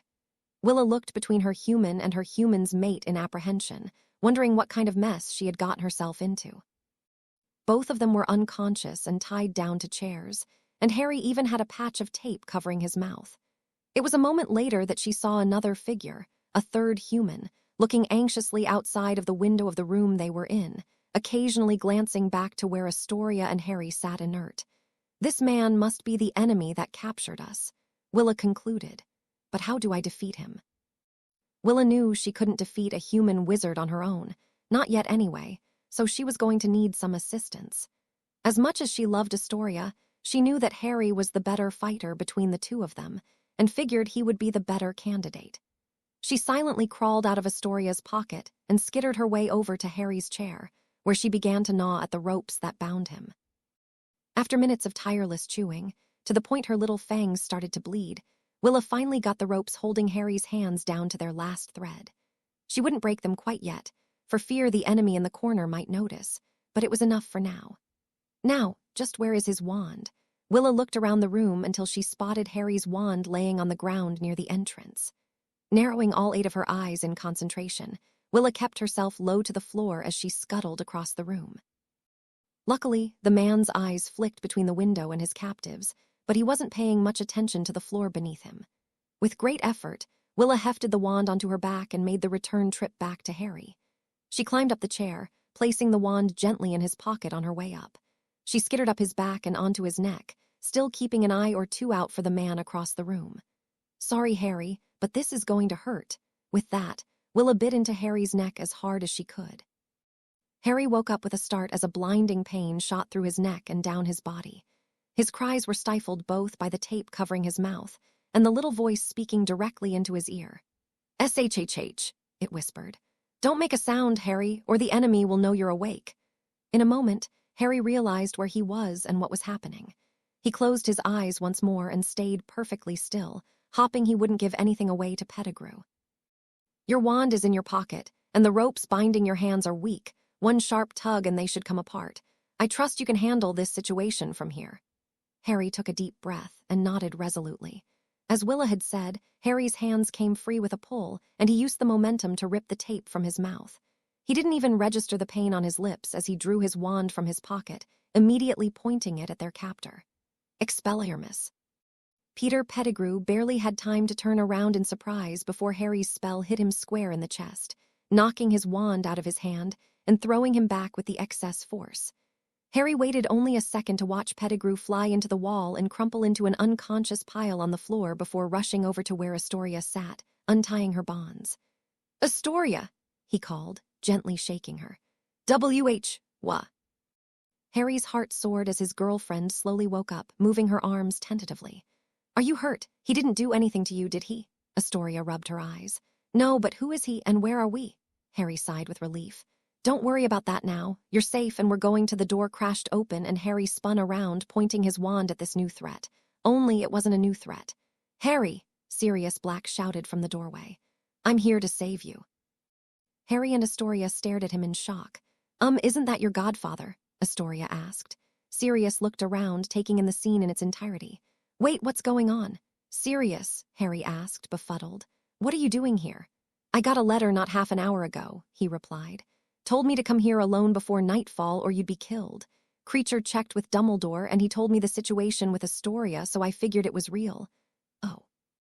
I get it now," Astoria said, pointing her finger at Peter Pettigrew. "That guy said this was all a plan to kill Sirius Black." Sirius turned to look at that man where he lay face down on the ground and recognized him for the first time. "Pettigrew," he snarled, his mood changing in an instant. He drew his wand, but Harry held his hand out to stop him. "Wait, Sirius, this is our chance. Don't do anything rash. I'll bring him back to the school and straight to Dumbledore. That should be enough evidence to at least reopen your trial, if not clear your name outright." Sirius sighed, but Harry could see the excitement in his eyes as he walked over to Pettigrew's prone form. "This could be it, Harry.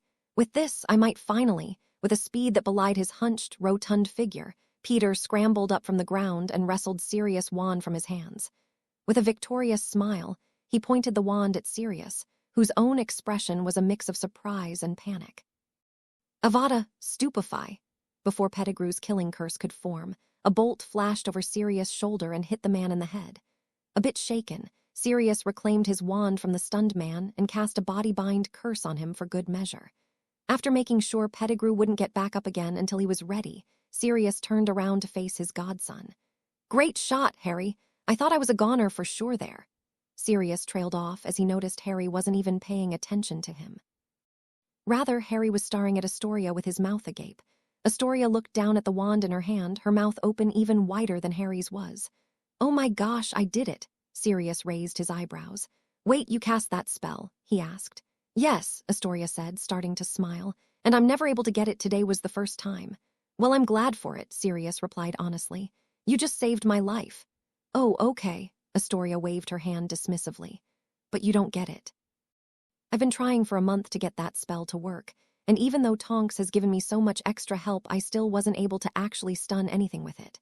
I honestly thought I'd never be able to cast it, but then just now, it was the first spell on my mind, probably because I've been practicing it so much, and it actually worked." Sirius exchanged a glance with Harry, who just shrugged. "Hey guys," Willis spoke up from the ground. "I feel like I deserve some credit here too." Amelia Bones, head of the Department of Magical Law Enforcement, was having a very bad day. A very bad month, if she was being honest. While the case was still being kept under wraps from the public, she was dealing with the logistics of a scandal that saw Bartimius Crouch break his own son out of Azkaban, only to lose track of him later. If that absolute mess wasn't enough, 3 Hogwarts students were kidnapped in Hogsmeade the previous day, with one of them still left unaccounted for. Amelia buried her head in her hands. What a disaster. She looked up from her desk as a knock came at her door. "Come in," she called. A young man she recognized as a recent recruit practically fell into her office. "Miss Bones," he said, urgency in his eyes. "Albus Dumbledore requests your presence at Hogwarts immediately." Amelia stood up from her desk, quickly gathering her things. When Dumbledore called, she knew it was important. "Has he found the last missing student?" "Yes," the man nodded quickly. "She's back at Hogwarts now." That's a relief, Amelia thought. At least the 3 students were. But that's not all. Dumbledore said they've also caught the culprit of the kidnappings. This piqued Amelia's interest. "And who was it? An enemy of Harry Potter, as we thought?" "This is why Dumbledore needs you to come at once, Miss Bones. According to him, it was Peter Pettigrew." Amelia stared at the man, waiting for the big reveal that this had all been some sort of tasteless practical joke. She wanted to tell the man that it was impossible, and that Pettigrew was dead, but the look in his eyes told her that he was entirely serious. Putting on her jacket, She let the man lead her out of the office. She had a feeling her month was about to get a whole lot worse. That night, Harry lay on a bed in the infirmary, with Astoria on a separate one a few feet away from him. Madame Pomfrey had run a few diagnostic tests on them to make sure they weren't suffering from any lingering curses they weren't aware of, but they were otherwise just using the excuse to rest and avoid people in the hospital wing. "Thanks for coming to save me," Astoria said, turning over on her bed to look at Harry. "I didn't do much, to be honest," Harry replied. "I ended up needing to get saved by Willa, and then Sirius needed to get saved by you. We're lucky everything worked out the way it did, but it was pretty dumb of me to rush in without a plan. Still, thanks anyway," Harry shrugged sideways. "Don't mention it." "Harry, yes, what the heck is that?" she screamed. Harry jumped a bit in his bed. Why was Astoria so mad all of a sudden? "What the heck is what?" Harry asked, confused and rather scared. "That on your neck," she hissed. "I was gone for one day and you have a—" Harry shook his head in bewilderment. He had no idea what Astoria was talking about. "Harry, no matter how I look at it, that's a hickey." He touched his neck, feeling at the rather swollen red spot he had noticed earlier. "No, Astoria, you don't understand. That's not what— Who was it?" Astoria asked, hurt. "Don't tell me it was Fleur. I swear if it was Fleur." Actually, I suppose technically it was me," said a little voice from Astoria's bed. Astoria turned to Willa, shock and betrayal clear on her face. "Seriously? Even my own spider is a rival now." Sirius Black sat on the couch in the living room of 12 Grimald Place, crushing his 4th can of the night. "Master, maybe you should put away the alcohol," Creature suggested. "I can't, I shouldn't, there's no reason." "Creature doesn't understand," Sirius sighed.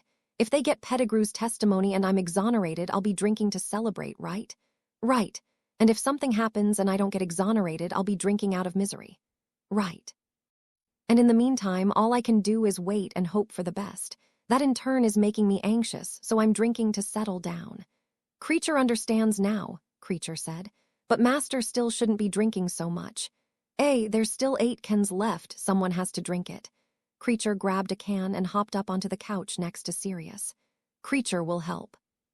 Sirius slowly woke up from an inebriated slumber, a familiar pounding in his head as he tried to clear away the fog in his brain. "Creature, I need water," he croaked, his eyes closed to stave off the pain of the room's lights. Creature, a few feet beside Sirius on the living room floor, was in a rather similar position. "Max," he rasped, face down into the carpet. "Master Sirius and Creature need water."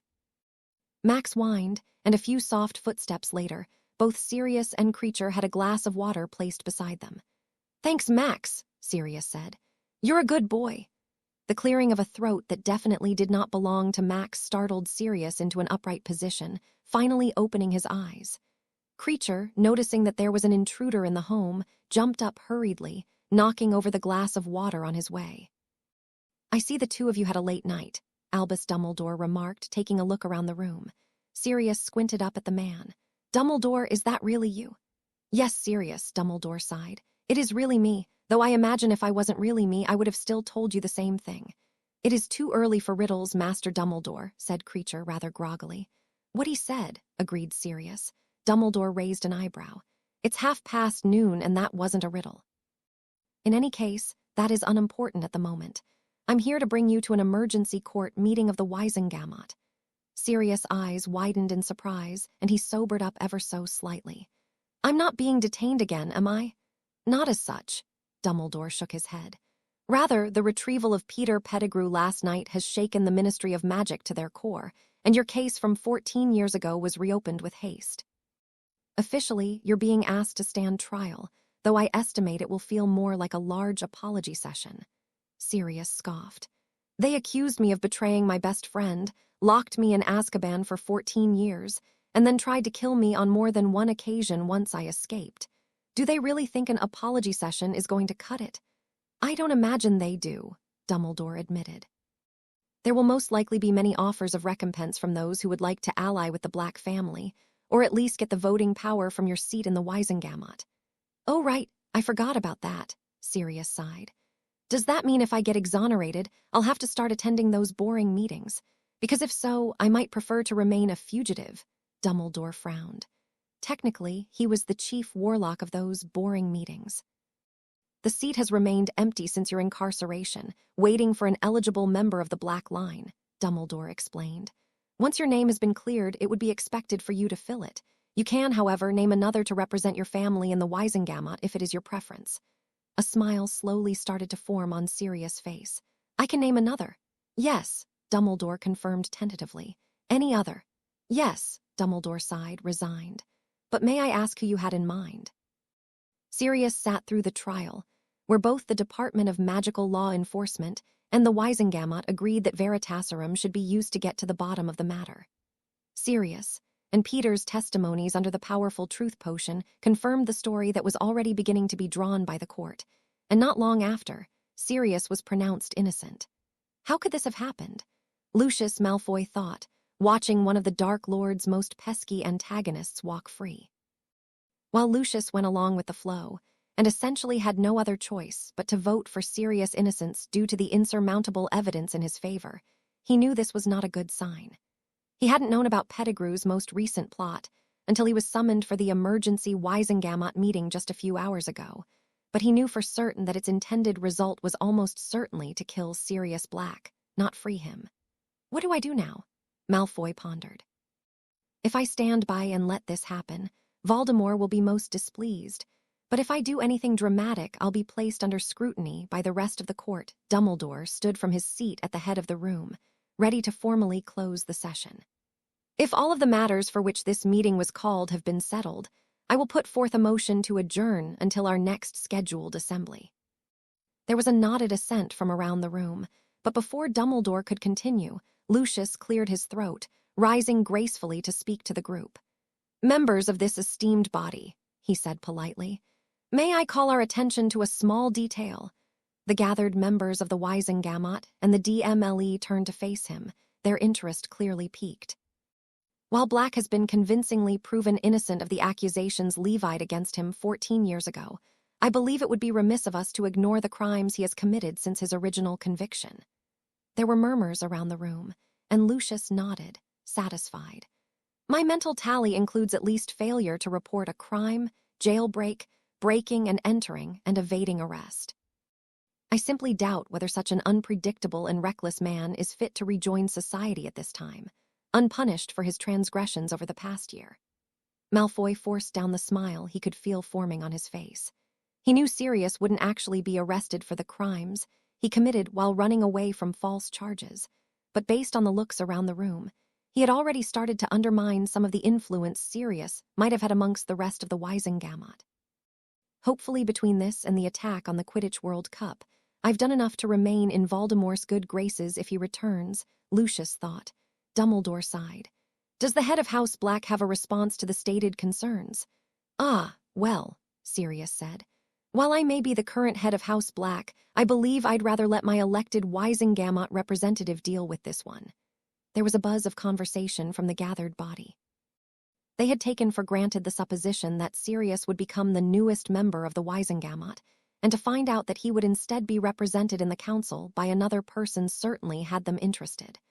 The doors to the chambers opened, and Creature walked inside. Lucius Malfoy's face contorted in rage. What is this mockery? You wish to be represented by a house elf. That was my original idea, actually, Sirius conceded. But unfortunately, there's a law preventing magical creatures from holding a seat in the Wisengamot, even through representation. Lucius narrowed his eyes. Then who is your representative? Creature walked up to the empty seat in the council, dispensing a furry life form onto the desk. Woof! Everyone in the room went silent as they stared at the golden puppy sitting on the Black family seat in the Wisengamot. They continued to stare silently as Creature laid out a snuffle mat and a few treats on the desk so Max didn't get bored. They even stayed silent as Creature patted the dog once on the head and then walked back out of the room. Malfoy went betrayed. This is an insult to the august body which represents Wizarding Britain's highest court of law and parliament. Did you not just say that creatures were prevented from holding a seat? Dumbledore cut in with a weary expression. Law states that magical creatures are prevented from holding a seat, but it mentions nothing of non-magical creatures, an oversight that I'm sure will be remedied by an amendment in the near future. And in the meantime, Lucius asked, astounded. Dumbledore sighed. In the meantime, Maximilian Black is the legal representative of the Black family in the Wisengamot. Maximilian, what have you to say in response to the concerns Lucius Malfoy voiced before you were introduced? Woof, woof, woof, woof. Dumbledore looked impassively over at Lucius. Does Maximilian's response adequately address your concerns? Voldemort screamed in rage as he read the newspaper Barty Crouch Jr. had brought him. Not only had Peter Pettigrew failed his mission to kill Sirius Black, he had gotten himself caught in the process, proving the man's innocence. If that wasn't enough, one of the Dark Lord's most devoted and useful followers from the First Wizarding War had been publicly humiliated in the same paper. Wonders in the Wisengamot, Lucius Malfoy argues with a puppy Gah. Voldemort spat, throwing the newspaper to the ground. If he hadn't been reduced to this pitiful form all those years ago when his killing curse rebounded, he wouldn't have to rely on his incompetent followers to perform simple tasks. Barty Crouch Jr. approached him. My lord, do you wish for me to carry out the mission that Pettigrew failed, or punish Malfoy for his incompetence? Voldemort shook his deformed head. It is too late. Barty, he hissed, we have to begin preparations for my restoration. As much as he would have liked to kill Sirius Black and weaken Harry Potter before the final stage of his plan, Voldemort simply couldn't risk losing Barty. All of the followers he had left were either in Azkaban or too cowardly to join him before he returned to power, and if he lost Crouch as well, he would once again be left defenseless in this tiny, feeble body. While he couldn't truly die, he was also entirely dependent on the help of others to help him regain his true physical form. I understand, my lord, I will compromise the cup as we planned. Though having lost my cover, it may be difficult for me to influence the events of the task to ensure Potter gets to it first. You needn't bother, Voldemort said. The other competitors are no match for him. He will win easily. Barty Crouch Jr. left the hideout, reflecting on his master's parting words. While Barty was an incredibly powerful wizard, he had to admit that Harry's astronomical progress gave him a slight pause. The other competitors are no match for him, but could it be that I'm not either? He shook the thought from his head. He was one of the Dark Lord's most competent servants, and he would not lose to a child, no matter how strong that child was. Astoria sat at the front of the defense against the dark arts classroom, her feet kicked up on the desk and a smug smile on her face. All of her classmates surrounded her, fervently asking her questions while they waited for Professor Tonks to arrive. Astoria, tell us again how you defeated the Death Eater, she pursed her lips. Maybe later if I feel like it. Is it true that Sirius Black is innocent? Yep, she responded casually. I saved his life, actually. How were you able to stun the Death Eater if you can't cast the stunning spell? Astoria raised an eyebrow. Who says I can't cast it? I might have struggled with it in the past, but I've totally mastered it now. Professor Tonks walked into the classroom then, greeting everyone jovially, and the students around Astoria reluctantly went back to their own seats. While she knew the attention was fleeting, Astoria did enjoy the feeling of being commended for something that she had accomplished. It helped that defensive spellcasting was something she had always struggled with, and had now proven both to herself and everyone else that she was still able to pull through when she was needed the most. Tonks smiled as she eyed the class. Now that everyone's got the stunning spell down, we'll start with just a quick review before we move on to some other important defensive spells for the rest of the semester. Astoria beamed as Tonks winked at her. How about we let our new little defense prodigy give us a final demonstration? Tonks summoned a training dummy that wobbled around a bit, and Astoria practically bounced to the front of the class, drawing her wand as she went. Aiming at the dummy, she cast her spell confidently. Stupefy! Astoria's spell hit the dummy with a little fizzle, but it continued to wobble around unfazed. She looked at her wand in confusion, shook it a few times, and tried again. Stupefy! Another little fizzle, another unfazed wobble. Stupefy! Finally, the dummy was enveloped in a light glow and stopped wobbling, for a few seconds before the glow faded and it started to wobble again. Everyone looked at Astoria, dumbstruck. Was this really the girl from the newspaper that was credited for incapacitating a Death Eater? Mistaking their looks for awe, Astoria smiled proudly as she walked back to her seat. Tonks clapped happily the whole time, wiping a tear from her eye at the display of progress from one of her favorite new students. I've been thinking, Harry said to his two best friends one night after dinner. I want to do the third task using my own power without cheating. Before Hermione could try to dissuade him again, he continued. But I also understand the value of planning and preparing, so I'm willing to, well, creatively gather information before then. Hermione nodded. Getting caught by Pettigrew was a wake-up call, wasn't it? Yeah, Harry admitted. And I imagine whatever the tournament organizers have prepared is going to be a bit more dangerous than a washed-up ex-Death Eater. So where do we start? Ron asked. The trio put their heads together, trying to brainstorm ways to acquire information before the rest of the champions. For the sake of keeping things above board, they ruled out thievery or bribery, and instead decided to stick to methods that wouldn't be outside the realm of expectation for a determined competitor. Maybe we should just ask someone, Ron suggested. My brother might know something, or maybe one of the teachers. Hermione shook her head. Ronald, that would never work. Anyone involved in the setup of the tournament would have been sworn to keep quiet about it, and the ramifications if they were found out for colluding with a participant would be horrendous. That's true, Harry agreed. But if you can think of someone who's likely to be involved in the next task and also has a bad habit of accidentally revealing secrets, feel free to let me know. Ron raised an eyebrow at Harry and Hermione. I feel like I've had to be the smart one lately, and I don't like it. What do you mean? Hermione asked testily. Are you implying that there is someone likely to be involved in the task who also has a bad habit of accidentally? Oh, said Harry, realizing. Oh, echoed Hermione, also realizing. Ron shook his head in dismay, him coming to conclusions faster than Harry and Hermione. What was the world coming to? Oh, hello, wasn't expectin' ter see the 3-0 yeah here. Hi, Hagrid, Harry replied. We just thought we'd stop by for a chat if you have the time. Oh, course, come on in. Hagrid led the three friends inside his hut, pouring tea and putting out a few biscuits for them. So, how's school treatin' ya? It's going well, Hermione replied politely. We all received satisfactory results from last semester's exams. Hagrid nodded. Good, how's your family doin', Ron? Everyone's great, he answered stiffly. Healthy and happy. Yup. Hagrid clapped his hands together. I'm glad ter hear that. Harry, how's Astoria gettin' along with Willa? Great, Harry said honestly. Better than we could have hoped, really. And Willa's mellowing out too, not to mention that she probably saved my life the other day. Hagrid laughed happily. I miss the little spider, but I'm glad she's in good hands now. Yep. The group fell into an uncomfortable silence. Ultimately, while they had originally come to ask Hagrid if he had any information regarding the upcoming task, they all liked the man too much to try to manipulate him. Sure, they could probably just ask him straight up, and Hagrid would let something go accidentally. But he'd feel bad about slipping up after, and they just couldn't do that to someone they considered a friend. They eventually brought up other topics instead, having a pleasant chat with the man as they usually did. By unspoken mutual agreement, they all decided not to try to get any information out of him. After an hour or so, they stood up to leave, wishing Hagrid a good day. Wait, Harry, Hagrid said as the group went to open the door. Before you go, I wanted ter ask a favor. Harry turned around. Sure, Hagrid, what's up?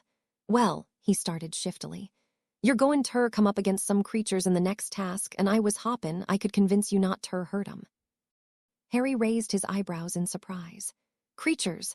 I don't mind, but I'll still have to protect myself. I know, but I know how strong ye are with that wand o' yours, and I don't want ye ter accidentally kill 'em. Acromantulas are severely misunderstood creatures. Boggarts only scare people ter defend themselves, and the blast-ended scroots are like children ter me. Besides, I know you'd be able ter get through the maze by avoiding 'em instead, fighting 'em, if ye really wanted. I see, replied Harry, not trying to let on that the man had likely just revealed the entire third task to him totally unprompted. Anyway, keep thaw in mind if ye would be so kind. I definitely will, Harry said honestly. As the trio left Hagrid's hut, they all turned to look at each other. Don't get me wrong, Ron started. I love Hagrid, but Harry nodded. He's a bit of an information hazard. So the third task is going to be a maze, Hermione wondered aloud. And it'll be filled with creatures. That's definitely what it sounded like, Harry agreed. Does that give you any ideas? Ron asked. Maybe one.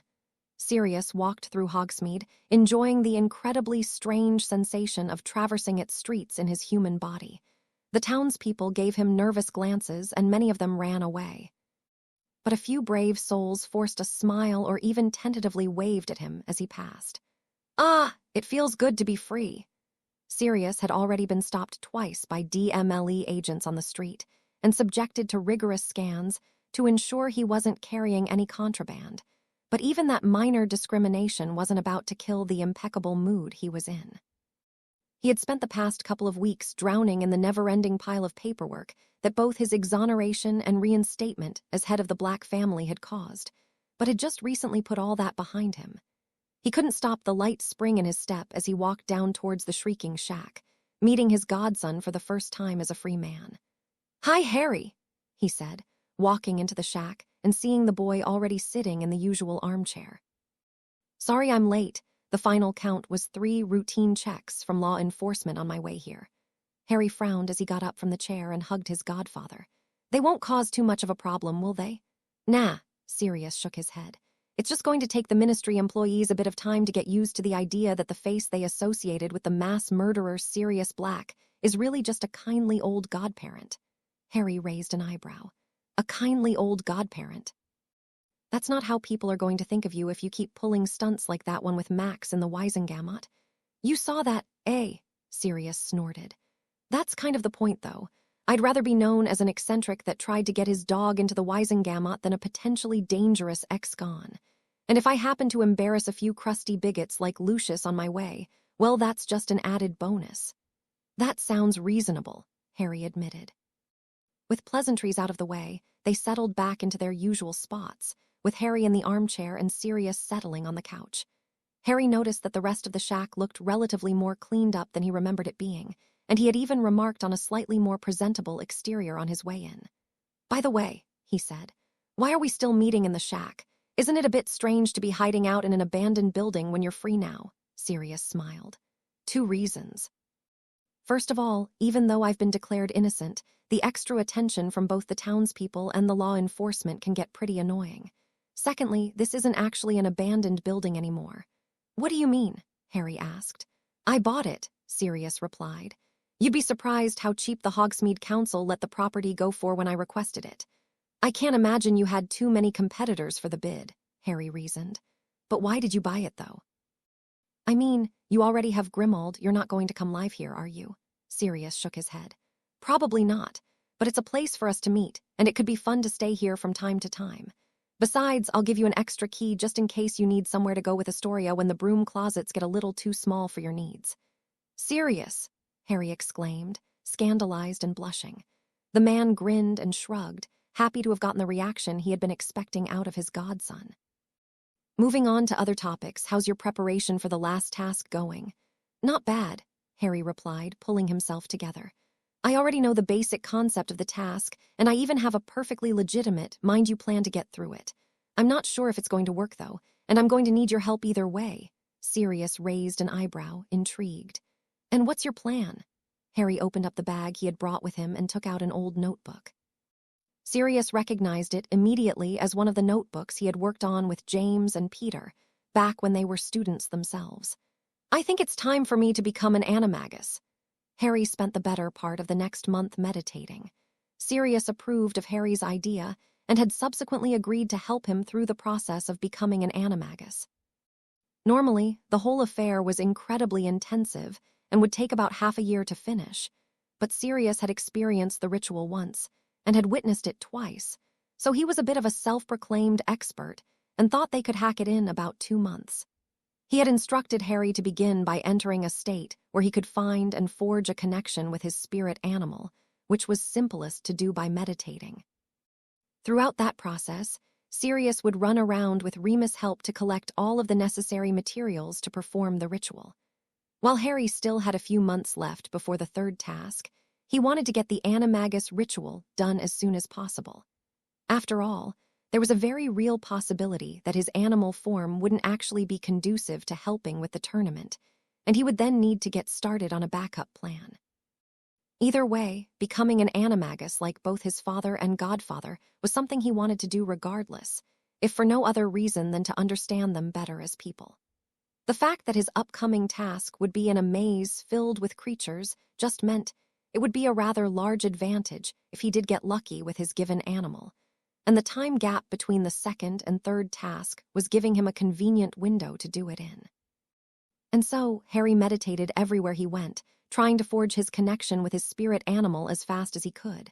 Astoria poked Harry's shoulder, but he didn't respond. Astoria poked Harry's face, but he still didn't respond.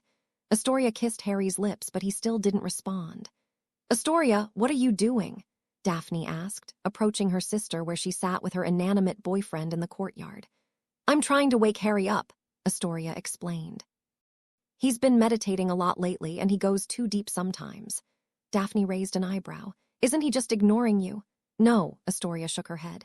He explained it to me once. He gets into these trances where he's oblivious to the outside world until he comes out. How curious, Daphne replied. Let me try. Daphne walked up to Harry and flicked him in the forehead so hard it left a nasty red mark. Harry didn't even flinch and she nodded, impressed. Hey, Astoria said. Don't flick my boyfriend. I thought he was faking it is all, Daphne shrugged. Anyway, have a nice time. Oh, okay, see you later, she replied, watching her sister walk away. A few pokes and kisses later, Ron and Hermione came up to her. He's in one of those states again, huh? Ron remarked knowingly. Yeah, Astoria said. I'm honestly concerned about him. Lately, I'm afraid that one day he's going to meditate so hard he gets, stuck forever, and then I'll be dadding a statue. Hermione winced. That did sound rather horrific for all of them. Walking up to Harry, she tried tickling him in all of his weakest places, but he didn't so much as budge. Here, let me try, Ron said, bringing his face right beside Harry's and blowing softly in his ear. Harry remained immobile and the girls looked at him oddly. What? He asked defensively. It's an uncomfortable feeling. I thought maybe it would knock him out of it.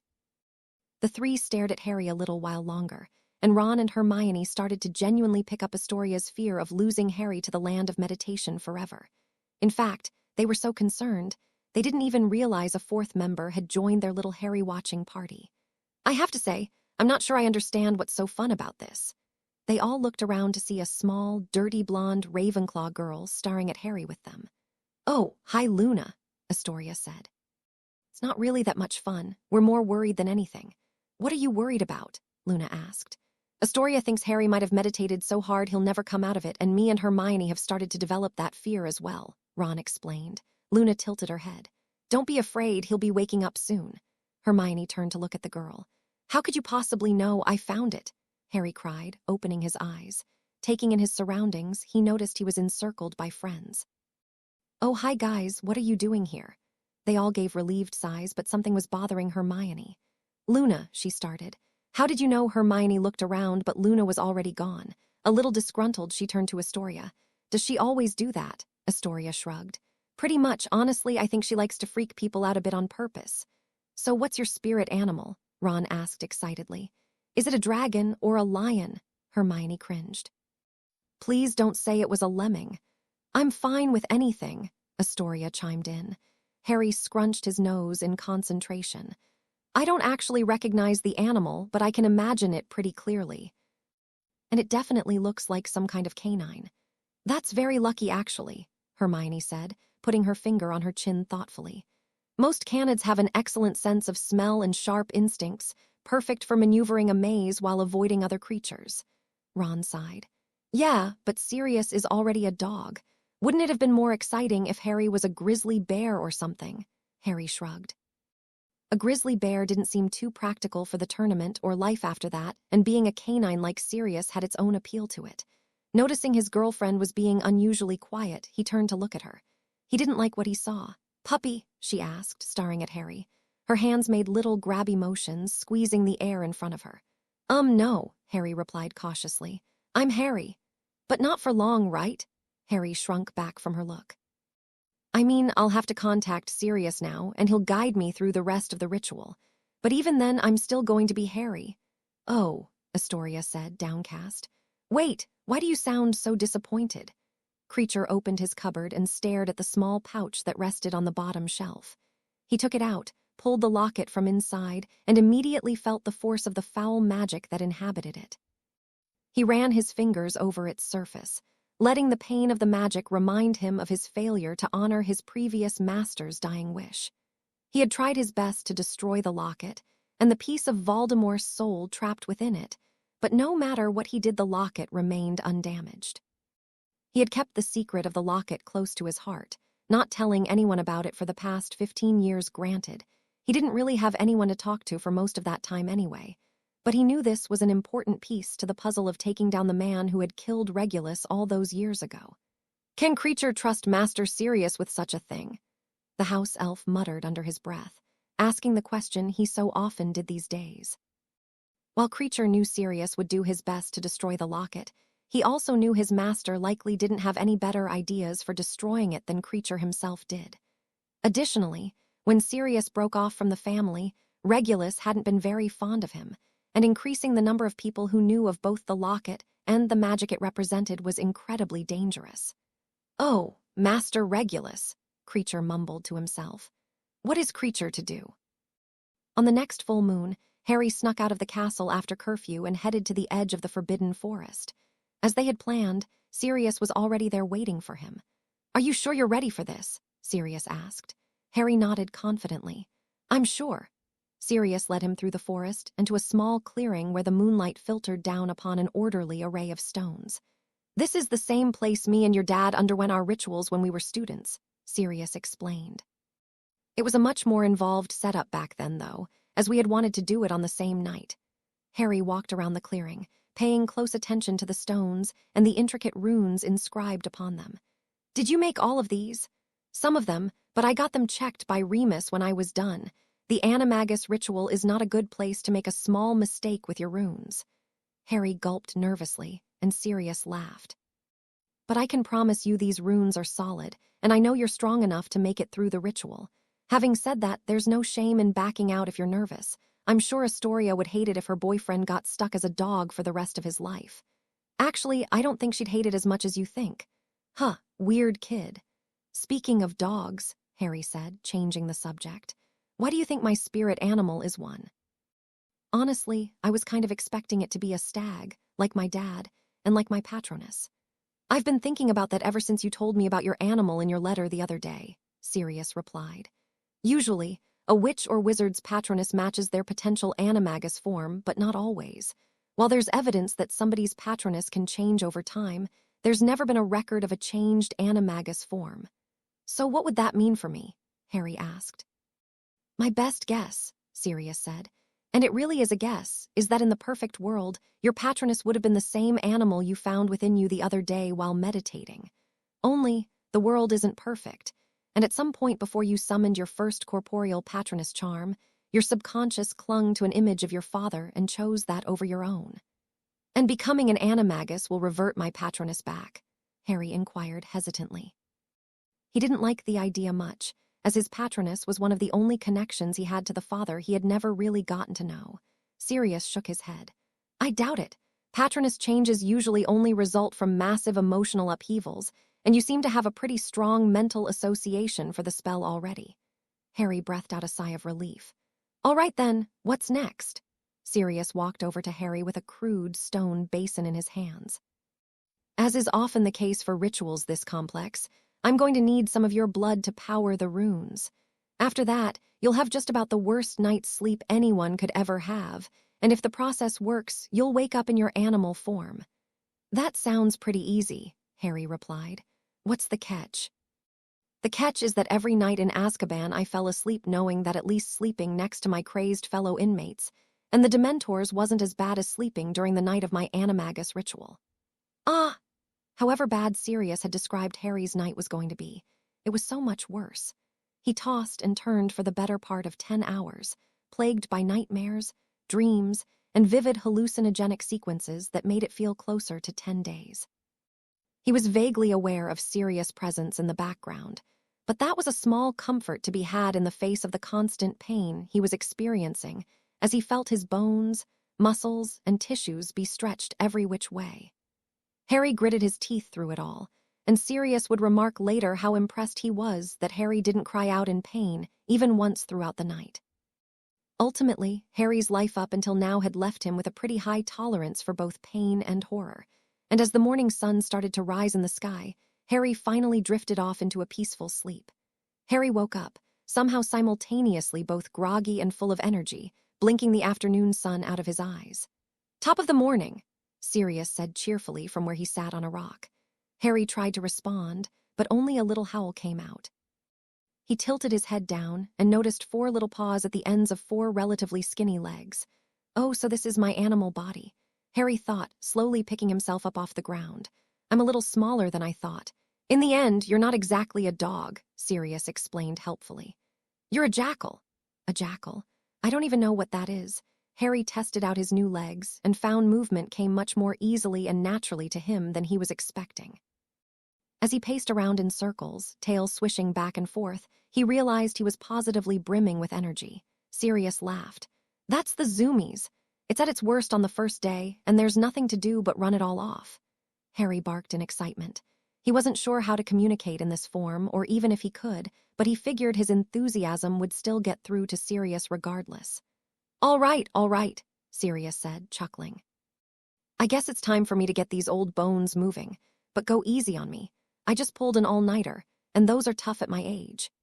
Sirius shifted into his dog form, and Harry appreciated for the first time just how big he really was. While as a human, Harry still had some size and weight on him. As a jackal, Harry was probably half the dog's bulk and a quarter of his mass. Then again, Harry had never had a problem punching up, and he knew Sirius wouldn't actually hurt him. So he trotted over to Sirius, gave him a little smack in the face, and started to run away. You cheeky little varmint, Sirius thought, watching his godson tear through the forest. I'll show you what a big dog can do. Kicking up his hind legs, he started to chase the small canine, growling every once in a while just to put the fear of dog in him. He couldn't quite keep up with Harry, whether it was due to the boy's youth or the natural agility of his particular canid species. But he still had more fun than he would have liked to admit just running around in the forest with him.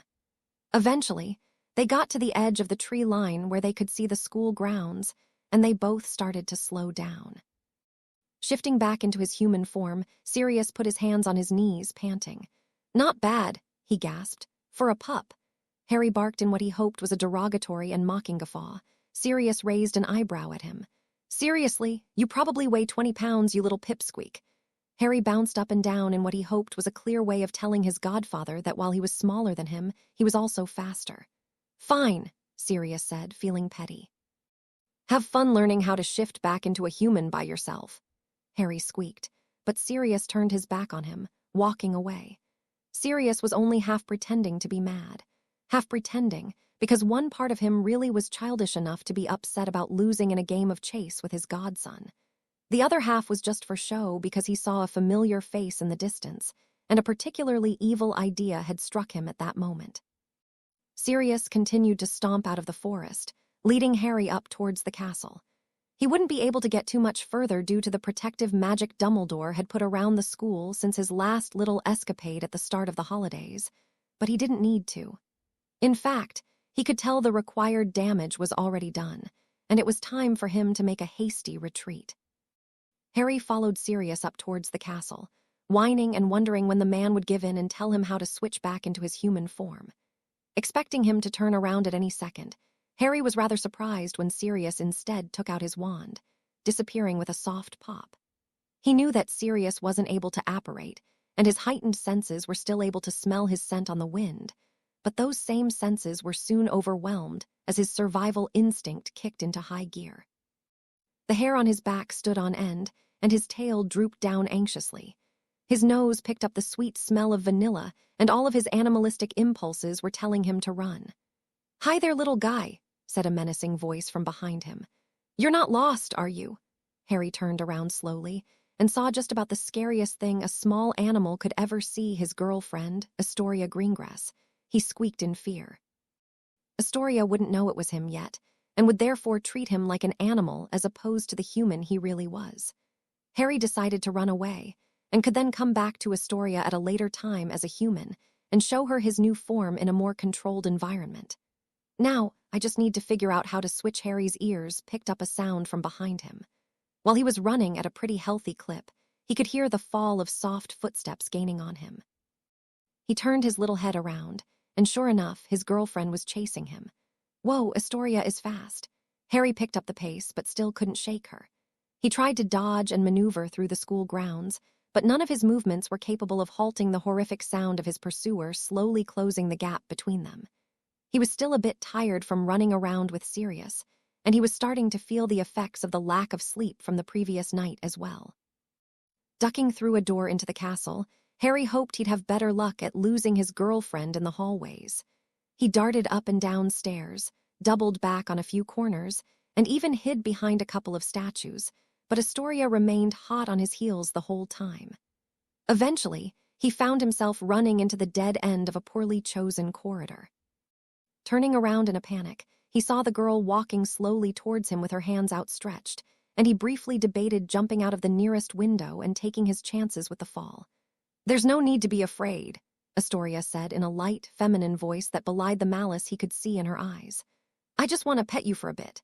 She's not even out of breath, Harry thought. What kind of monster is she? Harry closed his eyes as she approached, resigning himself to his fate. A moment later, she reached out and started to scratch between his ears. Ooh, Harry thought, that actually feels pretty nice. Astoria slowly got her second hand involved, scratching him along his sides and back in a pleasant way that made him yip contentedly. "See," Astoria said, "it's not so bad to be petted by me, is it? I'll never understand why animals always run away from me. Maybe it's because you always run after them," Harry screamed in his head. Today he had experienced the terror his girlfriend invoked within animals firsthand, and would definitely be having some words with her about it later. But that was for later. For now, he was savoring the feeling of having his ears massaged.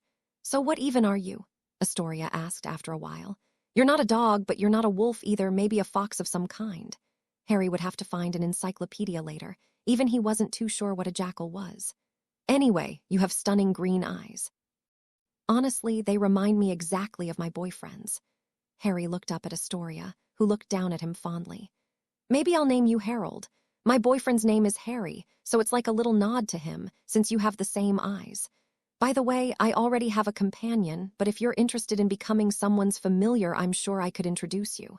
I don't think Luna has one yet, and I'm sure she'd." Harry tuned out the specifics of his girlfriend's ramblings, appreciating the background noise of her voice as she scratched him. He became so relaxed, in fact, that he accidentally returned to the meditative place where he first found his spirit animal. Only this time, a human was there instead. The instant after processing the sight of his human form, Harry felt himself shift rapidly back into it, which put him in a rather interesting position, lying across his much smaller girlfriend's lap at the end of a hallway. "Harold!" Astoria cried in shock. "Huh," Harry said, feeling weirdly guilty for some reason. "No, it's me, Harry." Astoria looked at him, her bottom lip quivering. "What did you do to Harold?" "No, you don't get it," he said. "I am Harold." "Well, technically I'm not, but the jackal that you were just petting, that's my animagus form, by the way, was me." Understanding slowly dawned in Astoria's eyes. She got excited for a moment before a frown wiped the expression off her face. "Wait," she started. "If that was you, then why did you run away from me earlier?" Harry scratched the back of his head awkwardly. "Do you know how scary you can be to animals sometimes?" "No," she pouted. "Why don't you explain to your girlfriend just how scary she is, to the point you had to run away from her on sight?" "It's not like that," Harry sighed. "It's just Harry was cut off as someone cleared their throat from a few feet away. While a certain level of physical contact between students is permitted," Minerva McGonagall began, "modesty should still be maintained in the hallways." In an instant, Harry remembered he was still lying across Astoria's lap and immediately jumped up, blushing. I'm sorry, Professor," McGonagall sighed, shaking her head as she walked away. Sirius was sitting on the couch in Grimmauld Place, wondering if Harry had figured out how to revert his form yet. He'd check on him later just in case, but he was confident his clever godson would be able to get it eventually. He was also confident that being chased by Astoria would give him nightmares for years to come. Sirius still felt a cold sweat break out whenever he thought about his first meeting with the girl in Hogsmeade last year. Sirius was broken out of his ruminations when Creature walked into the room, much more tentatively than usual. "Master Sirius," he said softly, but resolutely. "Creature thinks there is something you should know about." Sirius quirked his head at the elf. "And what's that?" "It would be easier for Creature to show you." Sirius followed Creature to his room, where he pulled out a small locket from a carefully wrapped bundle. He held it out to Sirius, but before he could grab it, Creature pulled it back away. "It is dangerous to touch," Creature said, shaking his head. "What is it?" Sirius asked, disgusted. While it was clearly a locket, the magic that radiated off of it was abhorrent. Master Regulus' final order to Creature was to destroy this locket, an order that to this day, Creature has been unable to fulfill. "Regulus?" Sirius asked, surprised. "Why did he want you to destroy it? And more importantly, what the hell is inside of it?" "The answer to those two questions is the same," Creature replied. Within that locket is a piece of Voldemort's soul. Sirius sat down on the couch, pouring himself a drink with shaky hands. You're going to have to explain from the start. Creature nodded, understanding Sirius' shock. Master's brother, Master Regulus, was loyal to the Dark Lord at a young age. By the time he left Hogwarts, he was already one of the Lord's most trusted Death Eaters. I was aware of that, replied Sirius, a frown on his face. He didn't have much love for his younger brother, but knew him and Creature had always gotten along especially well, so he chose not to elaborate with his response. Of course, Master Sirius, Creature said patiently. But you probably didn't know that Master Regulus' loyalty started to waver before long, to the point that by the end of his life, he was actively seeking the Dark Lord's downfall. Sirius took a long drink from his glass and poured himself more. He hadn't known that. Master Regulus was influenced by the traditional Black family views and got in with the pureblood supremacists as a boy, the house elf continued. But in hindsight, Creature doesn't think he truly understood the depth of their hatred. Master Regulus was happy to be dragged along by a group that touted his own blood's status as superior and thought they deserved higher privilege in society, but he was always too soft-hearted to stomach the more savage methods in which they pushed their agenda. Sirius rubbed his temples. He was rather intolerant as a teenager and had completely disregarded his younger brother along with the rest of his family once he had made his stance on the importance of blood purity clear. If I gave him a chance, could things have gone differently? He resisted the urge to pour himself another glass. He needed to have his wits about him for this conversation. The tipping point, Creature continued, was two concurrent events. First, Master Regulus discovered one of the Dark Lord's most well-kept secrets, the truth behind his immortality. The magic that he used to prolong his life was so repulsive that anyone with any compassion left in them would surely begin to doubt their allegiance. The magic that's contained within that locket, Sirius concluded. Precisely. And what was the second event, as you called it? Creature hung his head. It is still difficult for Creature to talk about. To put it mildly, the Dark Lord wanted to use a house elf to hide the locket.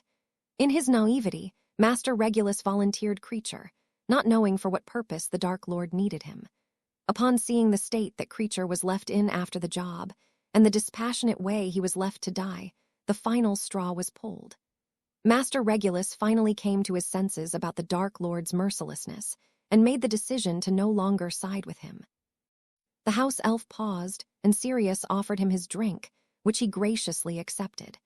After downing the contents of the glass and setting it back on the table, Creature took an unsteady breath and continued. Knowing it would likely be his last act in this world, Master Regulus ordered Creature to help him retrieve the locket, in hopes of destroying it and weakening the Dark Lord. Sirius nodded. He could see that Creature was having a tough time speaking of Regulus, last moments, and Sirius could put the rest of the story together for himself. He reached over and put a hand on the elf's shoulder, and Max took that opportunity to enter the room and curl himself on top of Creature's bare feet. A small smile graced Creature's lips, and he relaxed visibly. Creature still misses Master Regulus every day, but things have begun to get better over the past year. They definitely have, Sirius replied, realizing he may have had much more in common with the old house elf than he ever knew. After a while, Sirius spoke up again. So if we can find a way to destroy that locket, Voldemort will die. It is unlikely, Creature admitted. We were under the impression that this wasn't the first soul trinket that the Dark Lord made and have no reason to believe it was the last, Sirius sighed. And so long as they exist, he can never truly die. That is the idea. But on the other hand, if we were able to destroy all of them, we would finally be able to get rid of him for good. That is also the idea. As the date of the final task loomed closer, Harry noticed an interesting trend around the school. He was walking through the hallways with Astoria when a giggling group of girls called out to him. Harry, we can't wait to see what kind of magic you used to win the tournament. Oh, okay, he replied awkwardly. He didn't know why they sounded so sure that he would win, but figured they were just rooting for him either way. One of the girls looked like she was about to say something more, but Astoria grabbed his arm and pulled him away. I guess I have fans now, Harry said, turning to his girlfriend. You've always had fans, she sighed. They're just a little extra excited lately with the tournament coming to a close. They seem to have a lot of faith that I would win, he remarked. Astoria shrugged. I'm sure you're the tournament favorite by now. You're in the lead for points, and you completed the last 2 tasks pretty easily. Yeah, well, this next one might go differently. A little while later, Harry was sitting in the Great Hall eating lunch when Colin Creevey spoke to him from a few seats down.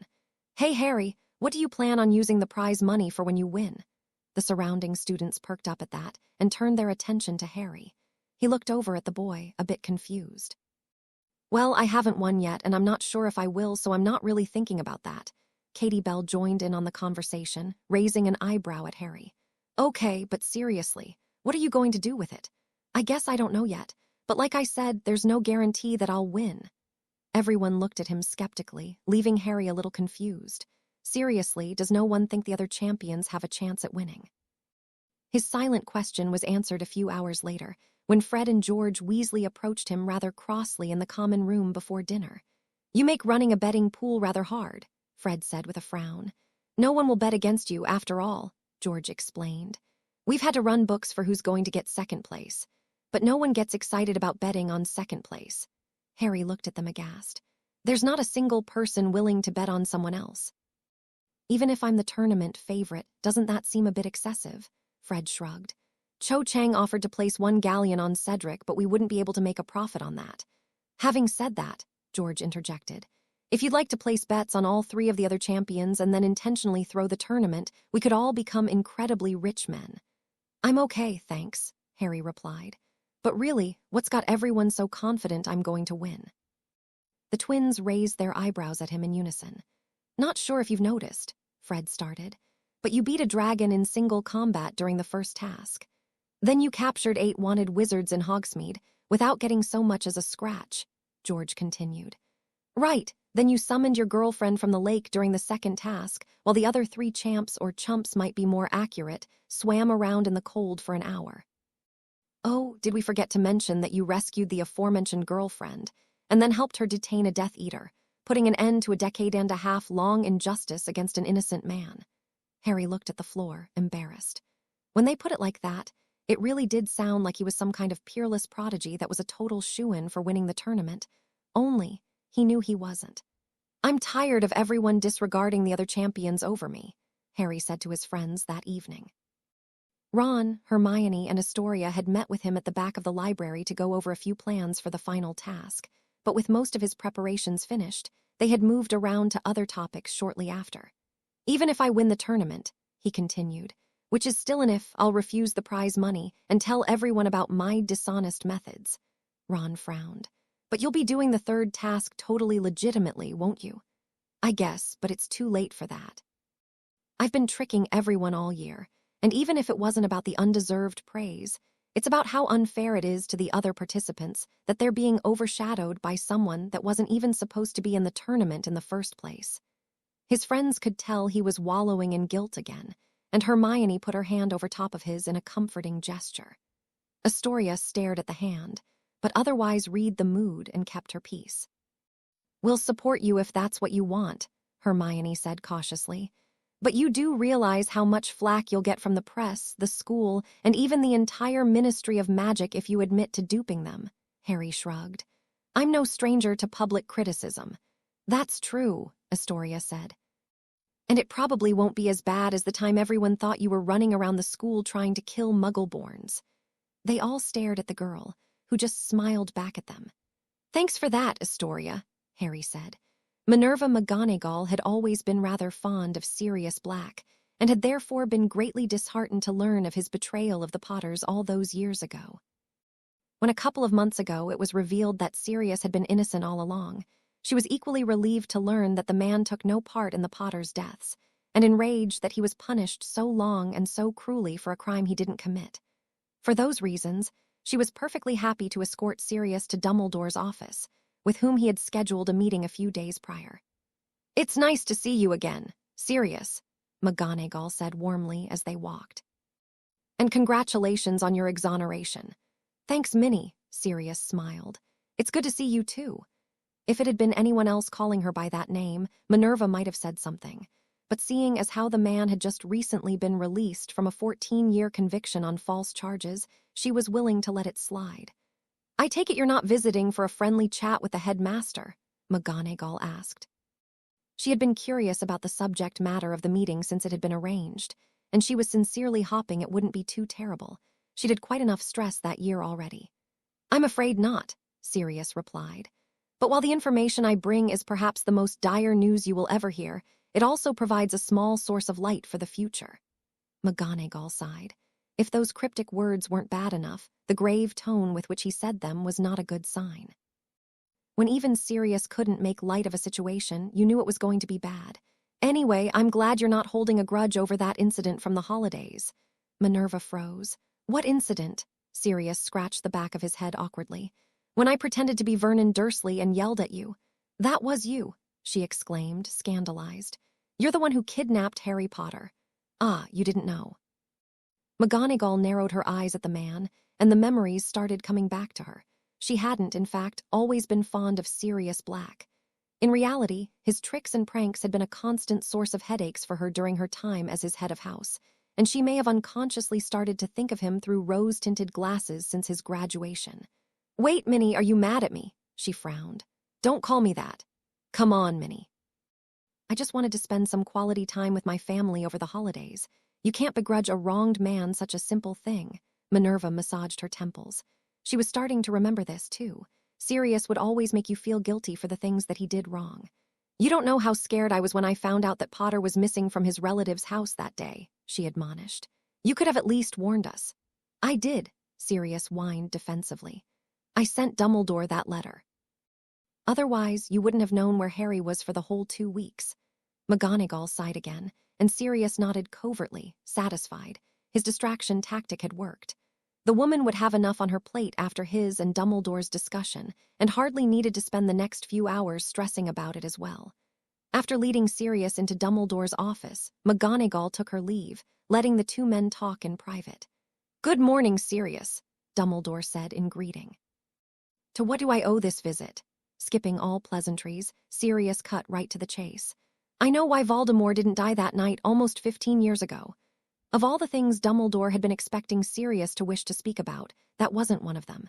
"And how is that?" Dumbledore asked leadingly. He straightened his glasses and paid attention to the man's responses. This was clearly a conversation worth being remembered. "I know about his soul trinkets, and I even have one of them in my possession. I'm assuming you know about them as well." Dumbledore took a deep breath. "I believe I've seen one, and I had my suspicions," he admitted. "Their exact magical origin is unknown to me, however. You called them soul trinkets. What exactly does that mean? And where did you come across this information?" "My understanding is that pieces of Voldemort's soul lie within them, ensuring that even if his physical form is destroyed, he'll be able to be resurrected so long as the trinkets remain. I have a locket that holds one, which was given to me by Creature, who in turn was given it by my brother Regulus." "Regulus Black?" Dumbledore asked, shocked. "Wasn't he loyal to Voldemort during his reign?" Sirius nodded. "That's what I thought as well, but apparently the Death Eater's ideals weren't as homogeneous as we might have expected. Towards the end, Regulus defected by himself, stealing one of the trinkets in the process. It's still being looked after by Creature, but we haven't the first clue how to destroy it." "Which is why you're bringing this issue to me," Dumbledore concluded. "That, and I also don't know how to find the rest. Creature suggested there may have been more made both before and after the locket." The ancient Hogwarts headmaster sighed, removing his glasses to pinch the bridge of his nose in thought. "Between my own observations and what you've told me, I have a strong hunch as to what magic is contained within these soul trinkets, as you call them. But locating them, and being certain as to exactly how many there are may prove a tougher challenge." "I expected as much," Sirius said. "But if we work in silence, I'm sure we could find many old allies from the First War who would be willing to help us out." Dumbledore thought in silence for a bit, and Sirius gave him the opportunity to digest what he had just said before he spoke up again. "In the meantime, though, I have other concerns." "Harry Potter," Dumbledore replied knowingly. "That's the one. We still don't know who put him in that tournament, but I think we all have a pretty good idea of who they serve." Dumbledore was almost certain that it was Barty Crouch Jr., disguised as Aleister Moody who put Harry's name in the goblet, but he had found sharing information increasingly difficult ever since the First War, when he had to interact with spies, double-crossers, and secret agents on a daily basis. "I would agree," he said instead. And the fact that they haven't yet made a move can lead us to believe that they're waiting for the moment when Harry is at his weakest. Exactly, Sirius confirmed. My guess is they'll strike just as the tournament finishes, when our guards are let down from the end of the task. It's then that we'll have to be at our most vigilant. Besides the ministry's invitees, only students and family members of the champions will be allowed in for viewing, Dumbledore said confidently. Security will be upheld with the utmost care and attention. I had another idea, Sirius countered. Do tell. I think you should open the viewing to the public. Call the press, invite all of our old allies.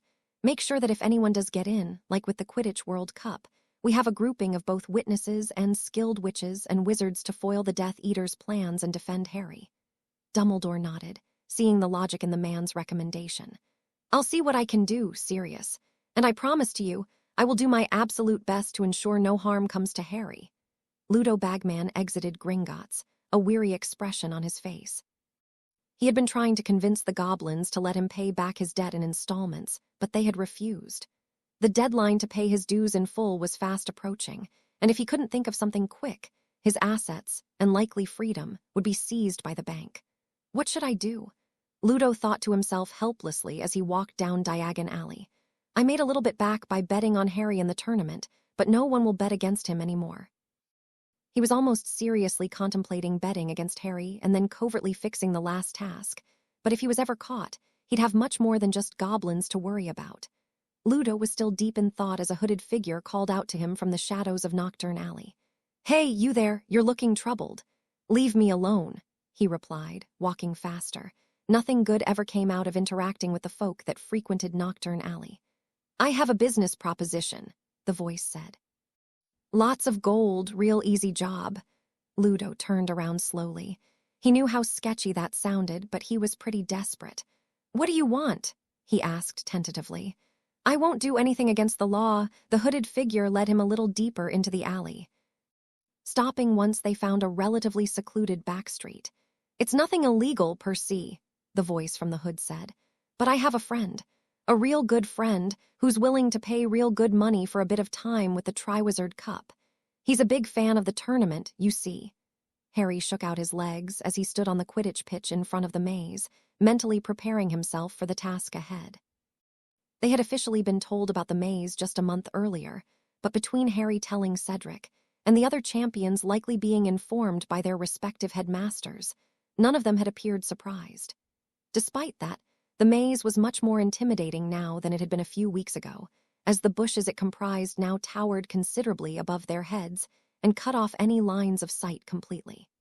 Welcome to the final task of the Triwizard Tournament, Dumbledore called to the gathered spectators. As I speak, the head of the Department of Magical Games and Sports, Ludo Bagman, is hiding the Triwizard Cup in the deepest depths of this maze. Cheers and noise broke out amongst the audience, which Harry noted was much bigger and filled with more unfamiliar faces than the second task's audience had been. The Quidditch stands were filled with interested witches and wizards, and representatives from every news outlet, corporation, and government agency that he could think of. Gathered much closer to the entrance of the maze were the Hogwarts students, family members of the champions, and a few other faces that Harry recognized and was surprised to see, such as their old professor Alistair Moody. As he looked around, he made eye contact with Sirius, who was sitting in the family members section with his old friend Lupin. Catching his eye, Sirius smiled at him and gave him a thumbs up. The maze that lies before you is not as simple as it may look at first glance, Dumbledore continued, his voice amplified through the Quidditch commentary system to be heard across the stands. This maze is filled with spells, creatures, and any number of false turns that could see our champions unable to continue towards their goal. Even the walls of the maze itself will prove a challenge. Their mission, however, is simple. The first to find and retrieve the Triwizard Cup will be victorious. Harry took a deep breath and cleared his mind. There was no trick here. He wouldn't be sitting outside of the maze's walls or getting someone else to steal the cup for him. He was going to enter the maze with the rest of the champions, use the animagus form that he had developed and trained over the past few months, and try his best to win. If he lost, and if he won, he'd refuse the prize. And either way, he'd be telling everyone the truth about his performance in the tournament after. Of course, this is all assuming I don't get killed the second I get back from the maze. Hermione and Sirius had both been incessantly reminding him to be prepared when he returned from the task. As if someone had wanted to make an attempt on his life, it would likely be at that moment when he was at his weakest. Hopefully, whoever put his name in the goblet had since moved on with their life and was no longer plotting against him, but Harry knew his luck wouldn't allow for that. Eventually, Ludo Bagman returned, and the signal was given for the task to start. Somewhere in the distance, a brass band started to play a triumphant theme, and the champions lined up. Being the current leader in points, Harry was set to go in first, his superior performance in the first two tasks translating into a small head start for the third. He was waved through, and with one last look around him, he stepped into the maze. The bushes that formed the walls of the maze closed in on themselves behind him, shutting off all connection to the outside world. Immediately, the sky went darker, the air got colder, and the light sounds of activity from the spectators fell into an eerie silence. That's kind of creepy. Oh well, here goes nothing, he muttered, and shifted into his jackal form. His idea was to use his superior speed to take the maze at a fast pace, while using his heightened senses to avoid the creatures inside. As it turned out, the idea was a fairly good one. Upon shifting, he felt a spring in his step, and his nose and ears helped him orient himself. Picking a direction, he started to trot down the rows of hedges, fast enough to outpace a human but slow enough that he'd be able to react to anything sudden. When the path diverged, he would choose whichever lane he felt like, barring anything extraneous. At the next fork, Harry was about to choose a direction by instinct when a smell stopped him dead in his tracks. What is that? He wondered. It smells vaguely like Hagrid's hut. He paused for a while longer, trying to detect the scent. It was familiar, but he couldn't quite put his finger on it. It's kind of fishy, too. Actually, it might be one of those blast-ended scroots that Hagrid was breeding this year. I think I'd rather avoid that. Thankful for the admonition his jackal form's sense of smell brought him, he started down in the opposite direction. After trotting around for what felt like an hour, Harry realized he was thoroughly lost. On one hand, he was still trying to win the tournament and wasn't very happy about losing his way, but he also didn't really mind. It was hard to keep track of time in the maze, but it had already proven itself to be far less dangerous than he had been anticipating, and though his guard was still up, he let himself relax a little bit. I really don't mind if someone else wins, Harry thought. It'll make things easier when I confess to cheating. He was broken out of his musings as he heard a shout in the distance. Being Harry, he ran directly towards the source. As he rounded a bend, he saw Fleur with her wand raised towards a fully grown acromantula. There was already another one of the massive spiders on its back, frozen at her feet, but Harry's exceptional hearing picked out the sounds of skittering from the ground, and he knew more reinforcements were closing in on their position. Shouting probably wasn't Fleur's best idea, Harry thought to himself. Fleur took down the next acromantula with ease, and thinking the threat was gone, she put her wand down. That also wasn't her best idea. Harry could hear the rest of the acromantulas getting closer, and knew he had to do something quick.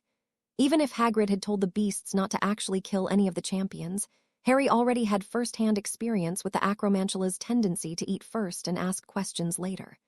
Seeing no other option, Harry barked, and started to run after the girl. With a start, Fleur looked in his direction and cast a quick spell at him. He dodged out of the way with ease, and continued to bolt straight at her. Likely confusing him for one of the maze's enemies, Fleur made the decision to run away. Harry continued to chase Fleur, intentionally letting her stay ahead of him and leading her away from the spiders. After a while, when he was sure the threat had passed, he slipped back into the darkness and continued his trek through the maze. Phew, Harry thought, grateful that his durable animagus form wasn't even tired yet. A bunch of acromantulas, huh? I thought there would just be one or two. I guess this task is a little more deadly than I was giving it credit for. Harry. The little jackal spun around, wondering who possibly could have snuck up on him. To his great surprise, it was his girlfriend, Astoria. Care to explain why you were chasing Fleur? Harry stared at her, confusion and fear overwhelming him. I turned my back for 1 second, and what are you doing? Chasing that stupid French girl, Harry whined. Astoria reached forward with her hands, and a glint of malice appeared in her eyes. Now it's time to give the little puppy a taste of his own medicine. Harry squeaked and started to run away. He only made it a few steps before realizing it was quite literally impossible for his girlfriend to be in the maze with him. So, she's an enchantment of some kind. He turned his head back around and saw Astoria holding her ground, not actually making any move to chase him. Wait a second, didn't Hagrid say there would be boggarts in this task? It couldn't be, right? Harry decided to run away nevertheless, not wanting to figure out if it actually was a boggart taking the shape of his girlfriend, and all of the implications that might hold for him. As Harry continued to progress through the maze, he started to feel like his ears were picking up the gentle hum of magic. Following a hunch, he continued to maneuver through the bushes and towards the sound.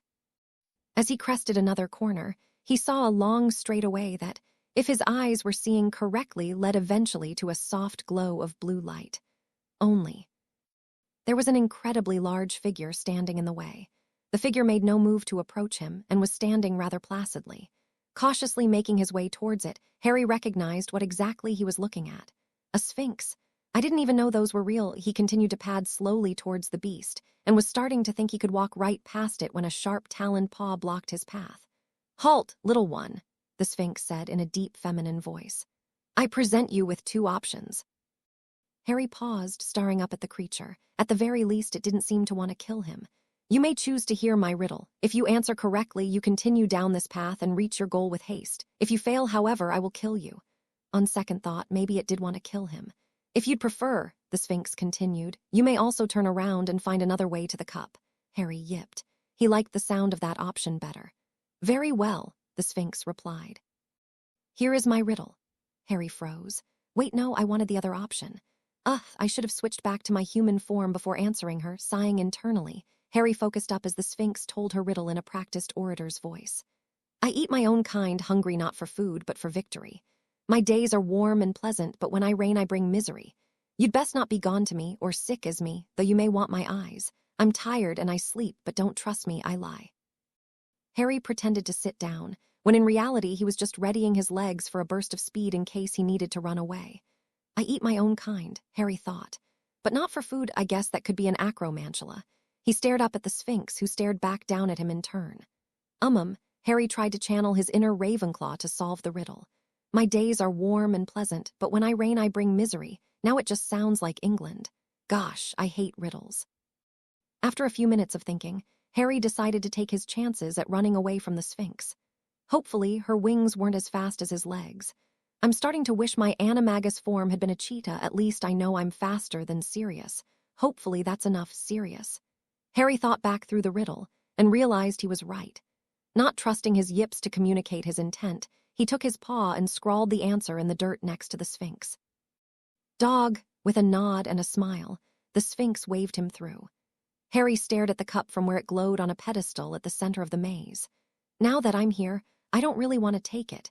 After being let through by the sphinx as promised, it was just a short walk towards the small clearing where the cup was held. All things considered, he had a pretty easy time getting through the maze, and he was now seriously considering letting the next champion to arrive take the cup instead of him. Maybe using my animagus form was cheating as well. As Harry sat there pondering, Cedric ran into the clearing, coming from a different path than the one Harry took through the sphinx. "All right, fine. I'll let Cedric have Immobulus." Harry dodged out of the way of Cedric's spell. In hindsight, he realized he probably should have stayed out of the way if he wanted to let Cedric take the cup, as from where he stood he just looked like another creature set up to oppose the champions. Cedric cast more spells in Harry's direction, and while they were all non-lethal, Harry still evaded them with his quick reflexes. He briefly considered switching back into his human form so Cedric would stop firing at him, but he knew the moment he took to make the change would be the moment he got hit by a spell, left defenseless in the center of the maze. As Harry jumped to the side to avoid Cedric's last spell, he accidentally crashed into the pedestal that held the cup. Looking up in time to process his mistake, but without the time to do anything about it, Harry watched the Triwizard cup fall from its throne and crash into his head. With a pop, both Harry and the cup disappeared from the clearing. Sirius and Remus stared at the entrance of the maze, waiting for Harry to return. Victor Crumb and Fleur Delacour had been rescued by school staff some 10 minutes ago, both having found themselves in rather precarious positions and sending up red flares to signal their forfeiture from the task. Harry and Cedric were still in there somewhere, and everyone waited with bated breath to find out who would emerge victorious. In Sirius and Remus' case, they were just hopping to see the boys emerge at all, regardless of order. "You don't suppose we were wrong, do you?" Remus asked. Sirius had asked his old friend to come to the final task with him as one of Harry's family members, wanting someone he could trust close to the action in case something broke out upon Harry's return. Only, Sirius was starting to feel a mounting dread that he had misunderstood their enemy's timeline completely. "We can only hope we weren't." Ouch. Harry picked himself up off the floor, shaking his little canine head from where he got bonked by the heavy cup. "Wait a second, where am I?" Harry looked around, his eyes still bleary, and noticed that he wasn't back on the Quidditch pitch as he was most likely meant to be. Instead, from what he could see through the dark, it looked like he was in some sort of graveyard. "Where's the boy?" a voice hissed, causing Harry to startle. "I see movement by the cup, my lord," another replied. His danger senses screaming at him, Harry quickly shifted back into a human. Grabbing his wand from his pocket, he picked himself up off the ground and pointed it in the direction of the voices. "He's an animagus. It matters not, take him down quickly, but remember, we need him alive for the ritual." Harry felt his scar burn as the voices got closer, and his vision finally cleared enough to see the figure ahead of him. "That's the man I saw at the Quidditch World Cup, the one that cast the dark mark." Recognizing the man as a Death Eater, Harry wasted no time in casting a spell. "Expelliarmus!" With a flick of his wand, the Death Eater parried the spell, and it fizzled into nothingness. The man raised his own wand, silently casting a spell that made his wand glow a malicious red color, and Harry dove to the side to avoid it. Now what? Harry thought in a panic. He hadn't been in a real duel all year, as he didn't count either Avery or Pettigrew, who were both rather lackluster opponents. His skills were rusty, and most of the magic he had learned that year were largely only useful for pranks, or at least fights where the user would have some opportunities to prepare. "I guess I have to use what I've got," Harry thought. Pointing his wand at the man, he cast his dad's old fake combat spell. Fictus Impetus! At first, Barty had been surprised. He hadn't known that Harry was an animagus, and had a sneaking suspicion that the Ministry of Magic didn't know either. Despite that, with everything he had seen of the boy this year, he realized he shouldn't have been shocked to discover that he had mastered yet another piece of advanced magic. After a lazy attempt to disarm him that Barty had easily seen through as the taunt it was, the real duel started. He watched Harry smoothly dodge his own spell, as he had expected, and the firepower that came back at him was nothing short of deadly. With a flourish of his wand, Harry cast a spell with such devastating force that Barty could feel the air shake around him. Fortunately, the boy's aim was just off to the side, and he had been able to avoid it, but without knowing what the spell was, it would be impossible for him to parry. Barty felt a chill run down his spine. How long has it been since I've fought a real opponent? I'll have to get serious. Taking down this kid without killing him won't be easy. As the duel continued, it took all Barty had just to dodge Harry's magic. He was only able to squeeze in a few spells of his own while he maneuvered around the graveyard, trying his best to avoid the boy's magical onslaught. He had been lucky so far, but one bad movement and he was sure to be blown to bits. His original plan had been to let the boy tire himself out with those huge attacks of his, allowing him to strike when Harry's incredible offensive ceased, but several minutes in, Harry still wasn't showing any signs of tiring. Just what kind of monster is this kid?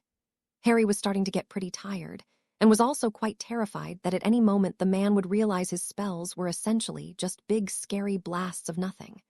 How can I sneak in a real spell without him noticing? As he danced around the graveyard, dodging the rare spell that was cast at him, Harry tried to come up with an idea that could win him the fight. Eventually, he allowed his eyes to roam just enough to spot a dark bundle of something on the ground near where he first spotted the man. There, Harry thought. Maybe I can use that. He started to cast his spells more accurately, trying to lead his opponent in the direction he wanted. Using his last burst of energy, he shot blast after blast, advancing on the man with a confidence he absolutely did not feel, and backed him into the object. Sure enough, after repositioning his back foot, the man stepped on it. Crying out in surprise, the man stumbled and Harry immediately acted on the opportunity, casting a quick stunning spell in his direction. Got him. Learning from his mistakes with Pettigrew a few months ago, Harry ran over to the man and made sure to both recast the stunner and add an extra layer of surety with an incarcerous spell, wrapping the man in magically conjured ropes. Phew, Harry thought, once the danger had been averted. I guess Sirius was right about the attack, but a bit wrong with the timing. Still, I wonder how the Death Eaters managed to infiltrate the tournament far enough to hex the cup. Voldemort had silently watched Harry and Barty's duel from the ground where he had been placed. As shameful as it had been to be deposited onto the ground like a parcel, he was grateful for it when he saw the fight. The boy has become so strong. Was Dumbledore involved in his training, after all? As the fight continued, and Harry relentlessly kept Barty on the back foot, Voldemort started to realize that he may have made a grave mistake. Despite losing Barty's informant position within Hogwarts and Pettigrew's assistance entirely, he had wanted to go through with his original plans for resurrection regardless. In his rush to return to power, Voldemort had underestimated Harry's strength and was now paying the price. In the end, Voldemort not only watched as Harry took down one of his most powerful Death Eaters, but he had accidentally been trodden upon in the process as well. He had resisted the urge to scream in pain and rage as Barty tripped over him, falling shortly after to Harry's subsequent spells. For now, the boy didn't seem to be aware of his presence, which was the only thing he had going for him. Should I retreat? Voldemort wondered, watching Harry look around the graveyard for a way back to Hogwarts. No, I cannot. Potter has already grown too strong. If I allow him more time to improve his skills, he may foil all of my plans as quietly as he could manage. Voldemort dragged his tiny, malformed body to where Barty's wand had fallen in the grass. He knew he didn't have much magical power in his current form, but he was Lord Voldemort. He could manage a simple killing curse, at least. Without the boy, it would likely take years before he could find another way to bring himself back, but leaving the boy alive was simply too risky. Raising the wand shakily in his pitifully weak hand, he pointed it at the still oblivious Harry. Avada Kedavra! One moment, Harry was in the graveyard, trying to figure out how to get home. In the next moment, his vision went dark, and he thought no more. Astoria squeezed Daphne's hand nervously as she watched Cedric return from the maze. She knew Harry's plan and knew it was supposed to be simple. He should have finished by now, or at least been rescued by the staff if he had gotten into trouble. Did Cedric win? Tracy asked, confused. It doesn't look like it, Daphne replied, narrowing her eyes as she focused on the boy in question. He doesn't have the cup. Astoria's heart plummeted even further as she watched Cedric engage in a conversation with Dumbledore, the contents of which lead the headmaster to don a rather concerned expression on his face. What's happening? Astoria murmured. Where are you, Harry? Harry woke up on what looked like a path, though he hadn't the first clue where he was or how he had gotten there. Turning around, he noticed that his surroundings lacked detail. Everything was bright, blurry, and foggy all at the same time, feeling oddly familiar and yet looking utterly unrecognizable. Where am I? The path below him was the only thing he could make out clearly, a cobbled stone of some sort. Confused, Harry chose a direction and walked. Am I dead? He said aloud, trying to recall his last few moments. He heard a voice and his vision went dark, but couldn't really put together anything beyond that. After walking for what felt like an hour, but could have been mere minutes, a sight in the distance caused Harry to halt in shock. Is that my family? From a ways off, he thought he could make out the form of his parents standing there, recognizable from both the photo album Hagrid had given him and his time spent in front of the Mirror of Erised in his first year. He started to pick up in an excited jog towards them, but he slowed down as he got close enough to make out their facial expressions. His parents were frowning at him, and while their expressions remained warm, they seemed sad. The closer he got, the more miserable they became. What's going on here? As a test, Harry turned around and ran a few steps away from the figures of his parents. Looking back at them, their expressions cleared up a bit, and his father nodded. As much as he wanted to continue towards them, the hint was clear. Mustering all of his willpower, he turned around and ran away without another glance back. Was it the correct decision? Of course. His life won't be easy. It never has been, but he's strong. Strong enough. What strength he lacks will be made up for by his friends. Harry heard a rustling in the grass next to him. He had been lying there in the graveyard since his consciousness returned to him, unsure if he should be getting up to defend himself or playing dead until the threat had passed. He still didn't know what exactly the threat was, but something had attacked and maybe even killed him, and he was keeping his ears open to detect any movement. He risked opening one of his eyes, keeping his head still while he tried to look in the direction of the sound he had heard. As the grass rustled again, he realized that whatever was approaching him was small enough to be hidden in the field. An animal of some sort, Harry guessed. Some confidence returning to him at the thought of facing an animal rather than another Death Eater, Harry braced himself to strike. Once the rustling came close enough for him to reach, he spun on his side rapidly and thrust his hand out into the grass. He felt something give under his grip, and he got to his feet, pulling the practically weightless thing up with him. The adrenaline quickly cleared his dizziness from his rapid movements, and he took a good look at the creature he was holding. "What the hell is that?" Harry shouted. A deformed, vaguely humanoid figure dangled in the air, suspended by Harry's fistful of the cloth that was wrapped around it. It held a wand in its hands, which Harry immediately slapped away with a backhand. "How could this be?" the thing screeched, struggling to free itself. "I killed you." For lack of better options, Harry hit the ugly creature with the same stunnering carcerous combo that he had previously used on the Death Eater. Still holding the thing from its cloth, as he really didn't want to touch its hideous little body, Harry walked over to his other bound and unconscious opponent. "This night really can't get any weirder," he thought to himself. "Now how do I get back to Hogwarts before something else tries to kill me?" As he thought about that, the hum of magic from beside him took his attention once more. He turned to see the Triwizard cup lying on the ground next to him, emanating the same soft blue glow as earlier. "I guess it's worth a try." Holding on to his two attackers, Harry reached out with his shoe and scooped up the cup. With a pop, all three life forms disappeared from the graveyard.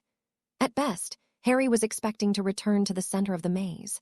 It was therefore to his surprise and relief that the portkey charm on the cup instead took him all the way back to the entrance, where he had started with the other champions some hours ago.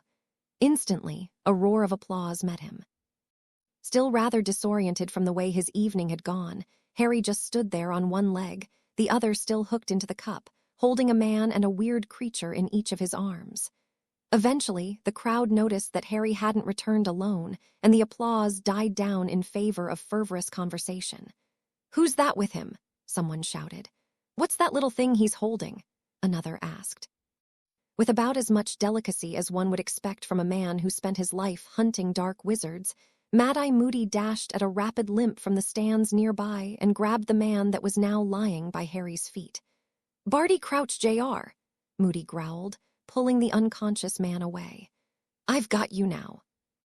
"I'll make sure you pay for what you did to me." Barty Crouch. Harry thought confusedly. Why does that name sound familiar? That was Barty Crouch's son. A middle-aged man Harry recognized as Cedric Diggory's father called aloud from a short distance away. He was supposed to have died in Azkaban years ago. With that, the gathered spectators devolved into exclamations and fervent gossip, discussing the man's shocking revelation. Before Harry could process what that meant or what the implications were, a contingent of teachers led by Dumbledore hurried over to him. "Harry," Dumbledore said urgently, "what happened in the maze? Did you—" The man's mouth closed with an audible click as he looked at the little bundle of cloth on the ground by his feet. "Headmaster," Snape said, his face going even paler than usual. "That is." Dumbledore nodded stiffly, and Harry had never seen the wise old man wear such a positively perplexed expression before. "That's Voldemort," he whispered. Harry looked at the tiny, revolting creature in shock. "Wait, that's Voldemort."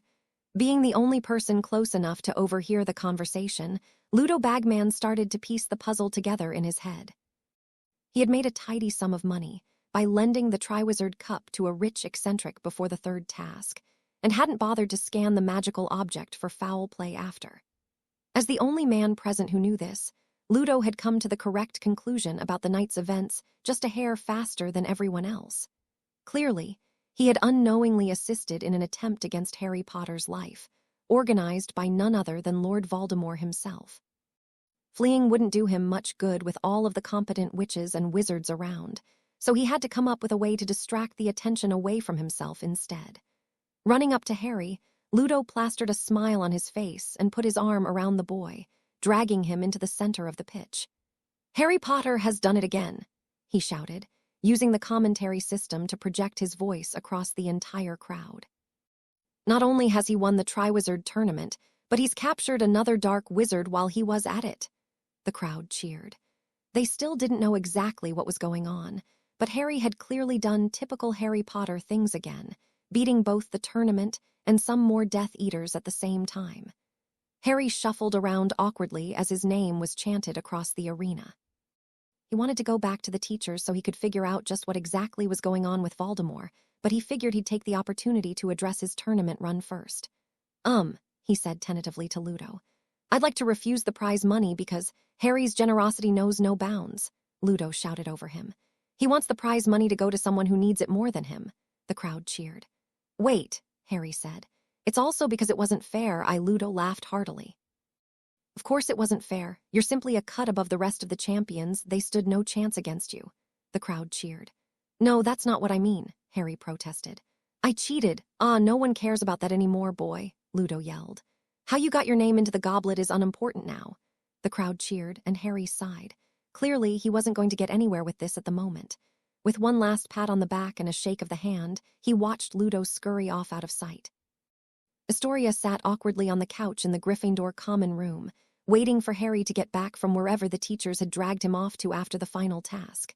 She had been camped outside the door to the Gryffindor tower for a while, but when Ron and Hermione stumbled across her, they brought her in, as they had been planning to stay up late waiting for Harry as well. So, Astoria started, trying to make conversation. What a night, huh? Ron nodded. Yeah. How did a Death Eater even get in the maze in the first place?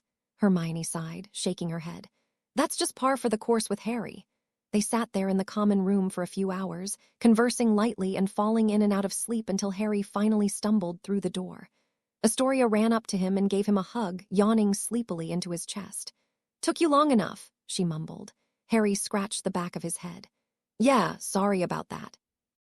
I had to tell the headmaster what happened in the maze, and then there was the whole thing with Voldemort, which led to even more questions all around. It's okay, I forgive you. Wait, what? Astoria broke away from her hug in shock, all vestiges of her sleepiness disappearing. Still on the couch, Ron and Hermione were wearing similar expressions on their faces. Voldemort, Hermione whispered furiously, being the first to recover their wits. What's he got to do with anything? Harry sighed, pulling Astoria along with him to the couch. It all started when I reached the Triwizard Cup. He spent the better part of the next hour detailing the story of what happened in the graveyard, including the strange dream where he saw his parents. His friends gasped when he told them about the little creature that had tried to kill him, and how Dumbledore had revealed that it was in fact the weakened body of Lord Voldemort. Did they kill him? Ron asked hesitantly. Is he gone now? Harry shook his head. This part was complicated and I didn't totally get it, but according to Dumbledore, there are pieces of Voldemort hidden away in trinkets across the country. They can't kill him until those pieces are destroyed, lest he just come back in another form. Hermione nodded gravely. So we have to find and destroy all of the pieces now, Ron gulped. It didn't sound like his idea of a good time, but he'd do what needed to be done, as always. Absolutely not, Harry replied fervently. We're not doing anything. There's the Aurors and a whole team of people from the last war who know much more about this stuff than we do. While the Ministry keeps Voldemort locked up tight, they'll be the ones to go around destroying the pieces. We're just kids. That probably makes sense, Ron agreed. I guess I'm just so used to us having to do everything the adults should have already been doing. It sounds like Harry did most of the work already, Astoria commented. I think we can rely on the entire rest of the wizarding world to finish the job now. I sure hope so, said Hermione. After all, we have much bigger things to be worried about next year. Harry narrowed his eyes. Was there something he was forgetting? What's that, Hermione? Hermione's face took on a grim cast. Our fifth-year exams. Sirius Black returned to 12 Grimmauld Place with Creature just as the sun started to rise, after spending all night at Hogwarts speaking with Dumbledore and the other teachers in the aftermath of the third task.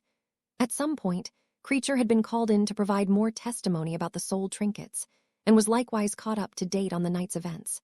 We got lucky tonight, Sirius sighed, flopping himself down on the couch. Perhaps it was about time we got lucky, Master. Besides, it was not all luck. Master Harry has become quite the skilled wizard. You're right, Sirius conceded. I think sometimes with all of his insistence that he doesn't deserve the praise he gets, I forget how resourceful and talented he actually is. Creature nodded sagely. To deceive your foes, you must first deceive your friends. Sirius raised an eyebrow at the elf. Have you been reading my books? A few, Creature admitted. So what now, Master? Will we join the hunt for the soul trinkets? Eventually, but for now, we need to prepare the house. For what, Master? Sirius smiled. I'm a free man and Voldemort is contained. Summer is almost here, and it's time for Harry to stop living with those wretched relatives of his. At 12 Grimmauld Place, Sirius Black was going all out to prepare a party for Harry's 15th birthday. This will be the first birthday Harry's ever celebrated, Sirius told Creature excitedly, setting up balloons and ribbons around the living room. We have to make it the best party ever. You've already told Creature that, the elf responded as he busied himself preparing snacks for the group. Creature is doing his best. Harry had been living at Grimmauld Place with them since the school year ended a month ago, and both Sirius and Creature had admitted that his presence brought a much-needed youthful component to the family dynamic. With the nuisance of the Triwizard tournament behind them, and a lack of any immediate threats or dangers, they had all been enjoying their summer to the fullest. Creature, Sirius called from the hallway. I think you're going to need to fix the door again. Creature poked his head out from the kitchen and looked towards the front door that Max was scratching furiously while waiting for Harry to return home. Max, Creature scolded. We've been over this. No scratching at the door every time Harry leaves. The little dog whined as Creature pulled him away and into the living room. Max paced around in circles a few times and then looked mischievously at the floor. And don't even think about starting up on the carpets again, Creature said warningly. By the way, did you see the newspaper this morning? Astoria asked, in between bites of her salad. Yeah, unfortunately, Harry sighed. I've been way too informed on wizarding news lately. The couple had already done a bit of shopping that morning in Diagon Alley and were now taking their lunch at a quaint cafe in the South Side that Harry had discovered the previous summer. Astoria raised her eyebrows. You've started reading the Daily Prophet. No, but Sirius and Creature have been playing this game where they try to guess how many times I'll be mentioned in each issue, so I end up hearing about it secondhand. Huh, Astoria said. I guess it really is like that. Anyway, today's article was pretty interesting, even by the Prophet's standards. Harry nodded resignedly. Sirius nearly fell out of his chair laughing when they called me the second coming of Merlin. At this point, I can't tell if they're being genuine or if they're just making fun of me. Definitely genuine, Astoria declared. I've gotten so much hate mail from your female fans these days that Daphne's started casting detection charms on my letters before I read them. Harry winced. Sorry about that. I don't mind, Astoria shrugged, smiling demurely up at him. A few nasty letters is a small price to pay to be with you. Harry took a bite of his sandwich to hide the blush that formed on his face. Besides, she continued after a moment, I've been getting some fan mail too. Really? Harry asked, surprised. Because of the Pettigrew thing. Sometimes, but usually it's from this or that young witch asking me for love advice. Love advice? Yep, they usually start the letter by commending me for snagging you before anyone else could and beg me to spill some of my techniques so they can try them on their own crushes. Harry looked at his girlfriend blankly. For some reason I find that kind of terrifying, he said. Do you reply to them? Astoria lifted her shoulders. Occasionally. The more mild ones anyway, some of them are downright concerning. I could imagine. They continued chatting as they finished up their lunch, which Astoria insisted on paying for. It was Harry's birthday, after all, and started to head towards Grimmauld Place. Not only would they be meeting up with the rest of their friends to celebrate Harry's birthday there, but it would also mark Astoria's first proper introduction to Sirius. Though they had met a couple of times in the past, both encounters had been rather abrupt and under relatively strenuous circumstances. I can't wait to see Max again, too, Astoria said happily as they walked. Has he gotten any bigger? Harry nodded. He's still a bit runty, maybe because of how malnourished he was before Sirius picked him up, but he's been steadily growing, and he's getting rowdy enough to make up for his size. That's adorable, Astoria laughed. You know, I wish they let him stay on the Wisengamot. I still think it's hilarious that he attended 2 weeks' worth of meetings before they finally passed the bill to ban animals from representing families. It was pretty funny, Harry agreed. But honestly, I think Sirius enjoys representing himself in the council more than he'd like to admit. People have started listening to what he has to say, and he's gaining support from the progressives in the ministry pretty quickly. Astoria raised her eyebrows. Do you think he could become the minister for magic one day? I doubt it, Harry replied, shaking his head. He'd get embroiled in controversy long before he ever got that far. But still, he holds a seat on the Wisengamot, and he might be able to make some real change in the magical world if he puts his mind to it. And it could probably use some change, too, Astoria added. Now that Daphne's home for the summer and doesn't have school to worry about, she's always talking our ears off about the flaws in our political structures, and how the, neo-traditionalism or whatever is ruining the development of, something else. I don't really understand it, but I trust that she's right. She probably is, Harry concurred. Apart from that, how's she doing? Astoria sighed. She's fine, but she spends all of her time either at our house or Tracy's house. I feel like she needs to go outside and take a walk in the park once in a while, touch some grass and stuff. Or even just talk to anyone other than the same 4 people all the time. Maybe I can convince her to go book shopping with me one day, Harry suggested. Maybe. If there's one thing you might be able to get her out of the house for, it's book shopping. When Harry opened the door to Grimmauld Place, the first thing that struck him was an industrial amount of confetti. Apparently, Sirius had been busy for the past few hours while he was out with Astoria. The second thing that hit him, literally, in this case, was a little golden fur ball that bounced into his leg, fell backwards, and then started to wag its tail furiously upon seeing him enter the house. "Hi, Max," Harry said, giving the dog a pat on the head. "Max!" Astoria cried, immediately getting on the ground to play with him. Harry maneuvered through the magically enchanted confetti and through to the living room, where he noticed everything was much more festive than it was when he had left that morning. "Happy birthday, Harry," Sirius said with a smile from the middle of it all. "Your friends should be here soon. Why don't you take the chance to show Astoria around first?" Astoria and Max, both refused to leave each other's side, followed Harry around as he gave a brief tour of his godfather's house. Sirius and Creature had stepped up their efforts to keep the place clean since getting proper guardianship of him, and as such it was much more homey than it had been when Harry had visited over the holidays the previous winter. "This is really nice," Astoria remarked, looking around. "It looks a lot newer than I was expecting an old family's ancestral home to be."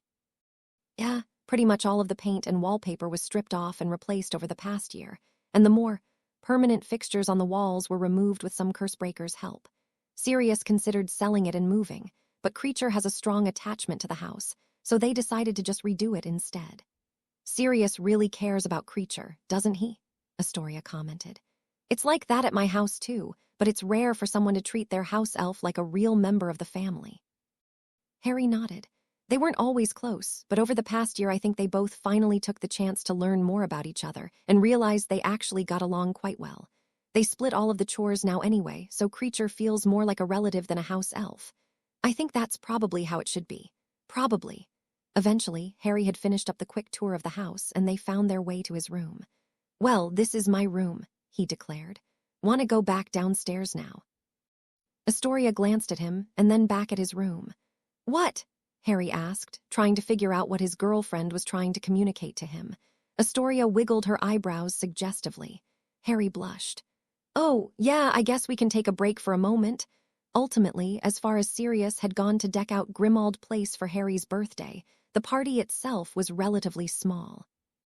Apart from Ron and Hermione, Harry had only invited Neville, Ginny, and Luna, the last of which he had mostly only invited for Astoria's sake. Despite its size, the little function was rather joyous, not only because of the occasion for which they were gathered, but due to the lack of imminent danger that usually underscored the friends' lives. "It's nice to spend a summer not worrying about your relatives putting bars on your window," Ron said between large bites of the savory pastries Creature had put out on the living room table. "Tell me about it," Harry said. He was going easy on the snacks since he had already eaten a sizable lunch a few hours ago, but he had sampled some of them and could tell Creature really tried his best for today. "And I bet it's loads easier to practice magic and get a head start on your work for next year," Hermione chimed in. "I don't know how you would have been able to start studying for your OWLs if you'd been living with those awful relatives of yours." Yeah, totally," Harry replied. He turned away from his friend's suspicious gaze and looked anywhere else around the room. His attention was eventually caught by a small girl doing somersaults in the corner in front of his dog. Luna," he asked, approaching her. "Not that there's anything wrong, but what are you doing?" Luna completed another somersault and looked up at Harry from her spot on the floor. I'm trying to teach your dog a new trick. Ah, Harry said, somewhat understanding. Well, Max isn't very good at tricks. We've tried to teach him a few before, but he doesn't take to them very. Harry's sentence trailed off as he watched Max do a clumsy little forwards roll. Never mind then. Luna smiled at him with those big eyes of hers, and he backed away slowly. She was a fun girl, for sure, and she had become one of Astoria's closest friends, but something about her still gave him the creeps. Harry sat back down on the couch, and from next to him, Neville spoke up tentatively. These pastries are really good, Harry. Did your house elf make them? Yep. Hey, Creature, he called. Neville likes your pastries. Creature hobbled into the room from the kitchen, put some fresh food on the table, muttered a quick thanks, and scurried back out. He's a bit shy, Astoria explained in a stage whisper. Ron crammed more food into his mouth before speaking up again. Really wonderful. When's the cake, though? Harry laughed at his friend's charming display of gluttony. Sirius bought a cake earlier. He'll bring it out soon. Your house elf didn't make it? Ginny asked curiously from where she sat next to Neville. Nah, Harry shook his head. Creature can't make sweets. He's tried, but he just can't do it. Oh, that's a shame, Astoria said. You should have let me know earlier. I would have baked a cake. No, Harry shouted, so loud that everyone else in the room startled in surprise. Realizing he had accidentally vocalized his visceral reaction to the thought of his girlfriend's baking, Harry turned to look at her sheepishly. What do you mean? Astoria asked with a hurt sniffle, her eyes starting to get wet and watery. You don't want me to make you a cake? Harry thought quickly, trying to figure his way out of this one. No, of course I do. I just, wouldn't want to share it with everyone. Astoria's expression cleared up and she giggled. Oh, Harry, you're so greedy. But don't worry, I'll make you a cake, or maybe some cupcakes for the next time I see you and you can eat them all by yourself. That's great. As Harry forced a smile at his oblivious girlfriend, he thought back to the image of his parents standing there at the end of the path, as they appeared to him last month during his fight in the graveyard. Mom, Dad, I'll be seeing you again soon. Voldemort lay in his cell in the deepest depths of the Ministry of Magic, chained down both literally to the floor and spiritually to his feeble mortal form by a powerful magic cast by Dumbledore himself. He was kept in an almost perpetual state of coma, but as he floated in and out of consciousness, the occasional thought passed through his twisted mind. The fools, I'll kill them all. He was vaguely aware of his magical confines, and knew he would have no chance of breaking out by himself. Alas, he didn't need to break out by himself.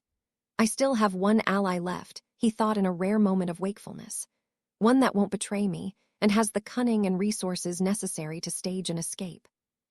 As Voldemort lay there, he clung to that one hope, the image of the one man that could help him through this predicament, Lucius Malfoy. Lucius Malfoy had absolutely no intention of trying to help Voldemort. He was much more concerned about trying to save himself. What should I do? Malfoy muttered nervously as he paced up and down the floor of his study, trying to figure out how to weasel his way out of his current situation. Or better yet, what can I do? While the Ministry of Magic was trying to keep Voldemort's detainment a closely guarded secret, a man as well-connected as Lucius had obviously already caught wind of it. Having poked around for more details, his inquiry had eventually led him to the irrefutable truth that the one to capture the Dark Lord was none other than Harry Potter. The very same Harry Potter that had been steadily dropping Death Eaters all year, all while easily and decisively winning the Triwizard tournament against students several years his senior. The very same Harry Potter that knew it was him that had machinated the plan to open the Chamber of Secrets, and him who had, along with his son Draco, been clearly antagonizing the boy for the better part of the past 4 years. No matter how I look at it, I'm screwed. Harry had already taken out Avery, Pettigrew, Barty, and even Lord Voldemort himself. Lucius was under no illusion that he would likely be the boy's next target. And if Harry wasn't enough for Lucius to worry about, his recently exonerated godfather Sirius Black was somehow gaining the respect of the Wisengamot despite his disgustingly progressive views on matters such as house elf rights. Between Harry's magical skill and Sirius' newfound political influence, Lucius would have to tread extremely carefully from now on. As much as he hated to admit it, his days of scheming and maneuvering were over. He had to avoid crossing Potter and Black like his life depended on it, because it probably did. As it was, he may already be too late. After they had all eaten generous servings of Sirius store-bought cake, Ron and Hermione pulled Harry aside. So, how's everything going with you-know-who? Ron started, cutting straight to the chase.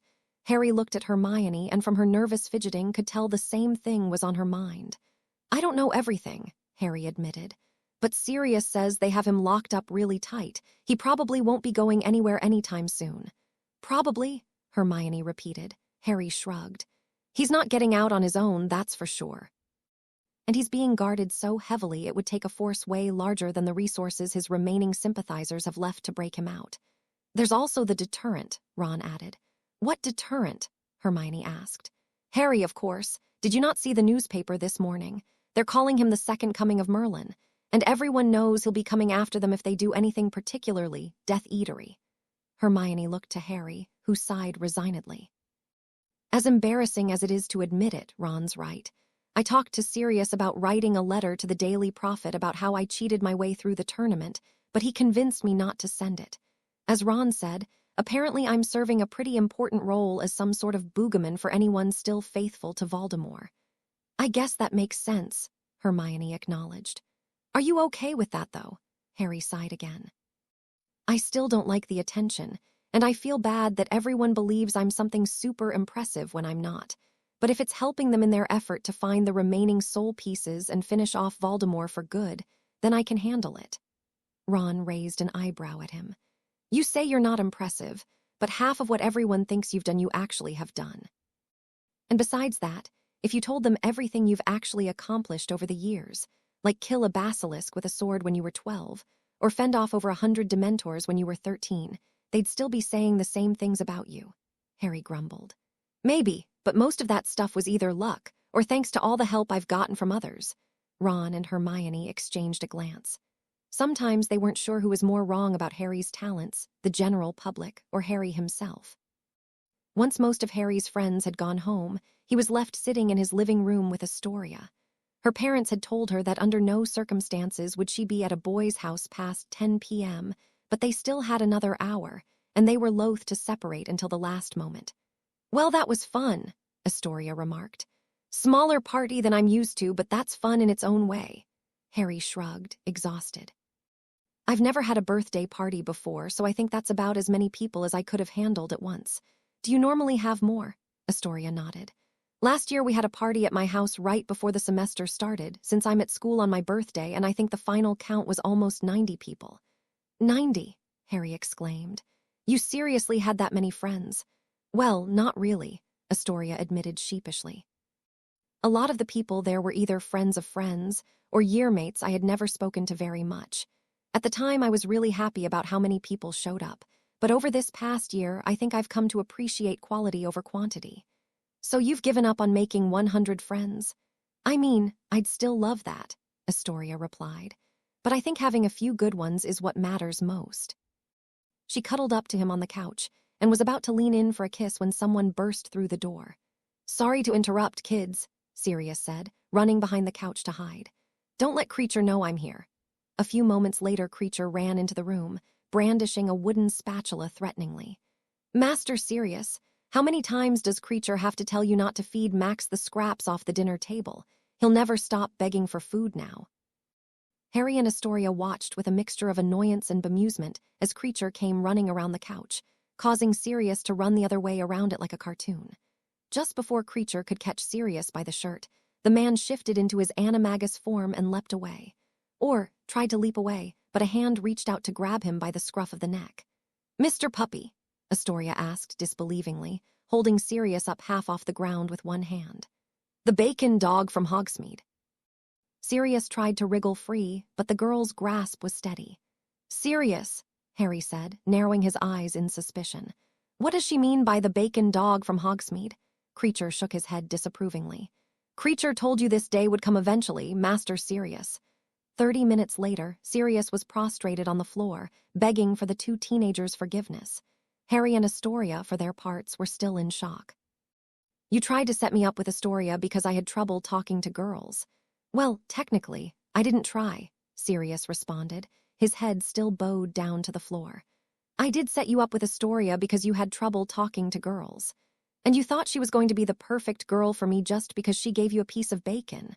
Well, I was right in the end, wasn't I? as Harry came to terms with that reality. It was Astoria's turn to speak up. I thought something really bad happened to Mr. Puppy because I didn't see him again after I ran into Harry. I was, really sad about that for a while. Harry turned to look at his girlfriend. Wait, that's what you're mad about? That's the only thing there is to be mad about, Astoria replied. I mean, why would I be mad that he tried to nudge us together? I'm really grateful for it, and it was our decision to start dating anyway. As Harry came to terms with that reality as well, Sirius spoke up from the floor. You should listen to her, he said. She makes a good point. Harry sighed as he sunk back into the couch. Obviously, I'm happy with how things turned out, but I can't help but feel like it was a bit manipulative. Sirius shrugged, which looked pretty weird as he was still on the ground with his head down.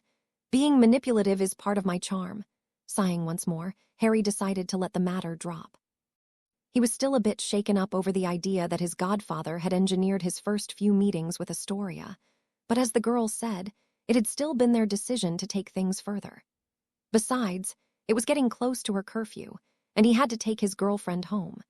As Astoria gathered her things to leave, and Sirius finally got up off the floor, Harry glanced back at his godfather and made a silent promise to himself.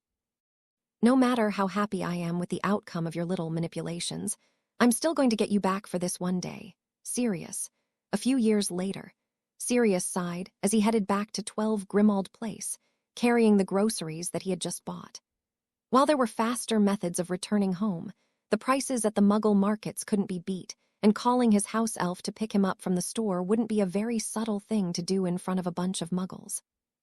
But as Sirius let out another sigh, it wasn't the weight of the groceries, the heat of the sun, or the length of the walk that was getting him down. It was the brief interaction that he had while looking at the different brands of tomato sauce in the canned goods aisle. An attractive woman had approached him and started making small talk about which brand was better than the other. Sirius really couldn't care less and was just trying to find the cheapest one, but the woman was around his age, well put together and clearly trying to flirt. Trying to put the moves on her, Sirius went to reply, only to find out that he couldn't think of a single thing to say. He had stuttered, blushed, and stammered, and had eventually formed a non-committal response before walking, practically running away.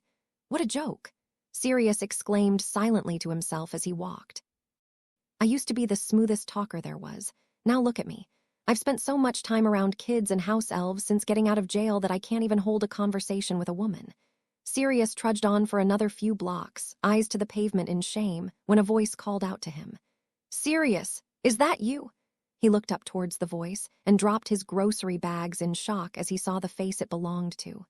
Vivi Vanessa. Later that night, Harry and Astoria sat around in his bedroom in 12 Grimmauld Place, laughing hysterically. Did you see his face? Astoria asked, wiping tears from her eyes. Vivi Vanessa, he said. Yup, Harry replied, clutching his sides. And when he said do you want to go for coffee sometime? I almost blew our cover completely. They continued to laugh for a few minutes more, both satisfied that they had gotten their revenge on Sirius, and genuinely happy for the man that Vanessa had said yes to getting coffee. It had taken them a while to track the woman down. All they had to work with was a name that Sirius had mentioned a few times in passing, but when they finally found her, it had all been worth it. She was recently divorced with no kids and was perfectly happy to go along with their little scheme. Apparently, she had still been thinking about Sirius as much as he had still been thinking about her. So, now what? Astoria asked once they had gathered themselves. Harry took out a little book and smirked. Now, we plan coffee. Thanks for watching. If you'd like to see more, please subscribe to my channel.